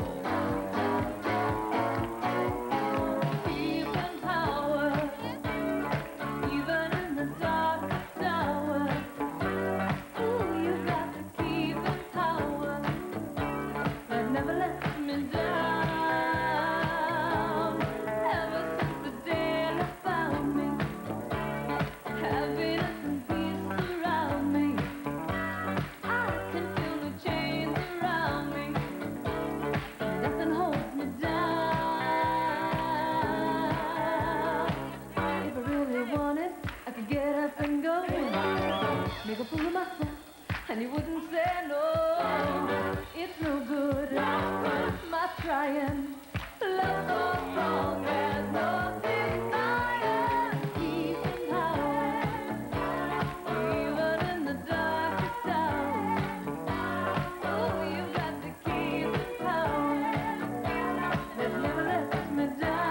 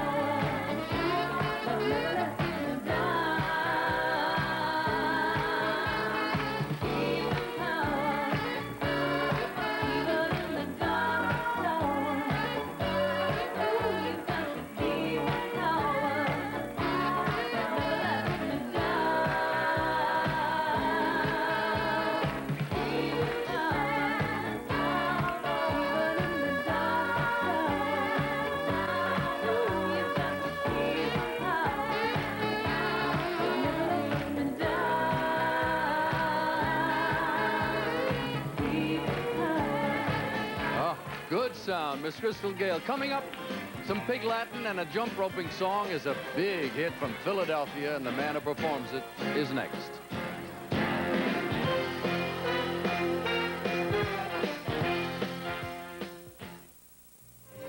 Rodeo champion Monty Henson. Get down to it. Top performance counts on the stuff you're made of. Same goes for my blue jeans. Mine are all cotton. Nothing but. Real comfortable. Wrangler no-fault jeans. Special process means no pucker, no shrink. Heck, don't even need ironing. 100% cotton. Yep, that's the stuff jeans are made of. When you're buying blue jeans, look for 100% cotton denim. Cotton performs. Search presents The Encounter. You never know when you're going to wind up face-to-face with someone. With Search, you're always ready. I think I was here first. Well, let's share the ride. Only Search has a great taste, plus a glistening drop of Retsin and a fresh, clean flavor to get your breath fresh enough to go face-to-face. Where are you going? Wherever you are. Search for breath that's face-to-face fresh. I won't put on my bikini till I take it off with Cocoa Butter Neat. I won't put on my jogging shorts till I take it off with Cocoa Butter Neat. Neat works better than razors. Look, razors only cut at the surface, but Neat works below skin surface. 5 days later, you see stubble on the razor leg, but the Neat leg is still smooth, so you look better in your bikini. Before I go out with Billy, I take it off with Cocoa Butter Neat. Now new Cocoa Butter, too. Neat hair remover for smoother legs, longer. Powerful, clear as silk. Get the pop-out power. Listen, are you fighting pimples and oily skin? Super Strength Clearasil can do more for you. More than Oxy 5. More than Dry and Clear. More than Oxy 10. Because you get both Benzol peroxide for pimples and bentonite for oily skin. You look better fast. Powerful, clear, and silk. Get the power. When I was younger, which was a long time ago, and don't anybody say anything there, I used to speak Pig Latin. Can you speak Pig Latin? No. Can you? No. Is there anybody here? Can you? Yeah. What is your name? Phyllis. Phyllis, say something in Pig Latin. Ha ha What would you ha. like me to say? Our next guest is from Philadelphia. For the garden of the gex, for the guest of the guest, for the gum, for the gill, for the gill, for the gas. That's not the Pig Latin I knew. Ho, ho, ho, ho, ho. Can you carry along like a UN translator? At one time, wait a minute. And one time he was a teacher. Yeah? No, Dumbo, you do it in Pig Latin. You're not supposed to answer me. Can say at one time he was a teacher. If the gat with a gun, to the guy, he the gee, with the guys, with the get, to the gee, to the guy. This is a jump roping song. This is a jump roping song. You're hopeless, woman. He has a very interesting background. He's a very interesting man. And at one time in his life, he lost his job. And he thought it was all over. And that was only the beginning. Ladies and gentlemen, Mr. Frankie Smith.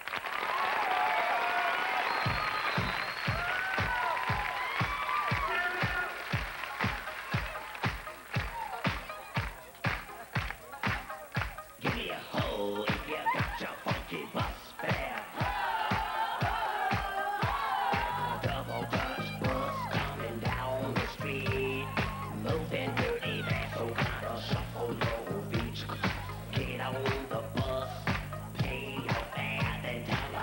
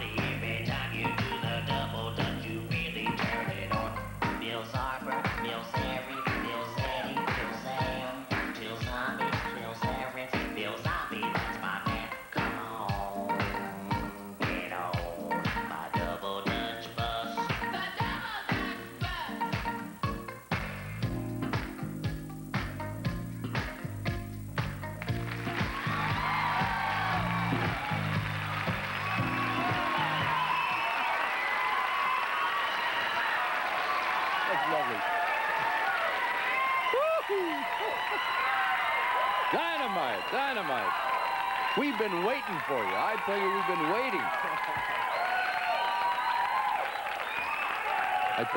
I think he has the general idea.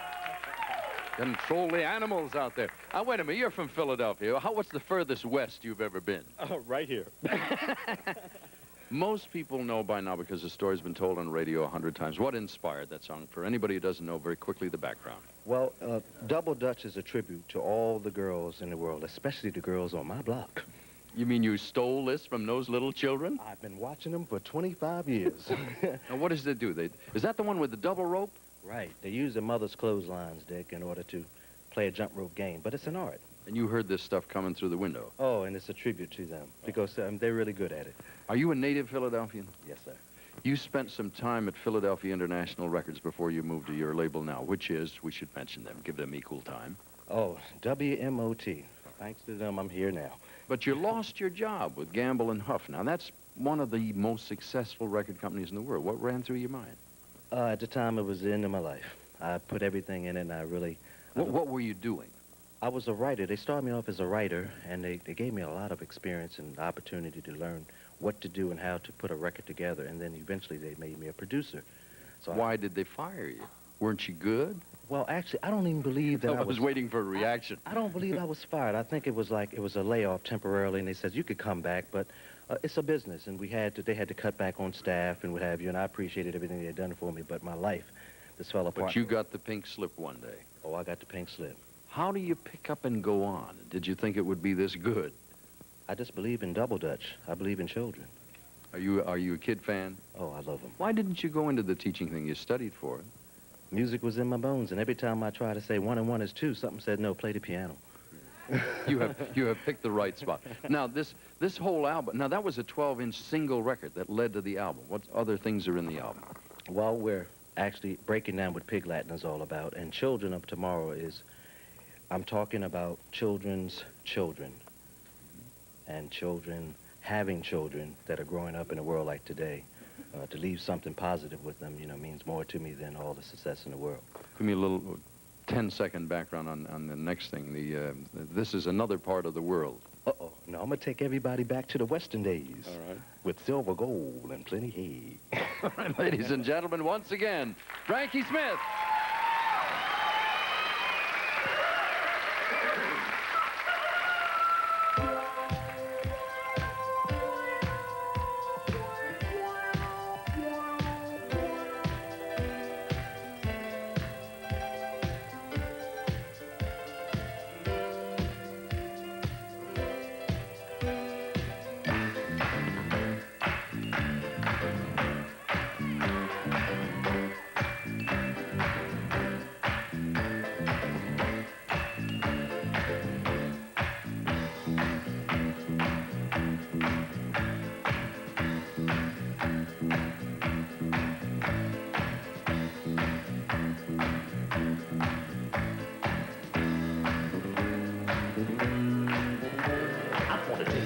To the Western days with silver, gold, and plenty hay. When everybody bought a horse, but it all depended on what it cost. I'm gonna break it down. There was an auction man that came to town, and everybody gathered round. I'm gonna break it down. He had a big hat with a bad walk. He could sell a bear with auction talk. I'm gonna break it down. Hey, y'all, I'm gonna tell you how he sound. I got a black horse, I got a brown cow. I wanna sell them both, I wanna sell them now. Everybody gather round, make your bid and make it now. Come on, dude, give me a price. If the price is right, we're gonna be all night. I'm going once, I'm going twice. Sold to the man down on my right. You know you need another horse. Replace the one you know you lost. You know I sell the very best. Sold to the man in the silver vest. I'm just talking about my horse, y'all.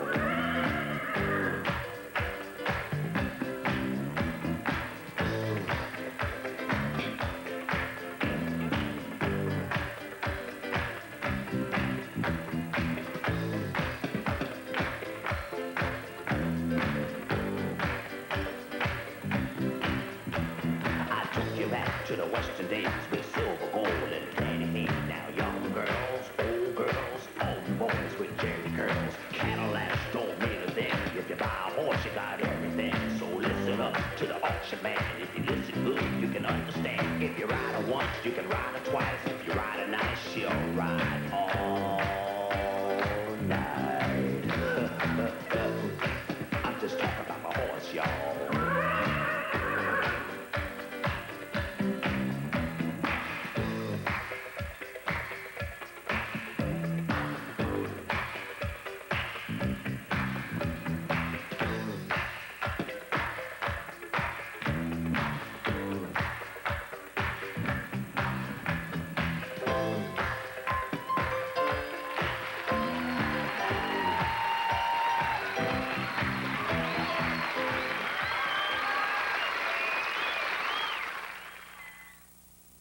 Professionals don't always do my hair, but I always use the shampoo my hairdresser prefers, Wella Balsam shampoo. I'm Brooke Shields, and I love Wella Balsam because it actually helps keep your hair stronger, even helps repair split ends, and strong hair looks beautiful, shiny, full of body. So try Wella Balsam shampoo. It's oil-free. And try Wella Balsam Instant Conditioner with its own unique strengthening formula. You'll love your hair. He drove you up to Lover's Lane, but your breath made him drive right back again. Brush your breath, brush your breath, brush your breath with Dentine. You think you're really Mr. Groovy, but your breath could star in a horror movie. Brush your breath, brush your breath, brush your breath with Dentine. Not even mouthwash can freshen your breath more effectively than when you're chewing Dentine. Oh, your new bikini's really great. Your breath is the only thing they hate. Brush your breath, brush your breath, brush your breath with Dentine. That's all you're taking to class? Everything I need's in my new Trapper portfolio. Trapper? Traps in all my papers. The pocket's this way, so I close the trapper, the papers stay trapped in. One trapper for each subject. Where do you keep them? In the Trapper Keeper, which also has a notepad and pencil clip. After school, snap it shut, take everything home. What could be neater? A date with her. Trapper and Trapper Keeper, only from Meade. Hi. Open some sea breeze and feel your senses stir. Its cooling, exhilarating tingle tells you sea breeze is working. It's an antiseptic that goes deep to remove the oil and dirt soap just can't reach. Your skin will feel clean, fresh, alive. For a tingling clean, you'll both feel down to your pores. Sea breeze antiseptic. No other clean feels quite like this. Well, sir, it's been a good summer, but all of a sudden it's coming to a conclusion, and today's the last day you can get a look at the folks in the American Bandstand Dance Contest. Pick yourself a winner, because they've got a lot of good stuff to win. All 6 girls will receive a new dress wardrobe from Funky. When you work all day, it's the nights that count. Funky dresses for night. Show them your best in a funky dress. For all 6 boys, a wardrobe from Angel's Flight, leading the way in fashion for the young man of today. For work or fun, Angel's Flight is the one. All 12 of our dancers will receive a Zenith FM/AM portable cassette radio with automatic level control, built-in microphone, tape counter, reset button, and tone control from Zenith. Our 4th, 5th, and 6th place couples will each receive in television's sophisticated video games with a wide spectrum of color, sound, and motion. Each cartridge is designed to get players really involved. In television, furnished by Mattel Electronics. Our 3rd place couple will each receive the AMF Roadmaster chain drive moped with a Minarelli engine that develops a top speed of 30 miles per hour. It gets up to 110 miles per gallon with no shifting. Included are front and rear shocks, lighted headlight speedometer console, finished in a brilliant black diamond color and chrome muffler from AMF. The 2nd place couple will each receive a Kai stereo equipment. A Kai known the world over for great sound, beautifully styled, matched components featuring a Kai stereo receiver, cassette deck, stereographic equalizer, direct drive turntable, matching speakers, and this handsome cabinet. Remember, a Kai. You've never heard it so good. It's valued at over $2,000. Our winners will each receive car wax from Rain Dance. DuPont Rain Dance car wax actually outlasts the leading dealer-applied poly wax. Keeps on beating and shining rain after rain, wash after wash. Our winners will both receive this 1981 front-wheel drive Mazda GLC Sport. It's fun to drive and comes standard with a 5-speed transmission, tachometer, and radial tires. The more you look at the Mazda GLC Sport, the more you like it. They'll be waiting for you at Horizon Mazda, Lakewood, California. And there will be 2 cars there. There'll be one for the lady and one for the gentleman. And today's the day you get a 2-minute look at each of the couples. Please remember the number of the couple. The name is not the significant thing. I'll give you all the instructions about writing on the back of an envelope. Don't send us a letter. It will not count. Vote only once. Be sure to include your own name, address, and your age. That stuff I'll follow up with. But I'd like you to meet all 6 couples one more time by name, but remember the number. First off is couple number 1, Terry Chris and Michael Harp. Would you come over for a second? Have you gotten to know everybody who are your competitors now? Sure. Are you friendly? Of course. You wish them good luck? Yeah. You. I do, really. I do. No, you know what it is? They're not allowed to dance on the show. They have to hang around backstage, and you watch each other, and I notice you cheer and so forth. Are you nervous at all? Of course. I am. I know. Why don't you go over there and get started? Get yourself in position, and I will give you a cue whenever I see you ready. All right, just zip out there, watch the cord. Woody, why don't we run that little microphone or speaker cord out of the way so somebody doesn't fall over it, all right? All right, now, the thing for you to remember is that number that they put up on the screen. For 2 minutes now, every couple, 2 minutes, they pick their own music, they pick their own clothes. This is couple number 1. Last time. Reminder again, Terry Chris, Michael Harp, couple number 1.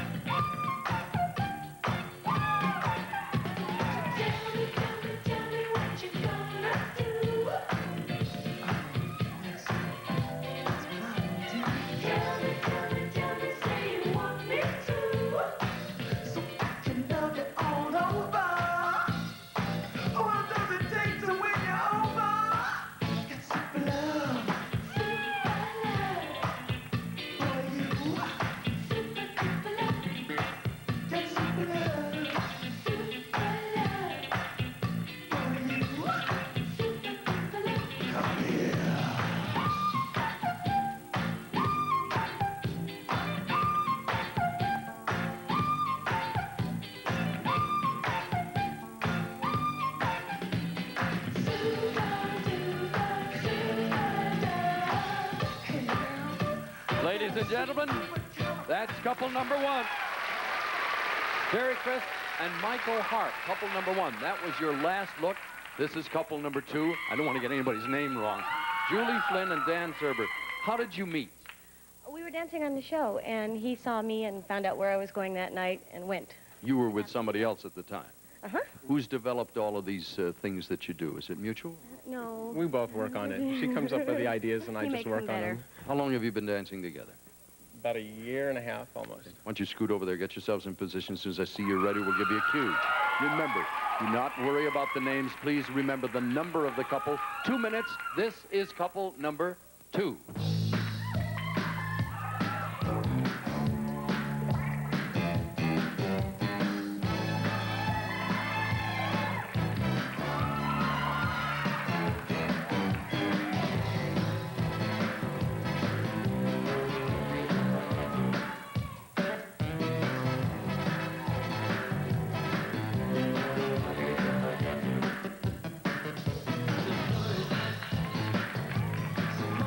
Play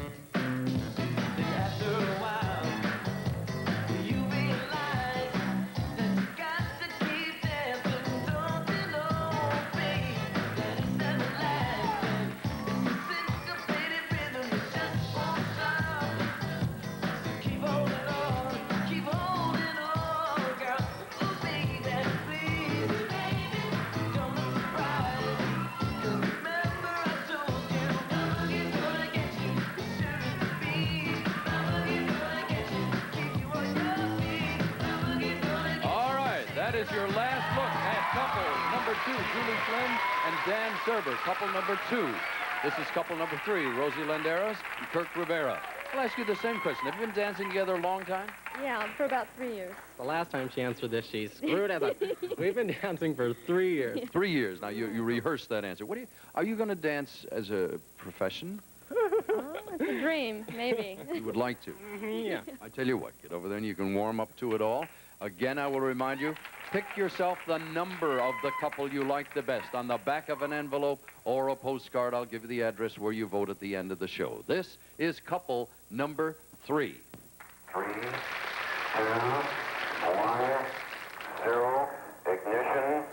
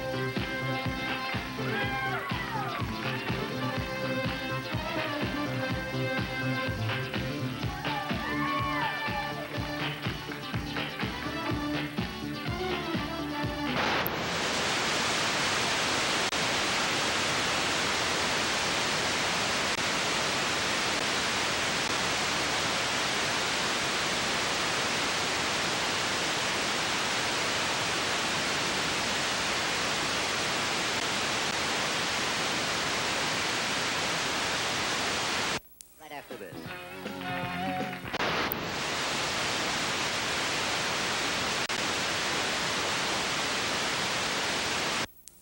How's that? To wash with Noxzema. Noxzema skin cream, not soap? Soap made my skin feel all dried out. Noxzema really cleans, so the oil and stuff's gone, but the soft's still there. So that's it? Noxzema once a day? Usually twice. Greaseless medicated Noxzema skin cream. For good skin every day. Don't move or you won't look good for the class pictures. What are you doing? You smell good. I what? Joey, will you let me finish? You're fresh. It's so fresh. That's close-up. Close-up toothpaste? Why do you think they call it close-up? It's got real mouthwash to freshen my breath, and it gets my teeth as white as they can be. There, take a look. Nope. I'd rather look at you. Whiter teeth, fresh breath. Why do you think they call it close-up? Well, these people have all picked their favorites in the American Bandstand Dance Contest. I hope you have. You've got 3 more couples to see in the upcoming half hour, and we'll be back for that and more right after this.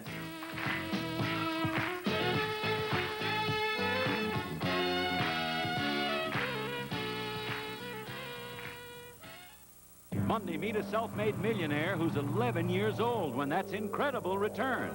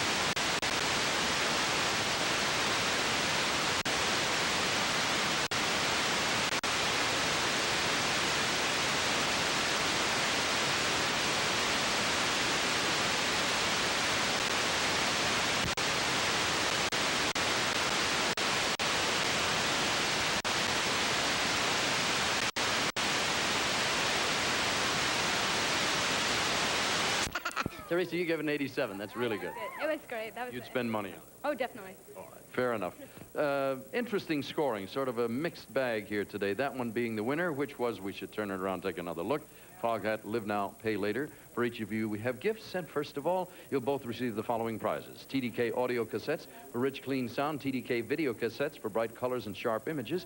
TDK leads the way in home recording tape.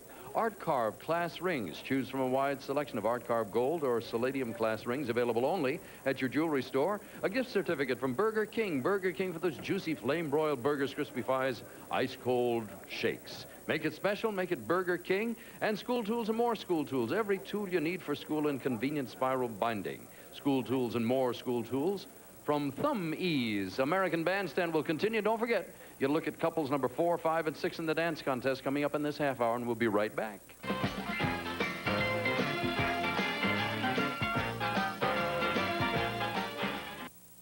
The amazing Bic roller rides so smoothly, it almost rides by itself. Furthermore, scratch that. The amazing Bic roller, so smooth but never mushes down.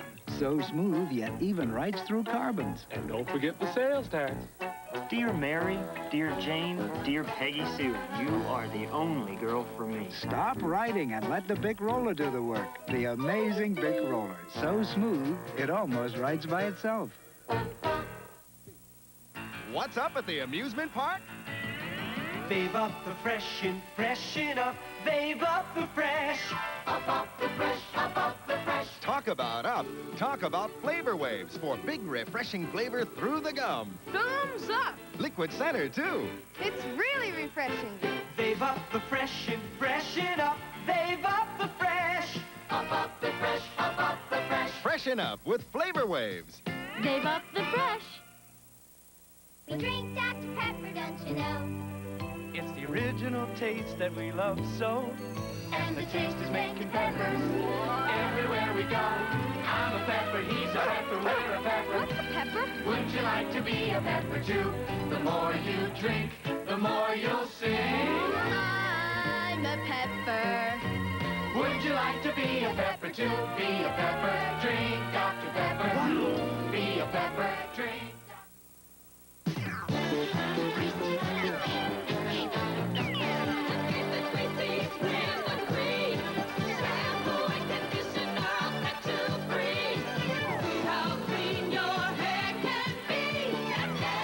A Gree shampoo and a Gree conditioner. Together, they help you escape the greasies. Escape the greasies with the Gree.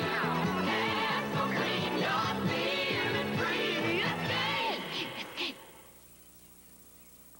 In the preceding half hour of American Bandstand, you got to look at couple number 1, 2, and 3. In this half hour, it'll be 4, 5, and 6, obviously. Please remember the number of the couple you like the best. This is your last day to see them. They all have 2 minutes, as I've mentioned before. They select their own music and their own clothing, because people sometimes they say, why did you pick that music for them? How come you put them in those clothes? Let's meet couple number 4. Let me get my card out. It's Linda Allard and Andy O'Neill. How did you come to select this outfit? Oh, I don't know. They change all the time. You do different things, and the music, too. I've forgotten what your song is. Shanghai, electric funk. Why did you pick that particular one?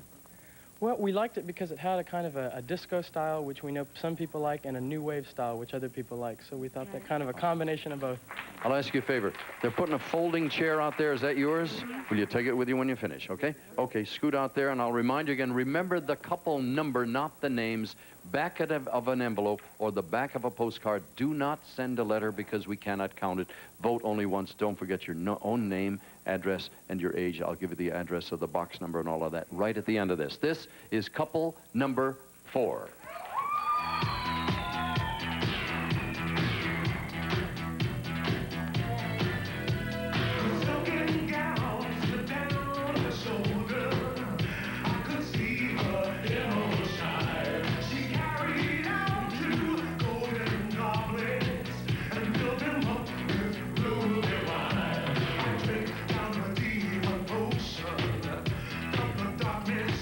Coming home, I woke up in a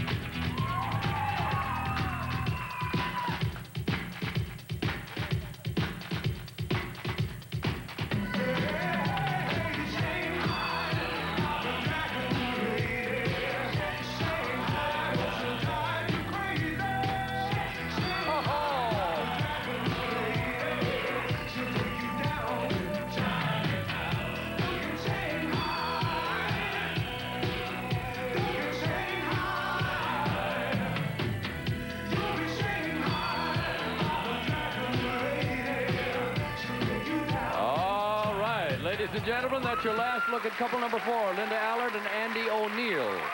Couple number 4. Here's couple number 5, Mary Macarino and Martine Macarino. I don't have to ask you how you met. You met many years ago. Who is the oldest? She's about 5 No, don't. Ladies are sensitive. They're brother and sister in this situation. Since you were the oldest, did you teach him how to dance? It's a partnership. Now is it equal partnership? It's always been ever since. Does she have good ideas? Sometimes. I'll get them into a fight before they get out there. If you would, please, take your spot, and we'll ask you to remember, please, the couple number only. This happens to be Mary Macarino and her brother Martine, but it's the couple number we need. Couple number 5.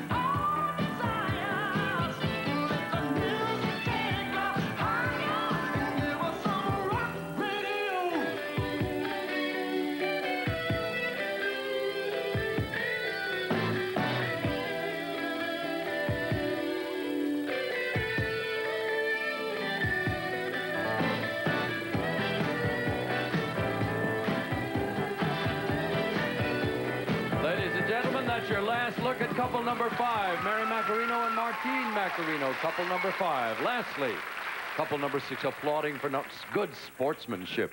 We have Kathy Johnson and Aaron Gilliland. Do you spend a lot of time practicing? A lot. A lot. How long ago did you start this thing? About 3 years ago. We met in high school and we started dancing together. How many hours a week do you dance?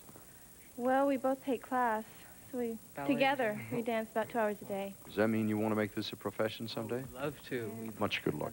Good luck here, there, to all good luck. Please take a spot over there. Is the floor clear of everything? Okay. We've seen couples number 1 through 5, and I usually hold up the number. Well, we got to give them equal time. This is couple number 6.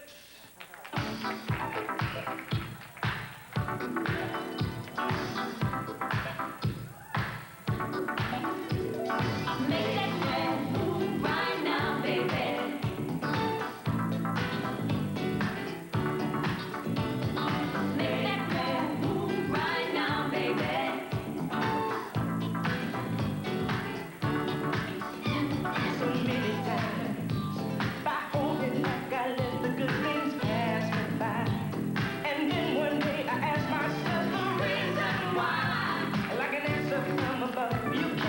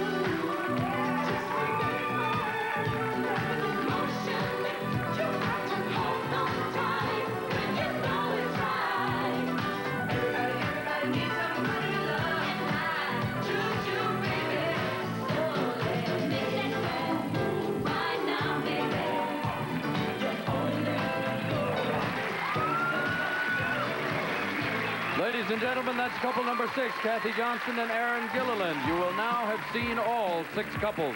Vote once on the back of an envelope or a postcard. Send 1 vote with your name, address, and age to American Bandstand Dance Contest, Post Office Box 700, Hollywood, California 90028. All votes must be postmarked no later than midnight September 2nd. We will announce the winners on September 19th. Vote once, American Bandstand Dance Contest, Post Office Box 700, Hollywood. Today's the last day.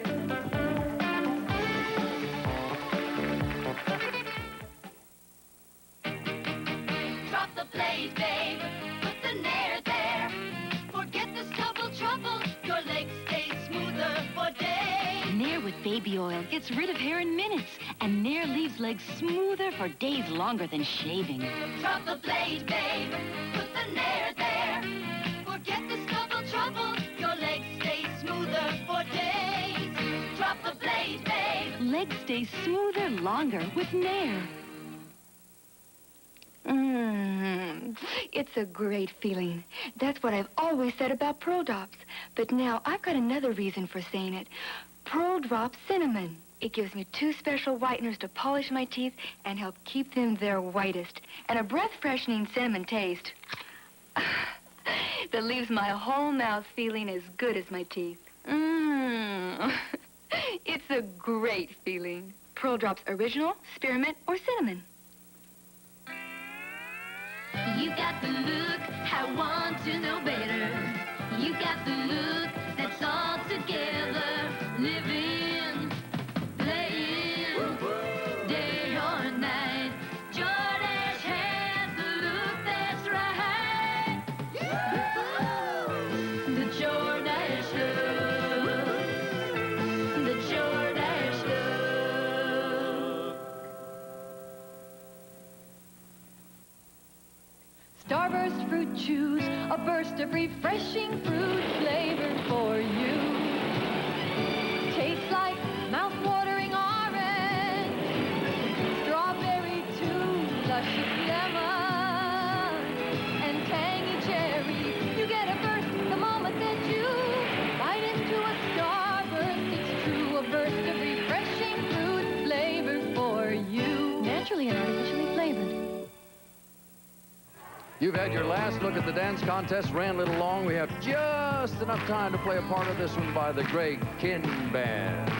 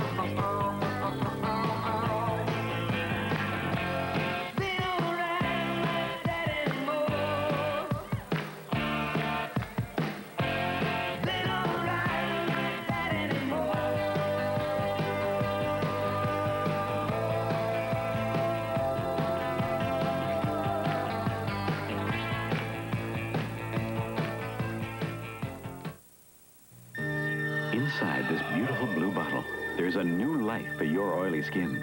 This is Noxema Antiseptic Skin Cleanser. It's tough on oil because oily skin is no easy problem. But it's soft on your skin because Noxema adds a propoxylated skin softener other astringents don't. So Noxema is tough on oil. It's soft on your skin. That's amazing. That's a new life for your oily skin.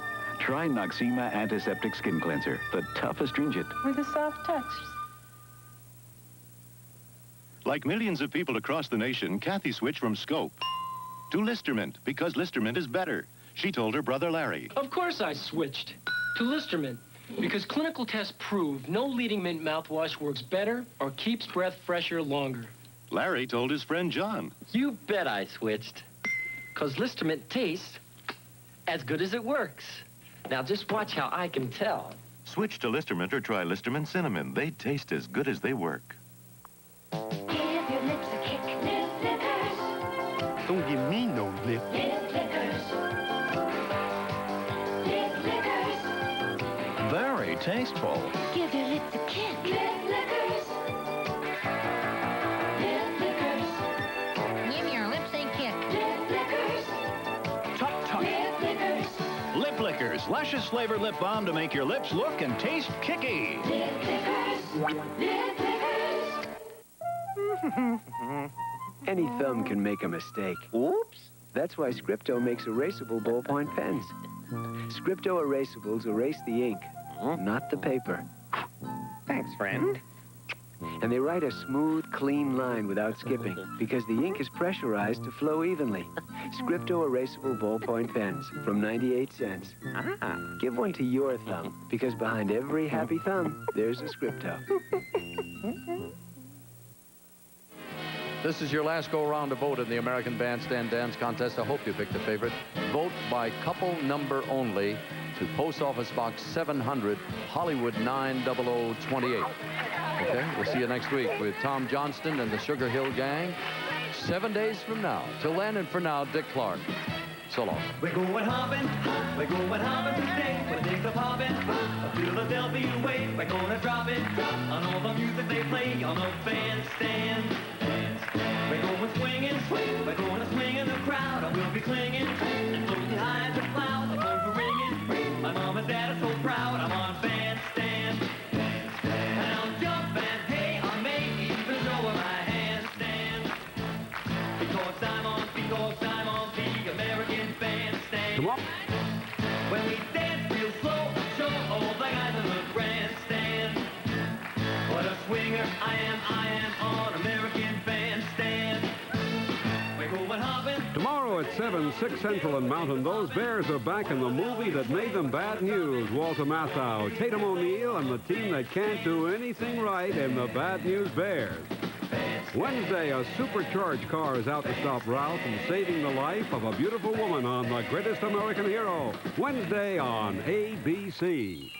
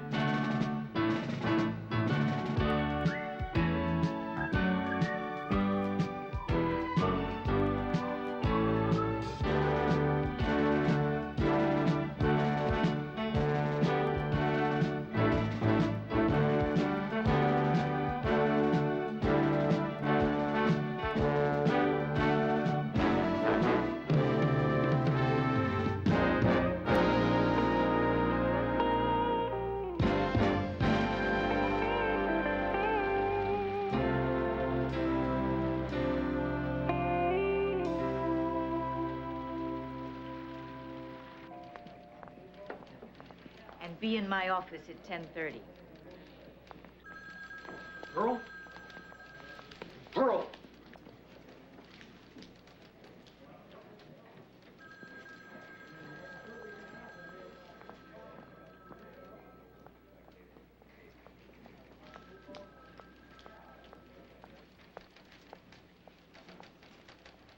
What? What do you want?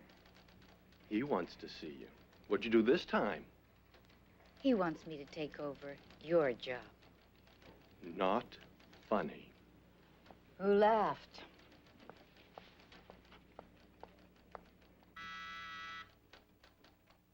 Pearl Bartlett, send her in. How do you like your coffee, Miss Bartlett? No coffee, thanks. No coffee? No coffee. Please, sit down. You look lovely this morning.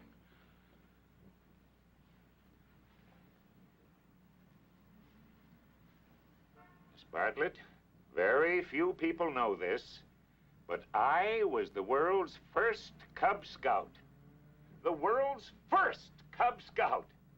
Congratulations. What does it mean to you? You tell me. It means opportunity. Opportunity, Miss Bartlett. Did you know this is the 50th anniversary of the founding of the Cub Scouts? No. Their Jubilee, the semi-centennial. An opportunity for us, for Western Telephone, to make a contribution to the community. Goodwill.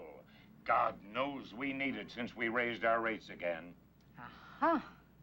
There, I knew you'd see it. All the information you need, it's in there. We'll be the chartered organization for Cub Scout Pack 106. They're having a problem getting a den started in your neighborhood. Take over. Take over? What? The den! The den! You'll be the den mother. There's a powwow tonight so you can learn what to do. You will be a great den mother. You have got to be kidding. No!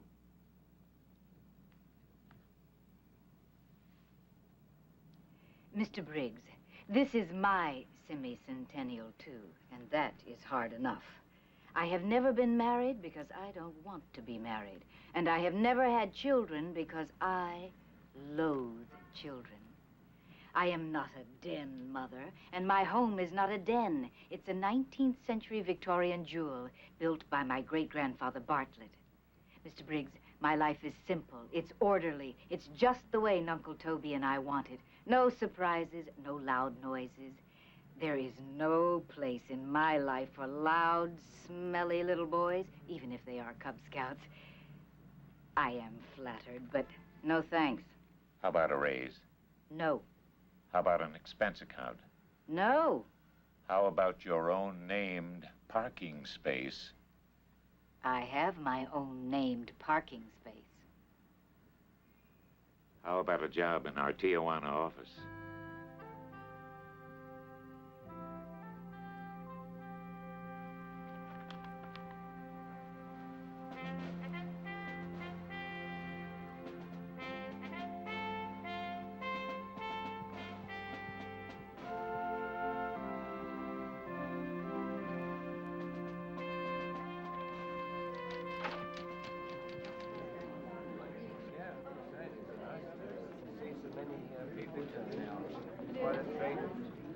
Some of these exhibits what do we do?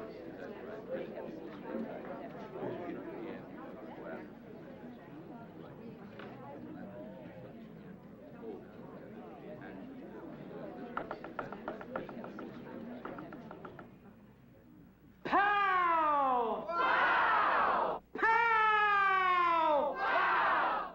Pow! Wow!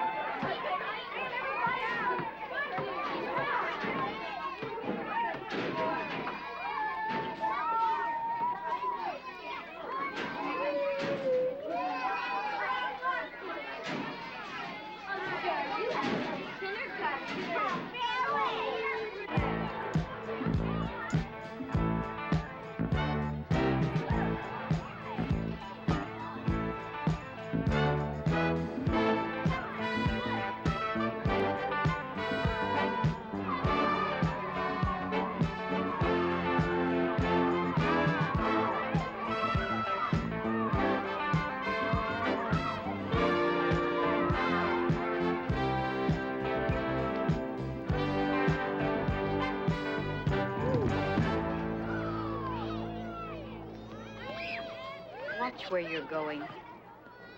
Who, me? Yes, you.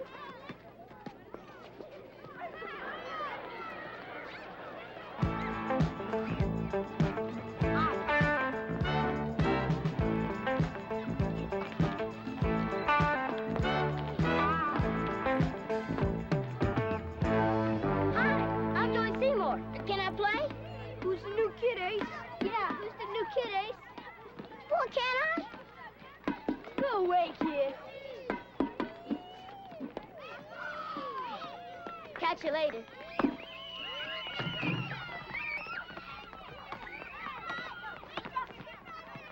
Hey, give us the ball, man.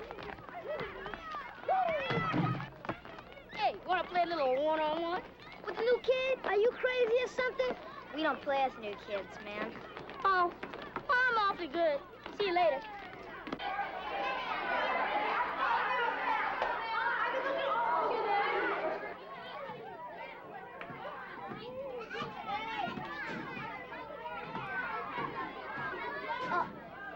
Hey, man, where's room 5? ¿Quién sabe? No hablo inglés. Mi madre y mi padre. El Rumo, 5-0, Miss Lopes. Ah, sí, señorita López. Se va derecho. Ah, muchas gracias, señor. Muchas, muchas.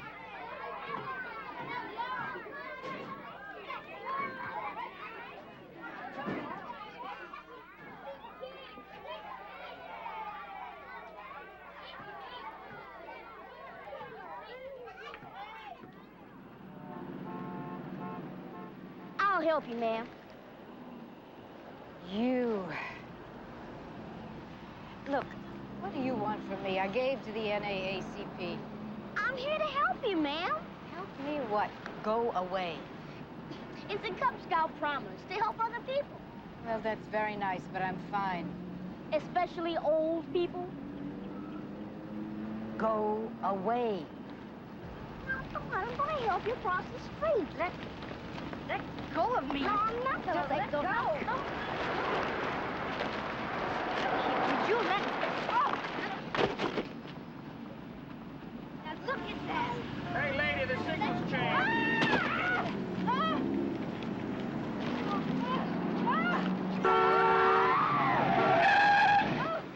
First to move, look.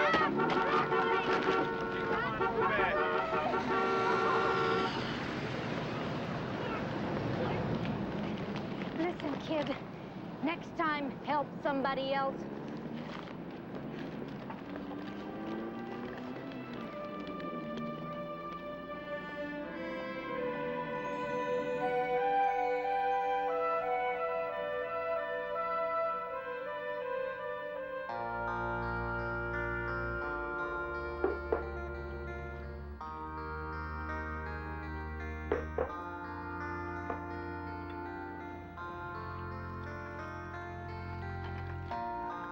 You a den mother.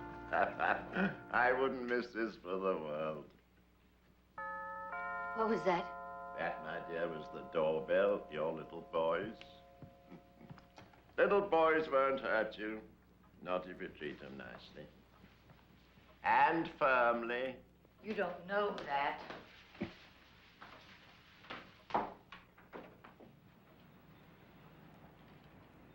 What did I do? Remember me? Till the day I die. I'm here for the Cub Scout meeting. I was afraid you were going to say that. Come on in.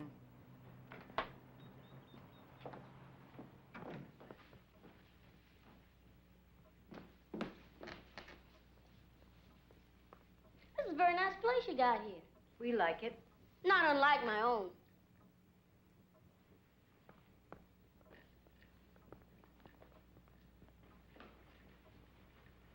Joey Seymour, sir.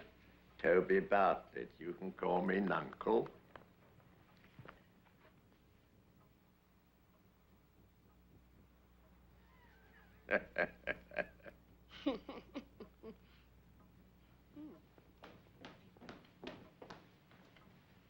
What did you say your name was? Joey Seymour. Mr. Seymour and I have run into each other twice this week. Quite by accident. It's a small world, isn't it? Not from where I stand.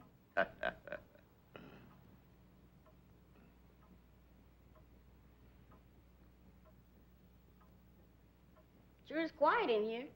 Like church. You go to church? Oh, yeah, all of them. Why? Well, I don't like to take chances. I see.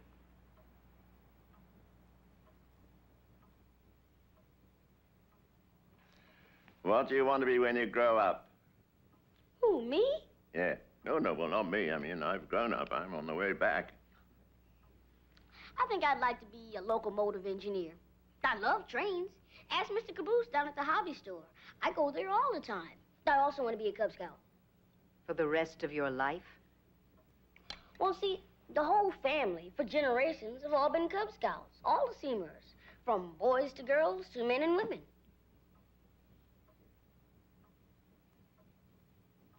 Since before the Civil War. A sort of family tradition, eh? Oh, yeah. Papa and Mama and the 8 brothers and the 7 sisters. Are they all Cub Scouts? Yeah. That's why it means so much to me. What does your father do when he's not being a Cub Scout? Oh, a little bit of everything. Pro football, movies, dancing, surgery. Surgery? He's a doctor? Oh, yeah, specialist. He does feet, heads, noses, legs, knees, cookie. Cookie? Yeah, can I have a cookie? Ah, thank you.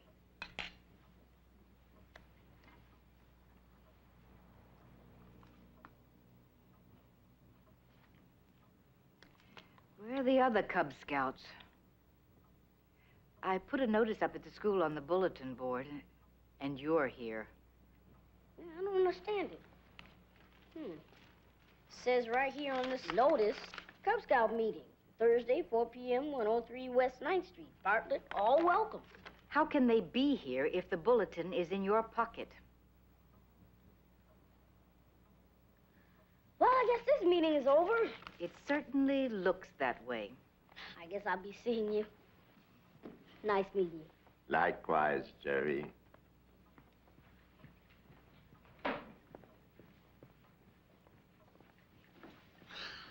Boy, that was dumb. I'm sorry. Real sorry. Are you still mad at me? Yes, but I'll get over it. Are we still gonna be Cub Scouts together? I'll see you next week. And don't forget to put back the bulletin. You know something? You're all right.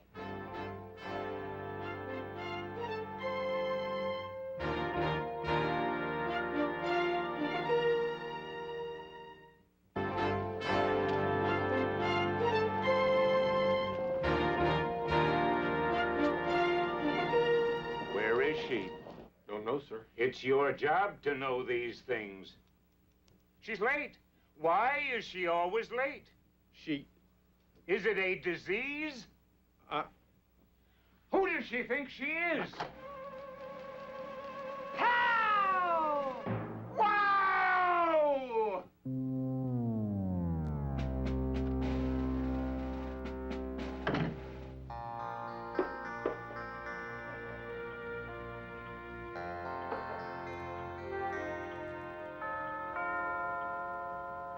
You know, people have been sainted for less than this.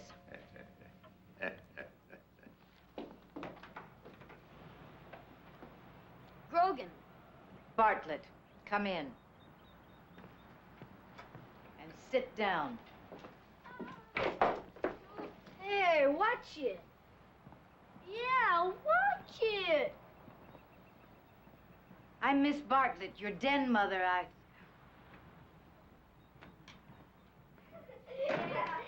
Look, cookies. Oh, yeah, cookies.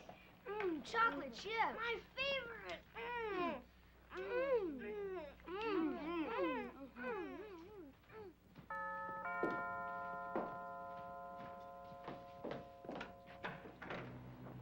Is this Cub Scout City? Yep. Right on, man. Hi, Ace. What's new, man? Hey there, Ace. Hey, man. Hello, man. Come on, throw the ball. No basketball playing in here, man. Hi, catcher. Hi, Grogan.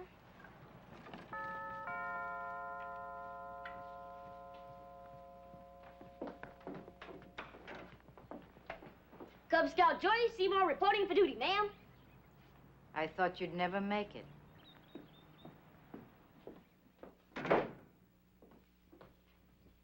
Hi, fellas. What's up, everybody? Get home. You probably got that in the trash can. What a good wheel. Yeah, really. Oh, thank you.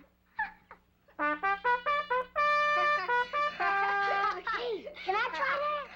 Nobody uses my bugle, and you are nobody. Yeah, nobody. Come on, don't do it. Leave me alone. Come on, stop. All right, now that is it. Everybody outside. Go in the garden. Come on, everyone. Get up. Get out. Every one of you. Out, down the hall, out that door. Out in the garden. That's a dynamite uniform. Great-grandfather Seymour wore it at the first Cub Scout Jamboree after the Civil War.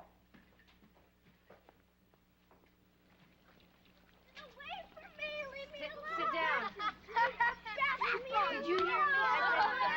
You two get over there and sit down now. Get over there and sit down. And stay down. Settle down, boy. Now, annual dues. I'm going to need $2 from each of you next week. And 50 cents every week after that. Now, this is the official bulletin announcing the 50th anniversary of the founding of the Cub Scouts. This year, the Cub Scout who is especially outstanding in school, in religion, and in scouting will be chosen as the most honored scout in the United States. This most honored scout will meet with...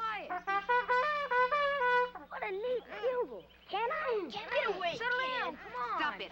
Give me that bugle. That's enough. That's my bugle. Be quiet. Hey.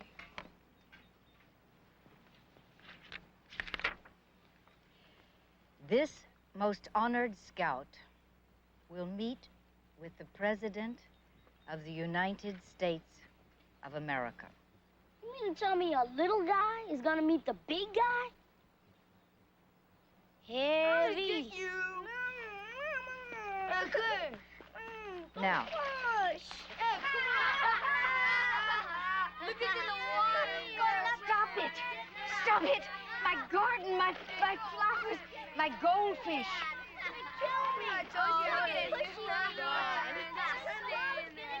What am I gonna do? Well, stop him. How? Leave it to me. Stop it, will you? Knock it off. What do you think you're doing? Behave yourselves. You're not a bunch of animals. You're supposed to be Cub Scouts. Knock it off.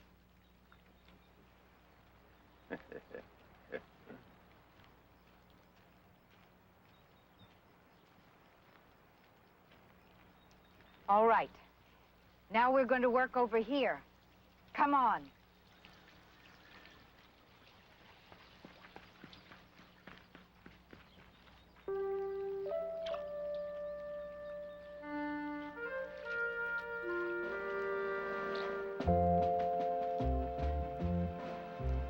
Now, we're going to learn to make fire the way the cavemen did, without matches. Fire is our friend. It can also be our enemy.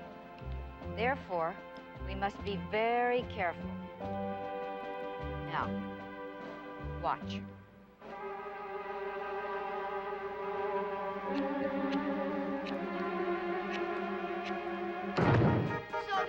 Hurry up! Bring that water over here! Throw it! Go on, get some more! On me! Lord! Come on! Do something! Grogan! Joey! Hurry! Hurry!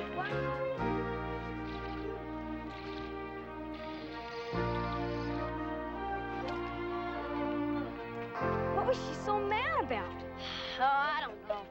You know, women, they're nervous. Yeah, my mom too. Mine too. My pop yells, but he's not nervous. Mine too. Got any brothers or sisters? There's just me and my brother Muscles. He'll beat up on anybody that messes with me. Wish I had a brother like that. I'll rent him to you. $1 a week. $1 a week? I'm Joey Seymour. Sycamore, not Sammy Davis Jr. That poor lady, Miss Bartlett. What was she so mad about? I don't know. It's just women. Yeah. I wonder how come she isn't married. Don't nobody want her? She had her heart broke when she was a girl. Yeah? How do you know that? It shows up in her eyes. Have you ever been in love? Oh, sure. Lots of times. Is it fun? At first, but then it gets boring after a while. Well, I gotta go, okay? Okay. Bye. See you later.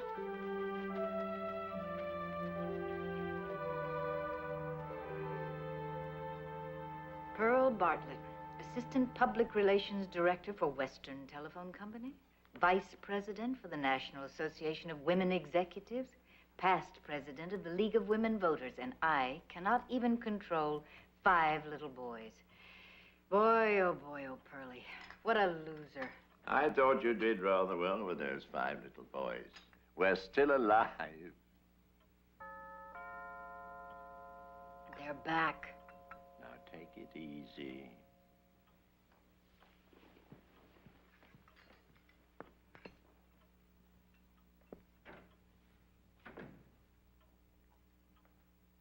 Guess who? Hi. Hi. Miss Bartlett, can I talk to you a little one-on-one? Yes. Would you like me to leave? Oh, no. I just wanted to tell her that I know how she feels. Oh? How does she feel? Well, you did real good considering you never had any experience being a mother. And I can tell you it isn't easy. So just hang in there. Some of us got it, and some of us don't. And you got it. Thank you, Sigmund Freud. Well, if you really want something, go after it and you get it. Like for a long time, I didn't know what I wanted. All I knew is I wanted something. Doctor, I have to set the table in the dining room. You can continue in there. Okay, I'll help you. I tried all sorts of things. Screaming, yelling, throwing tantrums. But that didn't work. Of course, I was only a kid at the time. Then I figured I was ready for Little League Baseball. But it wasn't little enough. The bat was bigger than me. Then there was the Black Tornadoes. Boy, were they tough. Standing on the corner, snapping their fingers, jiving around. They were always looking for a big score. What's a big score? That was the trouble. I never knew. So then I tried some religion. I tried the Muslims. Muslims. The Unitarians, the Presbyterians. I was a Catholic altar boy, a Jew. I went to yeshiva, the whole Megillah. But nothing was right until I got to the Cub Scouts. Then I knew I had to be a Cub Scout. I'm sure you'll be a very good scout. Oh, you too, Miss Bartlett. You'll be a dynamite den mother. Just don't be afraid. Oh, we won't hurt you. Would you call Uncle Toby to dinner, please?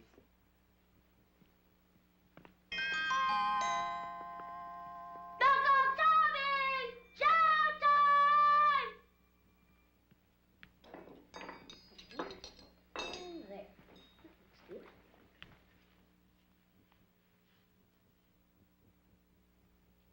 Oh, staying for dinner, eh?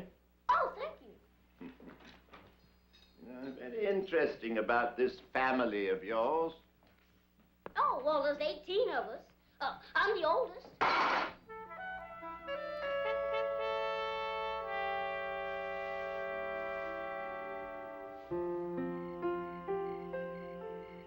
Aquila, the great leader of the wolf pack, called, "Look at each cub, O wolves, look well."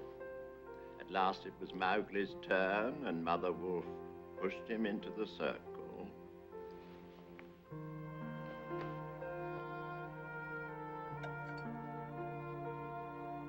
Follow Aquila. Aquila's a good leader. Your mother and father are Aquila. Your den mother is Aquila.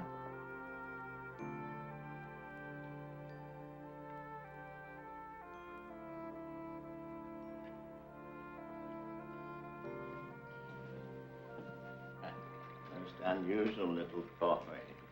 Lonely little boy, frightened, yet fearless, quite fascinating, and very, very special. I'd better call his mother so she won't worry.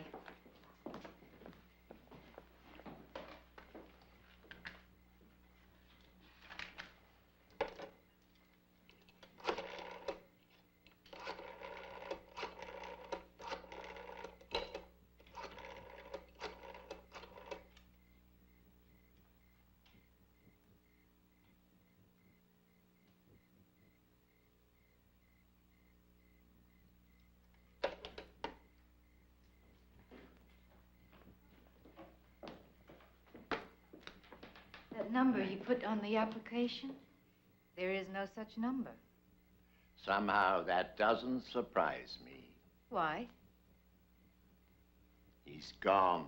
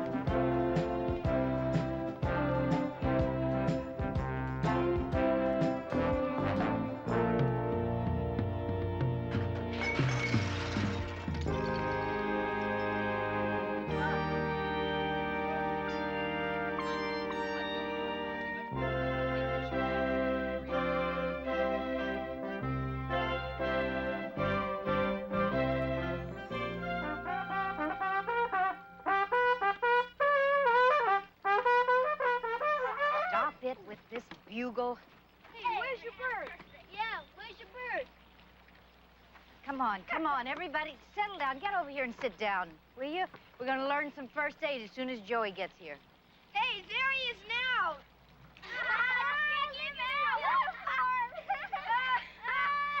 Okay, all right, look. Knock it off. Big joke, big joke.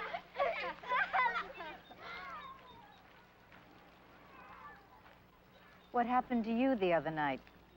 I went home. I gathered. I tried to call your mother. The number you gave me doesn't exist. Right. They're installing a new phone system while my mom's away. Where is she? In Pepsi-Cola, Florida. Pepsi-Cola, Florida? Yeah, to see her daddy. He's got the heaves. The heaves. Thank you, Joey. Come on, let's go.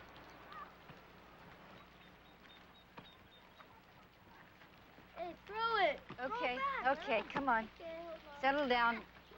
Get in your places. You want to do something?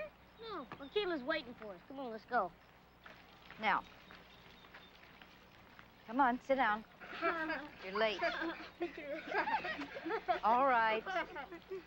Now, today we're going to learn some basic first aid. Just some simple procedures in case of an emergency until the doctor arrives or the paramedic. Each one of us is going to take turns being the patient and aidman. Well, do I have a volunteer?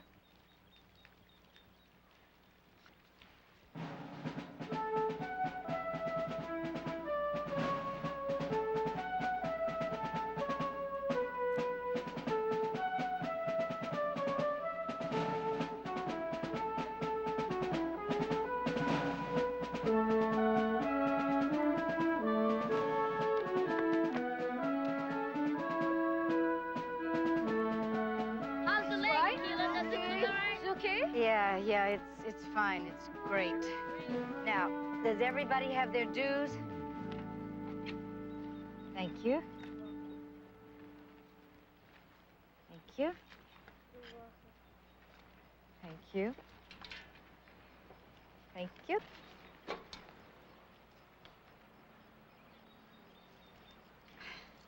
Where did you get it? My mom. What is she, a meter maid? Now, next week, we're going to get into the 12 wolf achievements. And after that, we'll move on to the electives, okay? Okay, sounds good.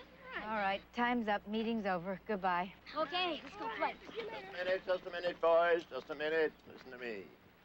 May the guiding light of Aquila and the spirit of scouting and truth go with you and me until our paths cross again. Amen. Off we go. Come on, let's go play. Yeah, let's go. Yeah, man. I gotta go home. Where did you learn Indian Sign Language? From the Indians, of course. Where else? Aquila, that's you. Oh, yes, Joey.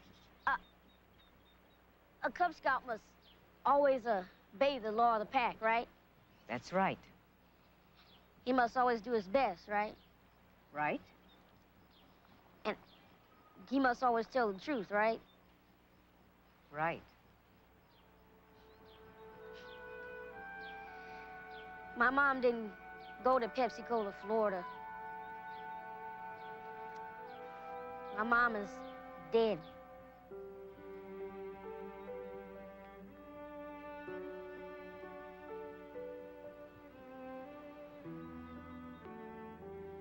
Well, I never saw my dad.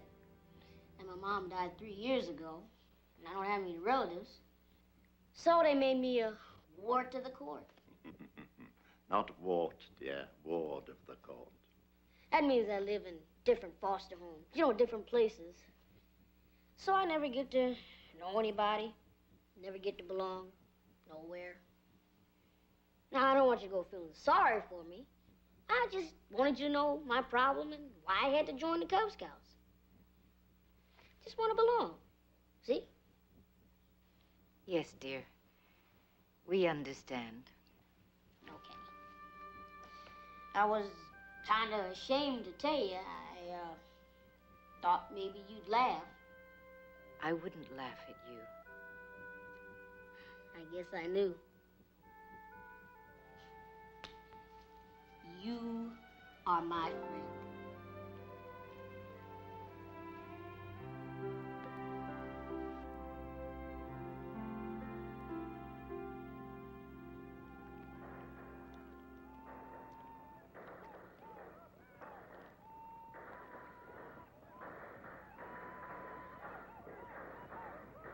This is Miss Bartlett, the one I was telling you about. Very nice to meet you, Mrs. Pruitt. Mr. Pruitt. She's my den mother, Pack 106, Den 3. Remember I was telling you all those things she was teaching us? Good citizens and first aid and all that stuff? Yeah, Indian guides. Cub Scouts. Yeah. Tell them, you know, about bobcats and bear trails and achievements and electives. Half the time, we don't know what he's talking about. Other half, we're not sure. Sleeps in a tent. We're learning about nature and weather and bicycling, right? He sees into things and right on through them.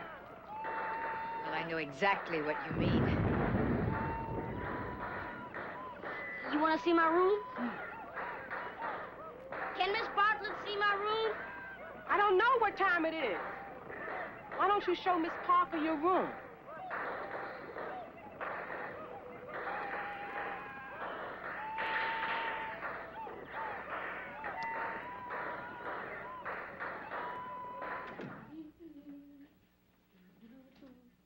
Well, what do you think? Well, it's different. Sit. Thanks. Are there any other foster children living here? No, just me. Pruitts have any children of their own? Now, here is a genuine seashell out of the sea. Oh, it's lovely. Have you ever seen the ocean? No. Get plenty to eat here, do you? Do I ever? Mr. Pruitt's usually sick a lot, so I get to eat his sandwich, too. Now, here is a genuine Rocky Mountain timber wolf tooth. Wow. I've never seen anything like that before. What does Mrs. Pruitt think of your collection? Oh, she hasn't had a chance to see it yet. Here's where I keep my uniforms. The closet. Yeah. Well, about that uniform, now, it's gotta go. I mean, if you're gonna be a proper scout, you gotta have a proper uniform. I'll speak to Mrs. Pruitt. Oh, no, I'll do it. She doesn't understand about kids the way you do. Well, I gotta go. What? Why? Do you have to? Yeah.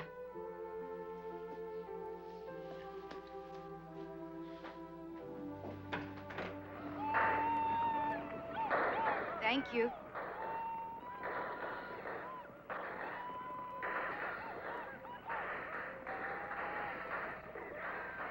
They're really nice when you get to know them.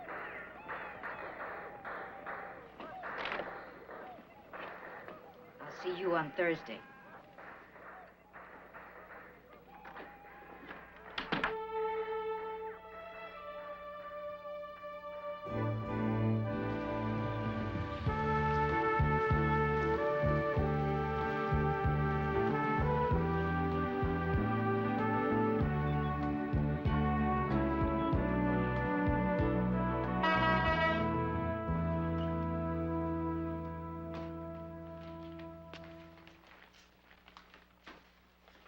I'm back.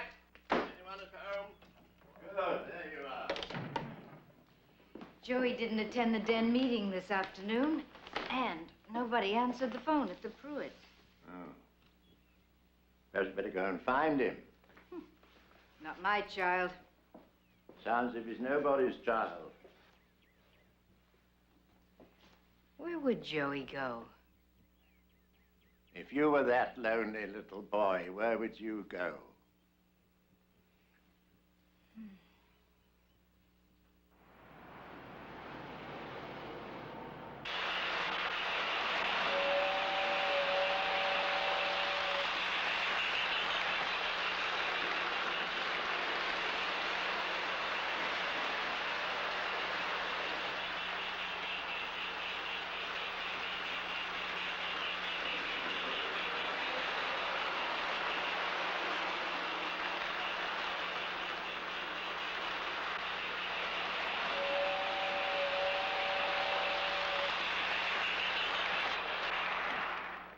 Tell me, who's the engineer on this train? Oh, I am. Who are you? Me? I'm the caboose. Oh, how you doing, Mr. Caboose? Where you been? I haven't seen you in a long while. Oh, just hustling along, trying to catch up. I gotta tell you something. You'll never make it. Oh, these are really something, aren't they, Joey? Yep. Little people coming from little houses, going for long rides on little trains. Yeah. With this switch, I can send them to Europe, or China, or around the world. And with this switch, I can say stop, and the whole little world stops. Makes you feel a little like God, doesn't it? Well, I don't think I want to be God. I think I'd just like to ride on this train. Just ride. Ride and ride and ride. Well, looks like we'll have to make a bigger train or a smaller boy. Oh, please, Mr. Caboose, make this train bigger. Uh-oh. I better get back to work, Joey. 527 will be leaving without me. So long, Mr. Caboose. Come back soon.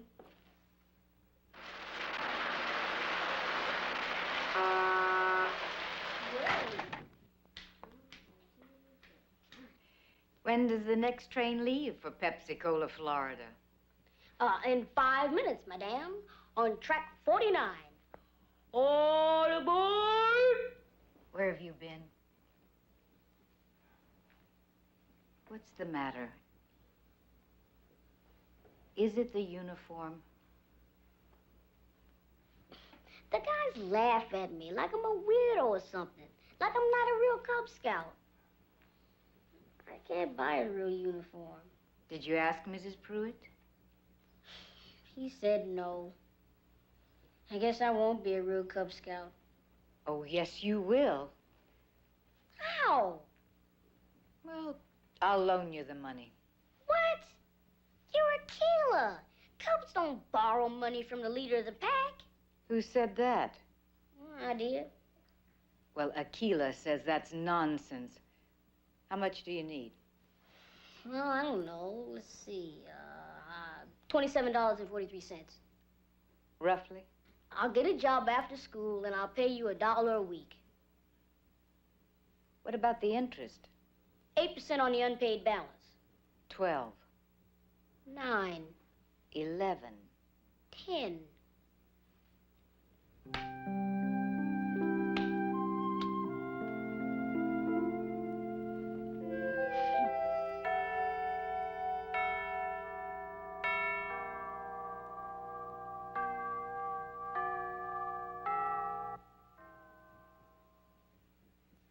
Thank you for everything.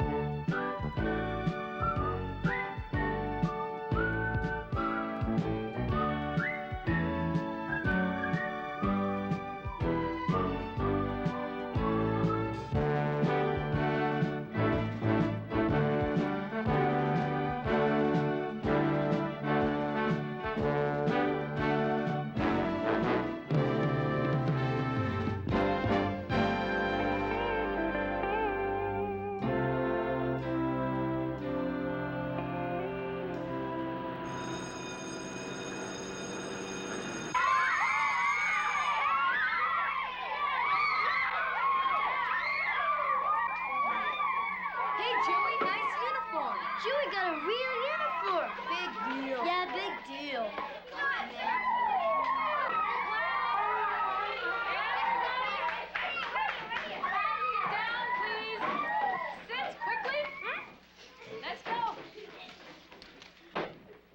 Morning, everyone. Morning, Mrs. Well, tell me, did everybody read their history assignment? Yes. Okay, then let's talk about the Declaration of Independence. First of all, tell me, what was the date? Patrick?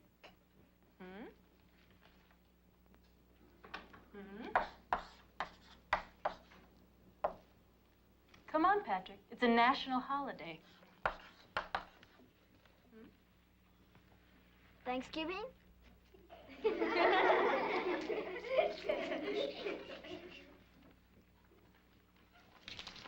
The Declaration of Independence? Everybody knows that. It's the 4th of July, 1776. That's right, Patrick. Thank you. Now, who can tell me what the Declaration of Independence was all about? Joey? The British were pushing us around. Do this, do that, especially taxes. So this Tommy Jefferson, he says, hey, what do we need these guys for? Why don't we have our own country and call it the U.S. of A? So he calls a press conference and he says, I declare from now on we are independent. And then he says all men are created equal. That's right. And what does that mean? All men are created equal. That means that everybody in America is supposed to be treated the same, no matter what color we are, or what church you go to, or how little we are. Right on, man. Yeah. Good, Joey.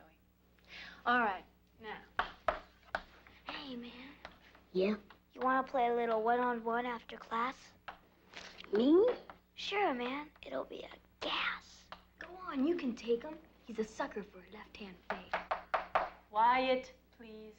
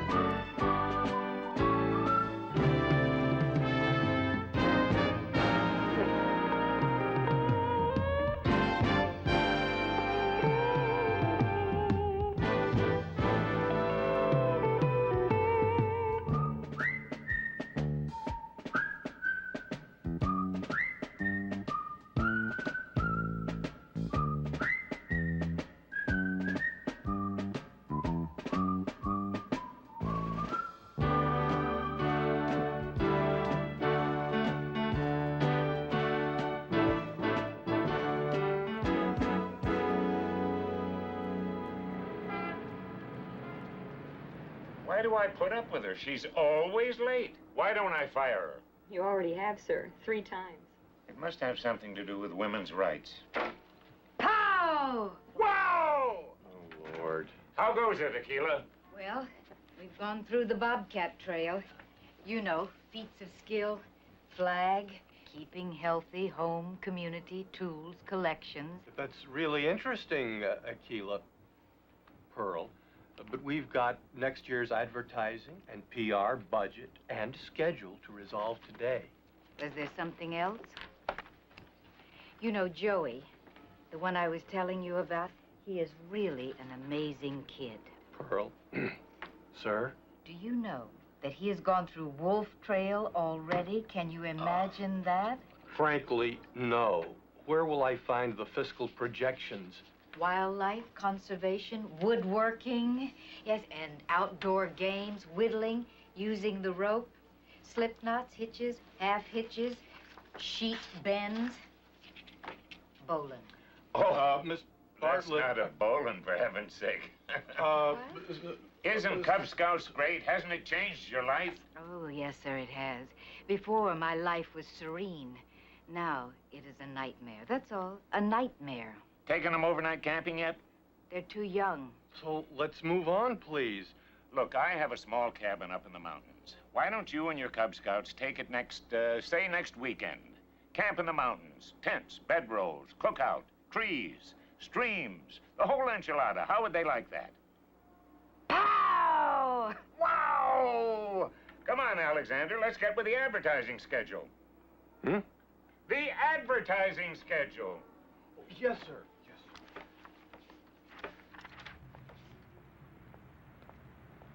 Well, you've got to make it as soon as possible. Miss Odom, are you going to find someplace in this neighborhood for me? Well, Joey, it's not going to be easy. Now, if you told me earlier, we just don't have much time. Well, my brother called and he said he's got a job for me if I come right away. I need to work. I don't know what to do. They might have a place in Pacoima. I've already been to Pacoima. Remember, the Duns? Yep. Okay, let's see. How about Pasadena? Pasadena's too far from here. Well, I'm just going to have to talk to my supervisor. Joey, we'll find a nice place for you to stay, even if it isn't in this neighborhood. I stay in this neighborhood. It's important. Well, we'll try. Now, here's some things I want you to fill out. Right here.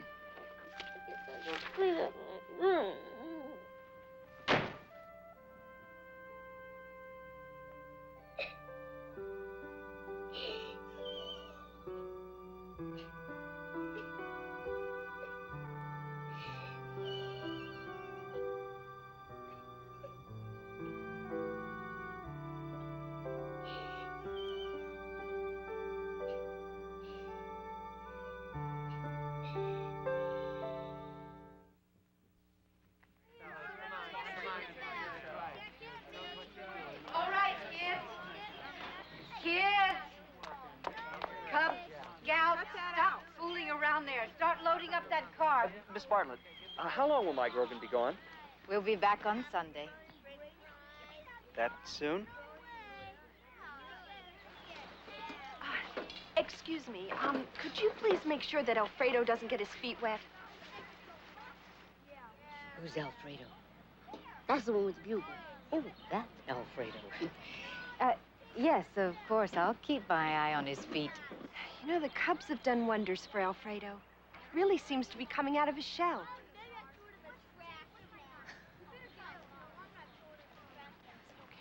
So, you're the den mother, huh? Well, all I can say is you are one very brave lady. I think so. Oh, we'd really like to thank you. Oh, well, that's okay.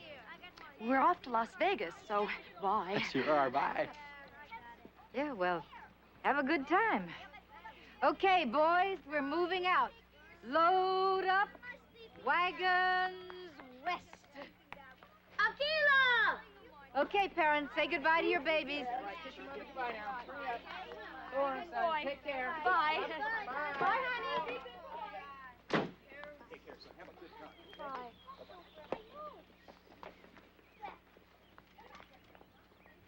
Aquila, you're wanted on the phone.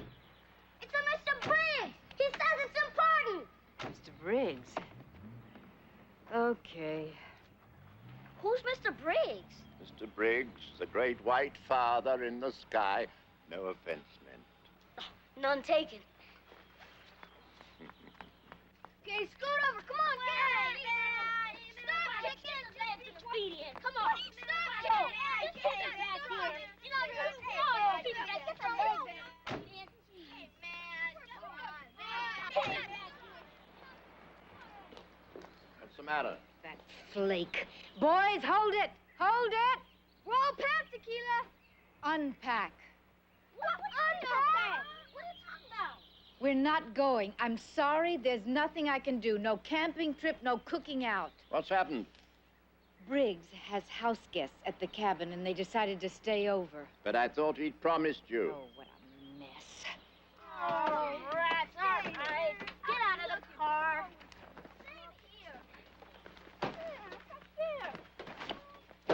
That's it. Oh, guys, come here.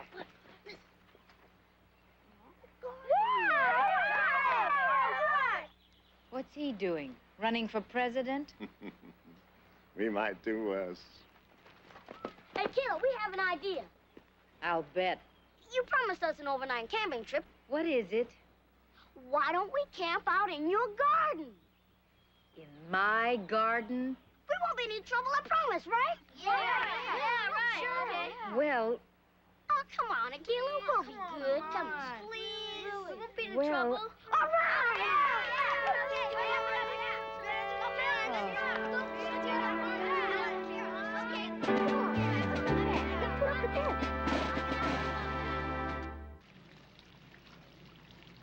Yeah, have some soda, sister.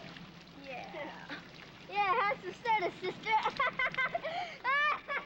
Okay, Patrick, Brogan, I need some hot dogs and some more buns, and I need some salt and pepper and mustard. Okay, hurry up. I need some more beef for the hamburgers. You know, I think he might make it. make what? President of the United States. It's a little young. Perhaps in 4 years. Look at him.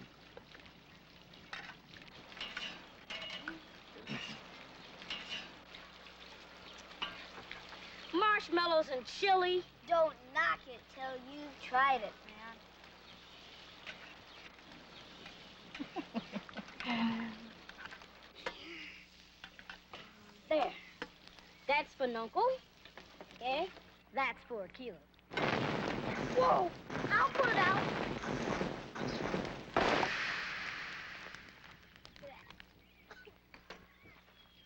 Okay. There. Doesn't that look good? Check that out. This one is for the chef. I can't. You must. I'm too old to digest it. And it might be my last meal. Well, how do you like it? Incredible. Unbelievable. Ah, good, good. Right. Okay, guys, what do you think? Delicious. Right. Okay. Over me. Incredible. Unbelievable. Hey, Joey, are you second? Chili's great.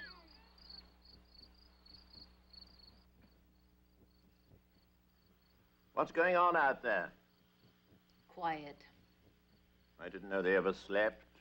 They're digesting. Oh, I wish I could do the same.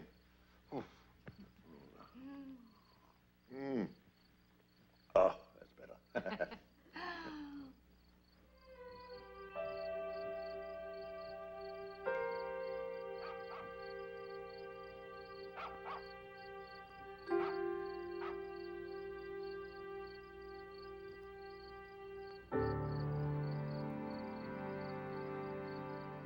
Good night, Big Ace. Good night, Little Ace. Good night, Patrick. Good night, Brogan. Good night, Joey!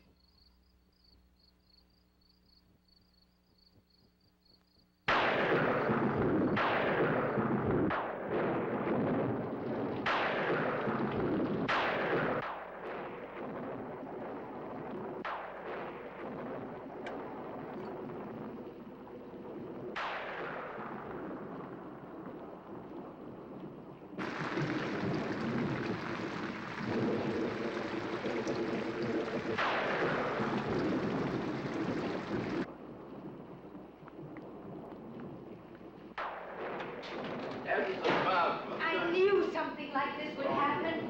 It's pouring. Don't you come downstairs. You'll get pneumonia. I'll get the kids.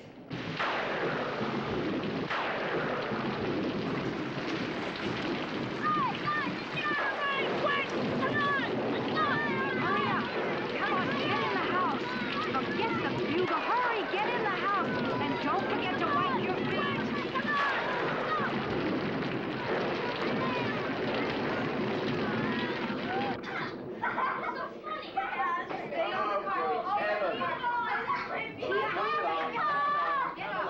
I'll take the guest bathroom, you take the master. Come on, for God's sake, up here. Keep going. Here, mind the carpet. Oh. My glasses! Why? Why me? Up, up, up, up. Come on. Keep going. This is pneumonia time. Off you go. Where are we going? Let me think. Oh, yeah, straight on, straight on, straight on. I know.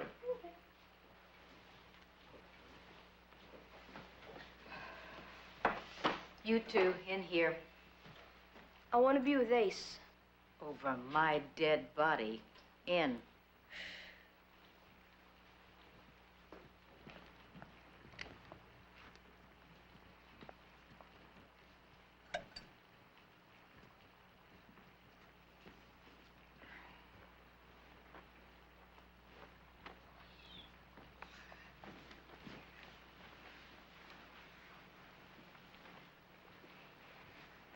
This is going to hurt me a lot more than it does you.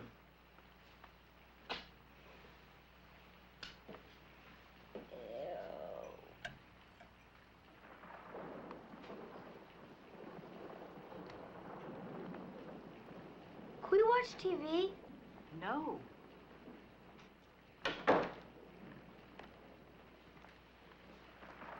Rogan and little Ace are tucked in, eating.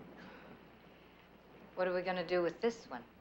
I can sleep on the couch downstairs. Oh, no, you can't. Come on.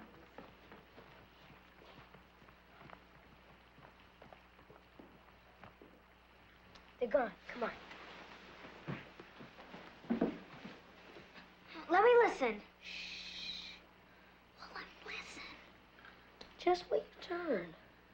What do you hear? The ocean. The ocean? Yeah.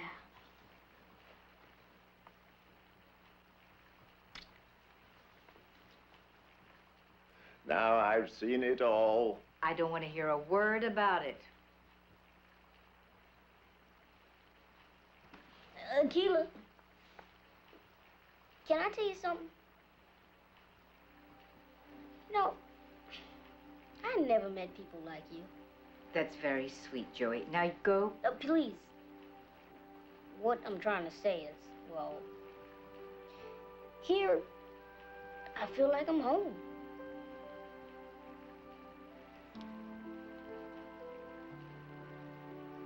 Well, I thought just maybe you wanted to know. The Pruitts are moving to Detroit, Michigan. I'd be putting another home.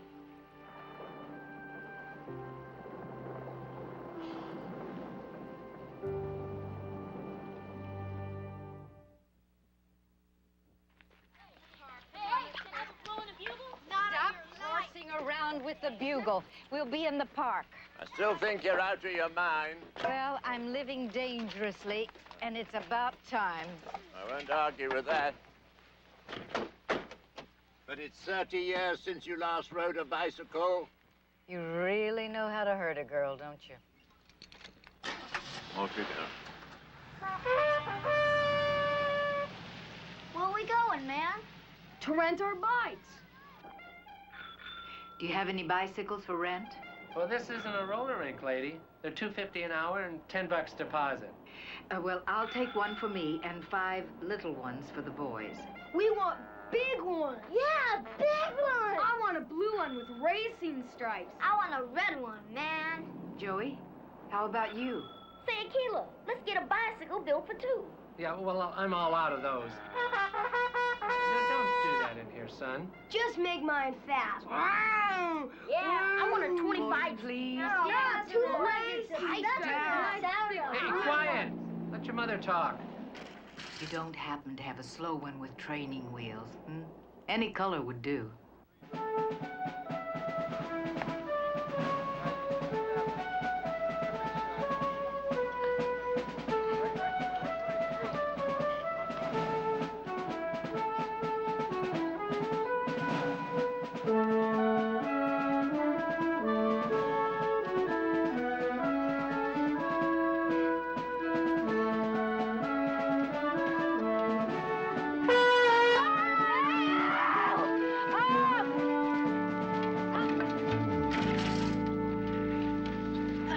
Are you all right? I'm fine. I'm fine. Help her up. Look, no more bugle. Understand? That was dumb, you know. You could have hurt her. Oh, yeah? Who says so? We do, man. Yeah. Oh, yeah? Yeah. I'm hungry. Yeah. Let's get something to eat. How about a hot dog or something? Yeah. You just had hot dogs and french fries a half hour ago. What does that got to do with it? Yeah. Yeah.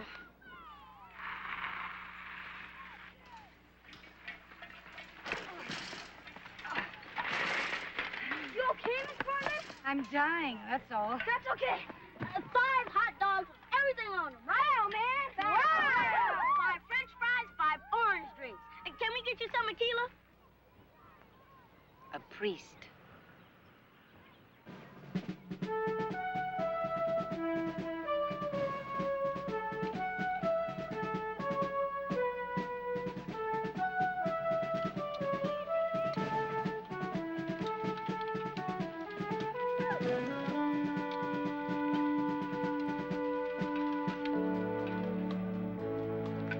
Hey! Look! Look, a cave! A cave! All right! Hey, I bet you there's a ghost. Grizzly bears. Vampire. Look! Yeah. Hey, wait! This way, it's easy. Come on, you guys. All right. Boys, don't go there. Come back. No!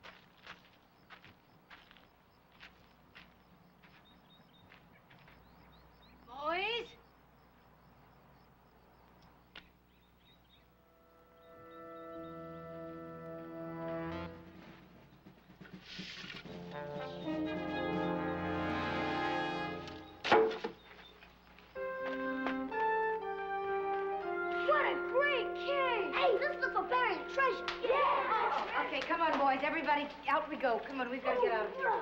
I found a button. That's no button. That came out of a rattlesnake's tail. Rattlesnakes? Wow. What if there's rattlesnakes in there? Indian stuff. I found Indian stuff. Oh, my God. Oh, man. That's pretty a battle shield? Let me see my light. Let's see what else Maybe we there's can find. Indians in here. It's a Frisbee. Compliments of Irv's Deli. Every bite a delight. Let me see. Look, a pool of dried blood. All right, boys, now that's enough. Stop it. Look out for the vampire. Where? Vampires? Come on, you guys. Come on. Oh, yeah, this is good.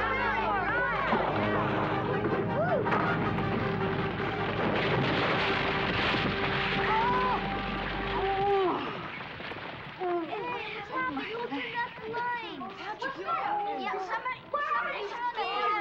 Turn on your flashlight. Oh, yeah, that's better. Who's holding it? Yeah, I want to. She okay? Are you Akela? Give me a hand. Oh, here, hold it. That rock. Oh, easy. Oh. There. Can you stand? Here, help her up. Oh, no. Oh, back.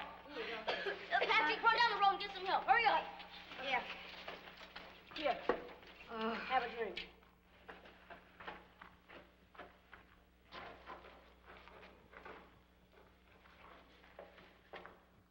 I can't get out, man.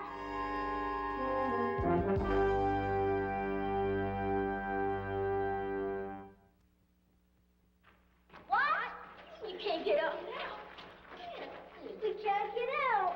I want to go home. This is Trouble City, man.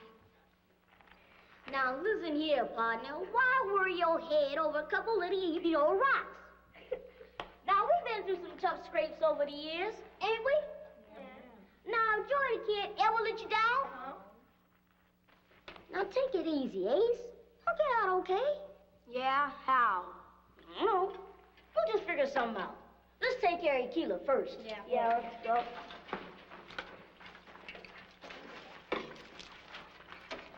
Patrick, Grogan, see if you can find 2 sticks around this long. Okay. Don't worry, Keela. We'll take care of you. I'm afraid. Listen, I promise we'll get out okay, okay?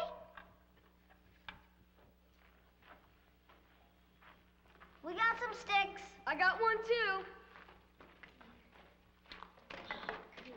Here, hold that. Okay.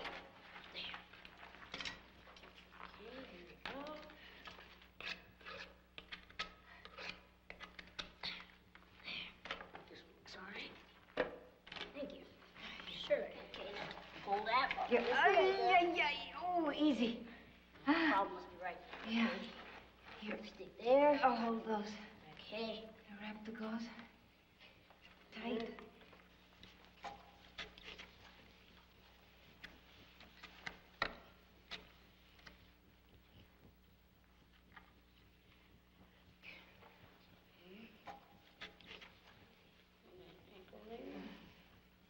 Hey, where'd you learn that?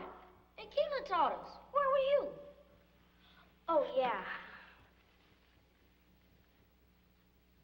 How are we gonna get out, man? I don't know.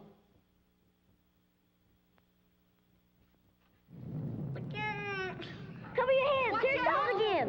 Duck, everybody. Not again.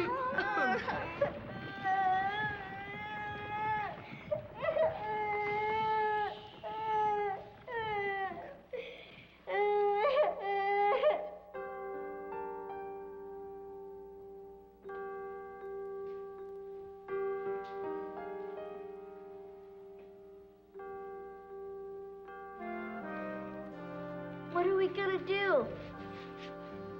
Don't worry. They'll find us. Who's they?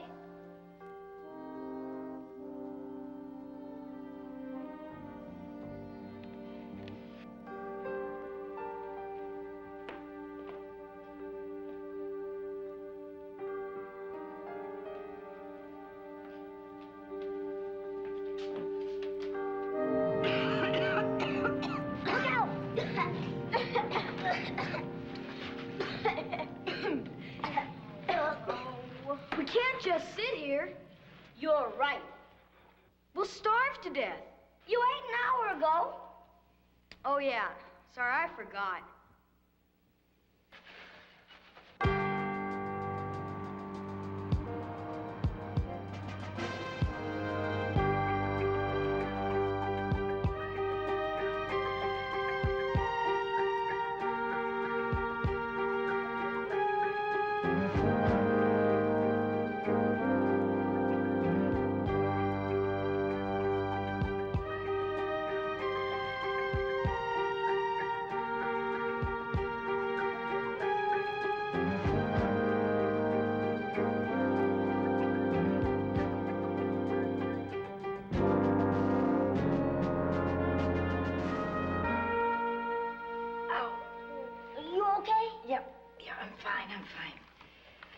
I just feel so helpless. I can't do anything. Here, have a drink. Thanks. You're welcome.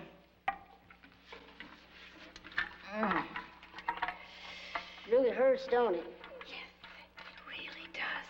I'm cold. Well, don't worry. I'll get you all out. Let me get a nice warm fire started. Okay.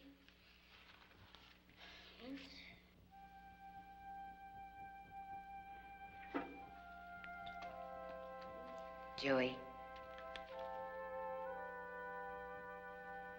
I like you.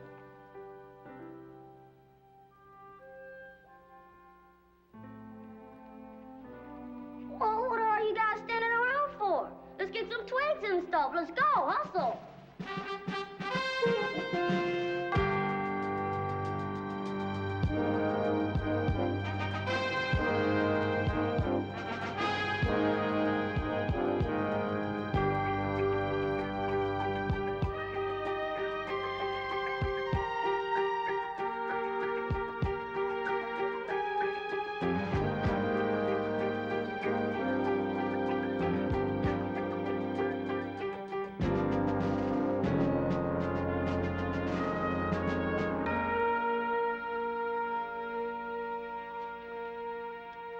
Oh, right.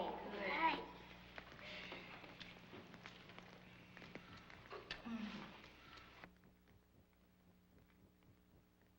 Oh, now come on. Things can't be that bad. Sports fans, this is Herman Cosell at ringside. I am here with that great athlete, that great gentleman, Muhammad Ali. Muhammad, how was the fight from your point of view? Howard, it's the way it always is. I'm still number one. I float like a butterfly and sting like a bee. There you have it, sports fans. Muhammad Ali and Howard Cosell telling you like it is. Bravo, bravo. Right. Oh, look out! Oh,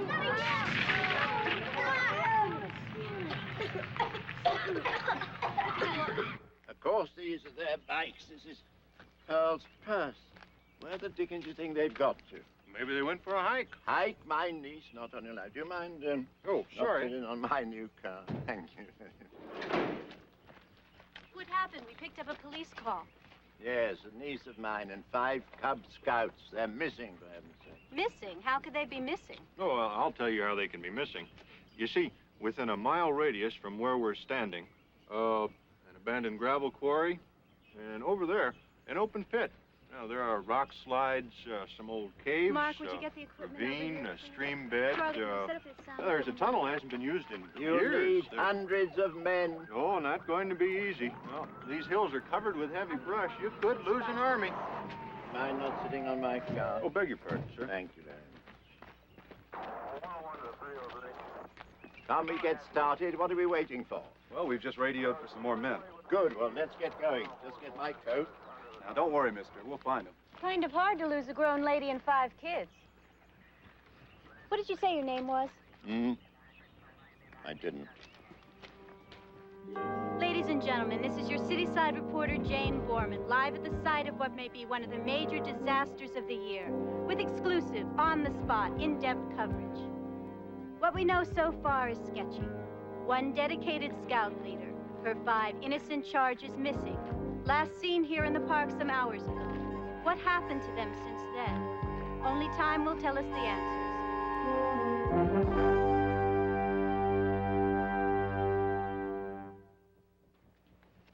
What are we gonna do? There's no air. What if they can't find us? We'll die. Listen, kids, everything's gonna be fine. Sure. You can't even walk. Wait a minute. Wait a minute. Remember what we learned in nature class? What? Look what's happening to the smoke. Yeah, so what? It's going up. Huh? What do you mean? I don't dig, man. See how it goes up and then sideways? Yeah. What's taking it that way? Air, right? Air. So that means that there must be an opening in the cave somewhere now. An opening! An opening! All right! Hey, right. But where? Well, let's see.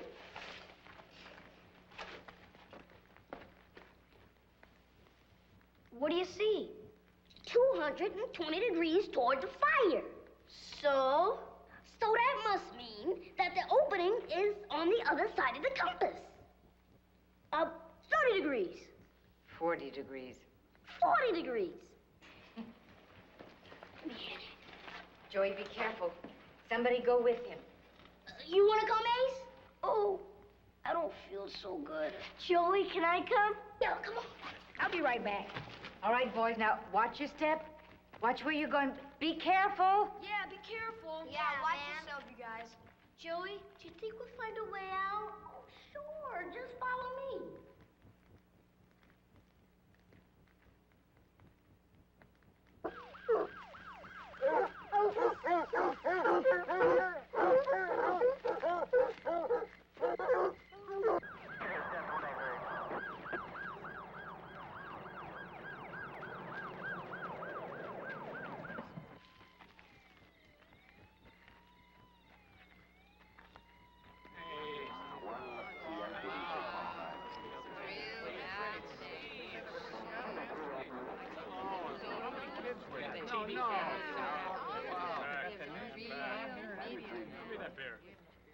Somewhere in this rugged, dangerous, deserted park, 5 frightened little boys and their courageous leader, Pearl Bartlett, Assistant Director for Public Relations of the Western Telephone Company. The mystery tonight: how could 6 people vanish from the face of the earth? The answer may come in seconds, minutes, hours, perhaps days, perhaps never. Meanwhile, the police, the park rangers. Anything at all? Nothing, sir. We couldn't find a sign of him on this side. What did he say? Nothing. You mean to say there's no one up there? That's right, sir. Have you really searched? Now, sir, why don't you leave this to us? We know what we're doing. It's our job, sir. I only hope you know your job. Take your men and comb this entire area over here. Men, let's go ahead and spread out on this side and do the same search. Tell me about these caves. Right, sir. Well, they're all over the place. Big ones, little ones, lots of snakes and small animals live in them. Some pretty freaky people, too. Now, some of the caves have been there forever. Then, for no reason, first one rock falls, then another, then kaboom! The whole thing falls in. And then what? Well, then there's nothing. Not even a hole in the ground, just a pile of rocks. I'm sorry, sir. Thank you. I think we need some more firewood. They've been gone a long time. They got lost, I bet you. Maybe they're bears or wolves. They didn't get lost, and there are no bears or wolves. Now, please, go get some firewood. Go on. Miss Bartlett, Patrick, Krogan. Ace! We found it! A way out! Where? Let's go! Wait a minute. It's on the side of this big cliff, and it's a tiny little hole. How tiny? How high is the cliff? Maybe 10 times as high as the cave, maybe more. Oh, dear. What are we gonna do? Yeah, what are we gonna do? We can do it. How are you going to get down the side of the cliff without killing yourself? Akila, you taught us good. Okay, team, first we take off our shirts. What? I'll freeze. Take off your shirts. Okay, you all got your Cub Scout knives? Yeah. All right. Cut the shirt into wide strips. My shirt? Start cutting.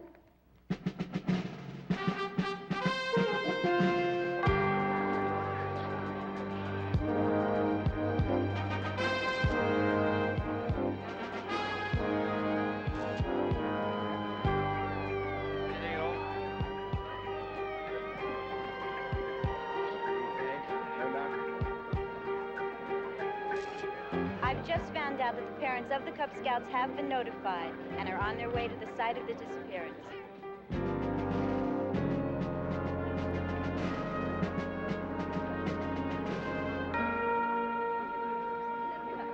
Come on, hurry up. Is that a sheep bin? Tie that knot. Okay. Well, let's go. Come on. All right. Okay. Come on, move it out, guys. Watch yourself, okay? We'll be careful. All right, we will. Joey.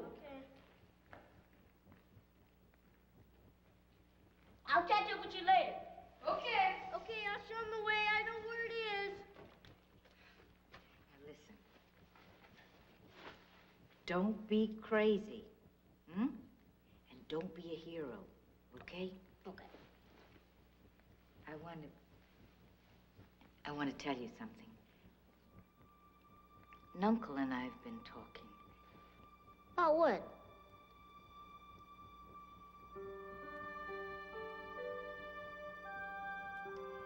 What would you think about our adopting you? Me? Would you like that? Like it? Like it? I love it.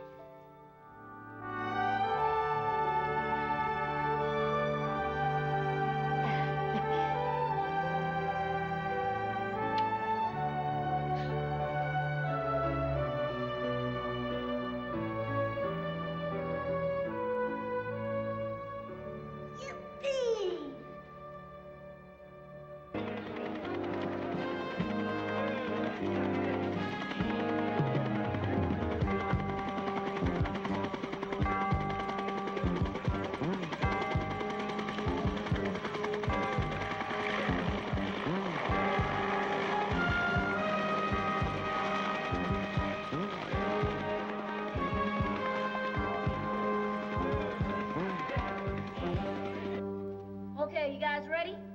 I'm scared. There's nothing to be scared about. Just let me down real easy, okay? Hey, Joey. Yeah? I was thinking. You can keep the bugle if you want to. Ace. Ace?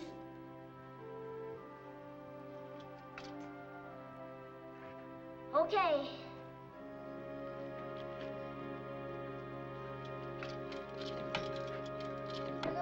Oh, there.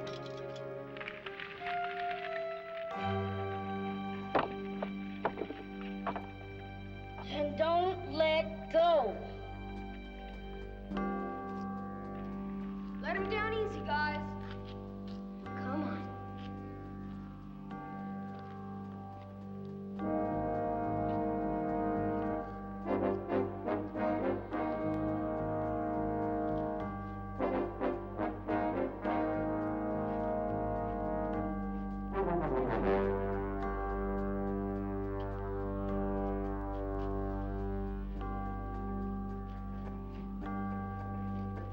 Easy does it, fellas. Easy does it.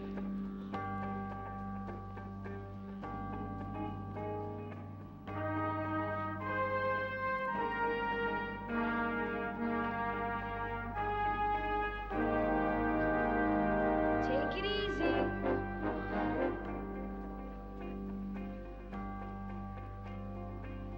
A little slower. Grab it! Oh, hold it! Hold it! I got it!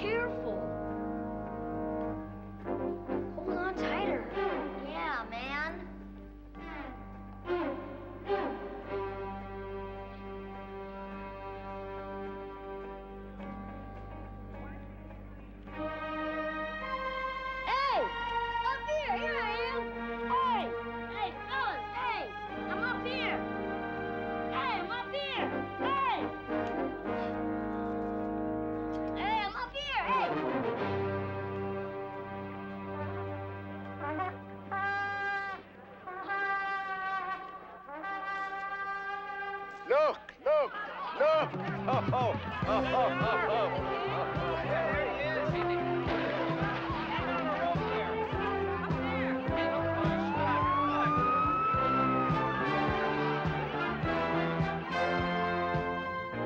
and gentlemen, the hero of the hour, the young man who, over enormous obstacles, single-handed, brought about the rescue of his injured den mother, Miss Pearl Bartlett, and his brave fellow Cub Scout, and at great personal risk, Joey Seymour.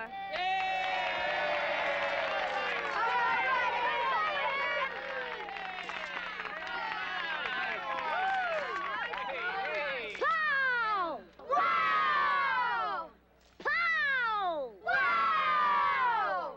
Pow! Whoa! You're a hero, Joey.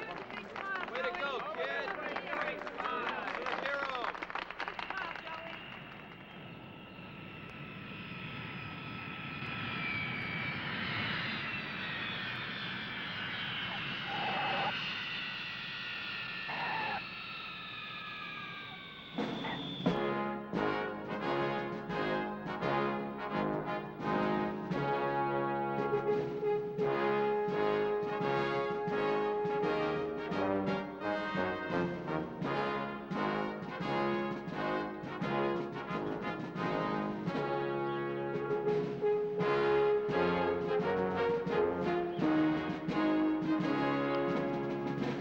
The President of the United States.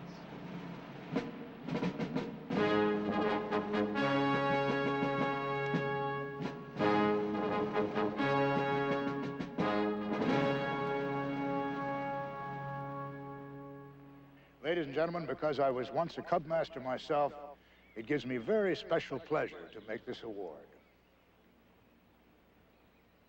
Joey Seymour, because of your amazing bravery, because you are an exemplary Cub Scout, good in school, good in faith and soul, a model for Cub Scouts all over the world, I now name you Most Honored Cub Scout of the Year, this 50th anniversary year.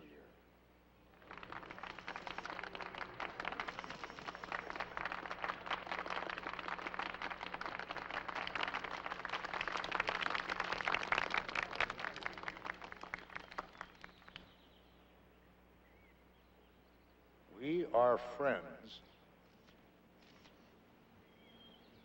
We are men, good and true, brave, minds and hearts.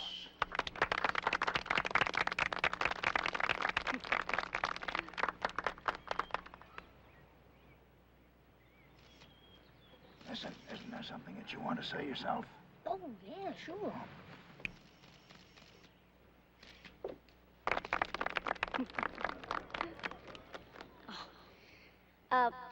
Ladies and gentlemen, I'm not too good at making speeches. I'm more of a man of action.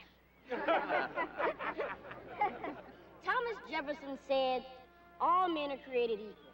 He didn't mean some of us. He meant all of us. Everybody. The whole country. The whole world. We all need to be loved and to give love. And remember this, always do your best. And don't give up, because you never know what today may bring. It might even bring your favorite dream.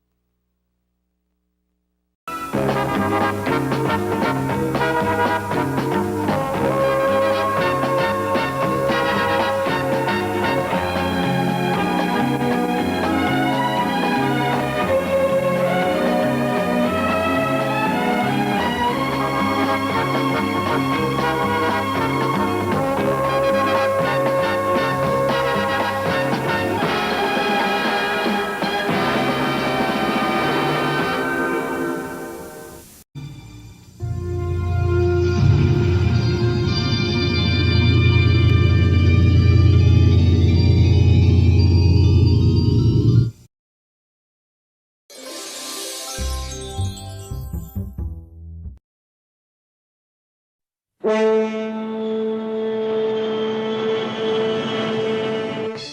is my boss, Jonathan Hahn, a self-made millionaire. He's quite a guy. This is Mrs. H. She's gorgeous. What a terrific lady. By the way, my name is Max.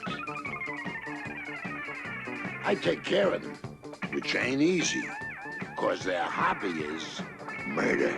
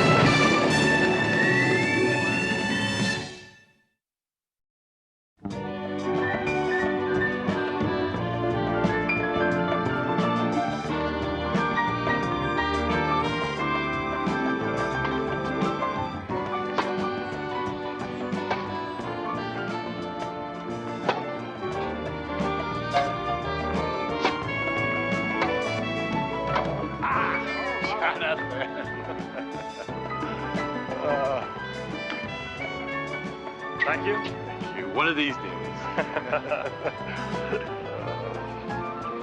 How many did we play? Too many.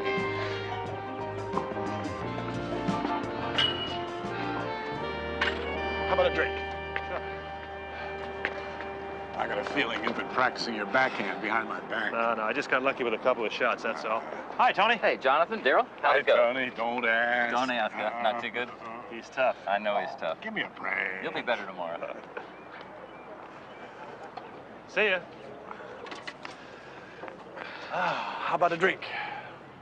It's a little early, isn't it? Oh. Well, John, I'll have orange juice, tall. I'll have a short orange juice. Drop a double vodka in it.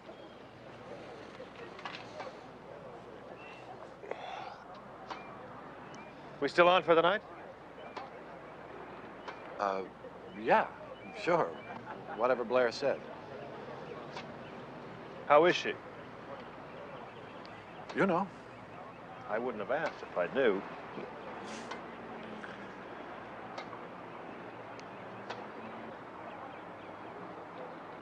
Service is slow around here. We just ordered. Something wrong? Thirsty. Squeeze me another double, will you? Thanks.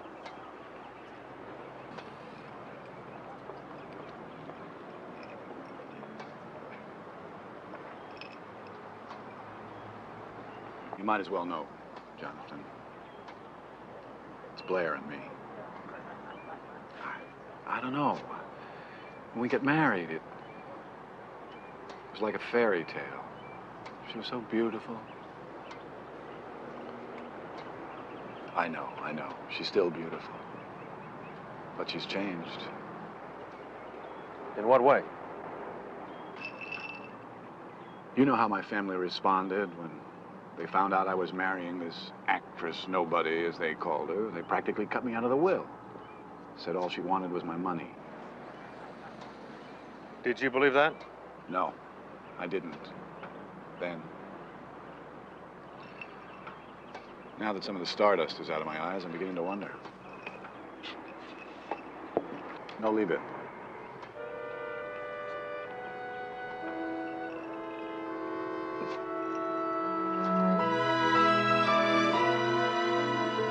Do you know where the tie is that goes with this suit?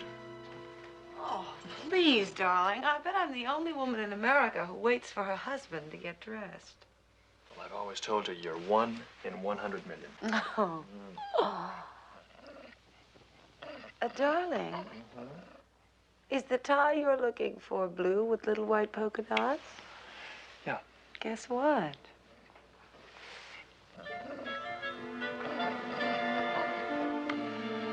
Doesn't Max ever feed that dog? Well, what do you think? This? Yes. No, please, darling, I don't want to be late. Blair sounded awfully nervous on the telephone. Yeah, Darryl wasn't much better.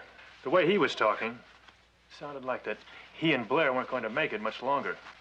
He's got this thing in his head that she's after his money. Well, what do you think? Thank you. Now. Would you get my cufflinks for me? They're in the top drawer over there.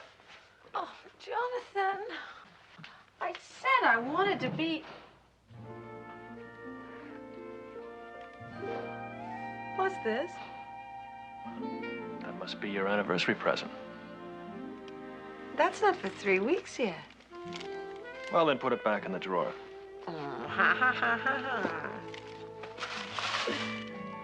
Oh, great! Look at that! A cooking timer. How sensible! Well, it's true, it only lasts for an hour. But if you look a little deeper, you'll find something for the long run.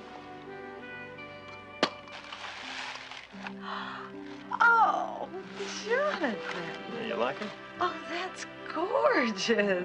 It has a quartz crystal. Oh, it's just beautiful. Yeah, it only loses 5 seconds a year. Really? Mm-hmm. Uh-uh. In that case, we're later than I thought.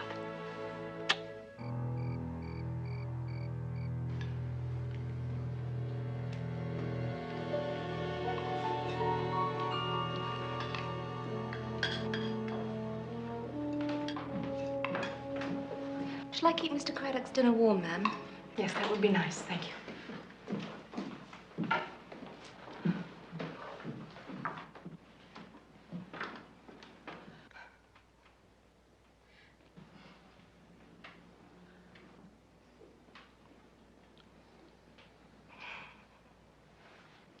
Well, you know, someday they're going to write a cookbook, especially for wives who have to reheat the dinner 3 times. Thank you for trying. But I don't think Daryl's gonna make dinner. Well, maybe he got tied up in a business conference. This has nothing to do with business.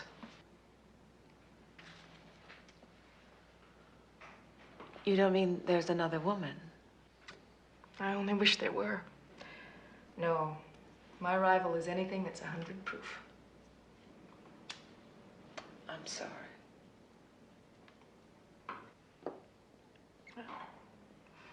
The Craddocks finally won. They just kept hammering away.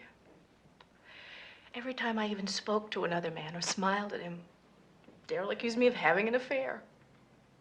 And then he got tired of fighting. Now he just stays away and drinks. Will you be taking coffee in the living room? Yes, thank you, Margaret. Did the Brentwood Patrol call back? Oh, no, they haven't. Shall I try them again? Please. Thank you for the dinner. What's this about the Brentwood Patrol? Didn't I tell you? We had a break-in about a month ago. No, you didn't. There have been other incidents. Prowlers, phone calls at odd hours. How frightening. Yes, it is. That's why I resent Daryl's never being around anymore. He knows how terrified I am of being alone.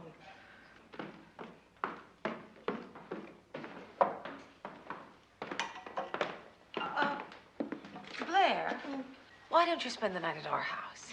Oh, don't worry about me. I'll be fine. I just need to relax a little. How long have you been taking those? It's just a little something for my nerves. Don't worry, I haven't become one of those yet.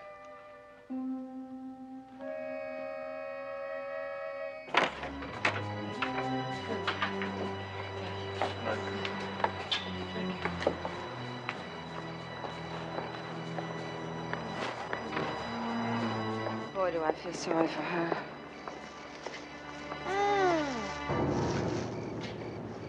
Oh, isn't it a beautiful night? Darling. What? Ah. why don't you slide over and you drive tonight? Oh, all right. Because it'll give me a chance to look at you. Oh, Jonathan. And you know how much I love to look at you.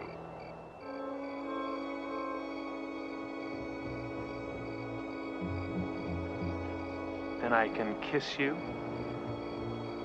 have my arms around you. Oh, I see. And touch your eyes. Oh, yes. Oh, Jonathan, I wish you had told me before we left the house. We could have avoided such a delay. I'd climb the highest mountains, cross the widest spaces,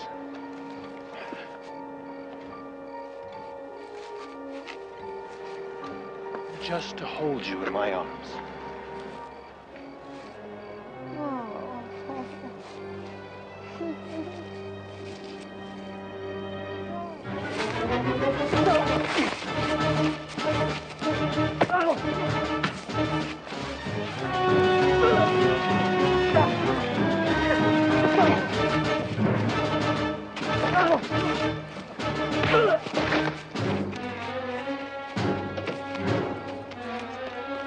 Jonathan? Jonathan? Oh, are you all right? Yeah. Thanks. What's this? A class ring.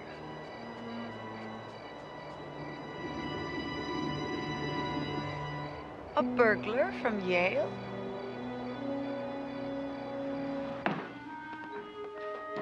Will that be enough ice? Yes, thank you.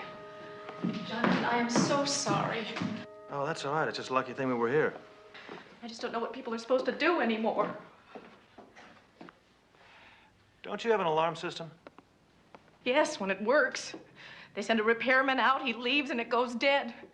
I've even taken to keeping a gun next to my bed. Who's there? It's all right, Mrs. Craddock. It's only me.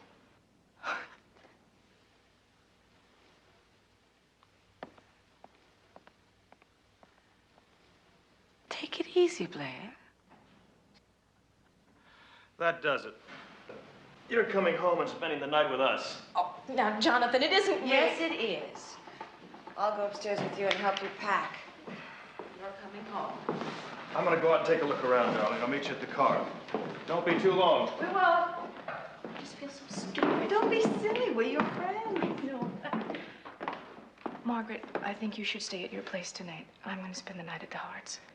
Now, why don't you go get ready? I'll help Margaret lock up.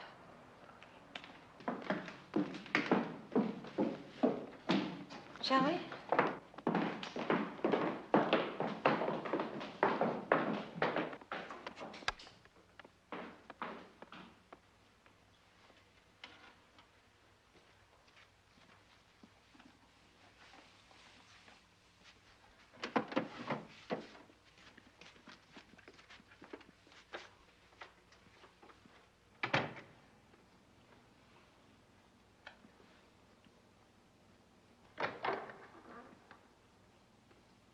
Margaret?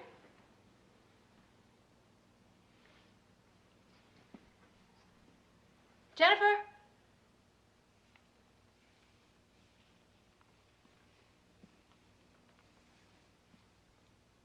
Jonathan?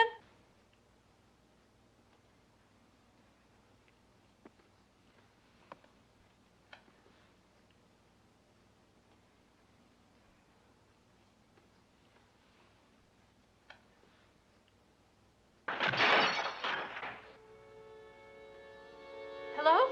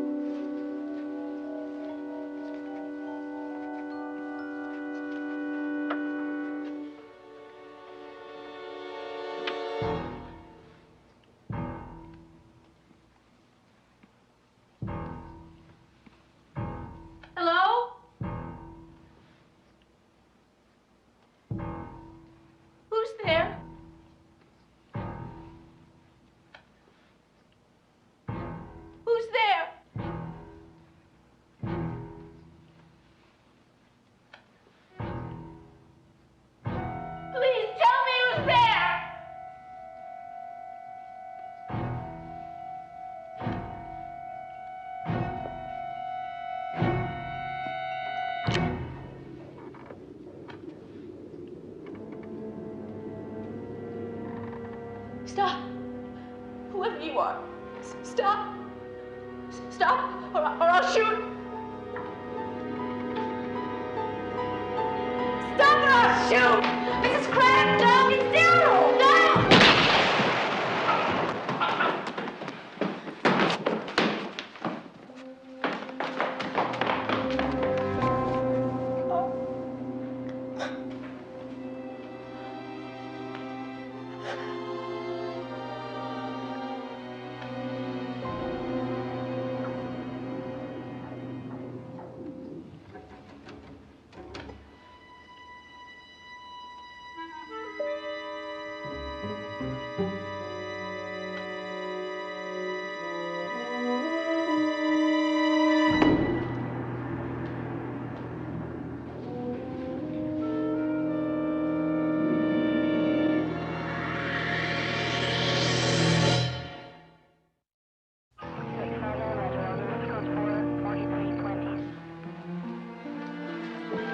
All right, wait.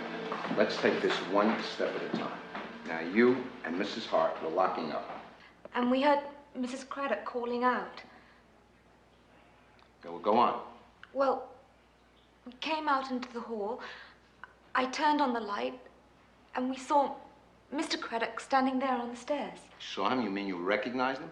Before the shot? Yes.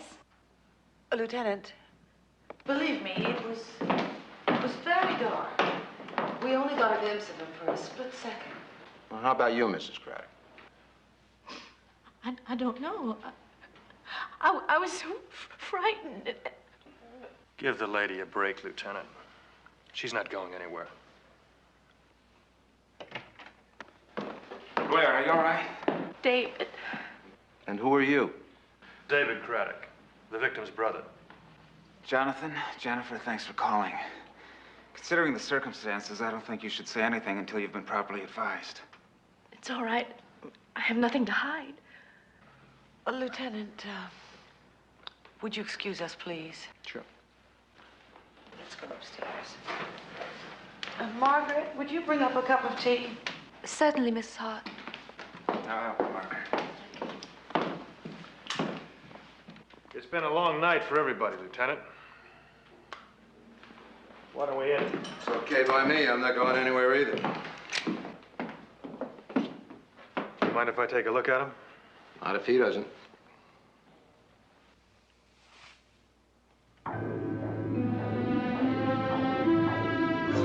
Darling, this doesn't make any sense. Why would Daryl pretend to break into his own house? I don't know. Unless he was planning to kill Blair. What? Yeah, I'm a little shocked myself. On the other hand, maybe Blair beat him to the punch. What do you think? Well, I was right there. It was very dark. Daryl never said a word. And anyway, why? Why would they have to resort to that? If they weren't getting along, Daryl could certainly afford a divorce. Yeah, financially, yes. But wouldn't it be a lot easier to have the lady killed by a prowler than admit to Mommy and Daddy that he'd made a big mistake? There's only one problem. What's that? This scheming husband you've concocted is dead, right?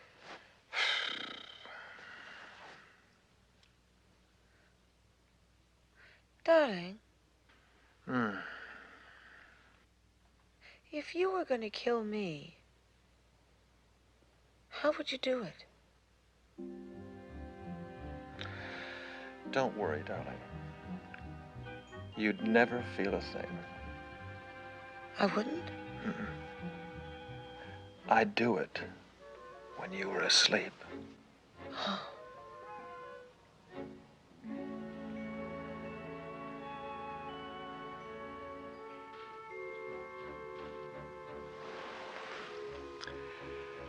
Good night, darling.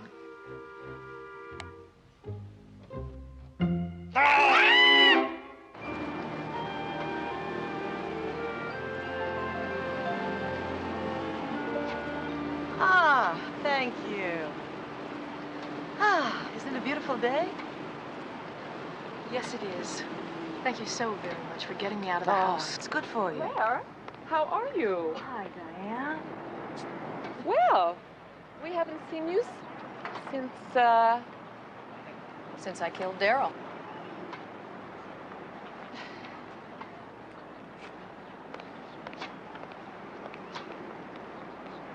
Claire, I don't think she really meant that. The police have accepted it, but the press will not leave me alone. Society actress murders wealthy husband by accident. It's only been a few weeks. People will forget in time, I promise you. Will they?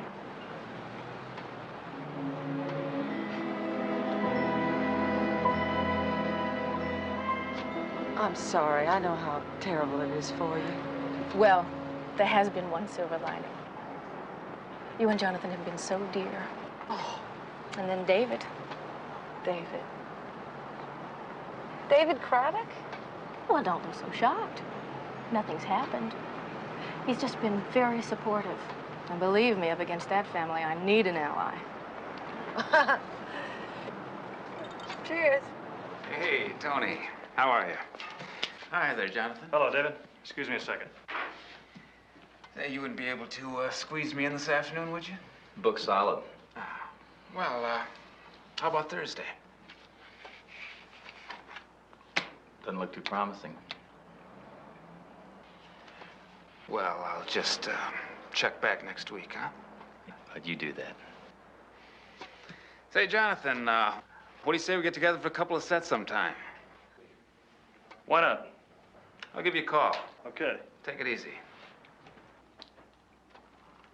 Hi, Tony. Say, how long do you think it would take you to fix my erratic forehand? I'd say about 20 minutes or so. And then maybe after that we could play a little tennis. Oh, you're terrible. Yeah, and you've been talking to Mrs. Feingarten again. Got a half open at 3:30. Okay? Great. Okay. Okay.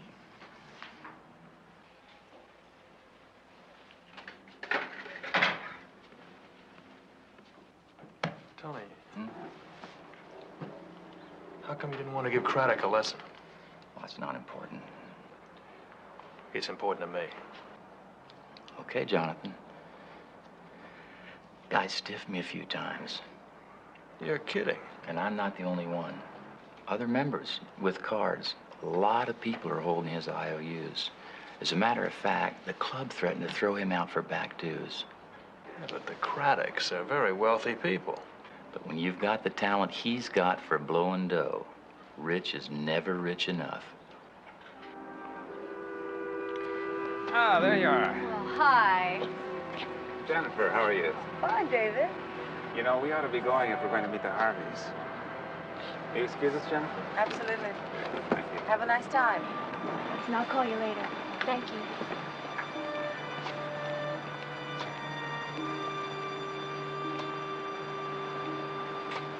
Hello, darling. Hi. Well, what do you think of that?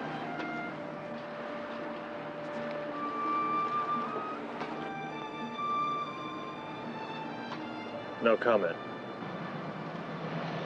You know, I really have to thank you For what? for being my friend.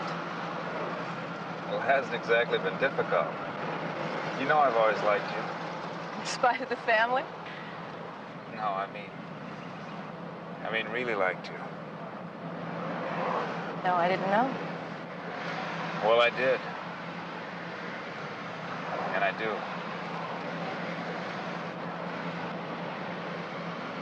I have a couple of theater tickets, and I've been stood up. Maybe we could, Maybe we could.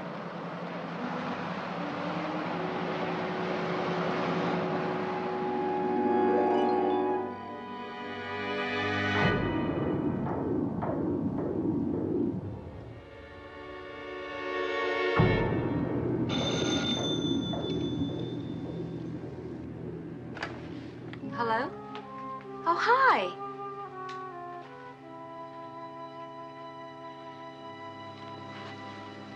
Now, just a minute. No, you listen. Look, I've taken too many chances for you. It's not my fault that Hart woman was there. I didn't ask her to stay behind. Things are going to be different now, or I'm going to blow this whole thing. Well, you should have thought of that before you decided to kill him. I'll see you later.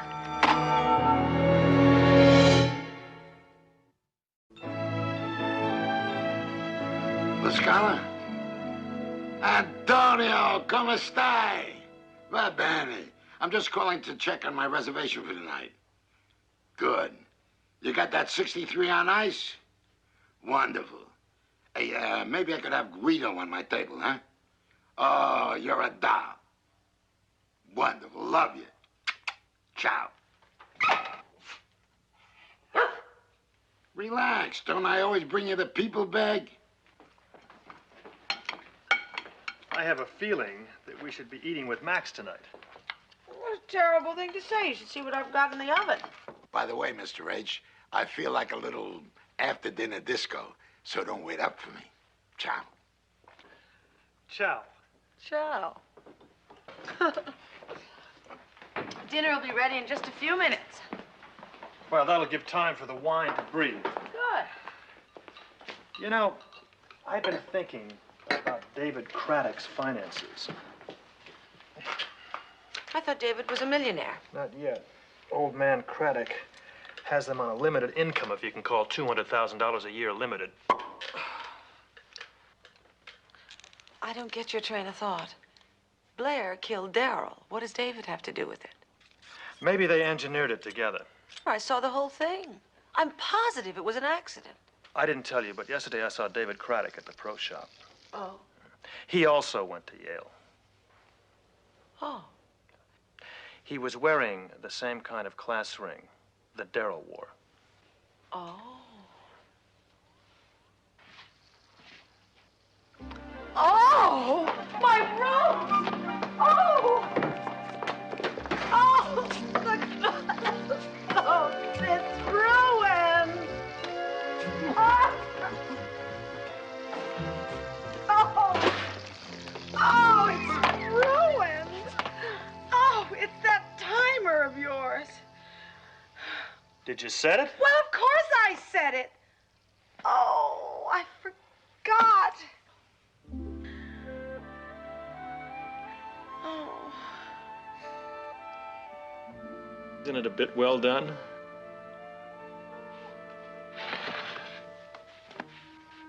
Carve.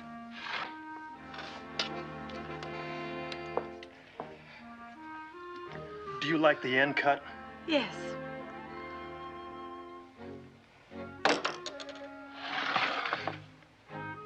I think that's it.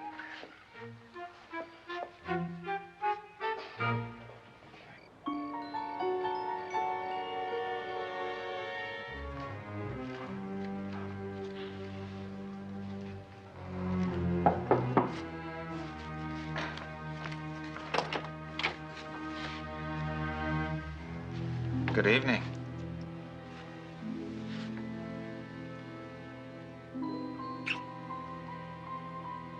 Now, is that the best you can do? Little something to make amends?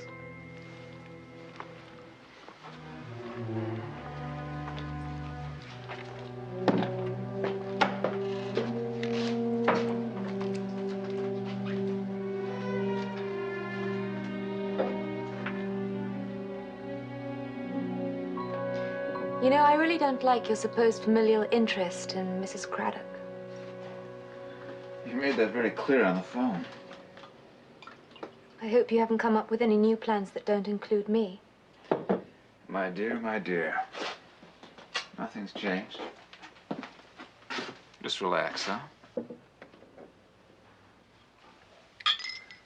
To us.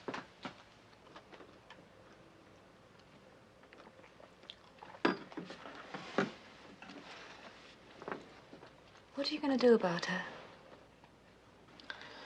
I haven't worked that out yet. According to your great master plan, she should have been on trial for murder right now. Well, your testimony wasn't very convincing. Well, that's hardly my fault. What could I say? Mrs. Hart was right there. You didn't do much better. You let Hart get your ring. Hey. Hey, come on. We're both in this thing together, aren't we? Hmm?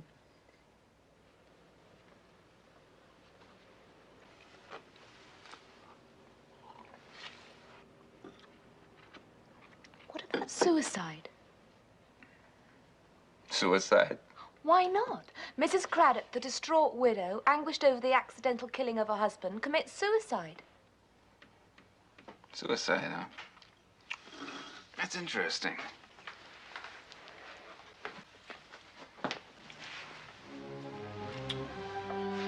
Tell you the truth,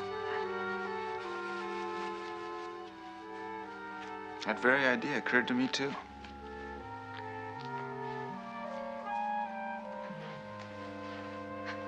Something wrong, darling? Aren't you feeling well?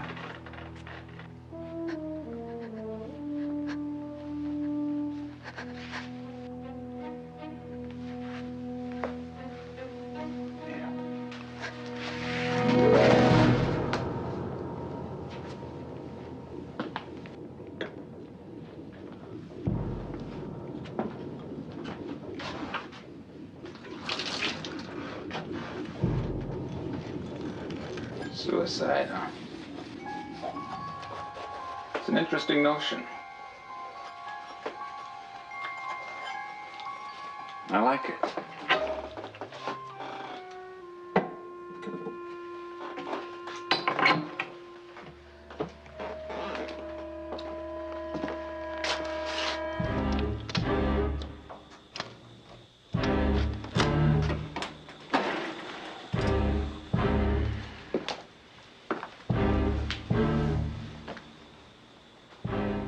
Now, this is just too convenient.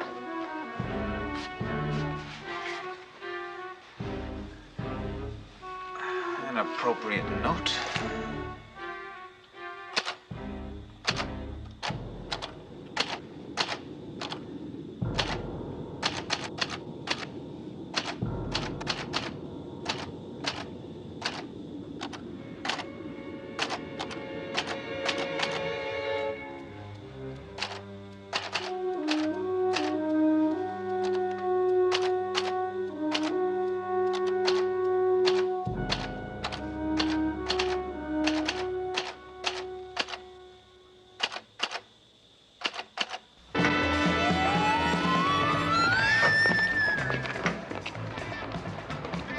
Now let me get this straight. 1 peanut butter cheeseburger, medium rare. 1 Hawaiian burger with pineapple, avocado, cashew nuts, and onions, medium. Don't forget the pickles. Pickle. 1 order fries, 1 order onion rings. Oh, do you want Rosie's special dressing on your burgers? Absolutely. Why not? Far out. Anything else? What else do you suggest? A bromo seltzer.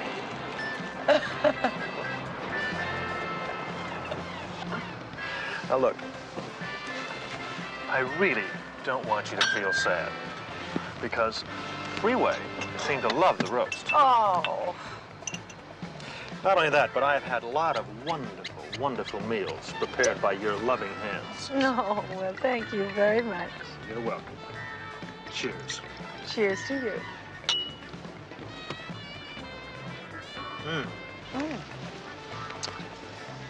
You know, the other day, after we finished playing tennis, Darryl said to me that he thought that Blair was really after his money. And Blair told me that Darryl was always drunk. Well, somewhere between is the truth. Why don't we ask Margaret? Margaret? Oh, yeah, she would know. Housekeepers know everything. Of course. You know, she lives somewhere around here. We could go and see her. How do you know that? Well, don't you remember we were going to drive her home the night Darryl... the night of Darryl's accident? You know, one day I'm going to have you prosecuted for withholding information. Oh! Ah. Here you go, Ace.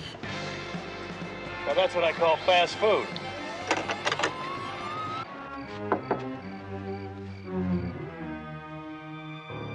Maybe we should have called first.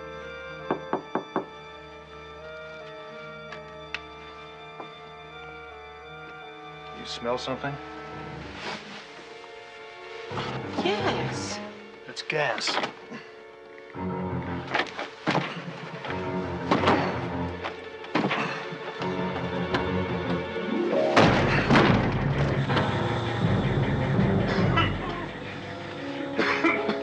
Get that window.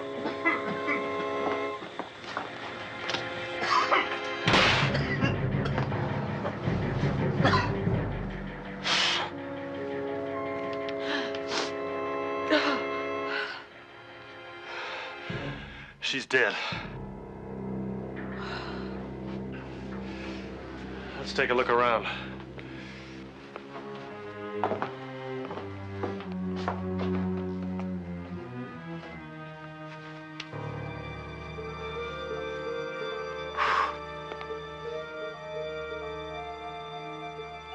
Darling, listen to this.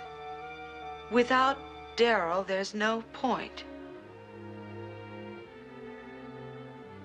Margaret and Daryl? You think they were having an affair and Blair found out?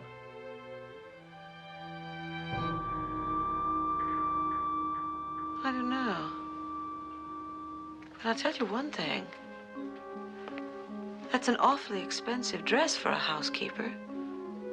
I saw that advertised last week. That's an Oscar de la Renta. Let's take a look in the other room.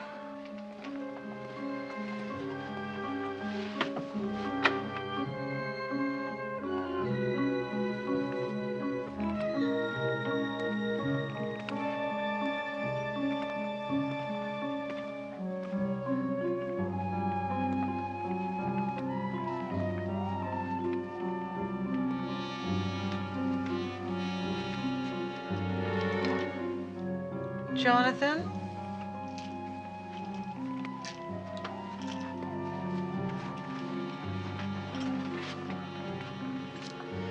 There are a lot of expensive clothes in her wardrobe. Look at those.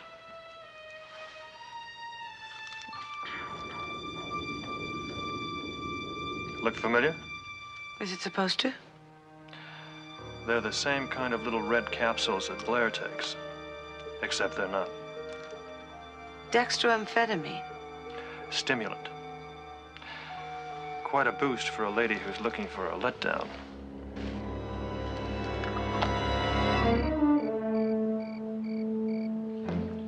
Listen, if we're gonna make the theater, we gotta leave right. I guess we're not going to the theater. Well, it's a boring play anyway. You've seen it already. Yeah. Well, as a matter of fact, so have I.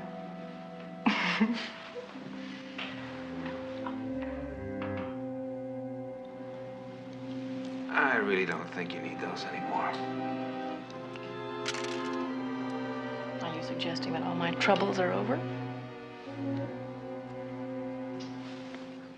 Aren't they?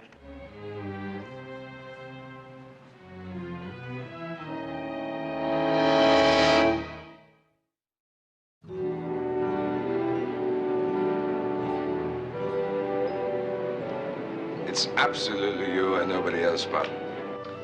Well, it's lovely, Simon, but what I had in mind was something a little more, something strapless, maybe, with beading on it and a coral shade. That's amazing, Mrs. Hart. Truly amazing. Why? I had that exact dress a few weeks ago, but it was sold instantly. Oh, what a shame. It was divine. I know you would have loved it. No chance of getting another one? Well, they're all one of a kind. Unique, original, unreproduced. But you could reproduce another one for us, couldn't you? Well, if you promise not to tell. What would a dress like that cost? Between $3,000, $4,000, depending on the fabric. Oh, yes. Haute couture is very haute these days. Who was the lucky lady to get it? I believe it was Craddock? Blair Craddock? No, the purchaser was Mr. Craddock. Oh, I didn't think that was Daryl's look. Mr. David Craddock. David Craddock. Well, I hope I haven't given away any family secrets.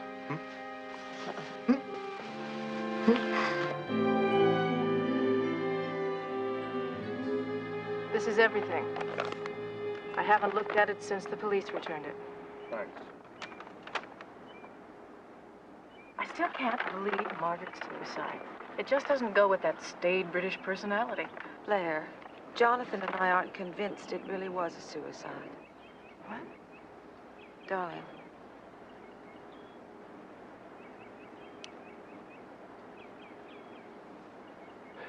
What year did Daryl graduate from Yale? Graduate? 60. It was 1960. We were married exactly 5 years later. That isn't Daryl's ring. Of course it is. It was taken off his body. No, it isn't. It's the one that I accidentally pulled off of David Craddock's hand the night he pretended to be the Prowler. I gave that ring to the police when I saw that Daryl's ring was missing. David was the Prowler? You see, I left Margaret alone with the body when I went to call the police. That's when she took the ring. I think we'll find out that the one that David is wearing now really belongs to Daryl.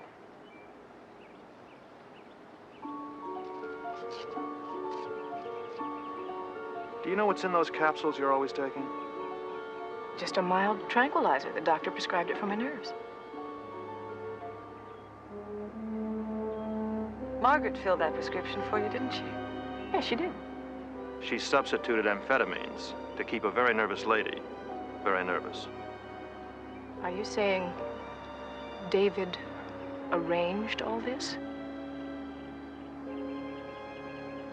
David and Margaret. How else could he get control? You know, for the first time in my life, I think I really could kill someone.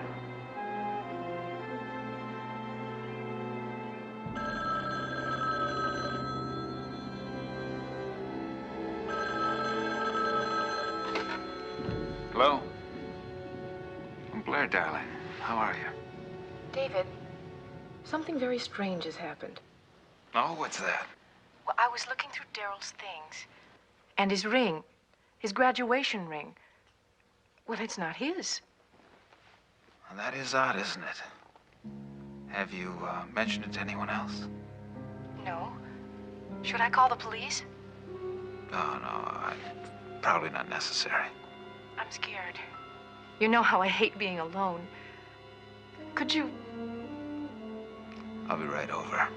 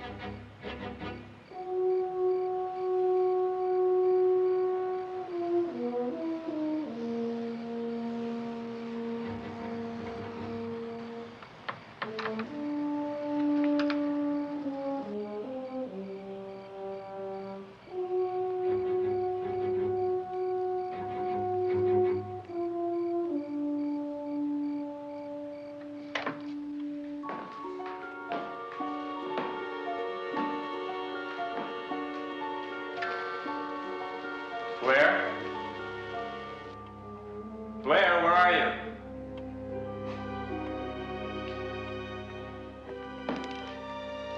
Darling, it's David. Hello, David.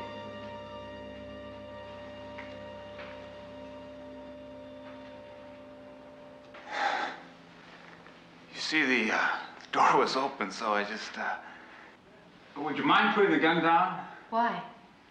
Are you afraid I might shoot you accidentally? Well, I understand you. You're very nervous. Do you? Why is that? Well, this has been a terrible time for you. David, I know all about it. I know all about you and Margaret. I may not be able to prove it, but then again, I won't have to. What are you talking about? You're a prowler, David. And I'm going to kill you. Why not? I did it before. Please. Please, Blair, you don't know what you're doing. Listen to me. Listen to me. I did it for us.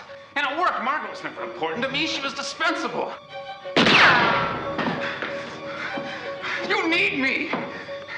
Together we could have the entire Craddock fortune. You'll never get away with this. Really? You proved to me that I could.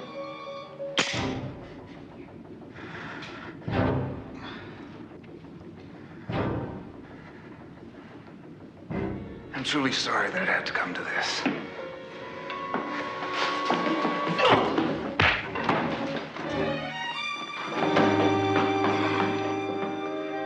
That's one for the class of '63.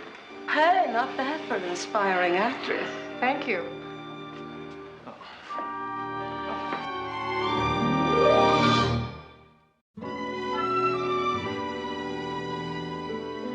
Darling, how much longer? I'm starving.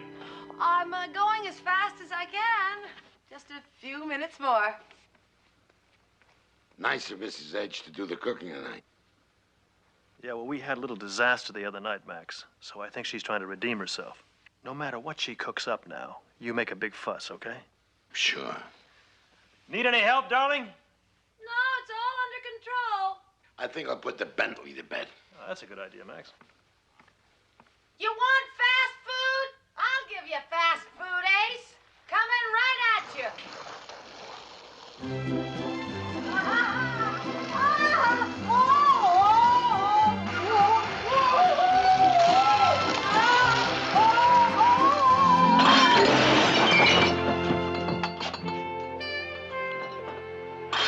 Max?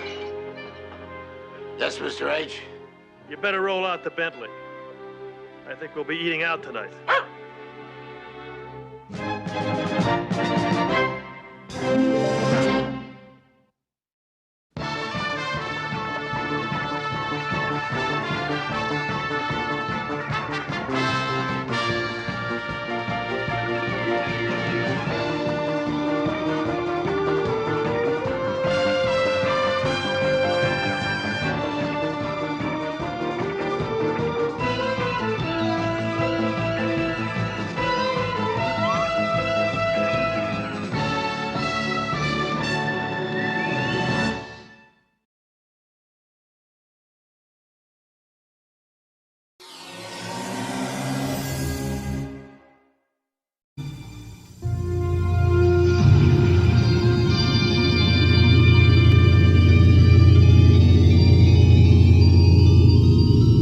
Call any travel agent today. Pleasant Hawaiian holidays.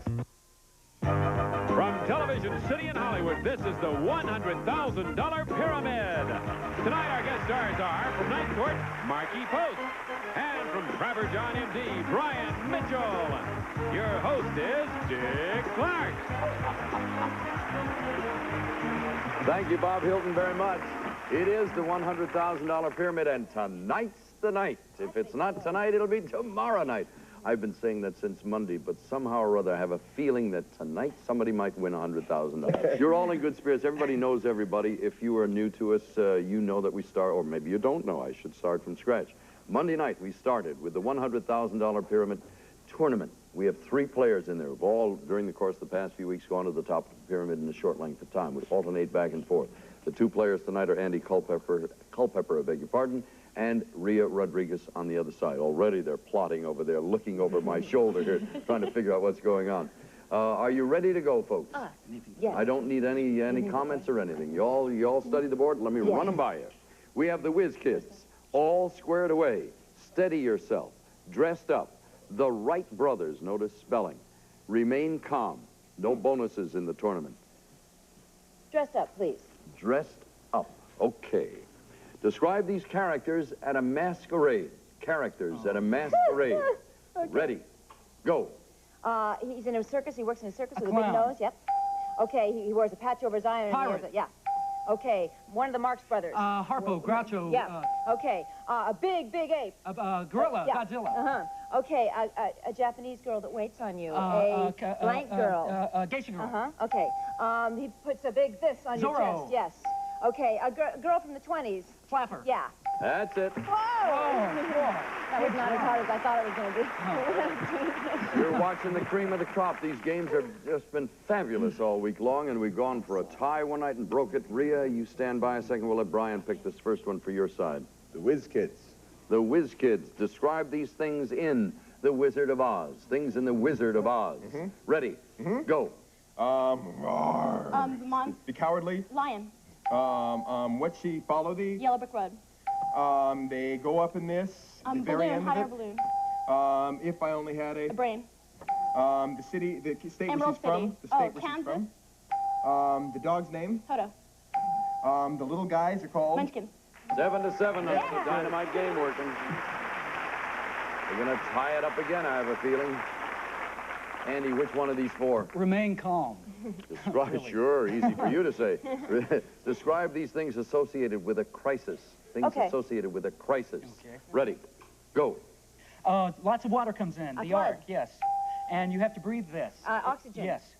And they send the men into Lebanon. The Army. Not the Army, not the Air soldiers, Force, not the Marines, yes. the Navy. Okay. And this is a person who kills somebody. He's a hired... Killer, an assassin. Yes. And it's a television show. These people are technicians. And if you have a dire... Emergency. Yes. And this is what you don't want to do. Panic. Yes. And you take... Precautions, bomb. care. In a bomb. What? All righty, shelter was the word he was trying for. Time ran short there. We didn't have enough time. We did pretty well. Tough category. A Was lot of very stuff had to be imparted. It cost you 1 point. It's 13-7. Rhea, of all the three left, which one will it be? Steady yourself, please. Describe for your partner these things that can wobble. Things that can wobble. Okay. Ready, go. Okay, you climb a step. ladder. Okay, at Thanksgiving you eat them. Turkey. Okay, this is a, Desk. or another name. You eat at the dinner. Table. Okay, I'm not bottom, but. Top. Okay, when I've had too much, and I'm intoxicated. You're drunk. And there's tall things you walk on. Balance Stilts. them. And Olga Corbett is a. Is a gymnast. That's it. Thank you. They picked up a 1-point lead. Ryan and Rhea have 14 points. Andy and Marky have 13. That gives them the choice of All Squared Away or The Wright Brothers. All squared away. You wish to give or receive? I'm going to give. Describe these things associated with a square. Things associated with a square. Ready, go. And you play this game. It's not chess, it's... checkers. Yes. And Jack in the... Box. Yes. And a Rubik's... Cube. Yes. And not Yale, but... Harvard. Yes. And these, you have dark whatever. If you Roots. dye your hair, yeah. And linoleum is... Tile. Yes. And you do this to your hair, or it's Scottish... Scottish. It's tartan. It's a color. plaid. Yes. And, That's all you can get, Andy. You plaid your hair? Please. I've plaided my hair many You times. really threw me. I said, I don't know what he's reading, but it is not that. It You're must be thinking of plate. plate. Yeah. This man is overeducated. Played on him. Andy, I hate to tell you, you've given an advantage to the other side. As a team, you lost that 1 point in that tough category. Shelter Very is tough the one I think we missed out on. If they can pull 7 out of 7 here, they're going to go to the winner's circle. If you go to the winner's circle, Rhea, you have a chance of winning $100,000. Who'll give, who'll receive? I'll give. Describe these things that write. Things that write. Okay. They need 21. Ready, go. It's the person who writes a book. Author. A person... Typewriter, typist. Or Secretary. another word is Typewriter. a blank pad. A steno. Stenographer. He's the person who wrote the Constitution of the United States. Thomas Franklin. No. Jefferson. No. You put this on barbecue, the black grill. things. The Steak. black things. Charcoal. Sorry. He's a very famous playwright. Comedies on Broadway. Neil The Odd Simon. Couple. It's either write with a pen or a old-fashioned. Yes. A foreign Language. person. Wipe the score away, please. We'll start from scratch and break that tie. Brian and Rhea. Words that begin with the letter W or V. V. Wish to give or receive? Receive. Brian, describe these words that begin with the letter V. You got it. Ready. Go. You wear this at Cote Ende. Yes. You put this, it's cider, very, in salad dressing. Vinegar. This is your, you give this to a passport or a passport or a blank card, MasterCard a Visa. and this is a cleaner on your floor. Vacuum. This is a place in Italy where all Venice. the gondolas. This is not a noun. Verb. This is a bad guy in a... Villain. Ribbit. I need to see it. It's 24 seconds. All right, we take that 24 seconds and transfer it to the other team. Andy, you're going to give. You need 7 out of 7 in less than 24 seconds. Words that begin with the letter W. Ready. Go. You do this. A whip. Yes. And spider spins a web. Yes. And 3 minute, you dance. Waltz. Yes. And my last, I give you Wife. 3. Wish. Yes. And these, you pluck them out of the garden. Weeds. Yes. And scotch or... Whiskey. Yes. And I am a blank of the state. Criminals stay in the... Ward. Yes. Yes, you got it. You got it? With 1 second left. My God. Andy, we're going to $100,000. Award of the court. Award of the court. Who cares? Beaver's father would have done it. Watch Game Show Network.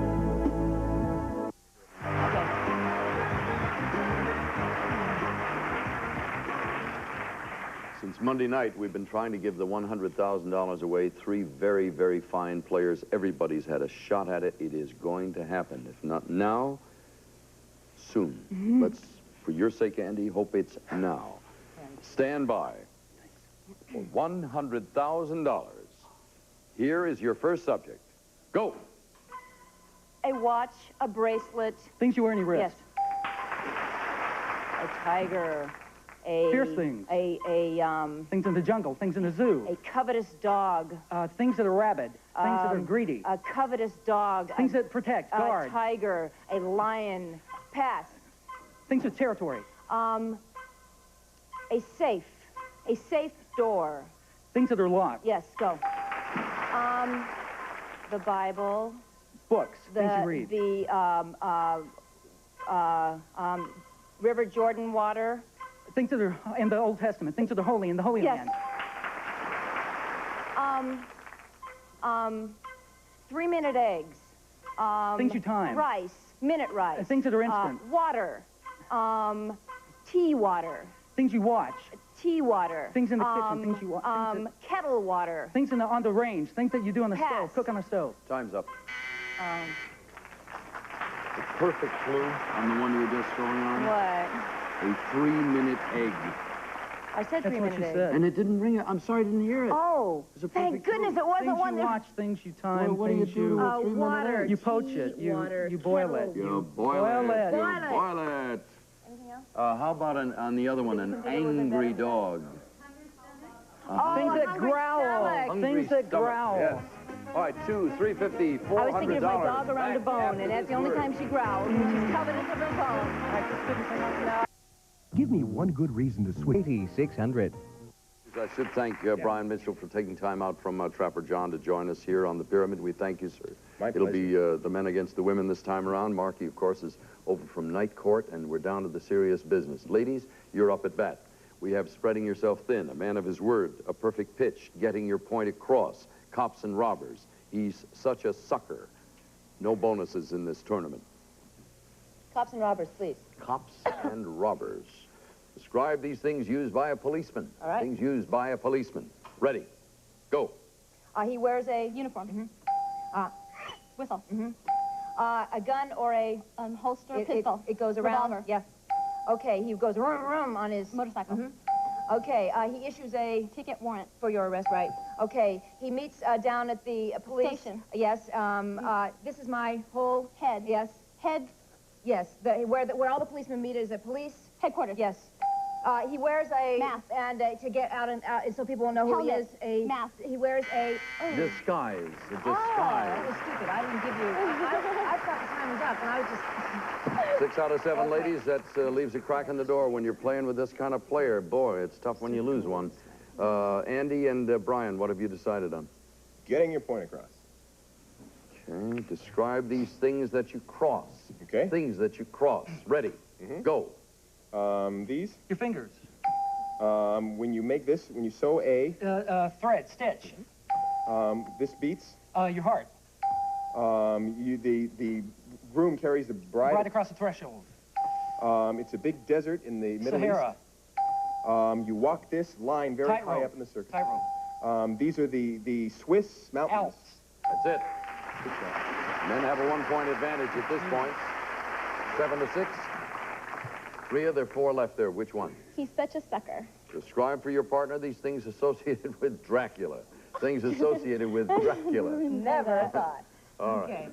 Ready. Go. He wears this big thing. Cape. Not onions, but garlic. And you drive Steak. this. And anything. Fangs. And 1, 2, 3. What am I Count. doing? And the place he's from. Transylvania. Okay, and it's not a cross or but a crucifix. That's it, ladies. Good. We have a 13-7 situation. The advantage belongs to the men because if they get them all, they'll lead by 1 point. Andy? Spreading yourself thin. Describe for Brian these things that are buttered. Things that are buttered. Ready. Go. Irish spud. Spud, potatoes. Yes. And it's Jewish, and it's like a donut, but it Bagel. isn't. Yes. And flapjacks are also called... Pancakes. Yes. And these are not string beans, but they're... Lima beans. Well, they're... Butter beans. They come in a shell. They come in a shell. Pea pod. Pass it. Yes. And on the... it's not a grill, but a... griddle. Yes. And chicken blank soup.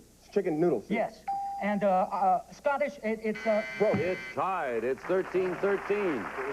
There's no advantage on either side now. If anything, the ladies have an advantage because they can pick from a man of his word or a perfect pitch. A perfect pitch You wish to give or receive? to give. Please. Okay. Describe these people or characters who have appeared in commercials. People or characters who have appeared in commercials. Ready. Go. Okay, Bing Crosby and Orange. the road movies. Oh, Bob Hope. Okay, he has his own show, the black comedian, Jello. Bill Cosby. And he gets no respect. Rodney Dangerfield. And him right there. Dick Clark. And the Odd Couple, not Tony Randall. Jack Klugman. And he's a cat. He's finicky. Garfield.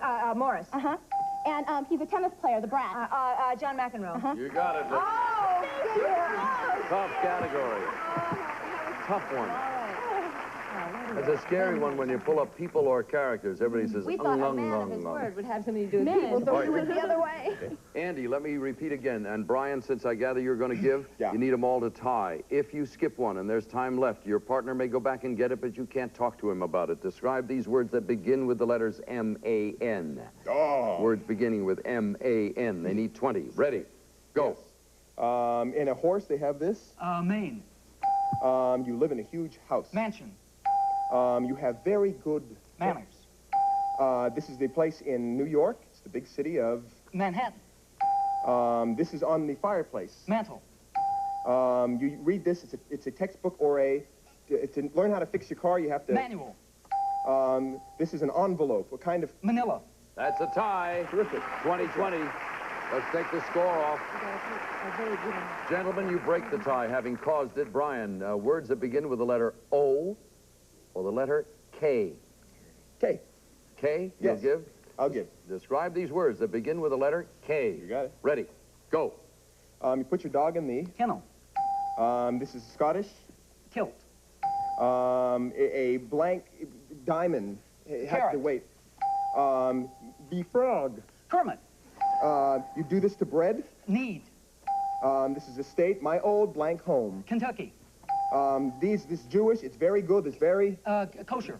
Got it. Good job. We'll take the time they have left there, which is either 22 or 22 seconds. Move it over to Rhea's side. You have 22 seconds in which to get 7 answers on words that begin with the letter O. Okay. Ready. Go. Okay, a fruit. Orange. Okay, and not a piano, but an... Organ. Okay, in the desert. Oasis. And a long-necked animal. A bird. Ostrich. And when you're totally fat. Obese. And a state. Omaha. I mean, Utah. No, that's one. Not Ohio, but Okay. Andy, you're going to try one more time to win yourself $100,000. Hey, kids, have you heard about the... Coffee. A decaf. Okay. It's always like halftime at the football game. The coach and the players get together. We talk strategy. They're reasonably relaxed, but I'd say keep an edge. Just keep a little energy going. Watch the eyes. Give them a little encouragement. I'm going to do my silent routine now. We'll give you the 5 seconds of quiet. We'll ask everyone in the studio to do nothing but just sit there and watch and breathe quietly, all right? Let's give them a moment to put their heads together. For $100,000. Here's your first subject, and go. Van, Ontario, Canadian Toronto. provinces, places in France. I'm a bird up north. It's very cold up here. Penguins. What penguins you say? A jock strap. Things an athlete wears. Things you use in sports. Things a football player wears. A jock strap. A cheerleading team. Things at a football team. A cheerleading team. Things that are supporters. Yes. Your belt. Things that hold things up. Love handles. Things that are around your waist. A hairy drain. Things that are clogged. Sandpaper. Things that are rough. Sandpaper. Things that are coarse.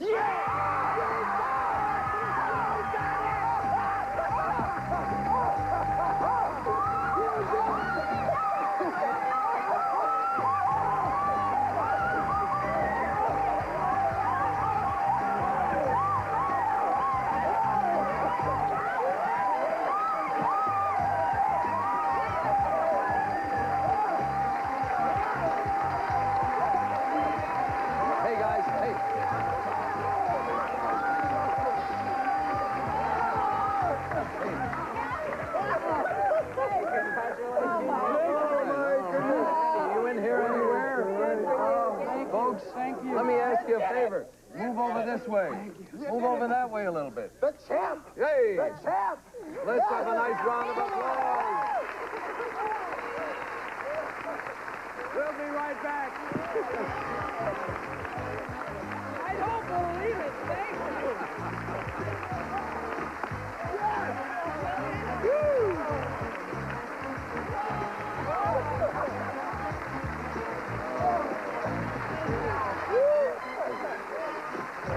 How are you?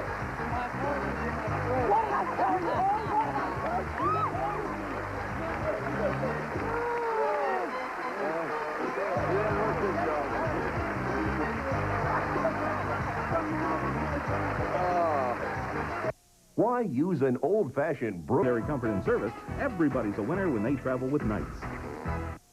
Well, congratulations, dog. Andy, let me hold on to you for a minute, and I'll say a nice thing down the line. I've got a little card.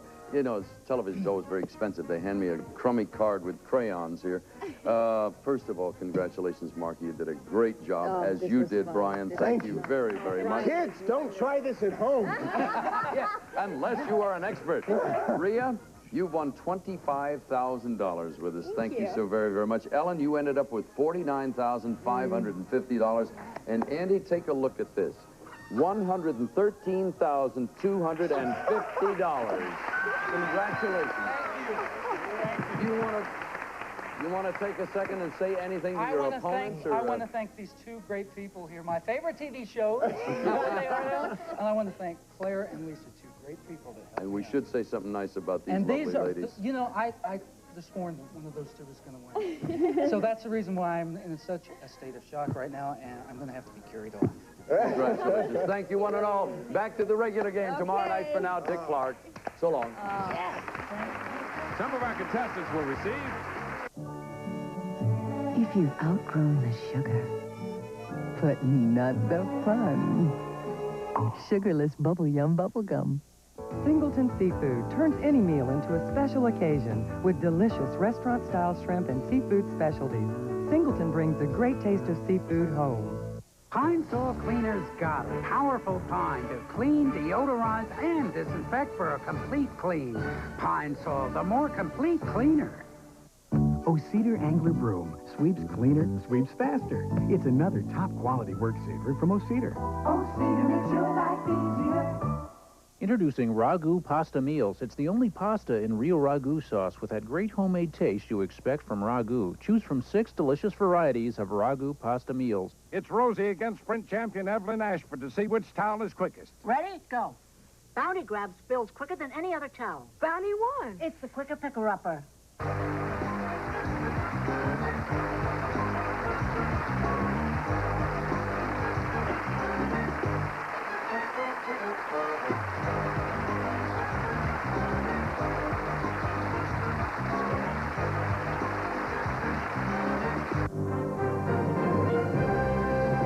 Hey, you keep it tuned to Game Show Network, or we come to your house and we fix it so, like, you can't change your channel.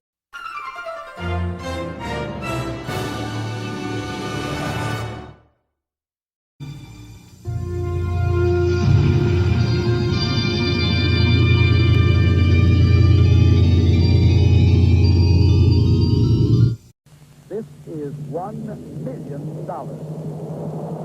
In a moment, Steve and Connie Rosenbach, a waterbed salesman and a bookkeeper, will compete with David and Dina DiMaria, an electrical installation manager and a junior high school teacher, as they battle for the biggest prize in the history of television. Just one single word could turn one of our couples into millionaires.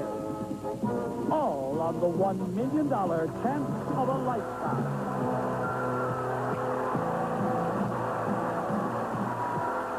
And now, here's our host, Jim Lang. Thank you.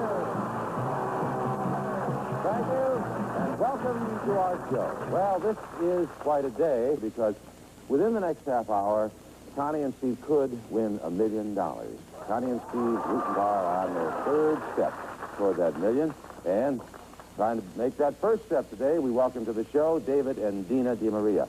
$1 million. Now, you've been thinking about that, I'm sure, all night long. How you feel about it? Real good. We're thrilled. Thrilled? No nerves at all? No butterflies? A little bit. A little bit? I've got them. I don't know about you. Now, you had some ideas for the $1 million. Any new ideas today? Yes. Connie and I love the Los Angeles Lakers, and we would love an opportunity to sit courtside right next to Jack Nicholson and watch those Lakers play. Right. That's a good dream, and I'm sure that you have a dream, too, Dina. What would you like to do with $1 million? I would definitely start a large family and go to Yugoslavia every summer, or probably every summer, to see family and friends. Your family's originally from Yugoslavia? Yes. Well, that would be a wonderful thing, too. Now, those dreams are available. All you have to do is win our $1 million round 3 days in a row. Connie and Steve already done it twice, and the $1 million is yours. Now, one person from each couple plays in round one. Who will start on this all-important day? I'm going to start off. You're going to start today. All right, Connie, how about your team? I'm going to start it for us. That'll be David. All right, Connie plays David. Good luck to all of you. Guards, come on, and let's go. Here we go.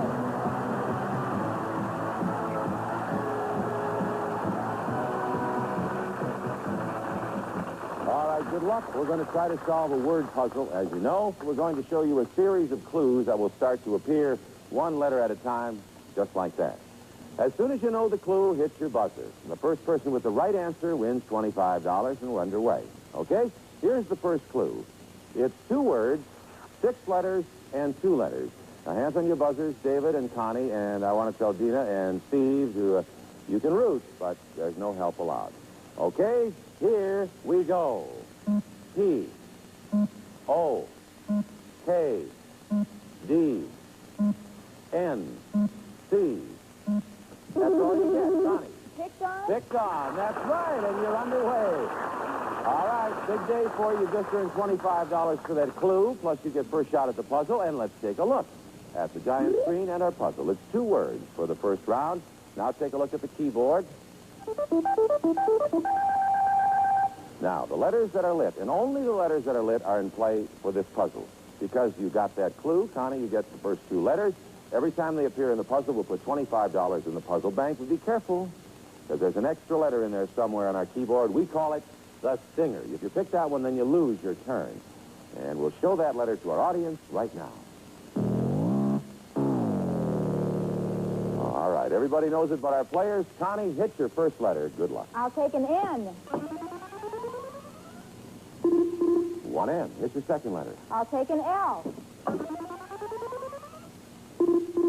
There's your second letter. All right, your clue is picked on. For $50, solve it. Nope. Okay, it could be done, but you didn't do it, so it gives David a chance to go for the next clue, which is 7 letters long. And here we go. P, R, T, H. Yes, David. Catcher?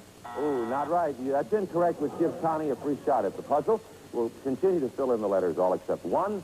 And when you think you know it, hit your buzzer. Connie? That's all you get. And Pitcher. pitcher is what it is. Yeah, you were close. Catcher and pitcher.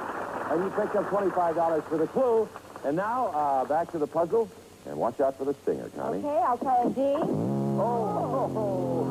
I just warned you. And that means you lose your turn and you don't have a chance to solve the puzzle. So we go on to our next clue. This again, 2 words.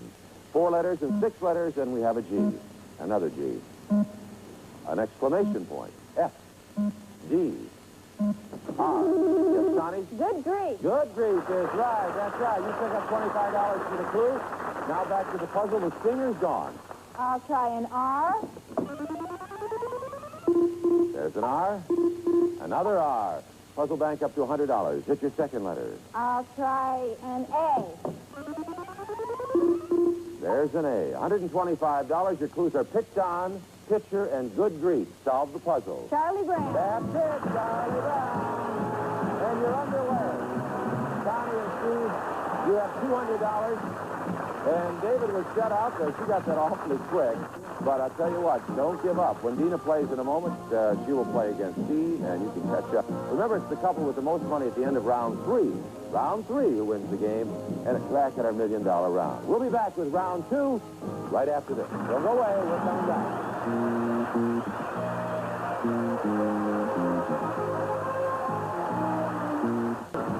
Welcome back to round 2 on the $1 million chance of a lifetime. On the day that Connie and Steve try to go for that 3rd step to the million, and Dina and David try to take their first. The couples have changed players. Now it's Dina against Steve, and in this round, remember, the clues and the letters will be worth $50. Good luck. Remember, no helping from the partners, and let's take a look at our first $50 clue.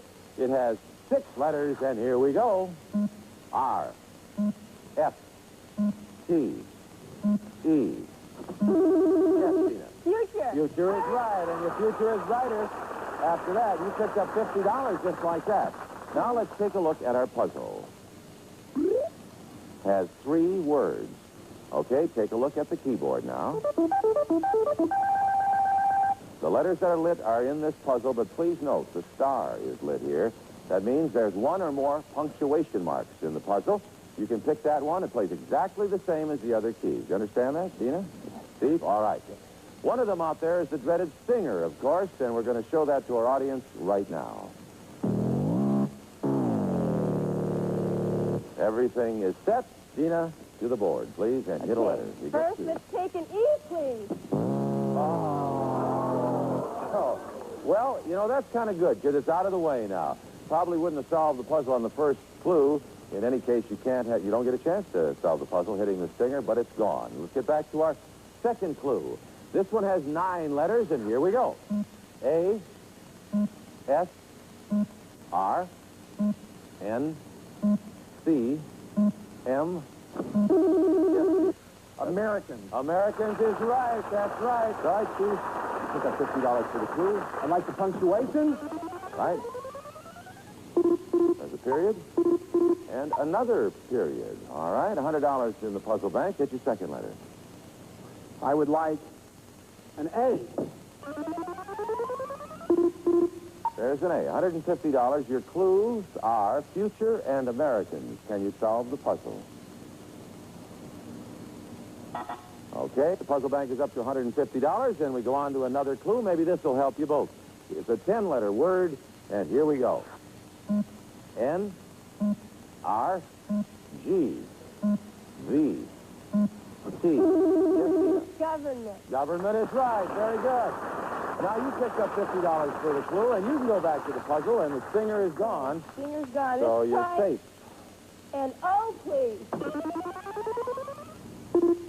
There's 1 O. All right. How about a D? And there is a D. $250 in the puzzle bank now. Future, Americans, government are your clues. Solve it. Time is up. The puzzle bank up there pretty good now, $250 as we go on to our next clue. 10 letters again, and here we go. I, T, T, N, M, V. Yes, Steve. Investment. That's right. You got it. Investment. Very good. Now, you pick up $50 for that clue, and it's your chance at the board. Steve, go on up there and hit a letter, if you would, please. Okay. I would like an F. There's one S, another S, another S, another S. 4 S's at $50 apiece. The bank's $450. Hit your second letter. I would like the B. There's your B. For $500, future Americans, government, and investment are your clues. Can you solve it? U.S. savings bonds. You got it. You did it. You solved the puzzle, and you picked up the money in the bank. $500 gives you a total of $800 for Connie and Steve, $100 for Dina and David. But Dina and David coming up in round 3, you know clues and letters double in value. $800 to $100 can be overcome. Remember, you have to win the game in order to keep your money and take your first step toward $1 million. And in this case, Connie and Steve's third step. Now, I want you to decide who you want to play the final round. Talk it over. David and Dina, and Connie and Steve, you talk it over. Who's going to go? I'm going to play. David's going to play? All right, who's going to play for your team? He did it before. All right, David faces Steve in that all-important final round. And we return right after this. Don't go away.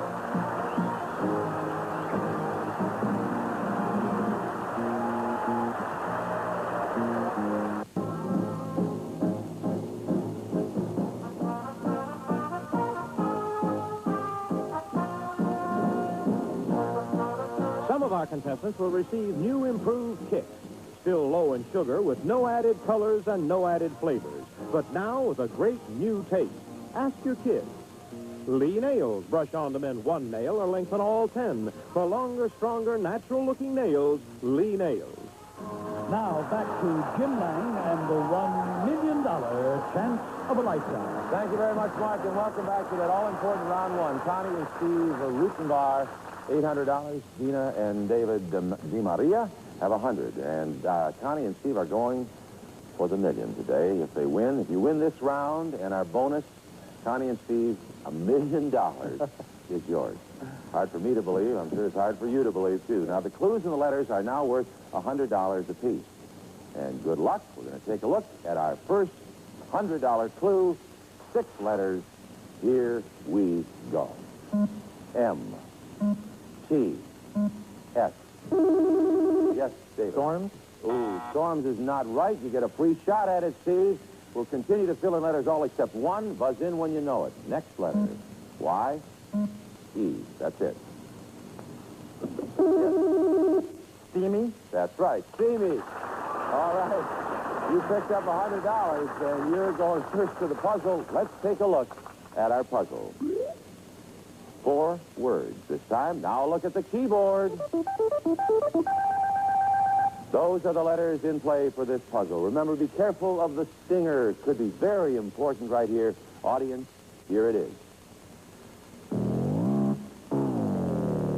Okay, they know, the players do not. Steve, pick your first letters, please.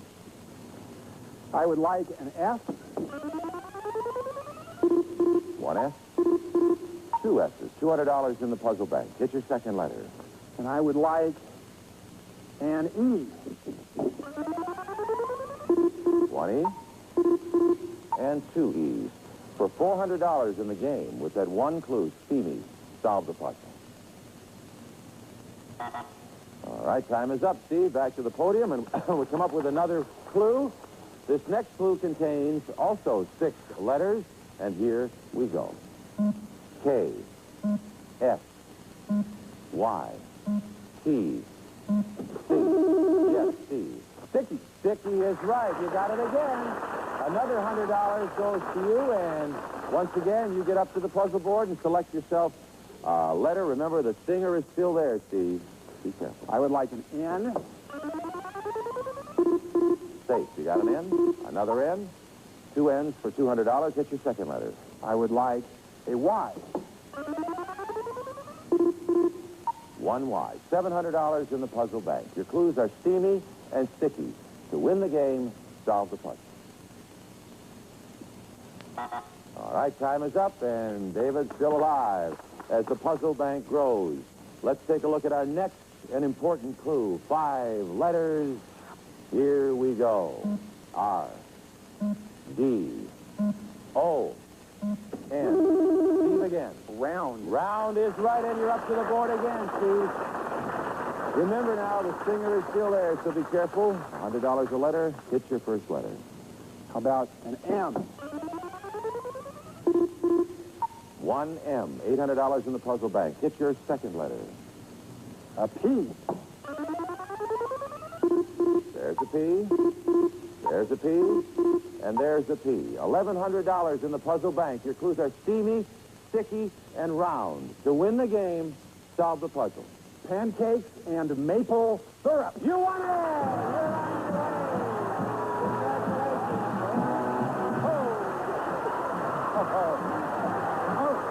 You did it. Stand right over here so we can take a good look at you. You did it. Now, you know what that means. You just picked up another $2,200. That's yours. That's your total you've gained the other 2 shows. But in just a few moments, you'll be playing our bonus round for $1 million real dollars. It was tough. They're good. You played a great game. Thank you so much, David. You kept trying. You battled it. Dina, you got to be proud of it. You did a great job. And we have some gifts for you, too, as you lead us. And in just a moment, right after this, Connie and Steve are going on their way to see if they can win $1 million. We'll be right back.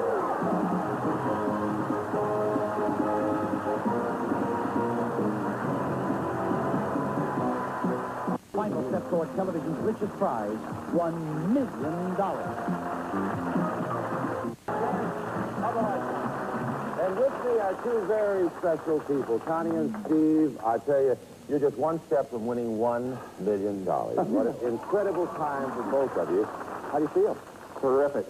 I hope you feel better in about 5 minutes. Absolutely. I'll tell you that. This is your 3rd and final day of competition. Remember the first day, you got the bonus with, like, on the last second. It was so close. And then our last show, you just rolled right through, and it was easy. And who knows what today will bring, because they're all different. But that's all in the past. You're about to play your 3rd and final chance of a lifetime $1 million round. And in just a few moments, you could be going home worth $1 million. Hard for me to believe, and I know probably for you, too. Now, you know how the bonus plays. We'll show you 3 categories. You pick the one you both know best. Then you'll be identifying 6 items that fit into your category. We start popping in the letters, and as soon as you know the answer, call it out. The moment you call out a right answer, we'll fill it in and then go right on to the next item. If you can identify all 6 within 60 seconds, you will win right here $1 million. All right, Steve and Connie, we're all rooting for you, including your family. I know you've got a lot of people with you in the audience. Your 2 sons are here. Yes, Jake and Kyle. And there's another one coming. How soon will that be? About 4 months. Boy, he'll be born into a millionaire family if you figure Wouldn't that that out, be right? Take a look at the screen. Here are the categories, the important categories to choose from. Seagoing vessels, classic TV sitcoms, and Olympic cities. Talk it over. It is very, very important. Which of those categories do you think is your $1 million chance of a lifetime? Seagoing vessels, TV sitcoms, Olympic cities. What'll it be? We like Olympic cities. Olympic cities. All right. That is your choice. There's the isolation booth. Guards, would you please take Connie and Steve to the isolation booth for this most important moment.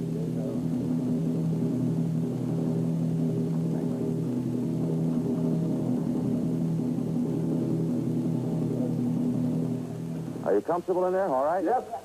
See everything? Can you hear me?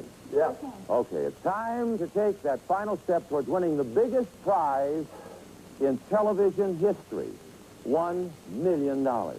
Remember, the category you've chosen is Olympic cities. You have only 60 seconds to get all 6 answers, so you must keep it moving. Good luck from everybody. Are you ready? Here we go. E, F, T, H. Athens. 1, next.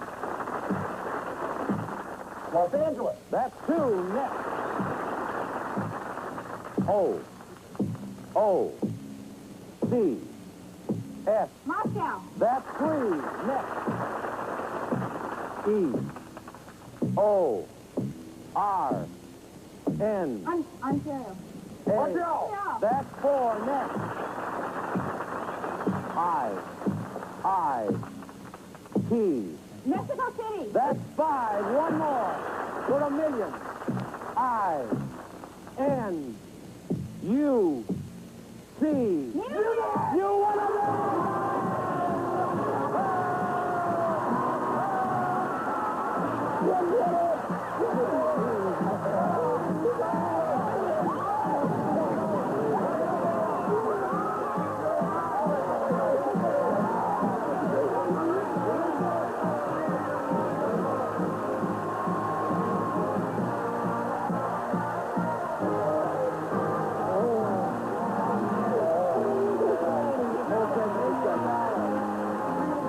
What are you going to do with $1 million? We're going to go on the cruise like we said we're going to do. Yeah. We're going to get those Laker tickets, too. We're going to be on the front row with Jack Nicholson. I'll be looking for it. That's right.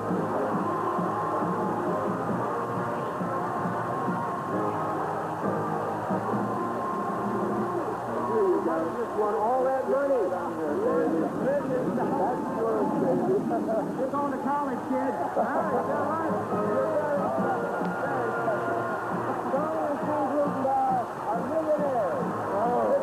right, goodbye. This movie has been their chance of a lifetime. Bye-bye.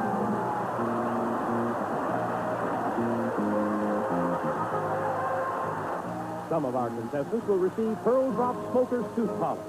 Helps polish away tobacco stains filters can't filter out.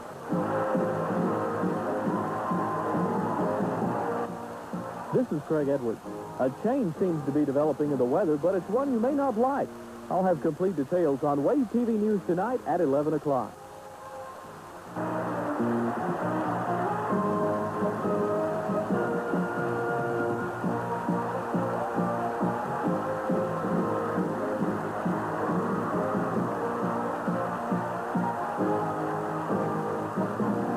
The $1 million chance of a lifetime is distributed by Lorimar Color Pictures.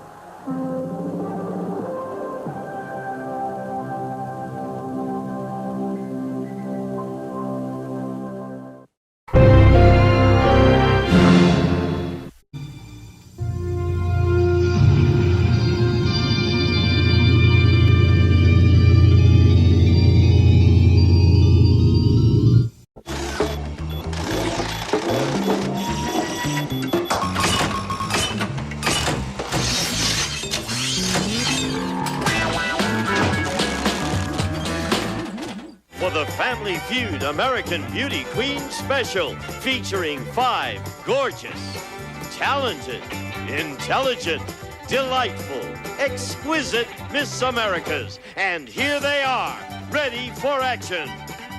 Playing against 5 equally stunning, gifted, witty, charming, glamorous Mrs. Americas. And here they are, on your mark. Let's start the Family Feud American Beauty Queen Special.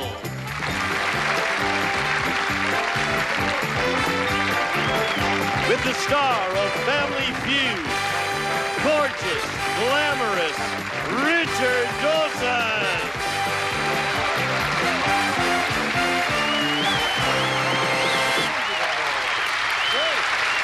Thank you.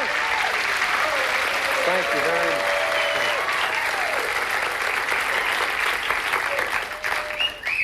I'm glad I wrote that opening for me. It really sounds better every time I walk out. This goes to the end of a very, very special week. 10 of the brightest women and the most delightful women could ever have the pleasure of working with, giving up their time to play for charity. And I really, because I don't know how many questions we'll play within the show, want to take this moment to thank them all for doing such a great job of making it so easy for me. I thank you, Miss America, and I thank you, Mrs. America. They play, Mrs. America plays for the City of Hope. They've won $1,234. We thank them. We can make it 11 grand today. And Miss America is playing for care. So far, won $31,552. Right there, we got another $10,000 today. Beautiful. Well done. Here's the lovely, the queen, the reigning Miss America. Brought a great team along. Yes, I did. The last Miss America team got whitewashed by the Mrs. America team. You've done back with a vengeance. Let me meet everybody, please. Okay, this is Miss America 1984, Suzette Charles. Angel, welcome. And Miss America 1983, Debbie Maffett. Good player and a nice lady. Miss America 1982, Elizabeth Ward. Elizabeth, thank you for being here. And Miss America 1981, Susan Powell. Quiet. I thank you all. We had a lot of fun. Good luck to them, all righty? Mrs. America, make them feel at home, please. Whoa, whoa, whoa. The reigning queen. I had the pleasure of crowning her in Reno. Debbie, West Virginia, and all of America has to be very proud of you. Let me meet everybody, please. This is Patty Boyd, Mrs. America, 1981. My little darling. Carrie Gabriel, Mrs. America, 1979. Nice to be here. Thank you for being here. Mrs. America, 1978, Cindy Roberts. I'm off to Alaska soon. And Mrs. America, 1977, Ruth Johnson. Please give them all a big, big welcome. I don't have one because I'm going to be seeing you in Hawaii in about 3 weeks, but these ladies would like to give you a little forelays before we leave. That's the name of the, because they're doing Mrs. World, and I'm going to host it. And you'll be there to put the crown on someone? I'll be competing. You're going to compete? Yes. Nothing for me? Yes. Are you ready? We're pushing you off and great. Well, no, it's kind of. You sure? Don't put it over the microphone. You're never going to see me with all. Thank you, Dawn. Thank you. They smell wonderful. No, those Wickham's. We can kiss you back. Oh. Thank you. Thank you, my angel. Don Ho, eat your heart out. Come, let's play the cute. Let's go.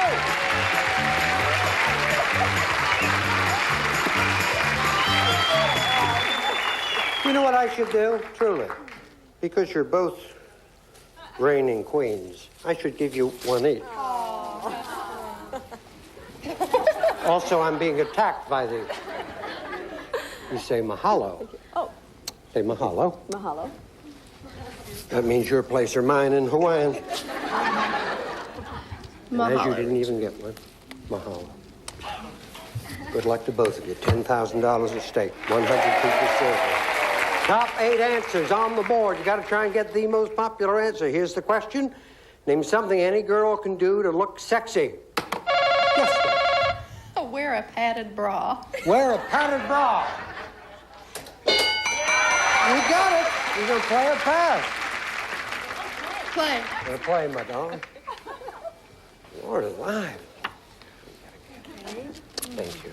Something any girl can do to look sexy. Look sexy. I think a sexy hairdo. All right. Sexy hairdo. You got it. Okay. What would you think? I'd say sexy high heels. Gotcha. High heel. Yeah. Cindy, something any girl can do to look sexy.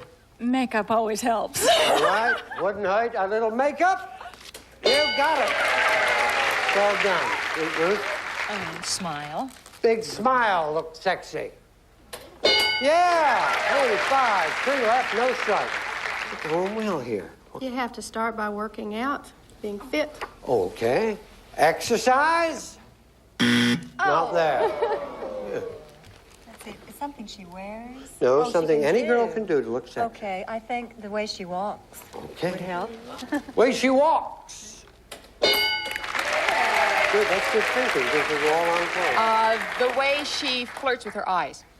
Gotcha. Al flirto von Io. Now, you look to explain. I think good posture has to help. All righty. If that's there, you got it. If not, third strike. Good posture. Not there. 2 answers unrevealed. Come along. To look sexy or... Talk sexy. Talk. Talk sexy. Talk sexy. Yes. Flirt. Talk sexy. Read the question again. Something any girl can do to look sexy. To look sexy. Oh, to look sexy. To look sexy. Where? Can you give me an answer? I'm sorry, to wilt. Flirt. Flirt? Oh, didn't we have flirt with our eyes over here and get a... We did. Give me one more answer there. Quickly. Perfume. Perfume. You can't look like perfume. I need an answer to A glance. Say Jewelry. Wear jewelry. Sexy jewelry. Flashy jewelry. Flashy jewelry. Flashy jewelry. Jewelry, we didn't do that? All right. Flashy jewelry for the 88. If not, Mrs. America, get it? Flashy jewelry. You got 4.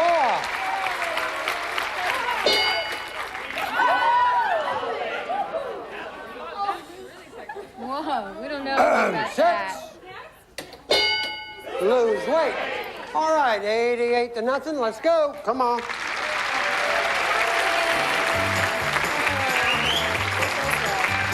Good luck. Thank you. 100 people survey, top 6 answers on the board. Here's the question. Name something people do just before an airplane takes off. Yeah. Yes. They get their ticket, their boarding pass. They get their boarding pass. No. Find out where they want to sit, non-smoking or smoking. They want to get a seat location. No. Listen to the question now, and no, not, it's Carrie's turn. Here's the question. Name something people do just before an airplane takes off. They buckle their seat belts. They do the old seat belt. Number 1. Play it fast. Play. We're going to go for it. Go for it. You sure? Come now. What are you going to do? Play. Yeah? They're going to play. Okay. Fine. Well, sure, this is not tough. You've all flown in your lives. You did a good job. Thank you. Thank you. Something people do just before an airplane takes off. A lot of people pray. You do, yeah. Pray. You got it.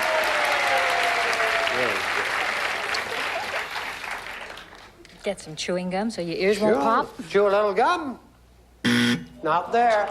But they do that, Don. Didn't make our survey. Something people do just before an airplane takes off. Watch the flight attendants give the instructions. Oh, okay. Pay close attention to the flight attendant. Oh! I know I do.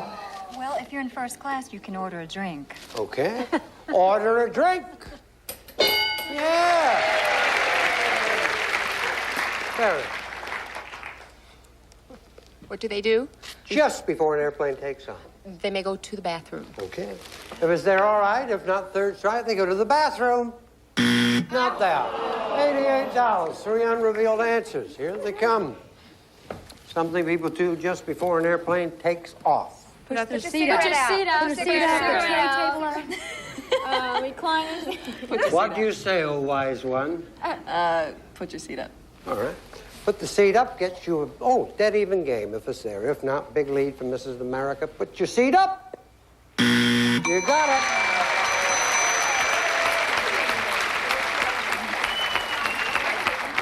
I know, like, people buy insurance and they buy magazines. Some people, of course, well, I won't even go into it. 3. Sure. 4. Extinguish your cigarette. And 6. Say goodbye. As in, goodbye, cruel world. Non-Sketo Airlines will return. Yay, yay, we're the monkeys!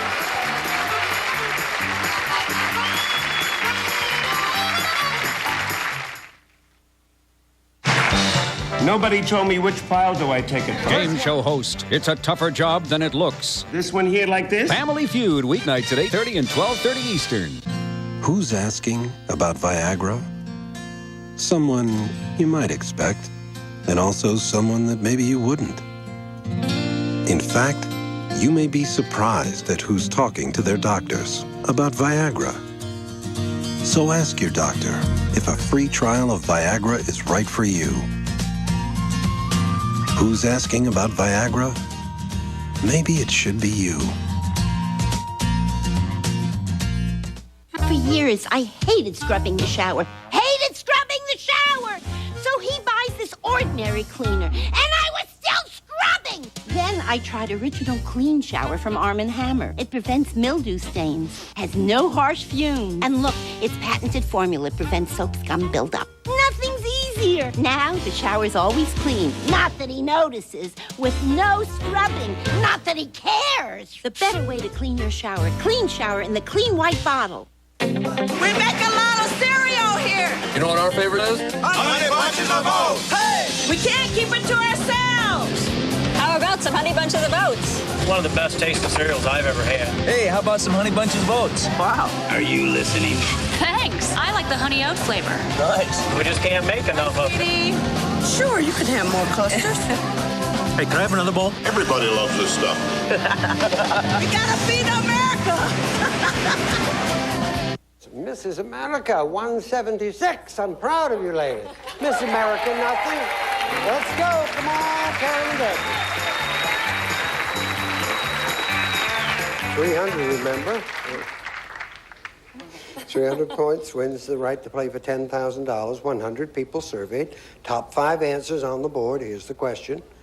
Name a place that's crowded on nice days. The beach. The beach.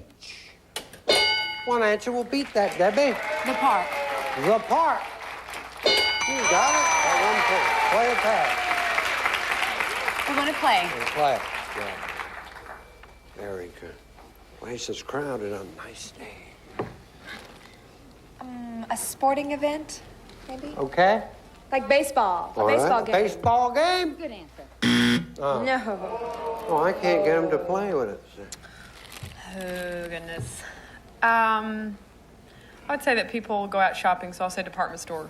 All right. Place is crowded on a nice day. Department store. No.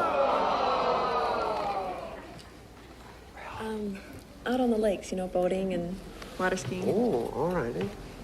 Nothing to do with that? Water. Okay. If the lake's there, all right. If not, third strike. The lake. Not that.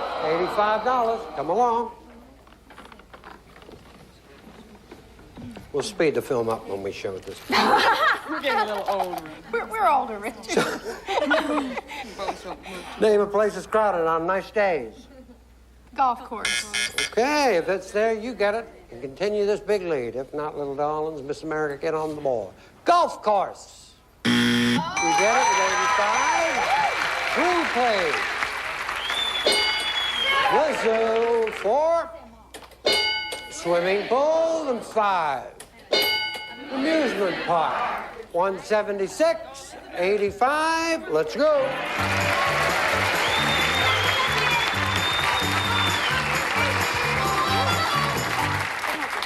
Dollar values are doubled. 100 people surveyed. Top 5 answers on the board. Here's the question. Name a purchase the whole family gets excited about. Yes. TV. TV. 2 answers will beat it. A car. A car? Play or pass? Purchase the whole family gets excited about, Susan. Well, I know that I got excited when we bought a new house. Good answer. Good answer. Was that the last one? House!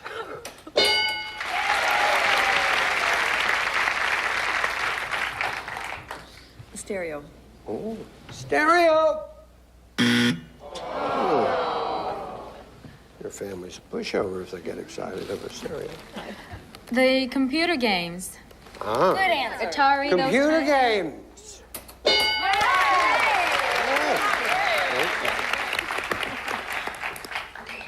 The only thing I can think of is a pet. Yeah, Good. good. Yeah. Good. A rhino or something like that. A turtle.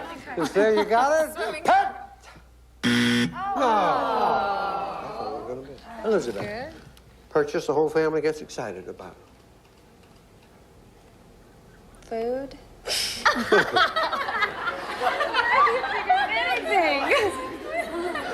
I get excited. You can do it. Give me number 5. You see this, you can play for $10,000. Remember, food has been taken. Purchase the whole family gets excited about. You can talk. You can talk. Why not? Not many The people. buzzer will. That's I need it. I need a it. vacation. Purchase the whole family gets excited about vacation. If it's there, You play for $10,000. If not, the game will go on. Buy some food. We'll have a good time. Vacation? 194. 5, please. Swimming pool. 279, 176. It's all down to this. Let's go. Oh, yeah. Susan and Ruth. Dollar values are tripled. 100 people surveyed. Top 4 answers on the board. Here's the question. Name a fruit you'd find on top of cheesecake. Strawberries. Strawberry. One answer will beat that, Ruth. Blueberry. Blueberry? You have control. What will you do? Play. We're going to play. Play. All right. I'll read it one time to you now. Just one time. I get to you. You have 3 seconds to answer. There's only 2 answers left. I can't repeat it. Here it is. Name a fruit you'd find on top of cheesecake. 3 seconds, Sean. Cherries. Cherries! That's why you were playing. 3 seconds. Pineapple. If it's there, you will play for $10,000. Pineapple? Well, at least we got on the board here. I gotta play the game, huh? 2 people. Who'll play? Go. Good. Darlene and Elizabeth playing for Cal right after we watch this. Is not having your high school diploma keeping you from making the kind of money you deserve? With Professional Career Development Institute, you can earn your high school diploma at home in your spare time. PCDI offers adult students the opportunity to prepare for a better career, and you do it at your own pace. Earning your high school diploma is just one of the many career training opportunities PCDI offers.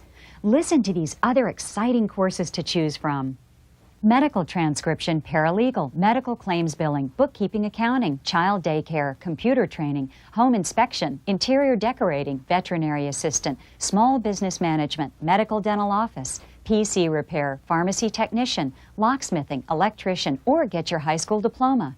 Your future starts with a simple phone call, so call today for free career training literature. Call 1-800-395-5247 for your free literature. There's no obligation, so call 1-800-395-5247. You know what? It's decision time. You have to decide. Are you going to get that body in shape or just let it slide? There's an easy way to do it. The secret is Bowflex. Bowflex is about strength training, working out to get stronger and build muscle. You burn calories and it reshapes your body. Over 60 different health club quality exercises, all in one easy-to-use machine. Bowflex, it's for real. You look great. It actually works. This feels great. Hey, I'm 42, and I'm in better shape now than I was at 22. You just feel better about yourself. Hey, you want to lose weight? Get the results you want. Bowflex will work. You just have to try. Bowflex is the only choice for home fitness. Call now for a free video and brochure, or go online at BowflexDirect.com. Get started with no money down and payments as low as $33 per month. Bowflex. Who says change isn't easy? Worth sleeping on the couch for a new living room set? What are you pointing at? Pointing on a little mole above her nose. That mole! I don't see anything funny about it. I do. The Newlywed Game, keeping the home fires burning tonight at 7:30 and 11 Eastern. Already, we can make it 42,000. Good luck. Thank you. It's for care. Here we go. 15 seconds, please. Name the room in your house that is most in need of redecorating. Living room. The month with the best weather. June. A color in the sky at sunset. Blue. Oh, I mean orange. Something smokers get ashes on. Furniture. One of the armed services. Marines. Turn around. I don't want you using up your time. Room in your house most in need of redecorating. I see something in the corner of my eye. For the third question? Orange. She said blue first, I think, then she said orange. Is that correct? Yeah, can you not? Okay. Just a second, ask me. Orange. Can she change? Yeah, she had plenty of time. All right, orange. You cut me out, I'm out of a job. Just be contestants and the producer, I'll be gone. Ask me, I'll always ask. Okay. Room in your house most in need of redecorating. You said the living room. Survey said. On to the best weather. You said survey. Color in the sky at sunset.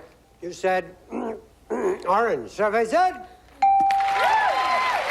Something's supposed to get ashes on. You said furniture. Survey said. One of the armed services. I love a Marine. Survey said. Great score. Well done. We're looking for Elizabeth. Here she comes. Come on, man. All we need is 71 points. You have another $10,000. Wish you lots of luck. Please remind everyone the answer Charlene gave us. 20 seconds on the clock, please. Name the room in your house that is most in need of redecorating. Kitchen. The month with the best weather. July. A color in the sky at sunset. Red. Something smokers get ashes on. Jacket. One of the armed services. Navy. Turn around. Room in your house most in need of redecorating. You said kitchen. It was number 1. Survey said 27. Month with the best weather. June was number 1. You said July. Survey said 78. Color in the sky at sunset. Orange was number 1. You said red. We need 22 points for another $10,000. Survey said.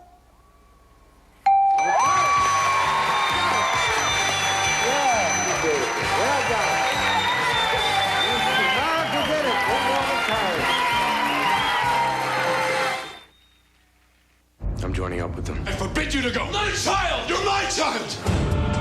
America's top critics are cheering The Patriot.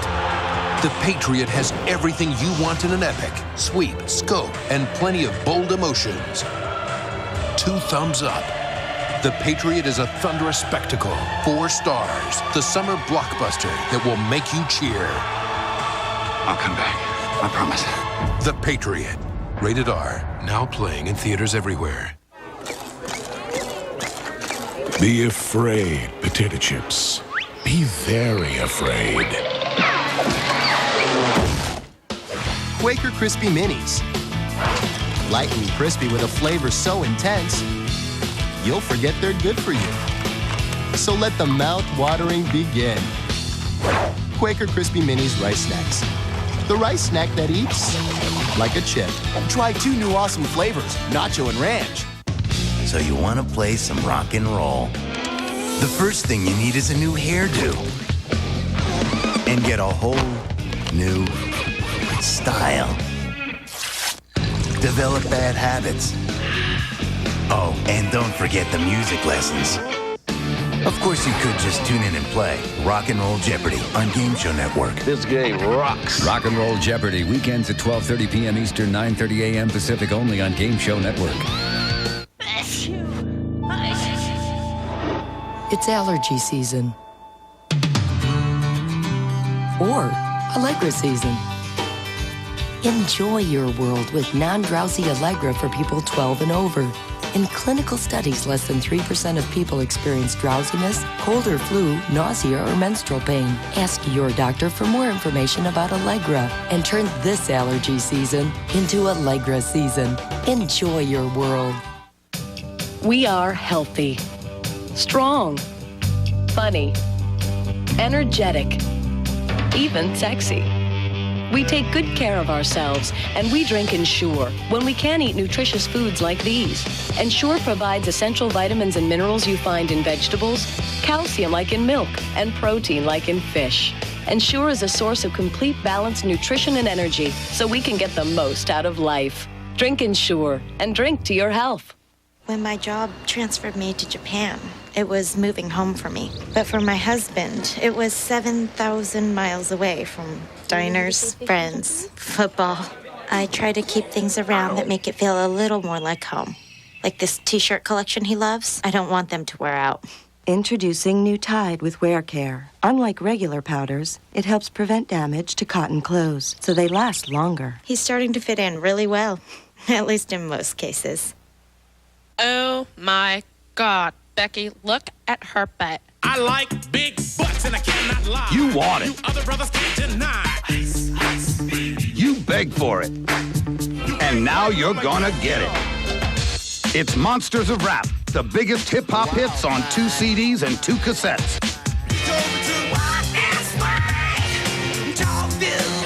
Don't you stand there, bust a move. This 35-track collection is not sold in stores. There's no need to argue. Parents just don't understand. I got a man. What's your man got to do with me? I got a man. You can order online at MusicSpace.com. You can't touch this. Pop goes the weasel, goes the weasel, goes pop. All I wanna do is on my zone, and a boom,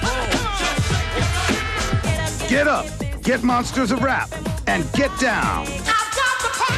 Order by credit card and save COD charges. Rush delivery available.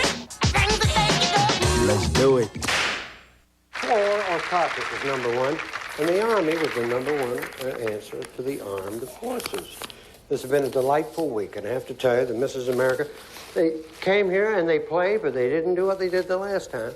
They played for the City of Hope, and they only won the one day, won $1,410. You were all delightful. There are 5 of you. You're playing for a worthy cause.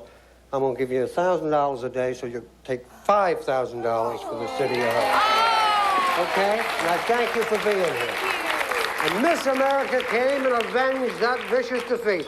They played for care, and they really took us for the money. $42,128. They were good. We love you. We'll see you here on the field. Congratulations. A promotional fee has been paid by Black & Decker's Collector, the powerful handheld vacuum with a long cord to pick up where big vacs leave off. The Collector from Black & Decker. Coty Wild Musk, the essence of animal attraction. Wild Musk oil for her, Coty Musk cologne for him. Use it before you stop. Toys R Us, one of the biggest toy stores, presents you with a gift certificate to be used at any Toys R Us stores throughout the country. Success Rice, the only boil and bag rice, cooks in just 10 minutes. No measuring, no mess, perfect every time. Once you've switched to Success, nothing else will do. Buy bright and early breakfast beverage and get more than great orange taste.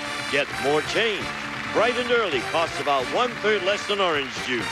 And use Reese's peanut butter flavored chips for great peanut butter taste in all kinds of cookies and brownies. Delicious Reese's peanut butter chips made with real peanuts. He's gone to a lot of blanking trouble to look good. The least you could do is watch. Match Game, weekdays at 6:30 Eastern, 3:30 Pacific, only on Game Show Network. A Mark Goodson television production.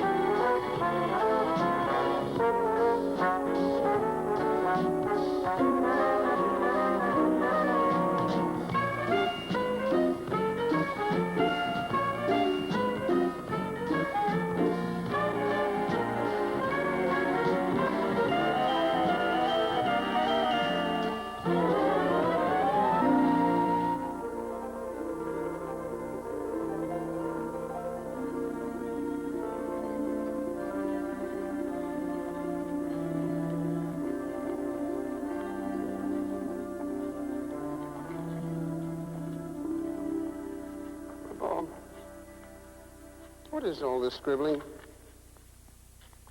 Question, the is that B2 or not B2?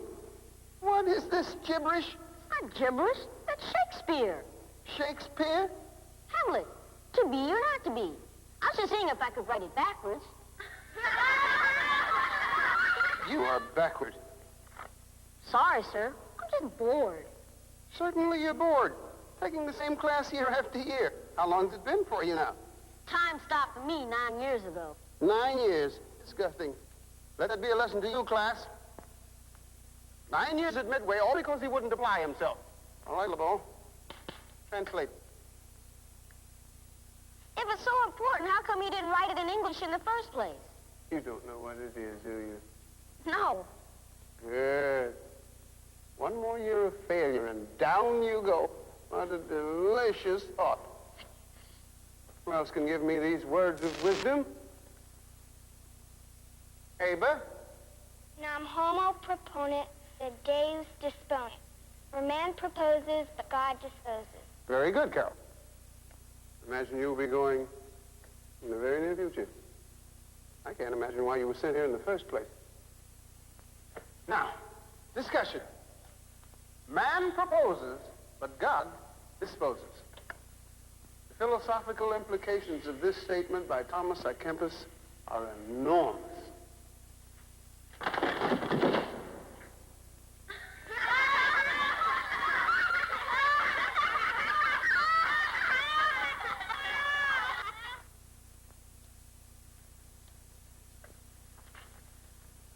Who's responsible for this?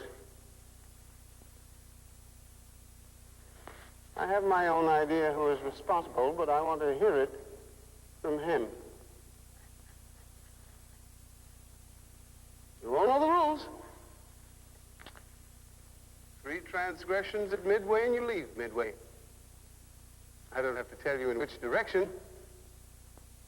You will all be guilty of a transgression unless the perpetrator of this insolence reveals himself immediately.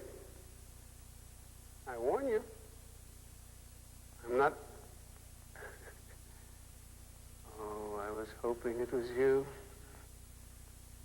Oh, LeBeau, the moment of truth. You are a 3-time loser. Let's go, LeBeau. Class, study the text. I will have questions. Be seeing you guys. Bye. Nasty thing to say. You were incorrigible on Earth, and you've been incorrigible on Midway. I knew it from the beginning. You just don't have the stuff of being a guardian angel. There's nobody on Earth you could help.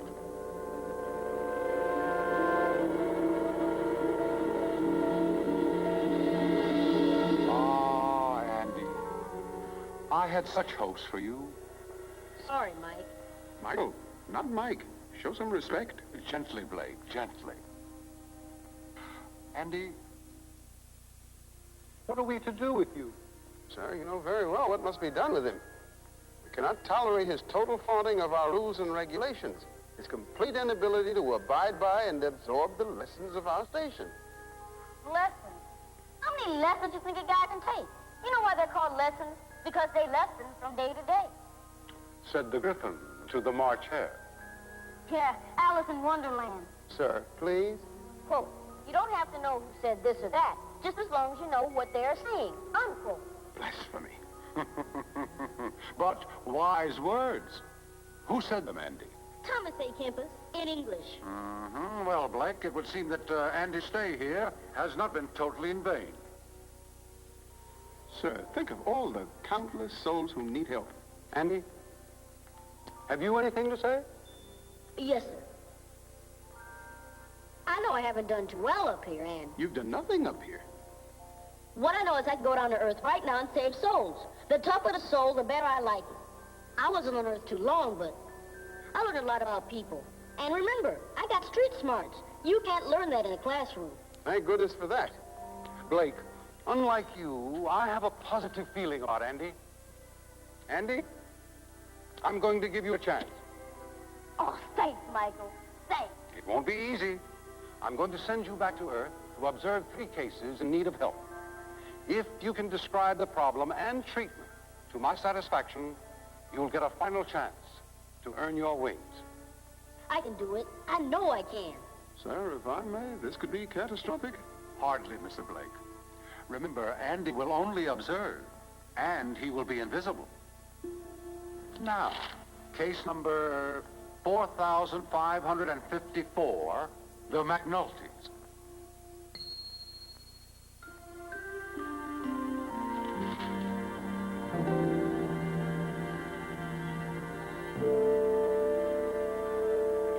Donnie, as soon as you get home from school, I want you to grind up the leftover pot roast. Boil 6 eggs, put it in the fridge.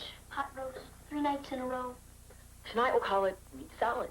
Nick, I want you to make the bread pudding. Be sure to use all the heels that I've saved. Oh, we had bread pudding last week. Well, tomorrow we'll have crepe Suzettes. Bread pudding costs 7 cents a serving. Sharon Gilman had chocolate cream pie last night. 2 pieces. We have to watch our budget. College costs money.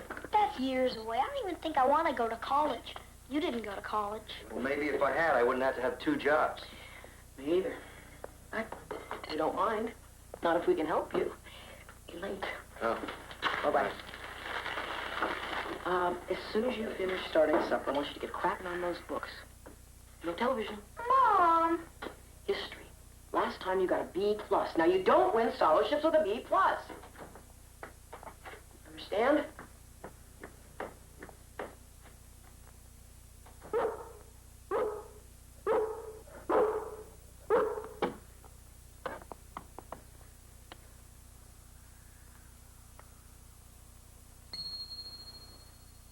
Well, Andy, your prognosis? My what? Your analysis of the McNulty problem. Oh! Well, my prognosis is Jeff and Julie want to give their kids everything they didn't have when they were growing up. You know, nice house, 2 cars, money for college.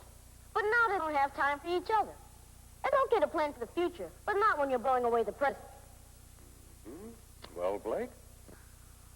I must admit, sir, there is a certain amount of perceptiveness shown here, but more important, how would he treat the problem?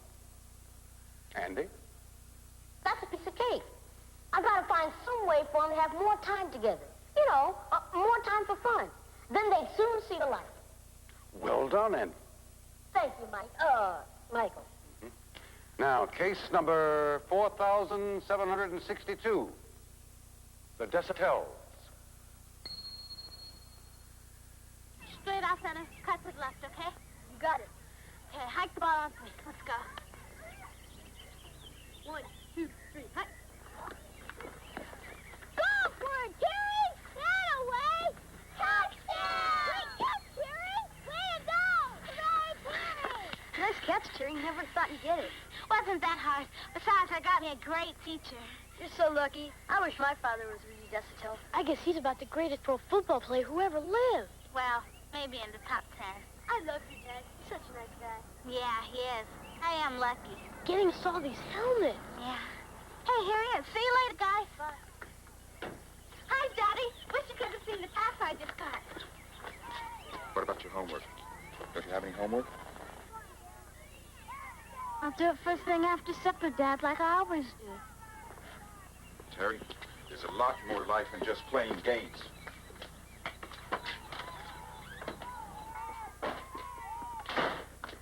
Hi, honey. Rudy, what's wrong? Nothing's wrong. Not with me. But every afternoon I come home, the kids out there playing football.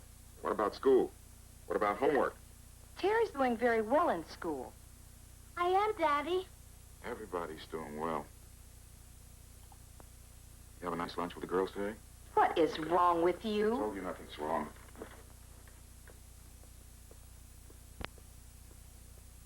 What's happened to Daddy? He was never like this before. I know, honey. Ever since training started, he just hasn't been the same.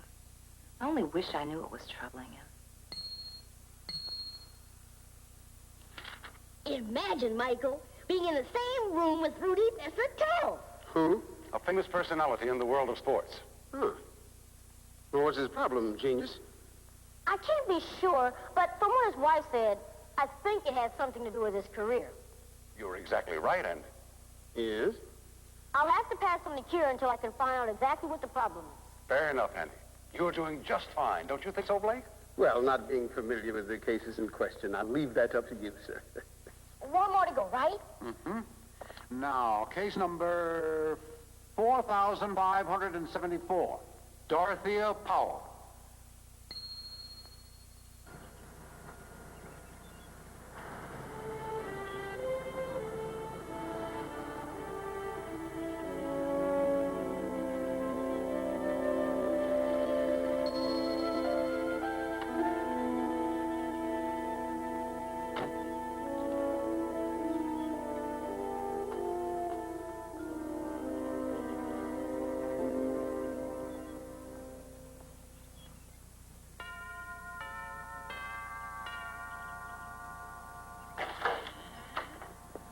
Yes?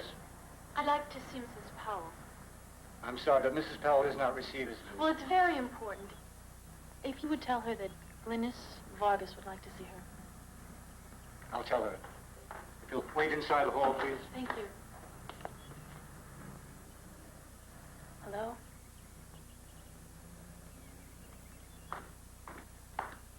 What are you doing here? You know you're not welcome. Mrs. Powell, she said it was important. You have been instructed. I see no one. Please. You're fired, Pierce. No, that was my fault.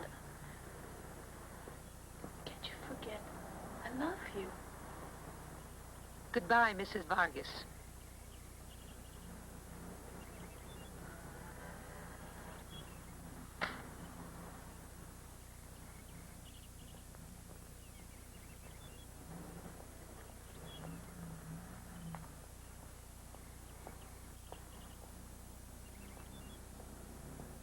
Glynis? Mr. Tannenbaum. How are you? Not bad for an old-timer. How's the family? Oh, Frank's fine. That's nice. Did you get to see her? For about 5 seconds. She hasn't changed a bit. She's so sad. It's such a waste. Did you at least get a chance to wish her a happy birthday?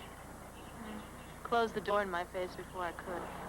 So she wouldn't talk to you at all? Not since the day I married Frank. Doesn't even want to see my kids.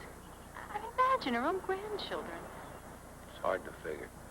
I mean, here's your mother all alone in that great big house. Here's you. I'll never forget her in that picture, Random Horizon. My wife always said that I fell in love with your mother the night that I saw that picture. Boy, she was beautiful. She was. I tell you, she was so sweet. Not anymore. That poor Mrs. Powell. She's sure bummed out. Yes, indeed she is. What's her problem? Well, it's a funny thing when people grow old. Some get as mellow as a cello. Others get as tight as a drum. My guess is she couldn't handle what life was throwing at her, so she's running away from everybody and everything. I'll buy that. You will? Then I made it. I get my chance. You do indeed. You're not forgetting if you fail. I know. Now, since this will be your first effort at being a guardian angel, it's only fair that I provide you with some assistance. Blake, you will accompany Andy and offer him the benefit of your wisdom. Oh, no, sir, not that. Oh, come on. Blake, you and me together? We'll be another dynamic duo. Sir, don't do this to me. Please, I'll do anything. Good luck to the both of you.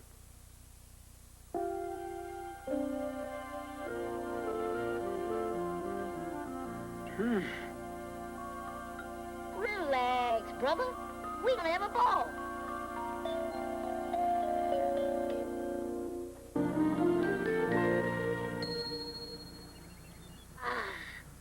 We're back. The good old U.S. of A.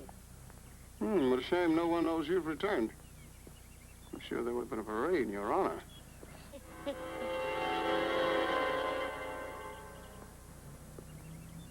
You walked through that tree. That's right. And you didn't feel anything? That's right. How come? I told you, no one can see us, hear us, or touch us unless we want them to. Do we have any other powers? There are some apprentice angels who on occasion have the power of thought transference. Come again? The ability to make others do what we want them to. Hey, that's great. Is it hard to do? Well, frankly, LeBeau, with your limited powers of concentration, I wouldn't waste my time trying. Well, at least I'm invisible. Unfortunately, not silent. We're here. Case number 1, here I come. Watch me do my stuff. I foresee fast failure. Frankly, LeBeau, I look forward to it. But I am obliged to assist you. I appreciate that, Mr. Blake, but I won't be needing you. You'll see. I can't wait. Now, once more. The function of a guardian angel is... I know. Study the problem, then diagnose it, and cure it. It's simple.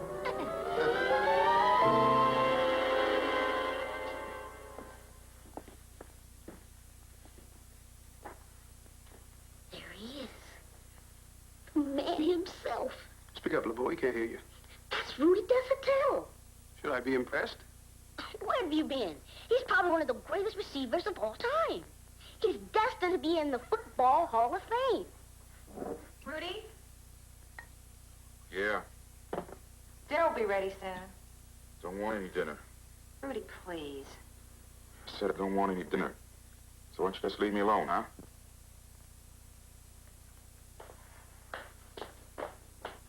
Sounds kind of mean. I never would have guessed he was like that. Daddy, Yeah? please have dinner with us. Think you can feed yourself without me? Daddy, please. You heard me. Oh, what is this problem? Talking to a kid like that? Did you have a bad day at practice today? That's all I ever had. Bad days. Terry, you might as well get used to it. The old man's washed up. He's not going to make the team this year. So that's his problem. Don't say that. It's not true. Yes, it is. I can't believe it. Rudy Desautels not making the team. The Torpedoes won't win a game. Torpedoes, or whatever they are not our concern. Oh, yes, they are. Rudy's got to get on that team. That's our problem. Correction, dear boy. That's your problem. Well, what I'm going to do is going to take a little doing. But I know what's got to be done. You do. You bet your wings I do. You'll see. I hope so, for your sake. You do? Sure. It's look good in everybody. Thanks, Blake. Well, let's get on to the next case.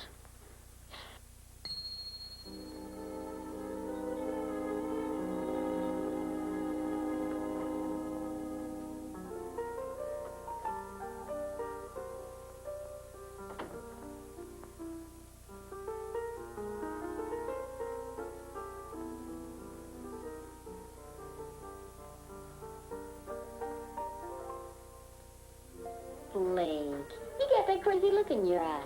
It's Dorothea Powell. Dorothea Powell. Say it once more and I'll believe it. You don't understand. I was in love with her. She's one of your old girlfriends? Maybe that's her problem. It's not funny. Unfortunately, we never met. I was just one of many millions of men who fell in love with Dorothea Powell, the sweetest woman ever to grace the silver screen. Why did you leave me? Uh-oh. I think your girlfriend's gone bananas. She's talking to that picture. Her late husband, I believe. He passed on many years ago. Madam, I was wondering... Get out. Get out of this room. You are never to enter that room, never. Do you hear? Yes. I am the only one permitted in there. Do you understand? I do not receive visitors. I do not take telephone calls from anyone. Yes, madam. I have a daughter. You will speak with her.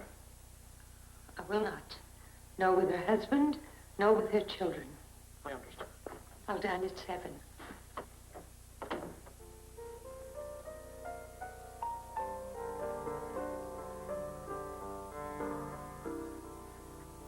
That is one miserable lady. Your powers of perception continue to amaze me. She won't see her own daughter or her own grandchildren. What do you propose to do about it, Mastermind? Simple. Get them back together. Just like that. Or it's a cinch. Let's move it, huh? Wait. Dorothea Powell, you poor darling.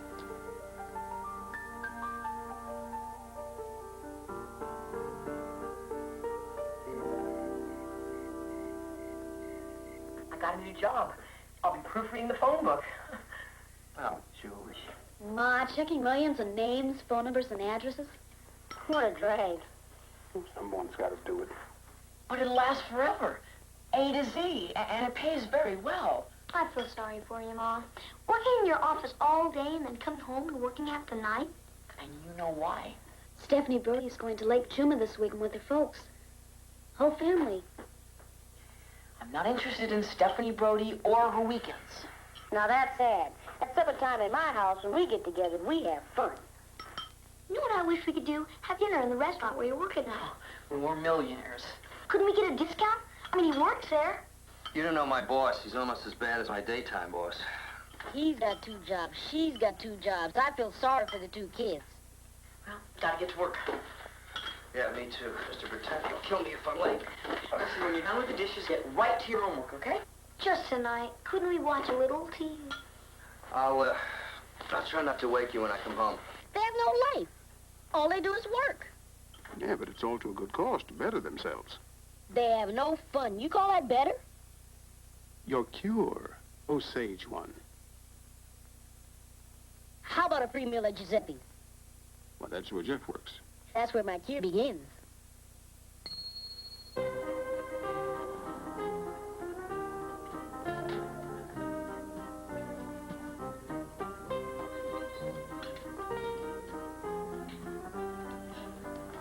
You know how long it's been since I had spaghetti? They'd have served this up anyway. I call it heaven. Now, that's not spaghetti. That's fettuccine. An entirely different variety of pasta. Don't shovel your food in your mouth that way. This is an elegant restaurant. I don't know about elegant, but this sure is good. How's your meal? Satisfactory. You enjoy your meal, gentlemen? It's satisfactory.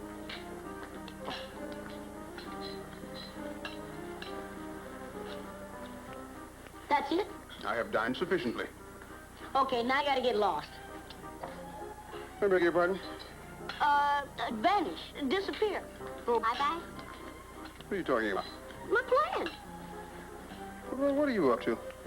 If you just take off, you'll soon find out.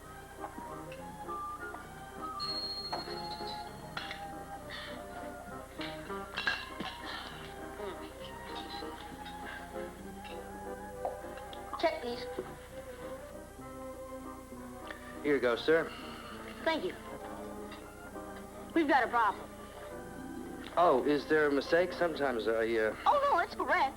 Just that I can't pay for it. Oh, well, perhaps your father can pay for it when he comes back. Him? He just took off. You'll never see him again. What? That's the way he is. Can't trust him at all. You mean he's gone? Him? He's a deadbeat. You know, he goes into a restaurant, orders a couple of meals, eats them, then he splits. Never paid a bill in his life. And, I take it you don't have any money? Me? I'm flat broke. What's the problem here? Well, Mr. Bertani, I just had a terrific dinner. Oh, thank you very much. Only I can't pay for it. What? Actually, it was 2 dinners. His father walked out. I hope you won't blame him. He's a terrific waiter. What's the matter, you stupid? Don't you know crooks when you see them? Mr. Bertani, how could I know? Relax. It was only a couple of meals, and they were good. I'll be back. You fresh little brat. I'll teach you. Take it easy, Mr. Bertani. Shut up. I'm calling the cops. They'll take care of you. Hey, hold it. He's just a kid. You're fired. You can't fire him. Mr. Bertani. Out now and take this punk with you. Mr. Bertani.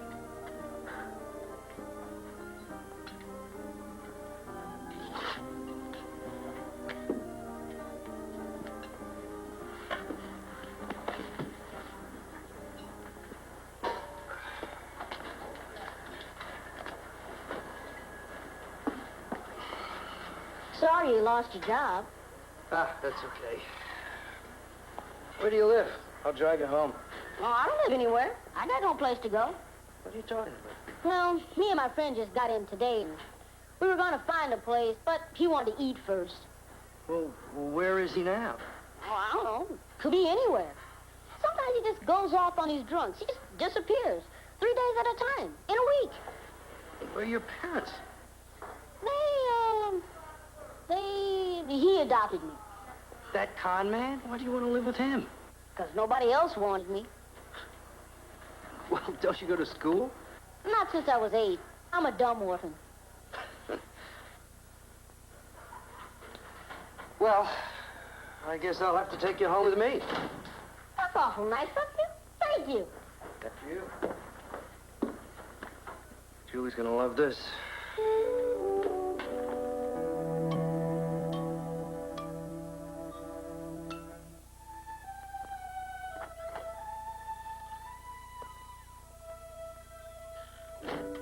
She worked so hard.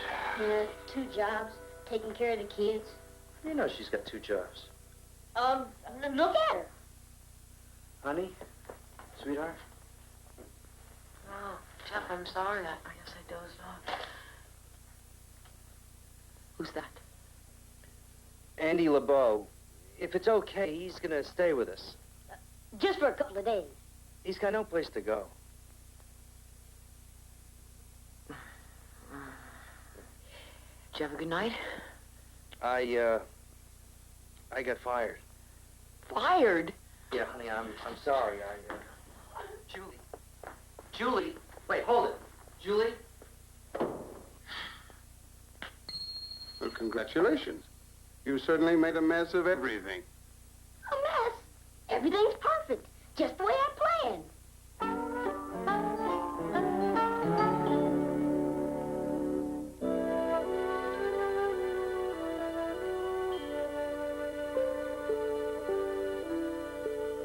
Morning! Wake up, everybody!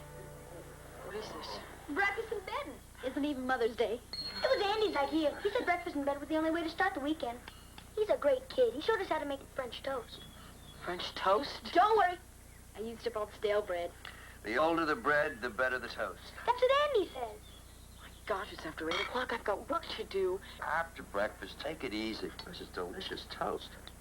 Lots of butter. That's Andy's secret. Is he really going to stay with us? Well, for a day or 2. Where is Andy? Oh, he's gone. He said he had some things to do. Is it good, Mom? It's delicious. Thanks, kids. Got it made with the McNultys, huh, Blake? Temporary lapse, I assure you. These people derive no pleasure from leisure. They don't know how to handle it. Blue 85, set, hut.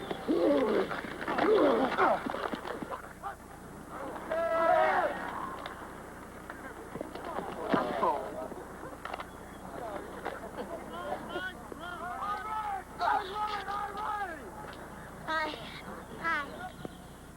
Big day for a football game, eh? That's a matter of opinion.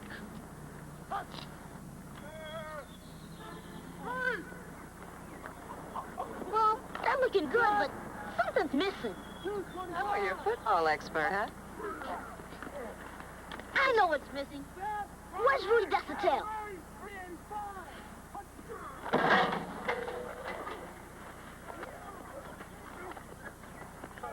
There he is. The man himself, Mr. Hand. You can throw a football out there anywhere on the field, and he'll catch it and kick in for the score. He's my father. You're kidding. Look at you. I remember his last game against the Panthers.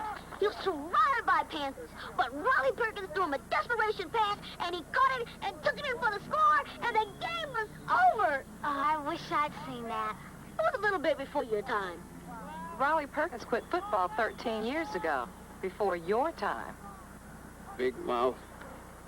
Well, I read about it, but there's nothing about Rudy Desautels I don't know. I'm his biggest fan. Next to me. Would you like to meet him? Would I? Come on. You will have to forgive my nephew. He's a little exuberant. Oh, there's nothing to forgive. I find him a delightful young man.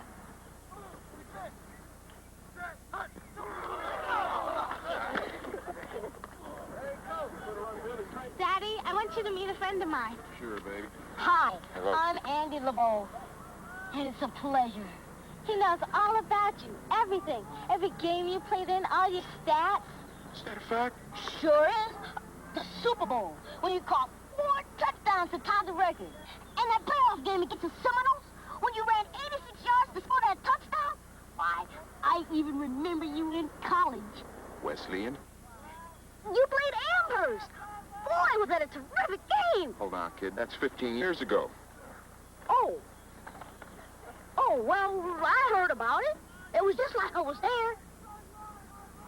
You're terrific.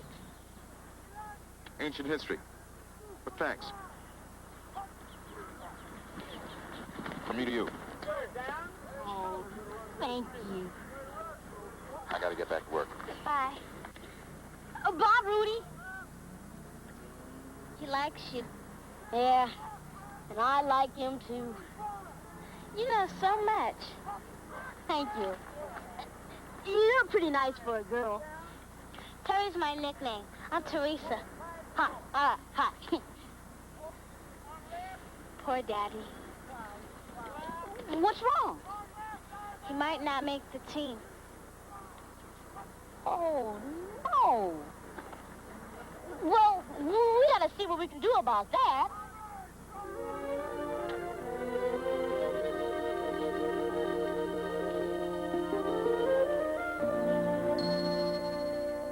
Good afternoon. Hi. I beg your pardon. You're not going in there. That's the plan. Are you fellas salesmen? Do we look like salesmen? No. We just want to see the old movie star. That's all. Let me give you some advice. I'm Harry Tannenbaum. I've been Mrs. Powell's neighbor for years. Hi, I'm Andy LeBeau. Hi, Eddie. Hi. Listen, Mrs. Powell, she doesn't see anybody for any reason, so there's no point in your bothering her. See, you'll be wasting your time. Well, she'll see me. She'll see you. She won't see her own daughter. Wait till I turn on the charm. Take my word for it, Andy. She doesn't respond to charm. She wants to be alone. Well, I'm a cute little kid. Old ladies love cute little kids. I'm sure you're a cute little kid. I'm sure everybody thinks you're a cute little kid. Not her. Well, you seem like a nice guy. She won't have anything to do with you either. That's right. Then she won't see her daughter, who's also very nice? That's right. Then I guess that's the problem. Everybody's being too nice to her.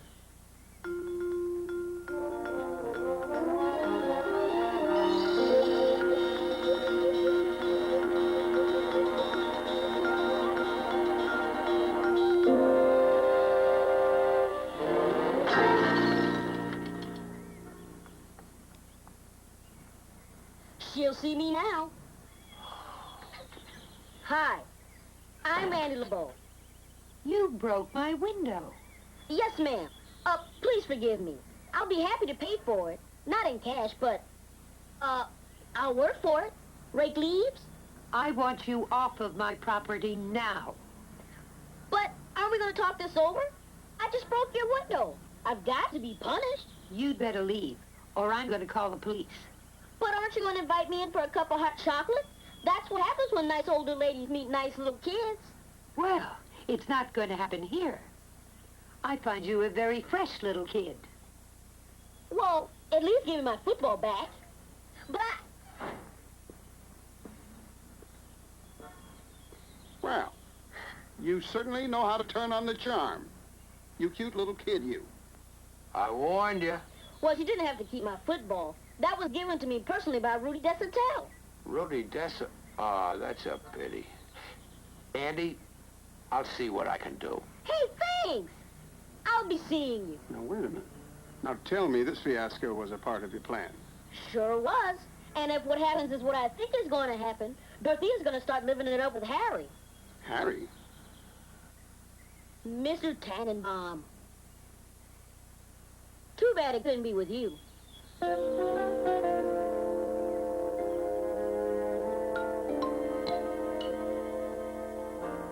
Look at them.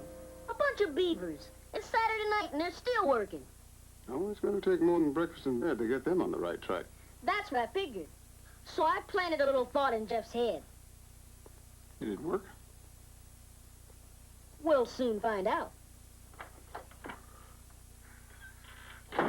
Hello, everybody. Hi. You got the job. No, they took somebody with more experience. But I've got an appointment at another place tomorrow. And meantime, we're going to celebrate. Celebrate what? We're going to celebrate us, McNulty's. We're going to have a feast.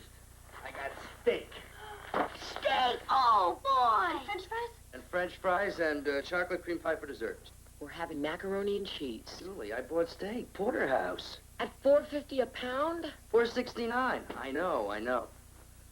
But after I didn't get the job, I walked around for a while. I just walked. Suddenly, it was like I heard a voice, and it said, "So you didn't get the job. So what? It's not the end of the world. There are other jobs. Meantime, look how lucky you are. You got a great wife, terrific kids, a house. Sure, you're struggling, but life's not so bad, so celebrate what you've got." It worked. It got the message. And suddenly I found myself in the market. And after I bought the steaks and the pie, I went to another store and I bought a Monopoly set. And after supper, we're all going to play Monopoly. Daddy, terrific. See you later. How do you play it? Hi, everybody. Hi, Andy. I'll teach you, Nick. Look, I have work to do. I've got hundreds of pages. Oh, come on, Julie. It's just for one night. Here. Maybe I can help. Let's see. This is okay. Misspelled here. Okay, this is all right. It's Boshetowitz. That's W-I-E, not W-E-I. Okay? That's okay, fine. It's Bustamante, not Bustamante. Of course. Why don't you throw in the steaks? I'll finish the bees for you.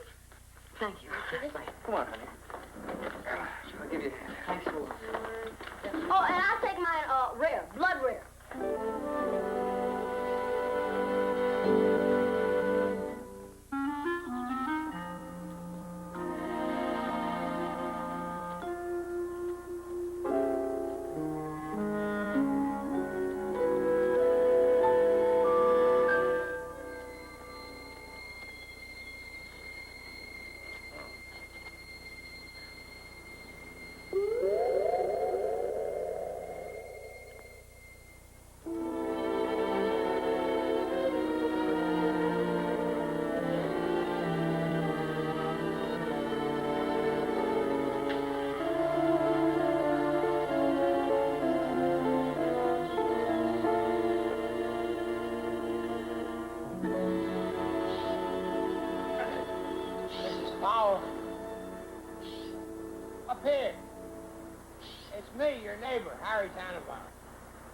I know who you are, Mr. Tannenbaum. I just don't know what you're doing up there. I have to talk to you.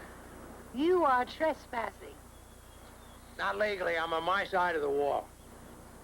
You are trespassing on my privacy. I know that, and I'm sorry. Look, all these years we've lived together. I mean, lived next door to each other. Haven't I always respected your privacy? Yes. Why spoil the record? Goodbye, Mr. Tannenbaum. Please, it'll only take a minute. You better get down from there before you hurt yourself. Don't you worry. Look, if I fall, I promise I'll do it on my side of the wall. Now, listen. About that football. The football? Yesterday, the kid threw a football through your window. You're bothering me about a football? Now, you see, I promised to get it back for him. It's very important to him. Well, if he means so much to you, why don't you buy him another football? He's got to have the one that you got. It was given to him by Rudy Desatel. What's a Rudy Desatel? Rudy Desatel was a great star just like you, but in football. So please. I'm sorry, but the answer is no. Now, if you'll please excuse me. The most glamorous movie star of all time, and you won't give a little kid back his football.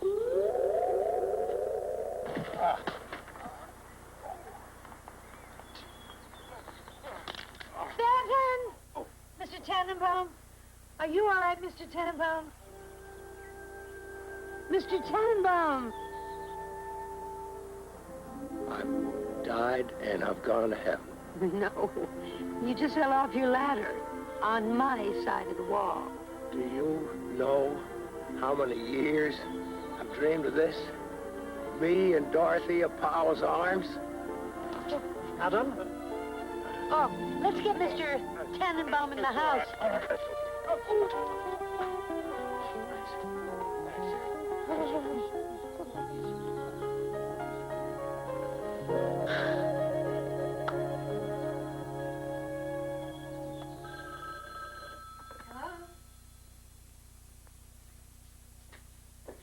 Telephone.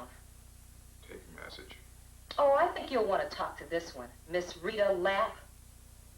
I don't know any Miss Rita Lapp. Sure you do. From Pittsburgh. You know, she's in town visiting and just had to call her Rudy.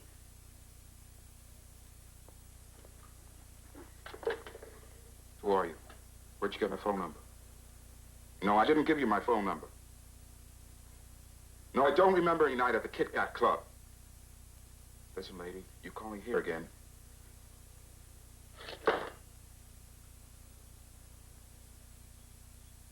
I don't play around and you know it.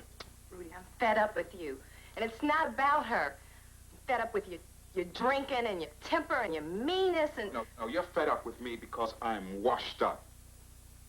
I'm not gonna be a big football star anymore. No more parties or trips. Fancy cars. No. Mostly I'm fed up with you feeling so sorry for yourself. You keep it up, and I'm leaving.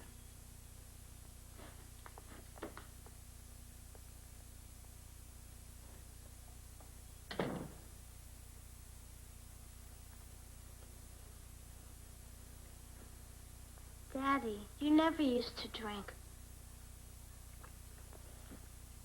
I know. I've also been a little mean to you lately, huh? It's okay. I'm sorry, baby. Things are gonna get better. If I don't make the team, I've got another job waiting for me.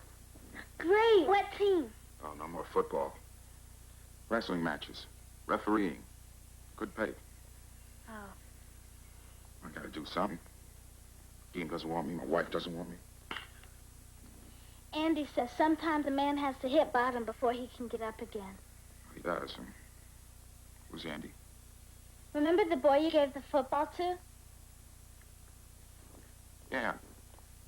Andy says that it appears to him that you're giving up too easy. Oh, is that so? Andy says that you've lost your confidence. Andy says, how come you know so much for such a little kid? He's so smart. I've never known a boy like him before. Oh. What do we have going here? Our little Teresa's got herself a boyfriend? Hmm? Oh. How does he earn his living? I guess it's time that you had yourself a fella. Andy says... Here we go again. Andy says. What does he say? If you just try a little harder.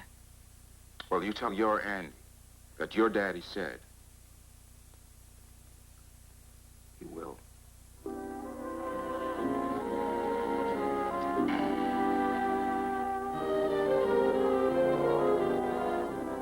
So you got good experience. What are you asking?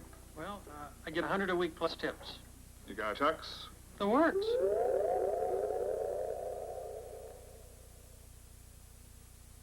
I'll let you know. Next.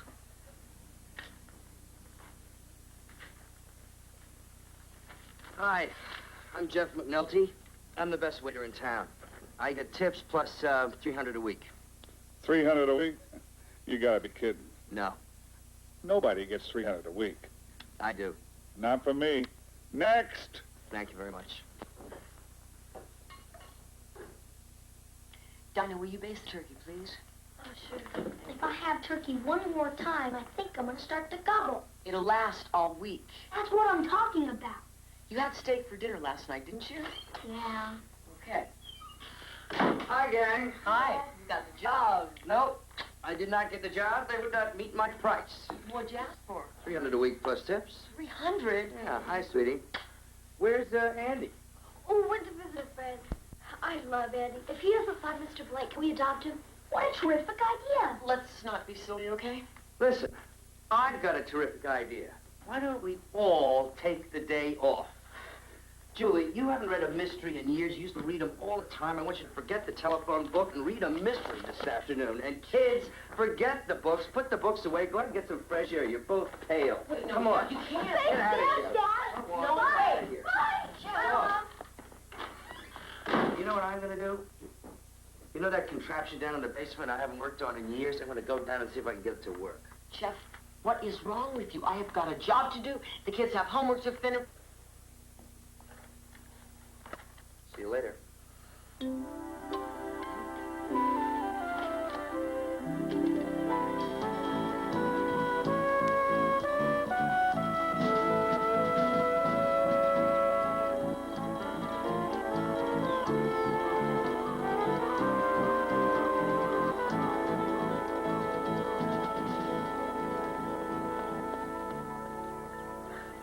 And he said to tell you he was going to try harder.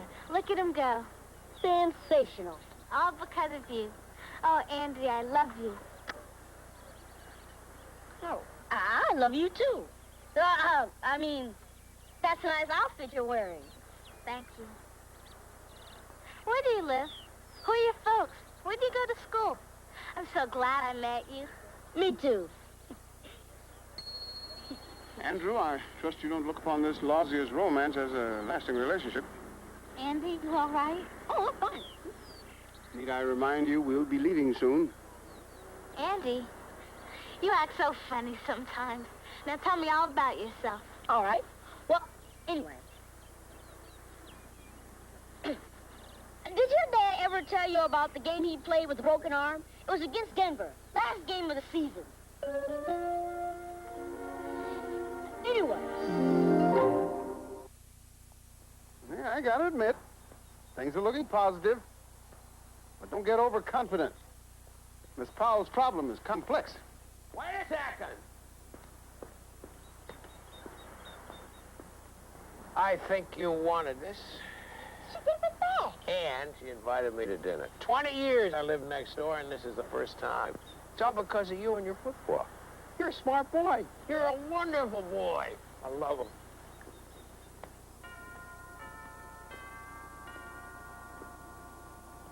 Everything's working out fine. Dorothy is socializing. The Minotis are having a little fun. Rudy's gonna try harder. You proud of me? You're doing well. So far. How about that romance I got going between Dorothy and Harry? He's not her type. I'm a type. Oh, of course.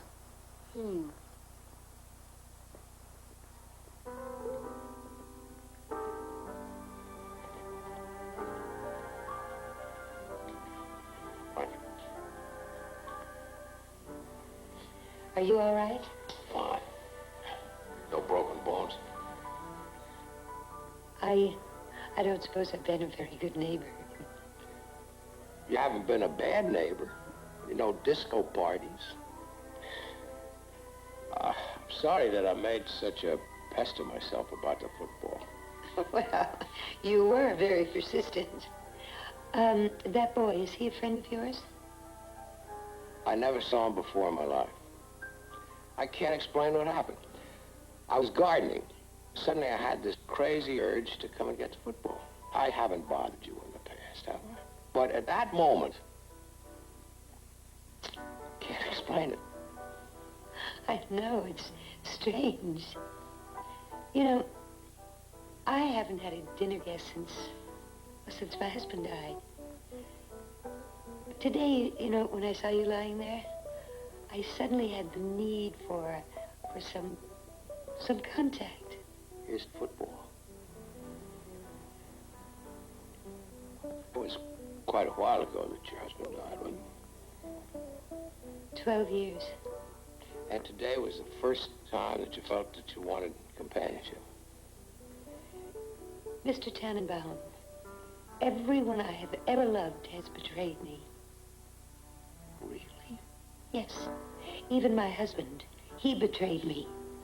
Oh, his betrayal was in his dying, leaving me. I felt felt abandoned. What about your family? I have no family.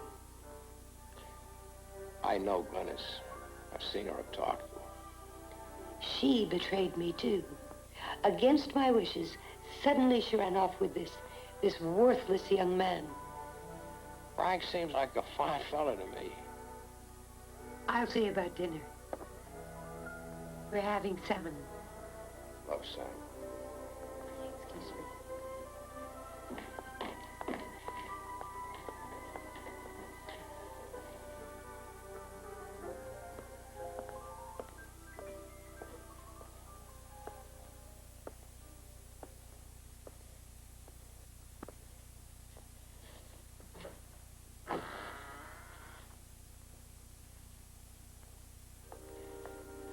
How dare you go into that room? Sorry, I was just admiring your house. Please leave. What did I do? It was a mistake inviting you here in the first place. Please, I mean, at least owe me an explanation. Good night, Mr. Tannenbaum. Good night, Mrs. Powell.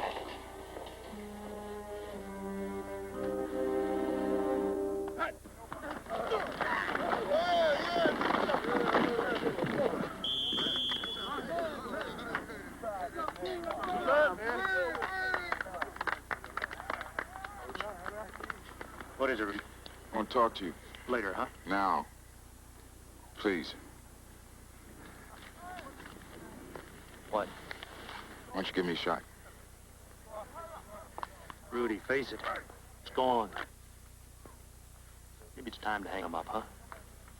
Maybe, but I'm not so sure. I'd like to find out. Yeah, shape. Booze. I gave up the booze, I swear. Won you a lot of games, Ramsdale. Well, that's the only reason I haven't cut you. Rudy, I owe you. I won't cut you, but I'm not going to play you. Unless something happens to Harris and Grinelli. If you're not going to play me, I want you to cut me. I've never been one to sit on the bench. Don't want to start now. So how about it? Fine.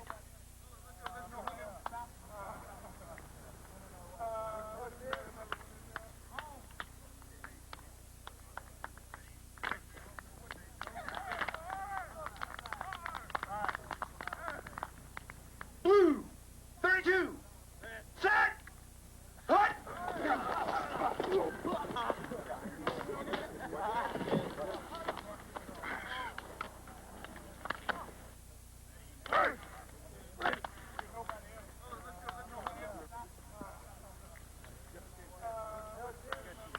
Set, hut.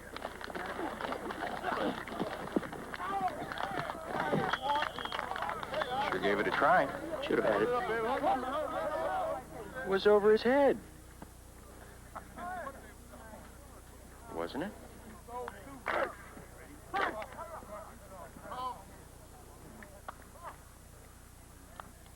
Set, hut.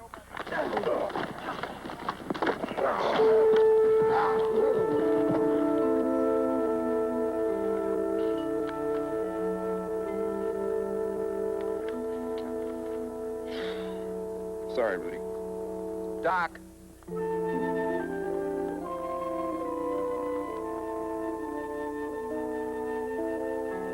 Hey, let's have the stretcher. They never know when to quit.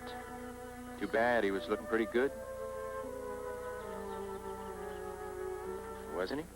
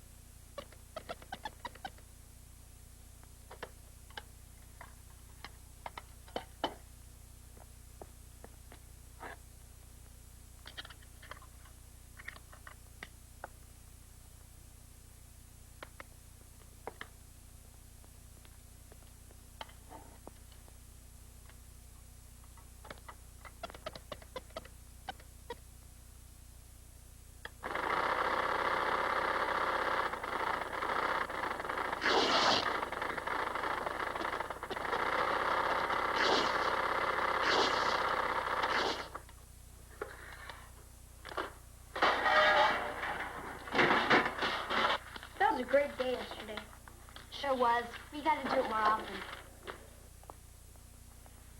Dad, did you get it to work? No, I did not get it to work, and I'm not going to try to get it to work again. It's a waste of time. But Andy said if you just mind what Andy says. If he hadn't gotten me fired, I wouldn't be in this mess in the first place. It's all his fault. My fault? He's right. Where is he anyway? He's been gone all day. I'm worried. I have a feeling we've seen the last of Andy. I'll be back with his con man pal. Con man? He's right. He's not coming back? All he wanted was a few free meals, place to stay. He ate his steak and half of mine. She says he had enough. I like Auntie. I'll miss him. If you're looking for another job, I think it's for the best. Someday you can... Yeah, someday. Look, I'm looking for another job so you can relax. I want to work 16 hours a day, 7 days a week, so these kids can have something we never had. Is that okay? You satisfied? What about me? I do nothing, I suppose, huh? How many jobs do I have? How long do I work? My mistake was marrying you in the first place. Uh-oh. Inventor. What a joke that is. You can't even keep a job as a waiter, and then you bring home a freeloader. Andy's not a freeloader. Thank you, Dinah. He did start all this trouble talking about fun all the time. Well, don't yell at me, dummy. You two be quiet. You be quiet. I'll never get my homework done. I hate this whole house and everybody in it. Disaster. I hate to say I told you so. But I told you so.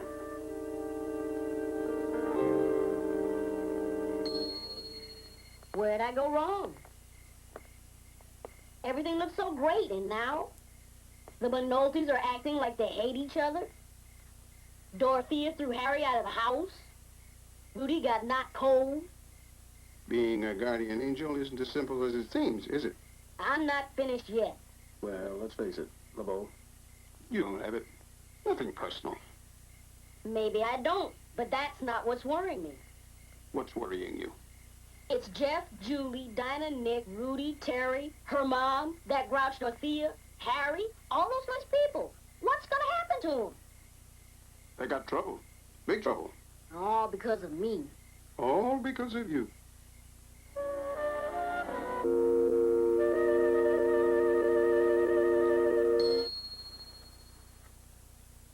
What are you doing here? Thinking? There's got to be an answer. There's always an answer, isn't there? Isn't it obvious to you that the answer is beyond your grasp?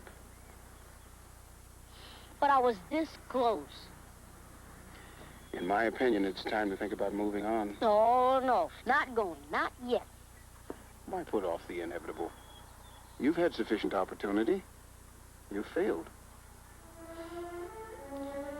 I guess you're right. And I'm sorry. You are? Of course. I don't like failure. Even in you. If you'd only behaved, this never would have happened.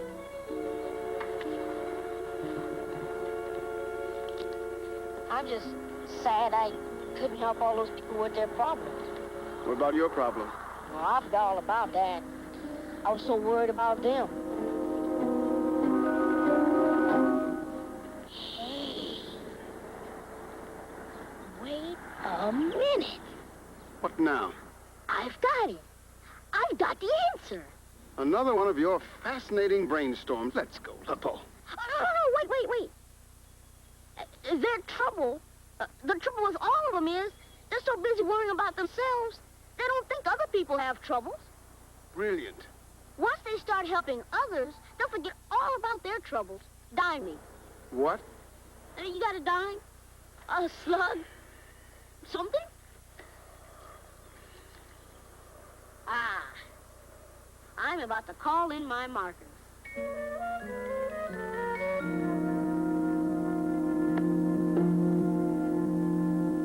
Hello, Harry? It's Andy LeBeau. Yeah. I want you to do something for me.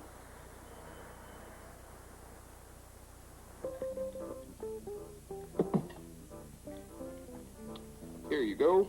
Thank you. Kid gets around, doesn't he? Yeah, Andy's a nice boy. I wish I had his energy. Ooh, talks too much. Well, Mr. Tannenbaum, what is your proposition? Well, it's not exactly my proposition. I have his friend Lou Barkley. Owns a company called Barkley Juniors. Clothes for kids. So on. Anyhow, Lou is looking around for a spokesman. To do ads. Commercials. That's part of it. Well, I've done commercials. 5 or 6 years ago. Bixby Blades. I remember. Terrific. Anyway, besides the commercials, see, he also wants to set up a sports program to work with young kids all over the country. I'd like that. Good, then I can tell Lou that you're interested. Well, why don't you talk to my lawyer? You can negotiate with him. Wait 1 second, Mr. Desautels. No lawyers, not quite yet. You see, Lou is a very big fan of yours. But he's also a businessman. So what are you doing here? I ought to be straight with you. Lou would love to use you. But only if you gave up the sauce. This minute. That is terrific. There's one other thing. If you played one more season. Now, not necessarily the whole season. Just at least one game where you did something spectacular. No chance, Mr. Tannenbaum. They're not even letting me play.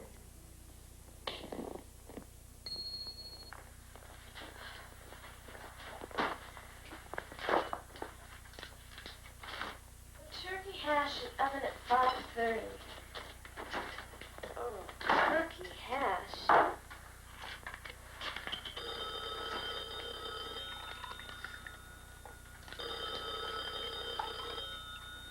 Aren't you gonna get it?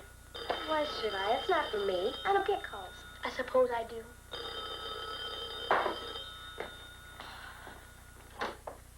Hello? Andy! Andy? Where are you? Where have you been? Let me talk to him. Quiet, I can't hear. That was dumb, Nick, Andy. I'm sorry. What'd you say? Well, sure, anything you want. Oh, well, sure. Well, just give me the address. Get that, Nick. I want to talk to him. Give me the address again, please. Hi. Hi. Hey, you're... Rudy Desautels. And I'm Terry. We're friends of Rudy Desautels. That's right. You must be Nick. How did you know that? Andy told us all about you and Dinah. He thought that you might like to toss around the football with us. Play football? With you? Dinah, this is Rudy Desautels and Terry. We're friends of Andy. Oh, I just talked to him. He said you might be coming over. What do you say? I saw some kids in back having a game. Maybe we could get in. They won't let me play. Well, maybe I could persuade them. 3, 2, 6, 8, height.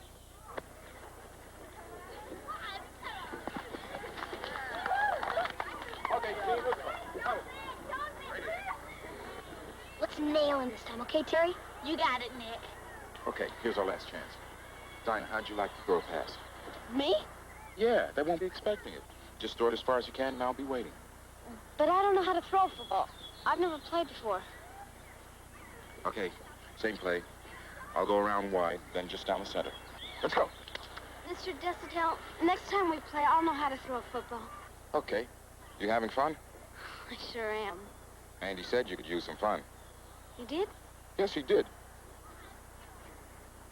Let's go. 1, 4, 7, height.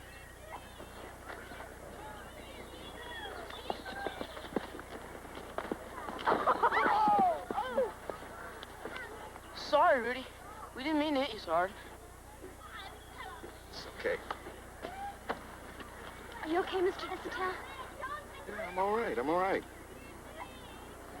We gotta get home now. Thanks for a great time. Okay. Andy said he had something for us? Yeah. Here you go. Thanks. Bye. Bye. Thanks for playing with us, Rudy. Okay. Oh, the turkey hash. I forgot to put it in the oven. Good. That means we don't have to eat it. Mom will murder me. Good. Wow.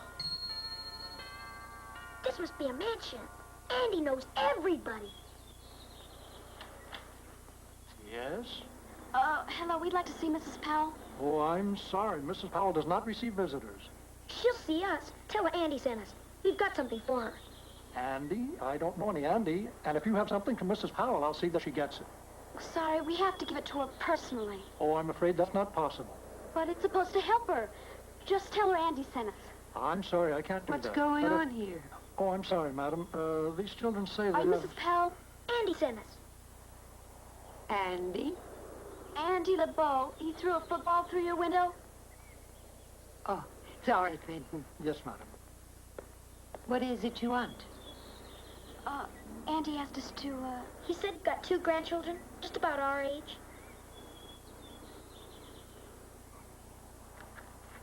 They're tickets to the Torpedoes opening game. A football game? He thought you might like to go. Now, why would I like to go to a football game? He said it might help. Give these back to your friend Andy. I can't. They're yours.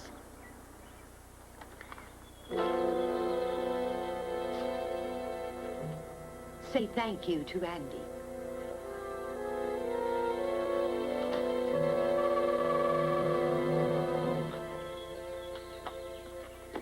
Daddy? Good luck. I know you're gonna win. Thanks, sweetheart.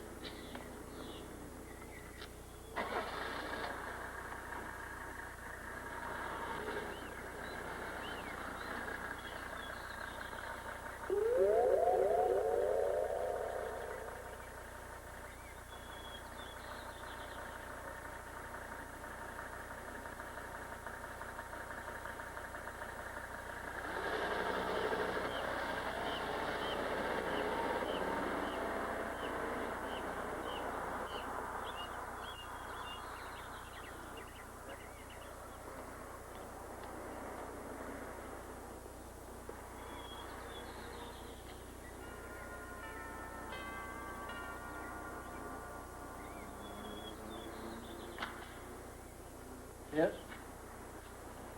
Rudy does hotel. Yeah. Here. For today's game.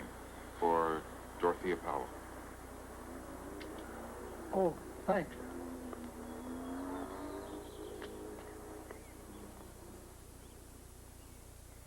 What is it, Fenton? For you, madam.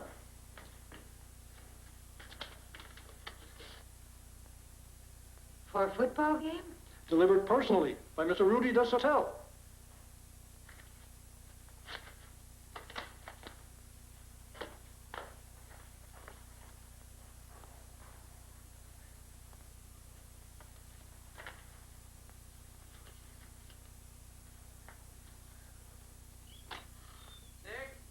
Dinah? There's a letter for you. Who's it from? For me? No, there's no stamp, no return address. Didn't you sure check Hey, Bill? it's to the Torpedoes Bill. opening game. Who sent you tickets? Oh, I don't know. I bet Rudy. Who's Rudy? Oh, can we go? Honey, I'm sorry. I've just got too much work to do. This is what? I've never been to a pro game. Sorry, kids. Well, hey, Mom, do you know how much these tickets cost? It would be a sin not to use them. Well, if you promise when we get I'll home... start studying the minute. Me too. I can't go. I've got too much work to do.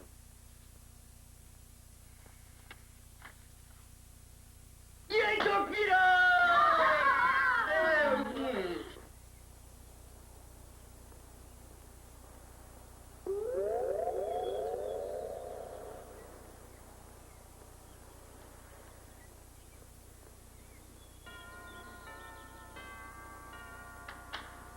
Excuse me, Fenton. Yes, sir. Mrs. Powell, excuse me for intruding.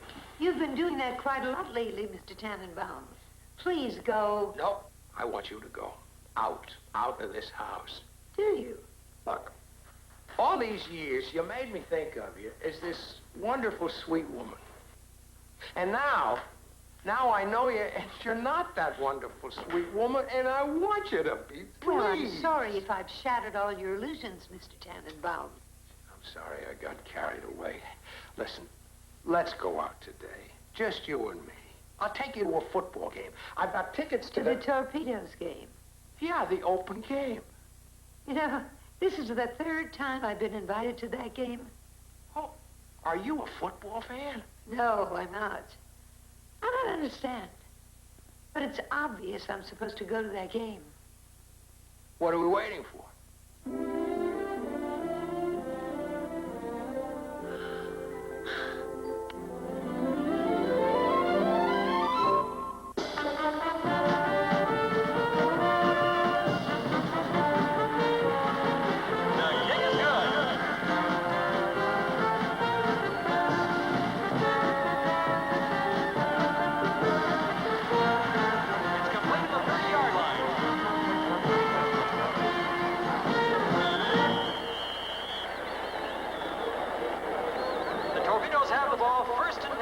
Don't worry, honey. They'll put him in, I'm sure. If they're smart, they will. Where's Andy? He's at his beaver suit.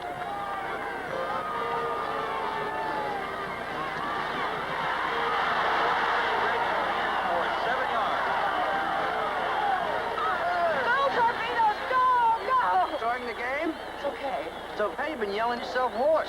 Have? Yeah. It's pretty sad when you're enjoying yourself and you're ashamed to admit it. You said it. I didn't. Help this put in Rudy. You're not sorry you came with. Do you want me to be perfectly honest? No. Just tell me you're having a good time. Okay.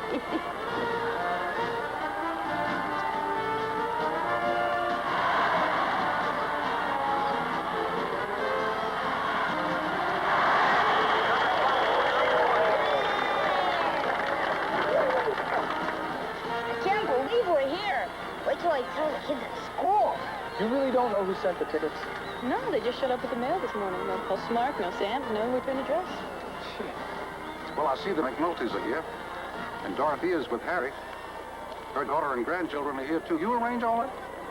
Yeah, I got a fighting chance to straighten everything out. But first I gotta get Rudy into the game. How in the world am I gonna do that? That is a problem. Well, the game ain't over yet. How much longer? The first half's almost gone. I'll see you later. A difficult situation. A hopeless situation. A positive thought might help. Andy! Excuse me. Hi. Hi, Mrs. Dissertil. Hello, Andy. Not much of a game.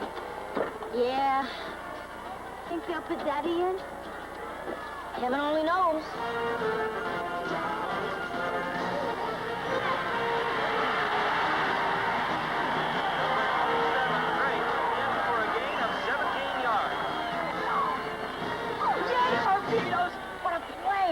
See that? Oh, yeah, it was fantastic. Oh, by the way, did you finish that report that's due on Monday? Yeah. Sorry. Mom. Look.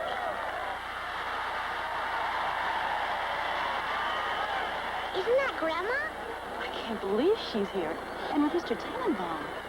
Can we go see her? No, honey. Can't believe it. We're the only kids in the whole world who never even met their own grandmother.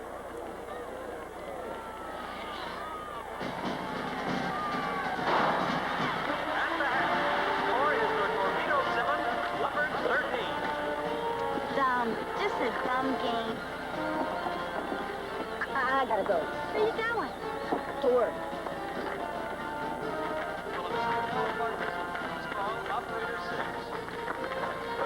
Rudy, wait! Rudy!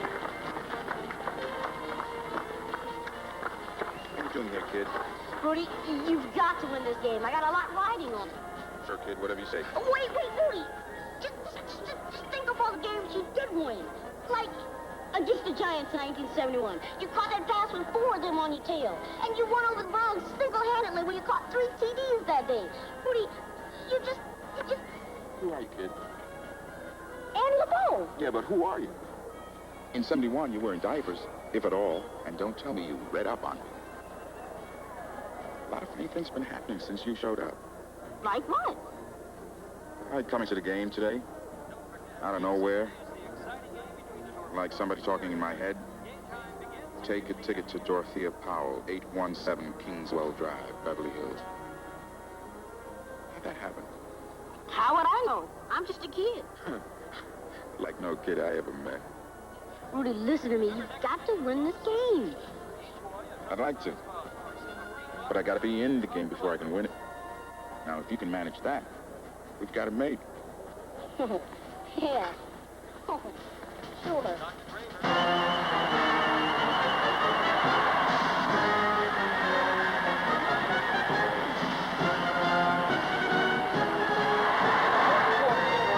Trail Leopards by 5 big points.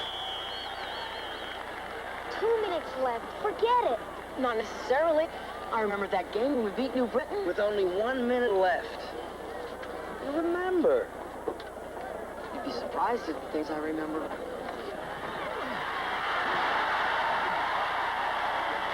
What are you waiting for, you, Tony? Put in Desitown. Poor Rudy. If he played and he'd had any kind of a game, it could have changed his whole life. Is he a friend of yours? No, not really. He's a friend of Andy's. Andy again. Andy must be something very special. Yeah, he is something special. I don't know why. Can't we just go over to Grandma and introduce ourselves? Maybe later, honey.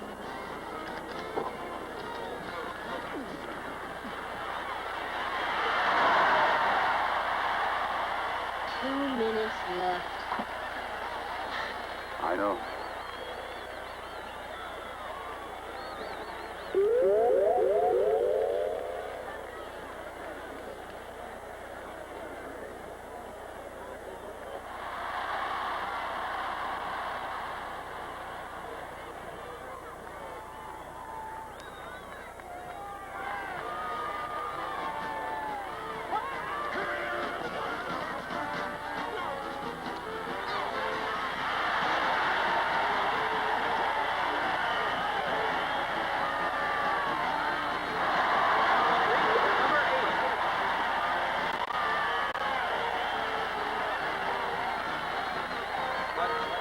But he's running the wrong way.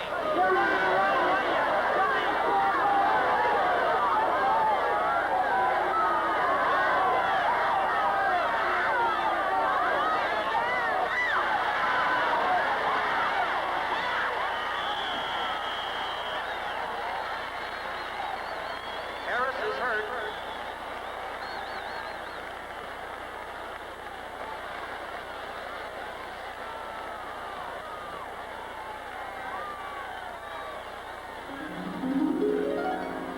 Harris is hurt. Not seriously. It looks like he got the wind knocked out of him.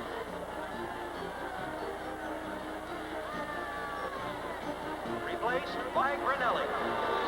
They put in Cornelia instead of Rudy. Grinelli.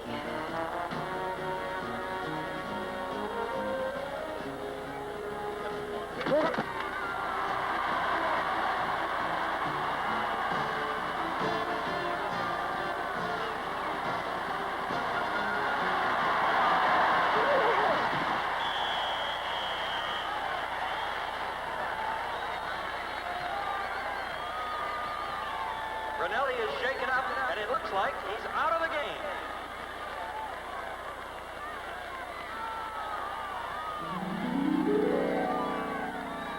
That takes care of Grinelli. A shame taking pleasure in a man's pain. Well, it's only a sprained ankle. That's good in Rudy now. Nobody left.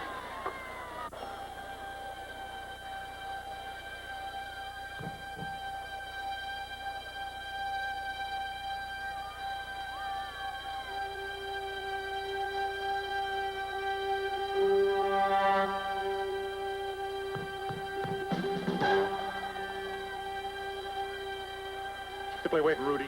Can't hack it. Got it. Rudy Desautel in for Grinelli.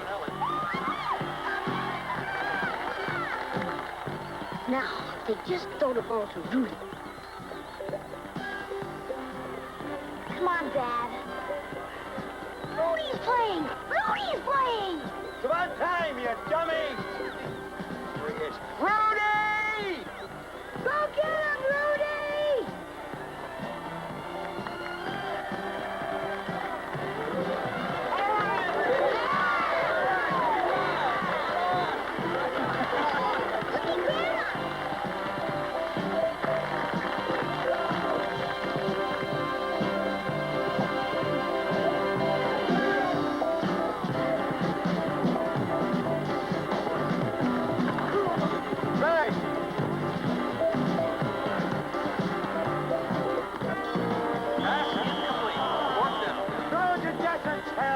dummy.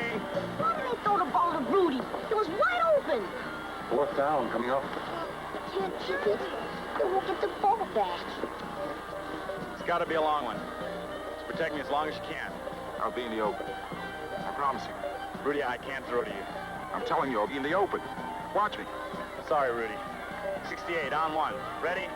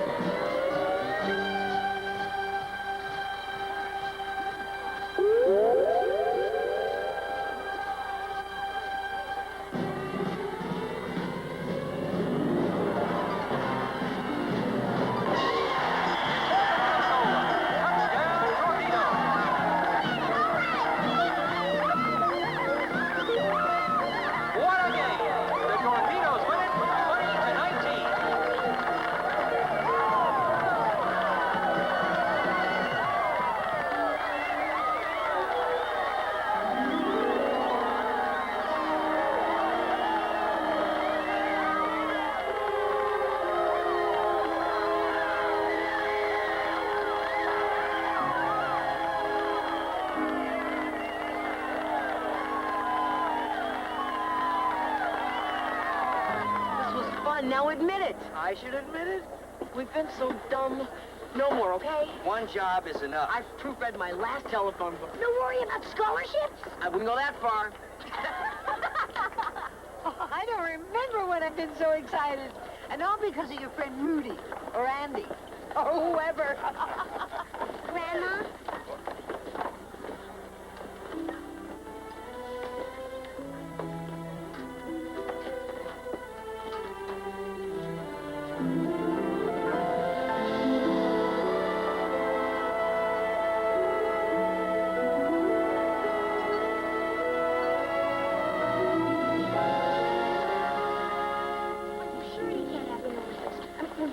To a restaurant.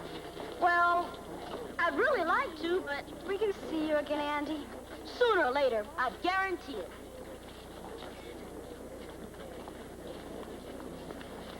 Take better care of Andy. He's a good kid. Try and lay off the sauce, huh? Yes, I'll do that. Come on, kid. Bye.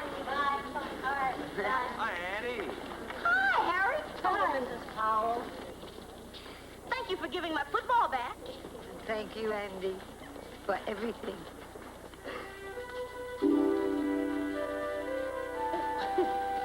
Bye, Harry. Bye-bye. Bye, Mrs. Powell. Bye.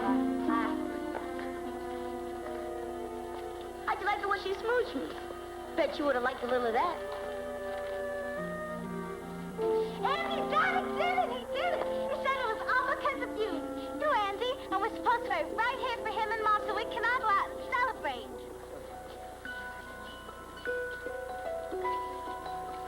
Terry, I can't. Can't? Why not? Well, I have to go. Go? Go where? You're not leaving, are you? Not out of town. Yep, out of town. I won't see you again, will I? Yes, you will. I promise. Bye, Andy. I will see her again, won't I?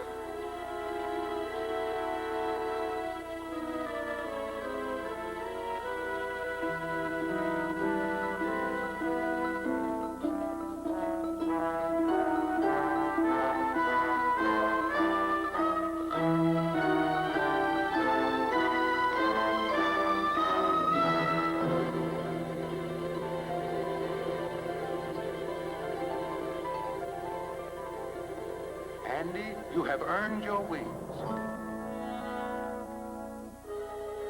Wait!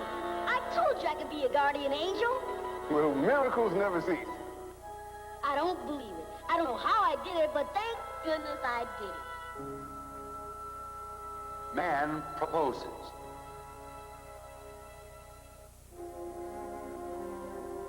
And God disposes. and Blake. In reward for your long years of service, you two will leave Midway and become a guardian angel. Thank you, sir. And because you and Andy have been such a successful team, you and he will work together for eternity. No, sir. Up there with him? It'll be hell.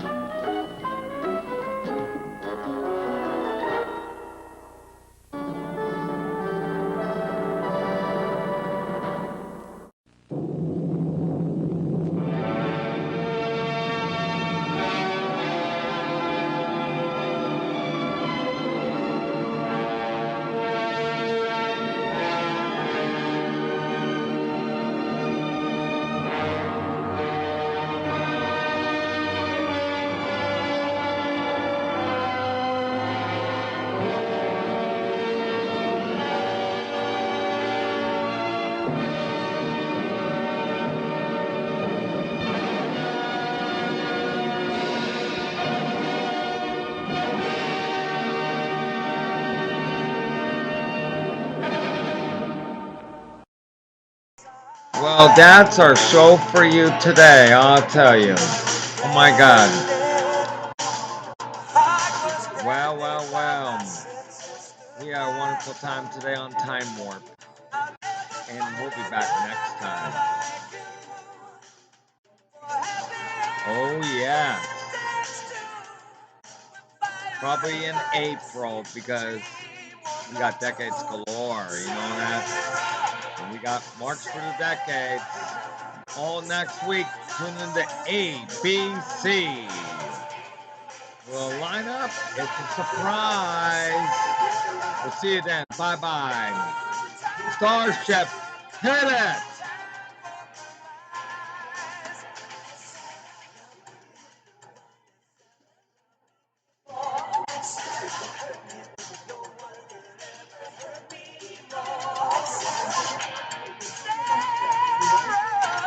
What do we got here?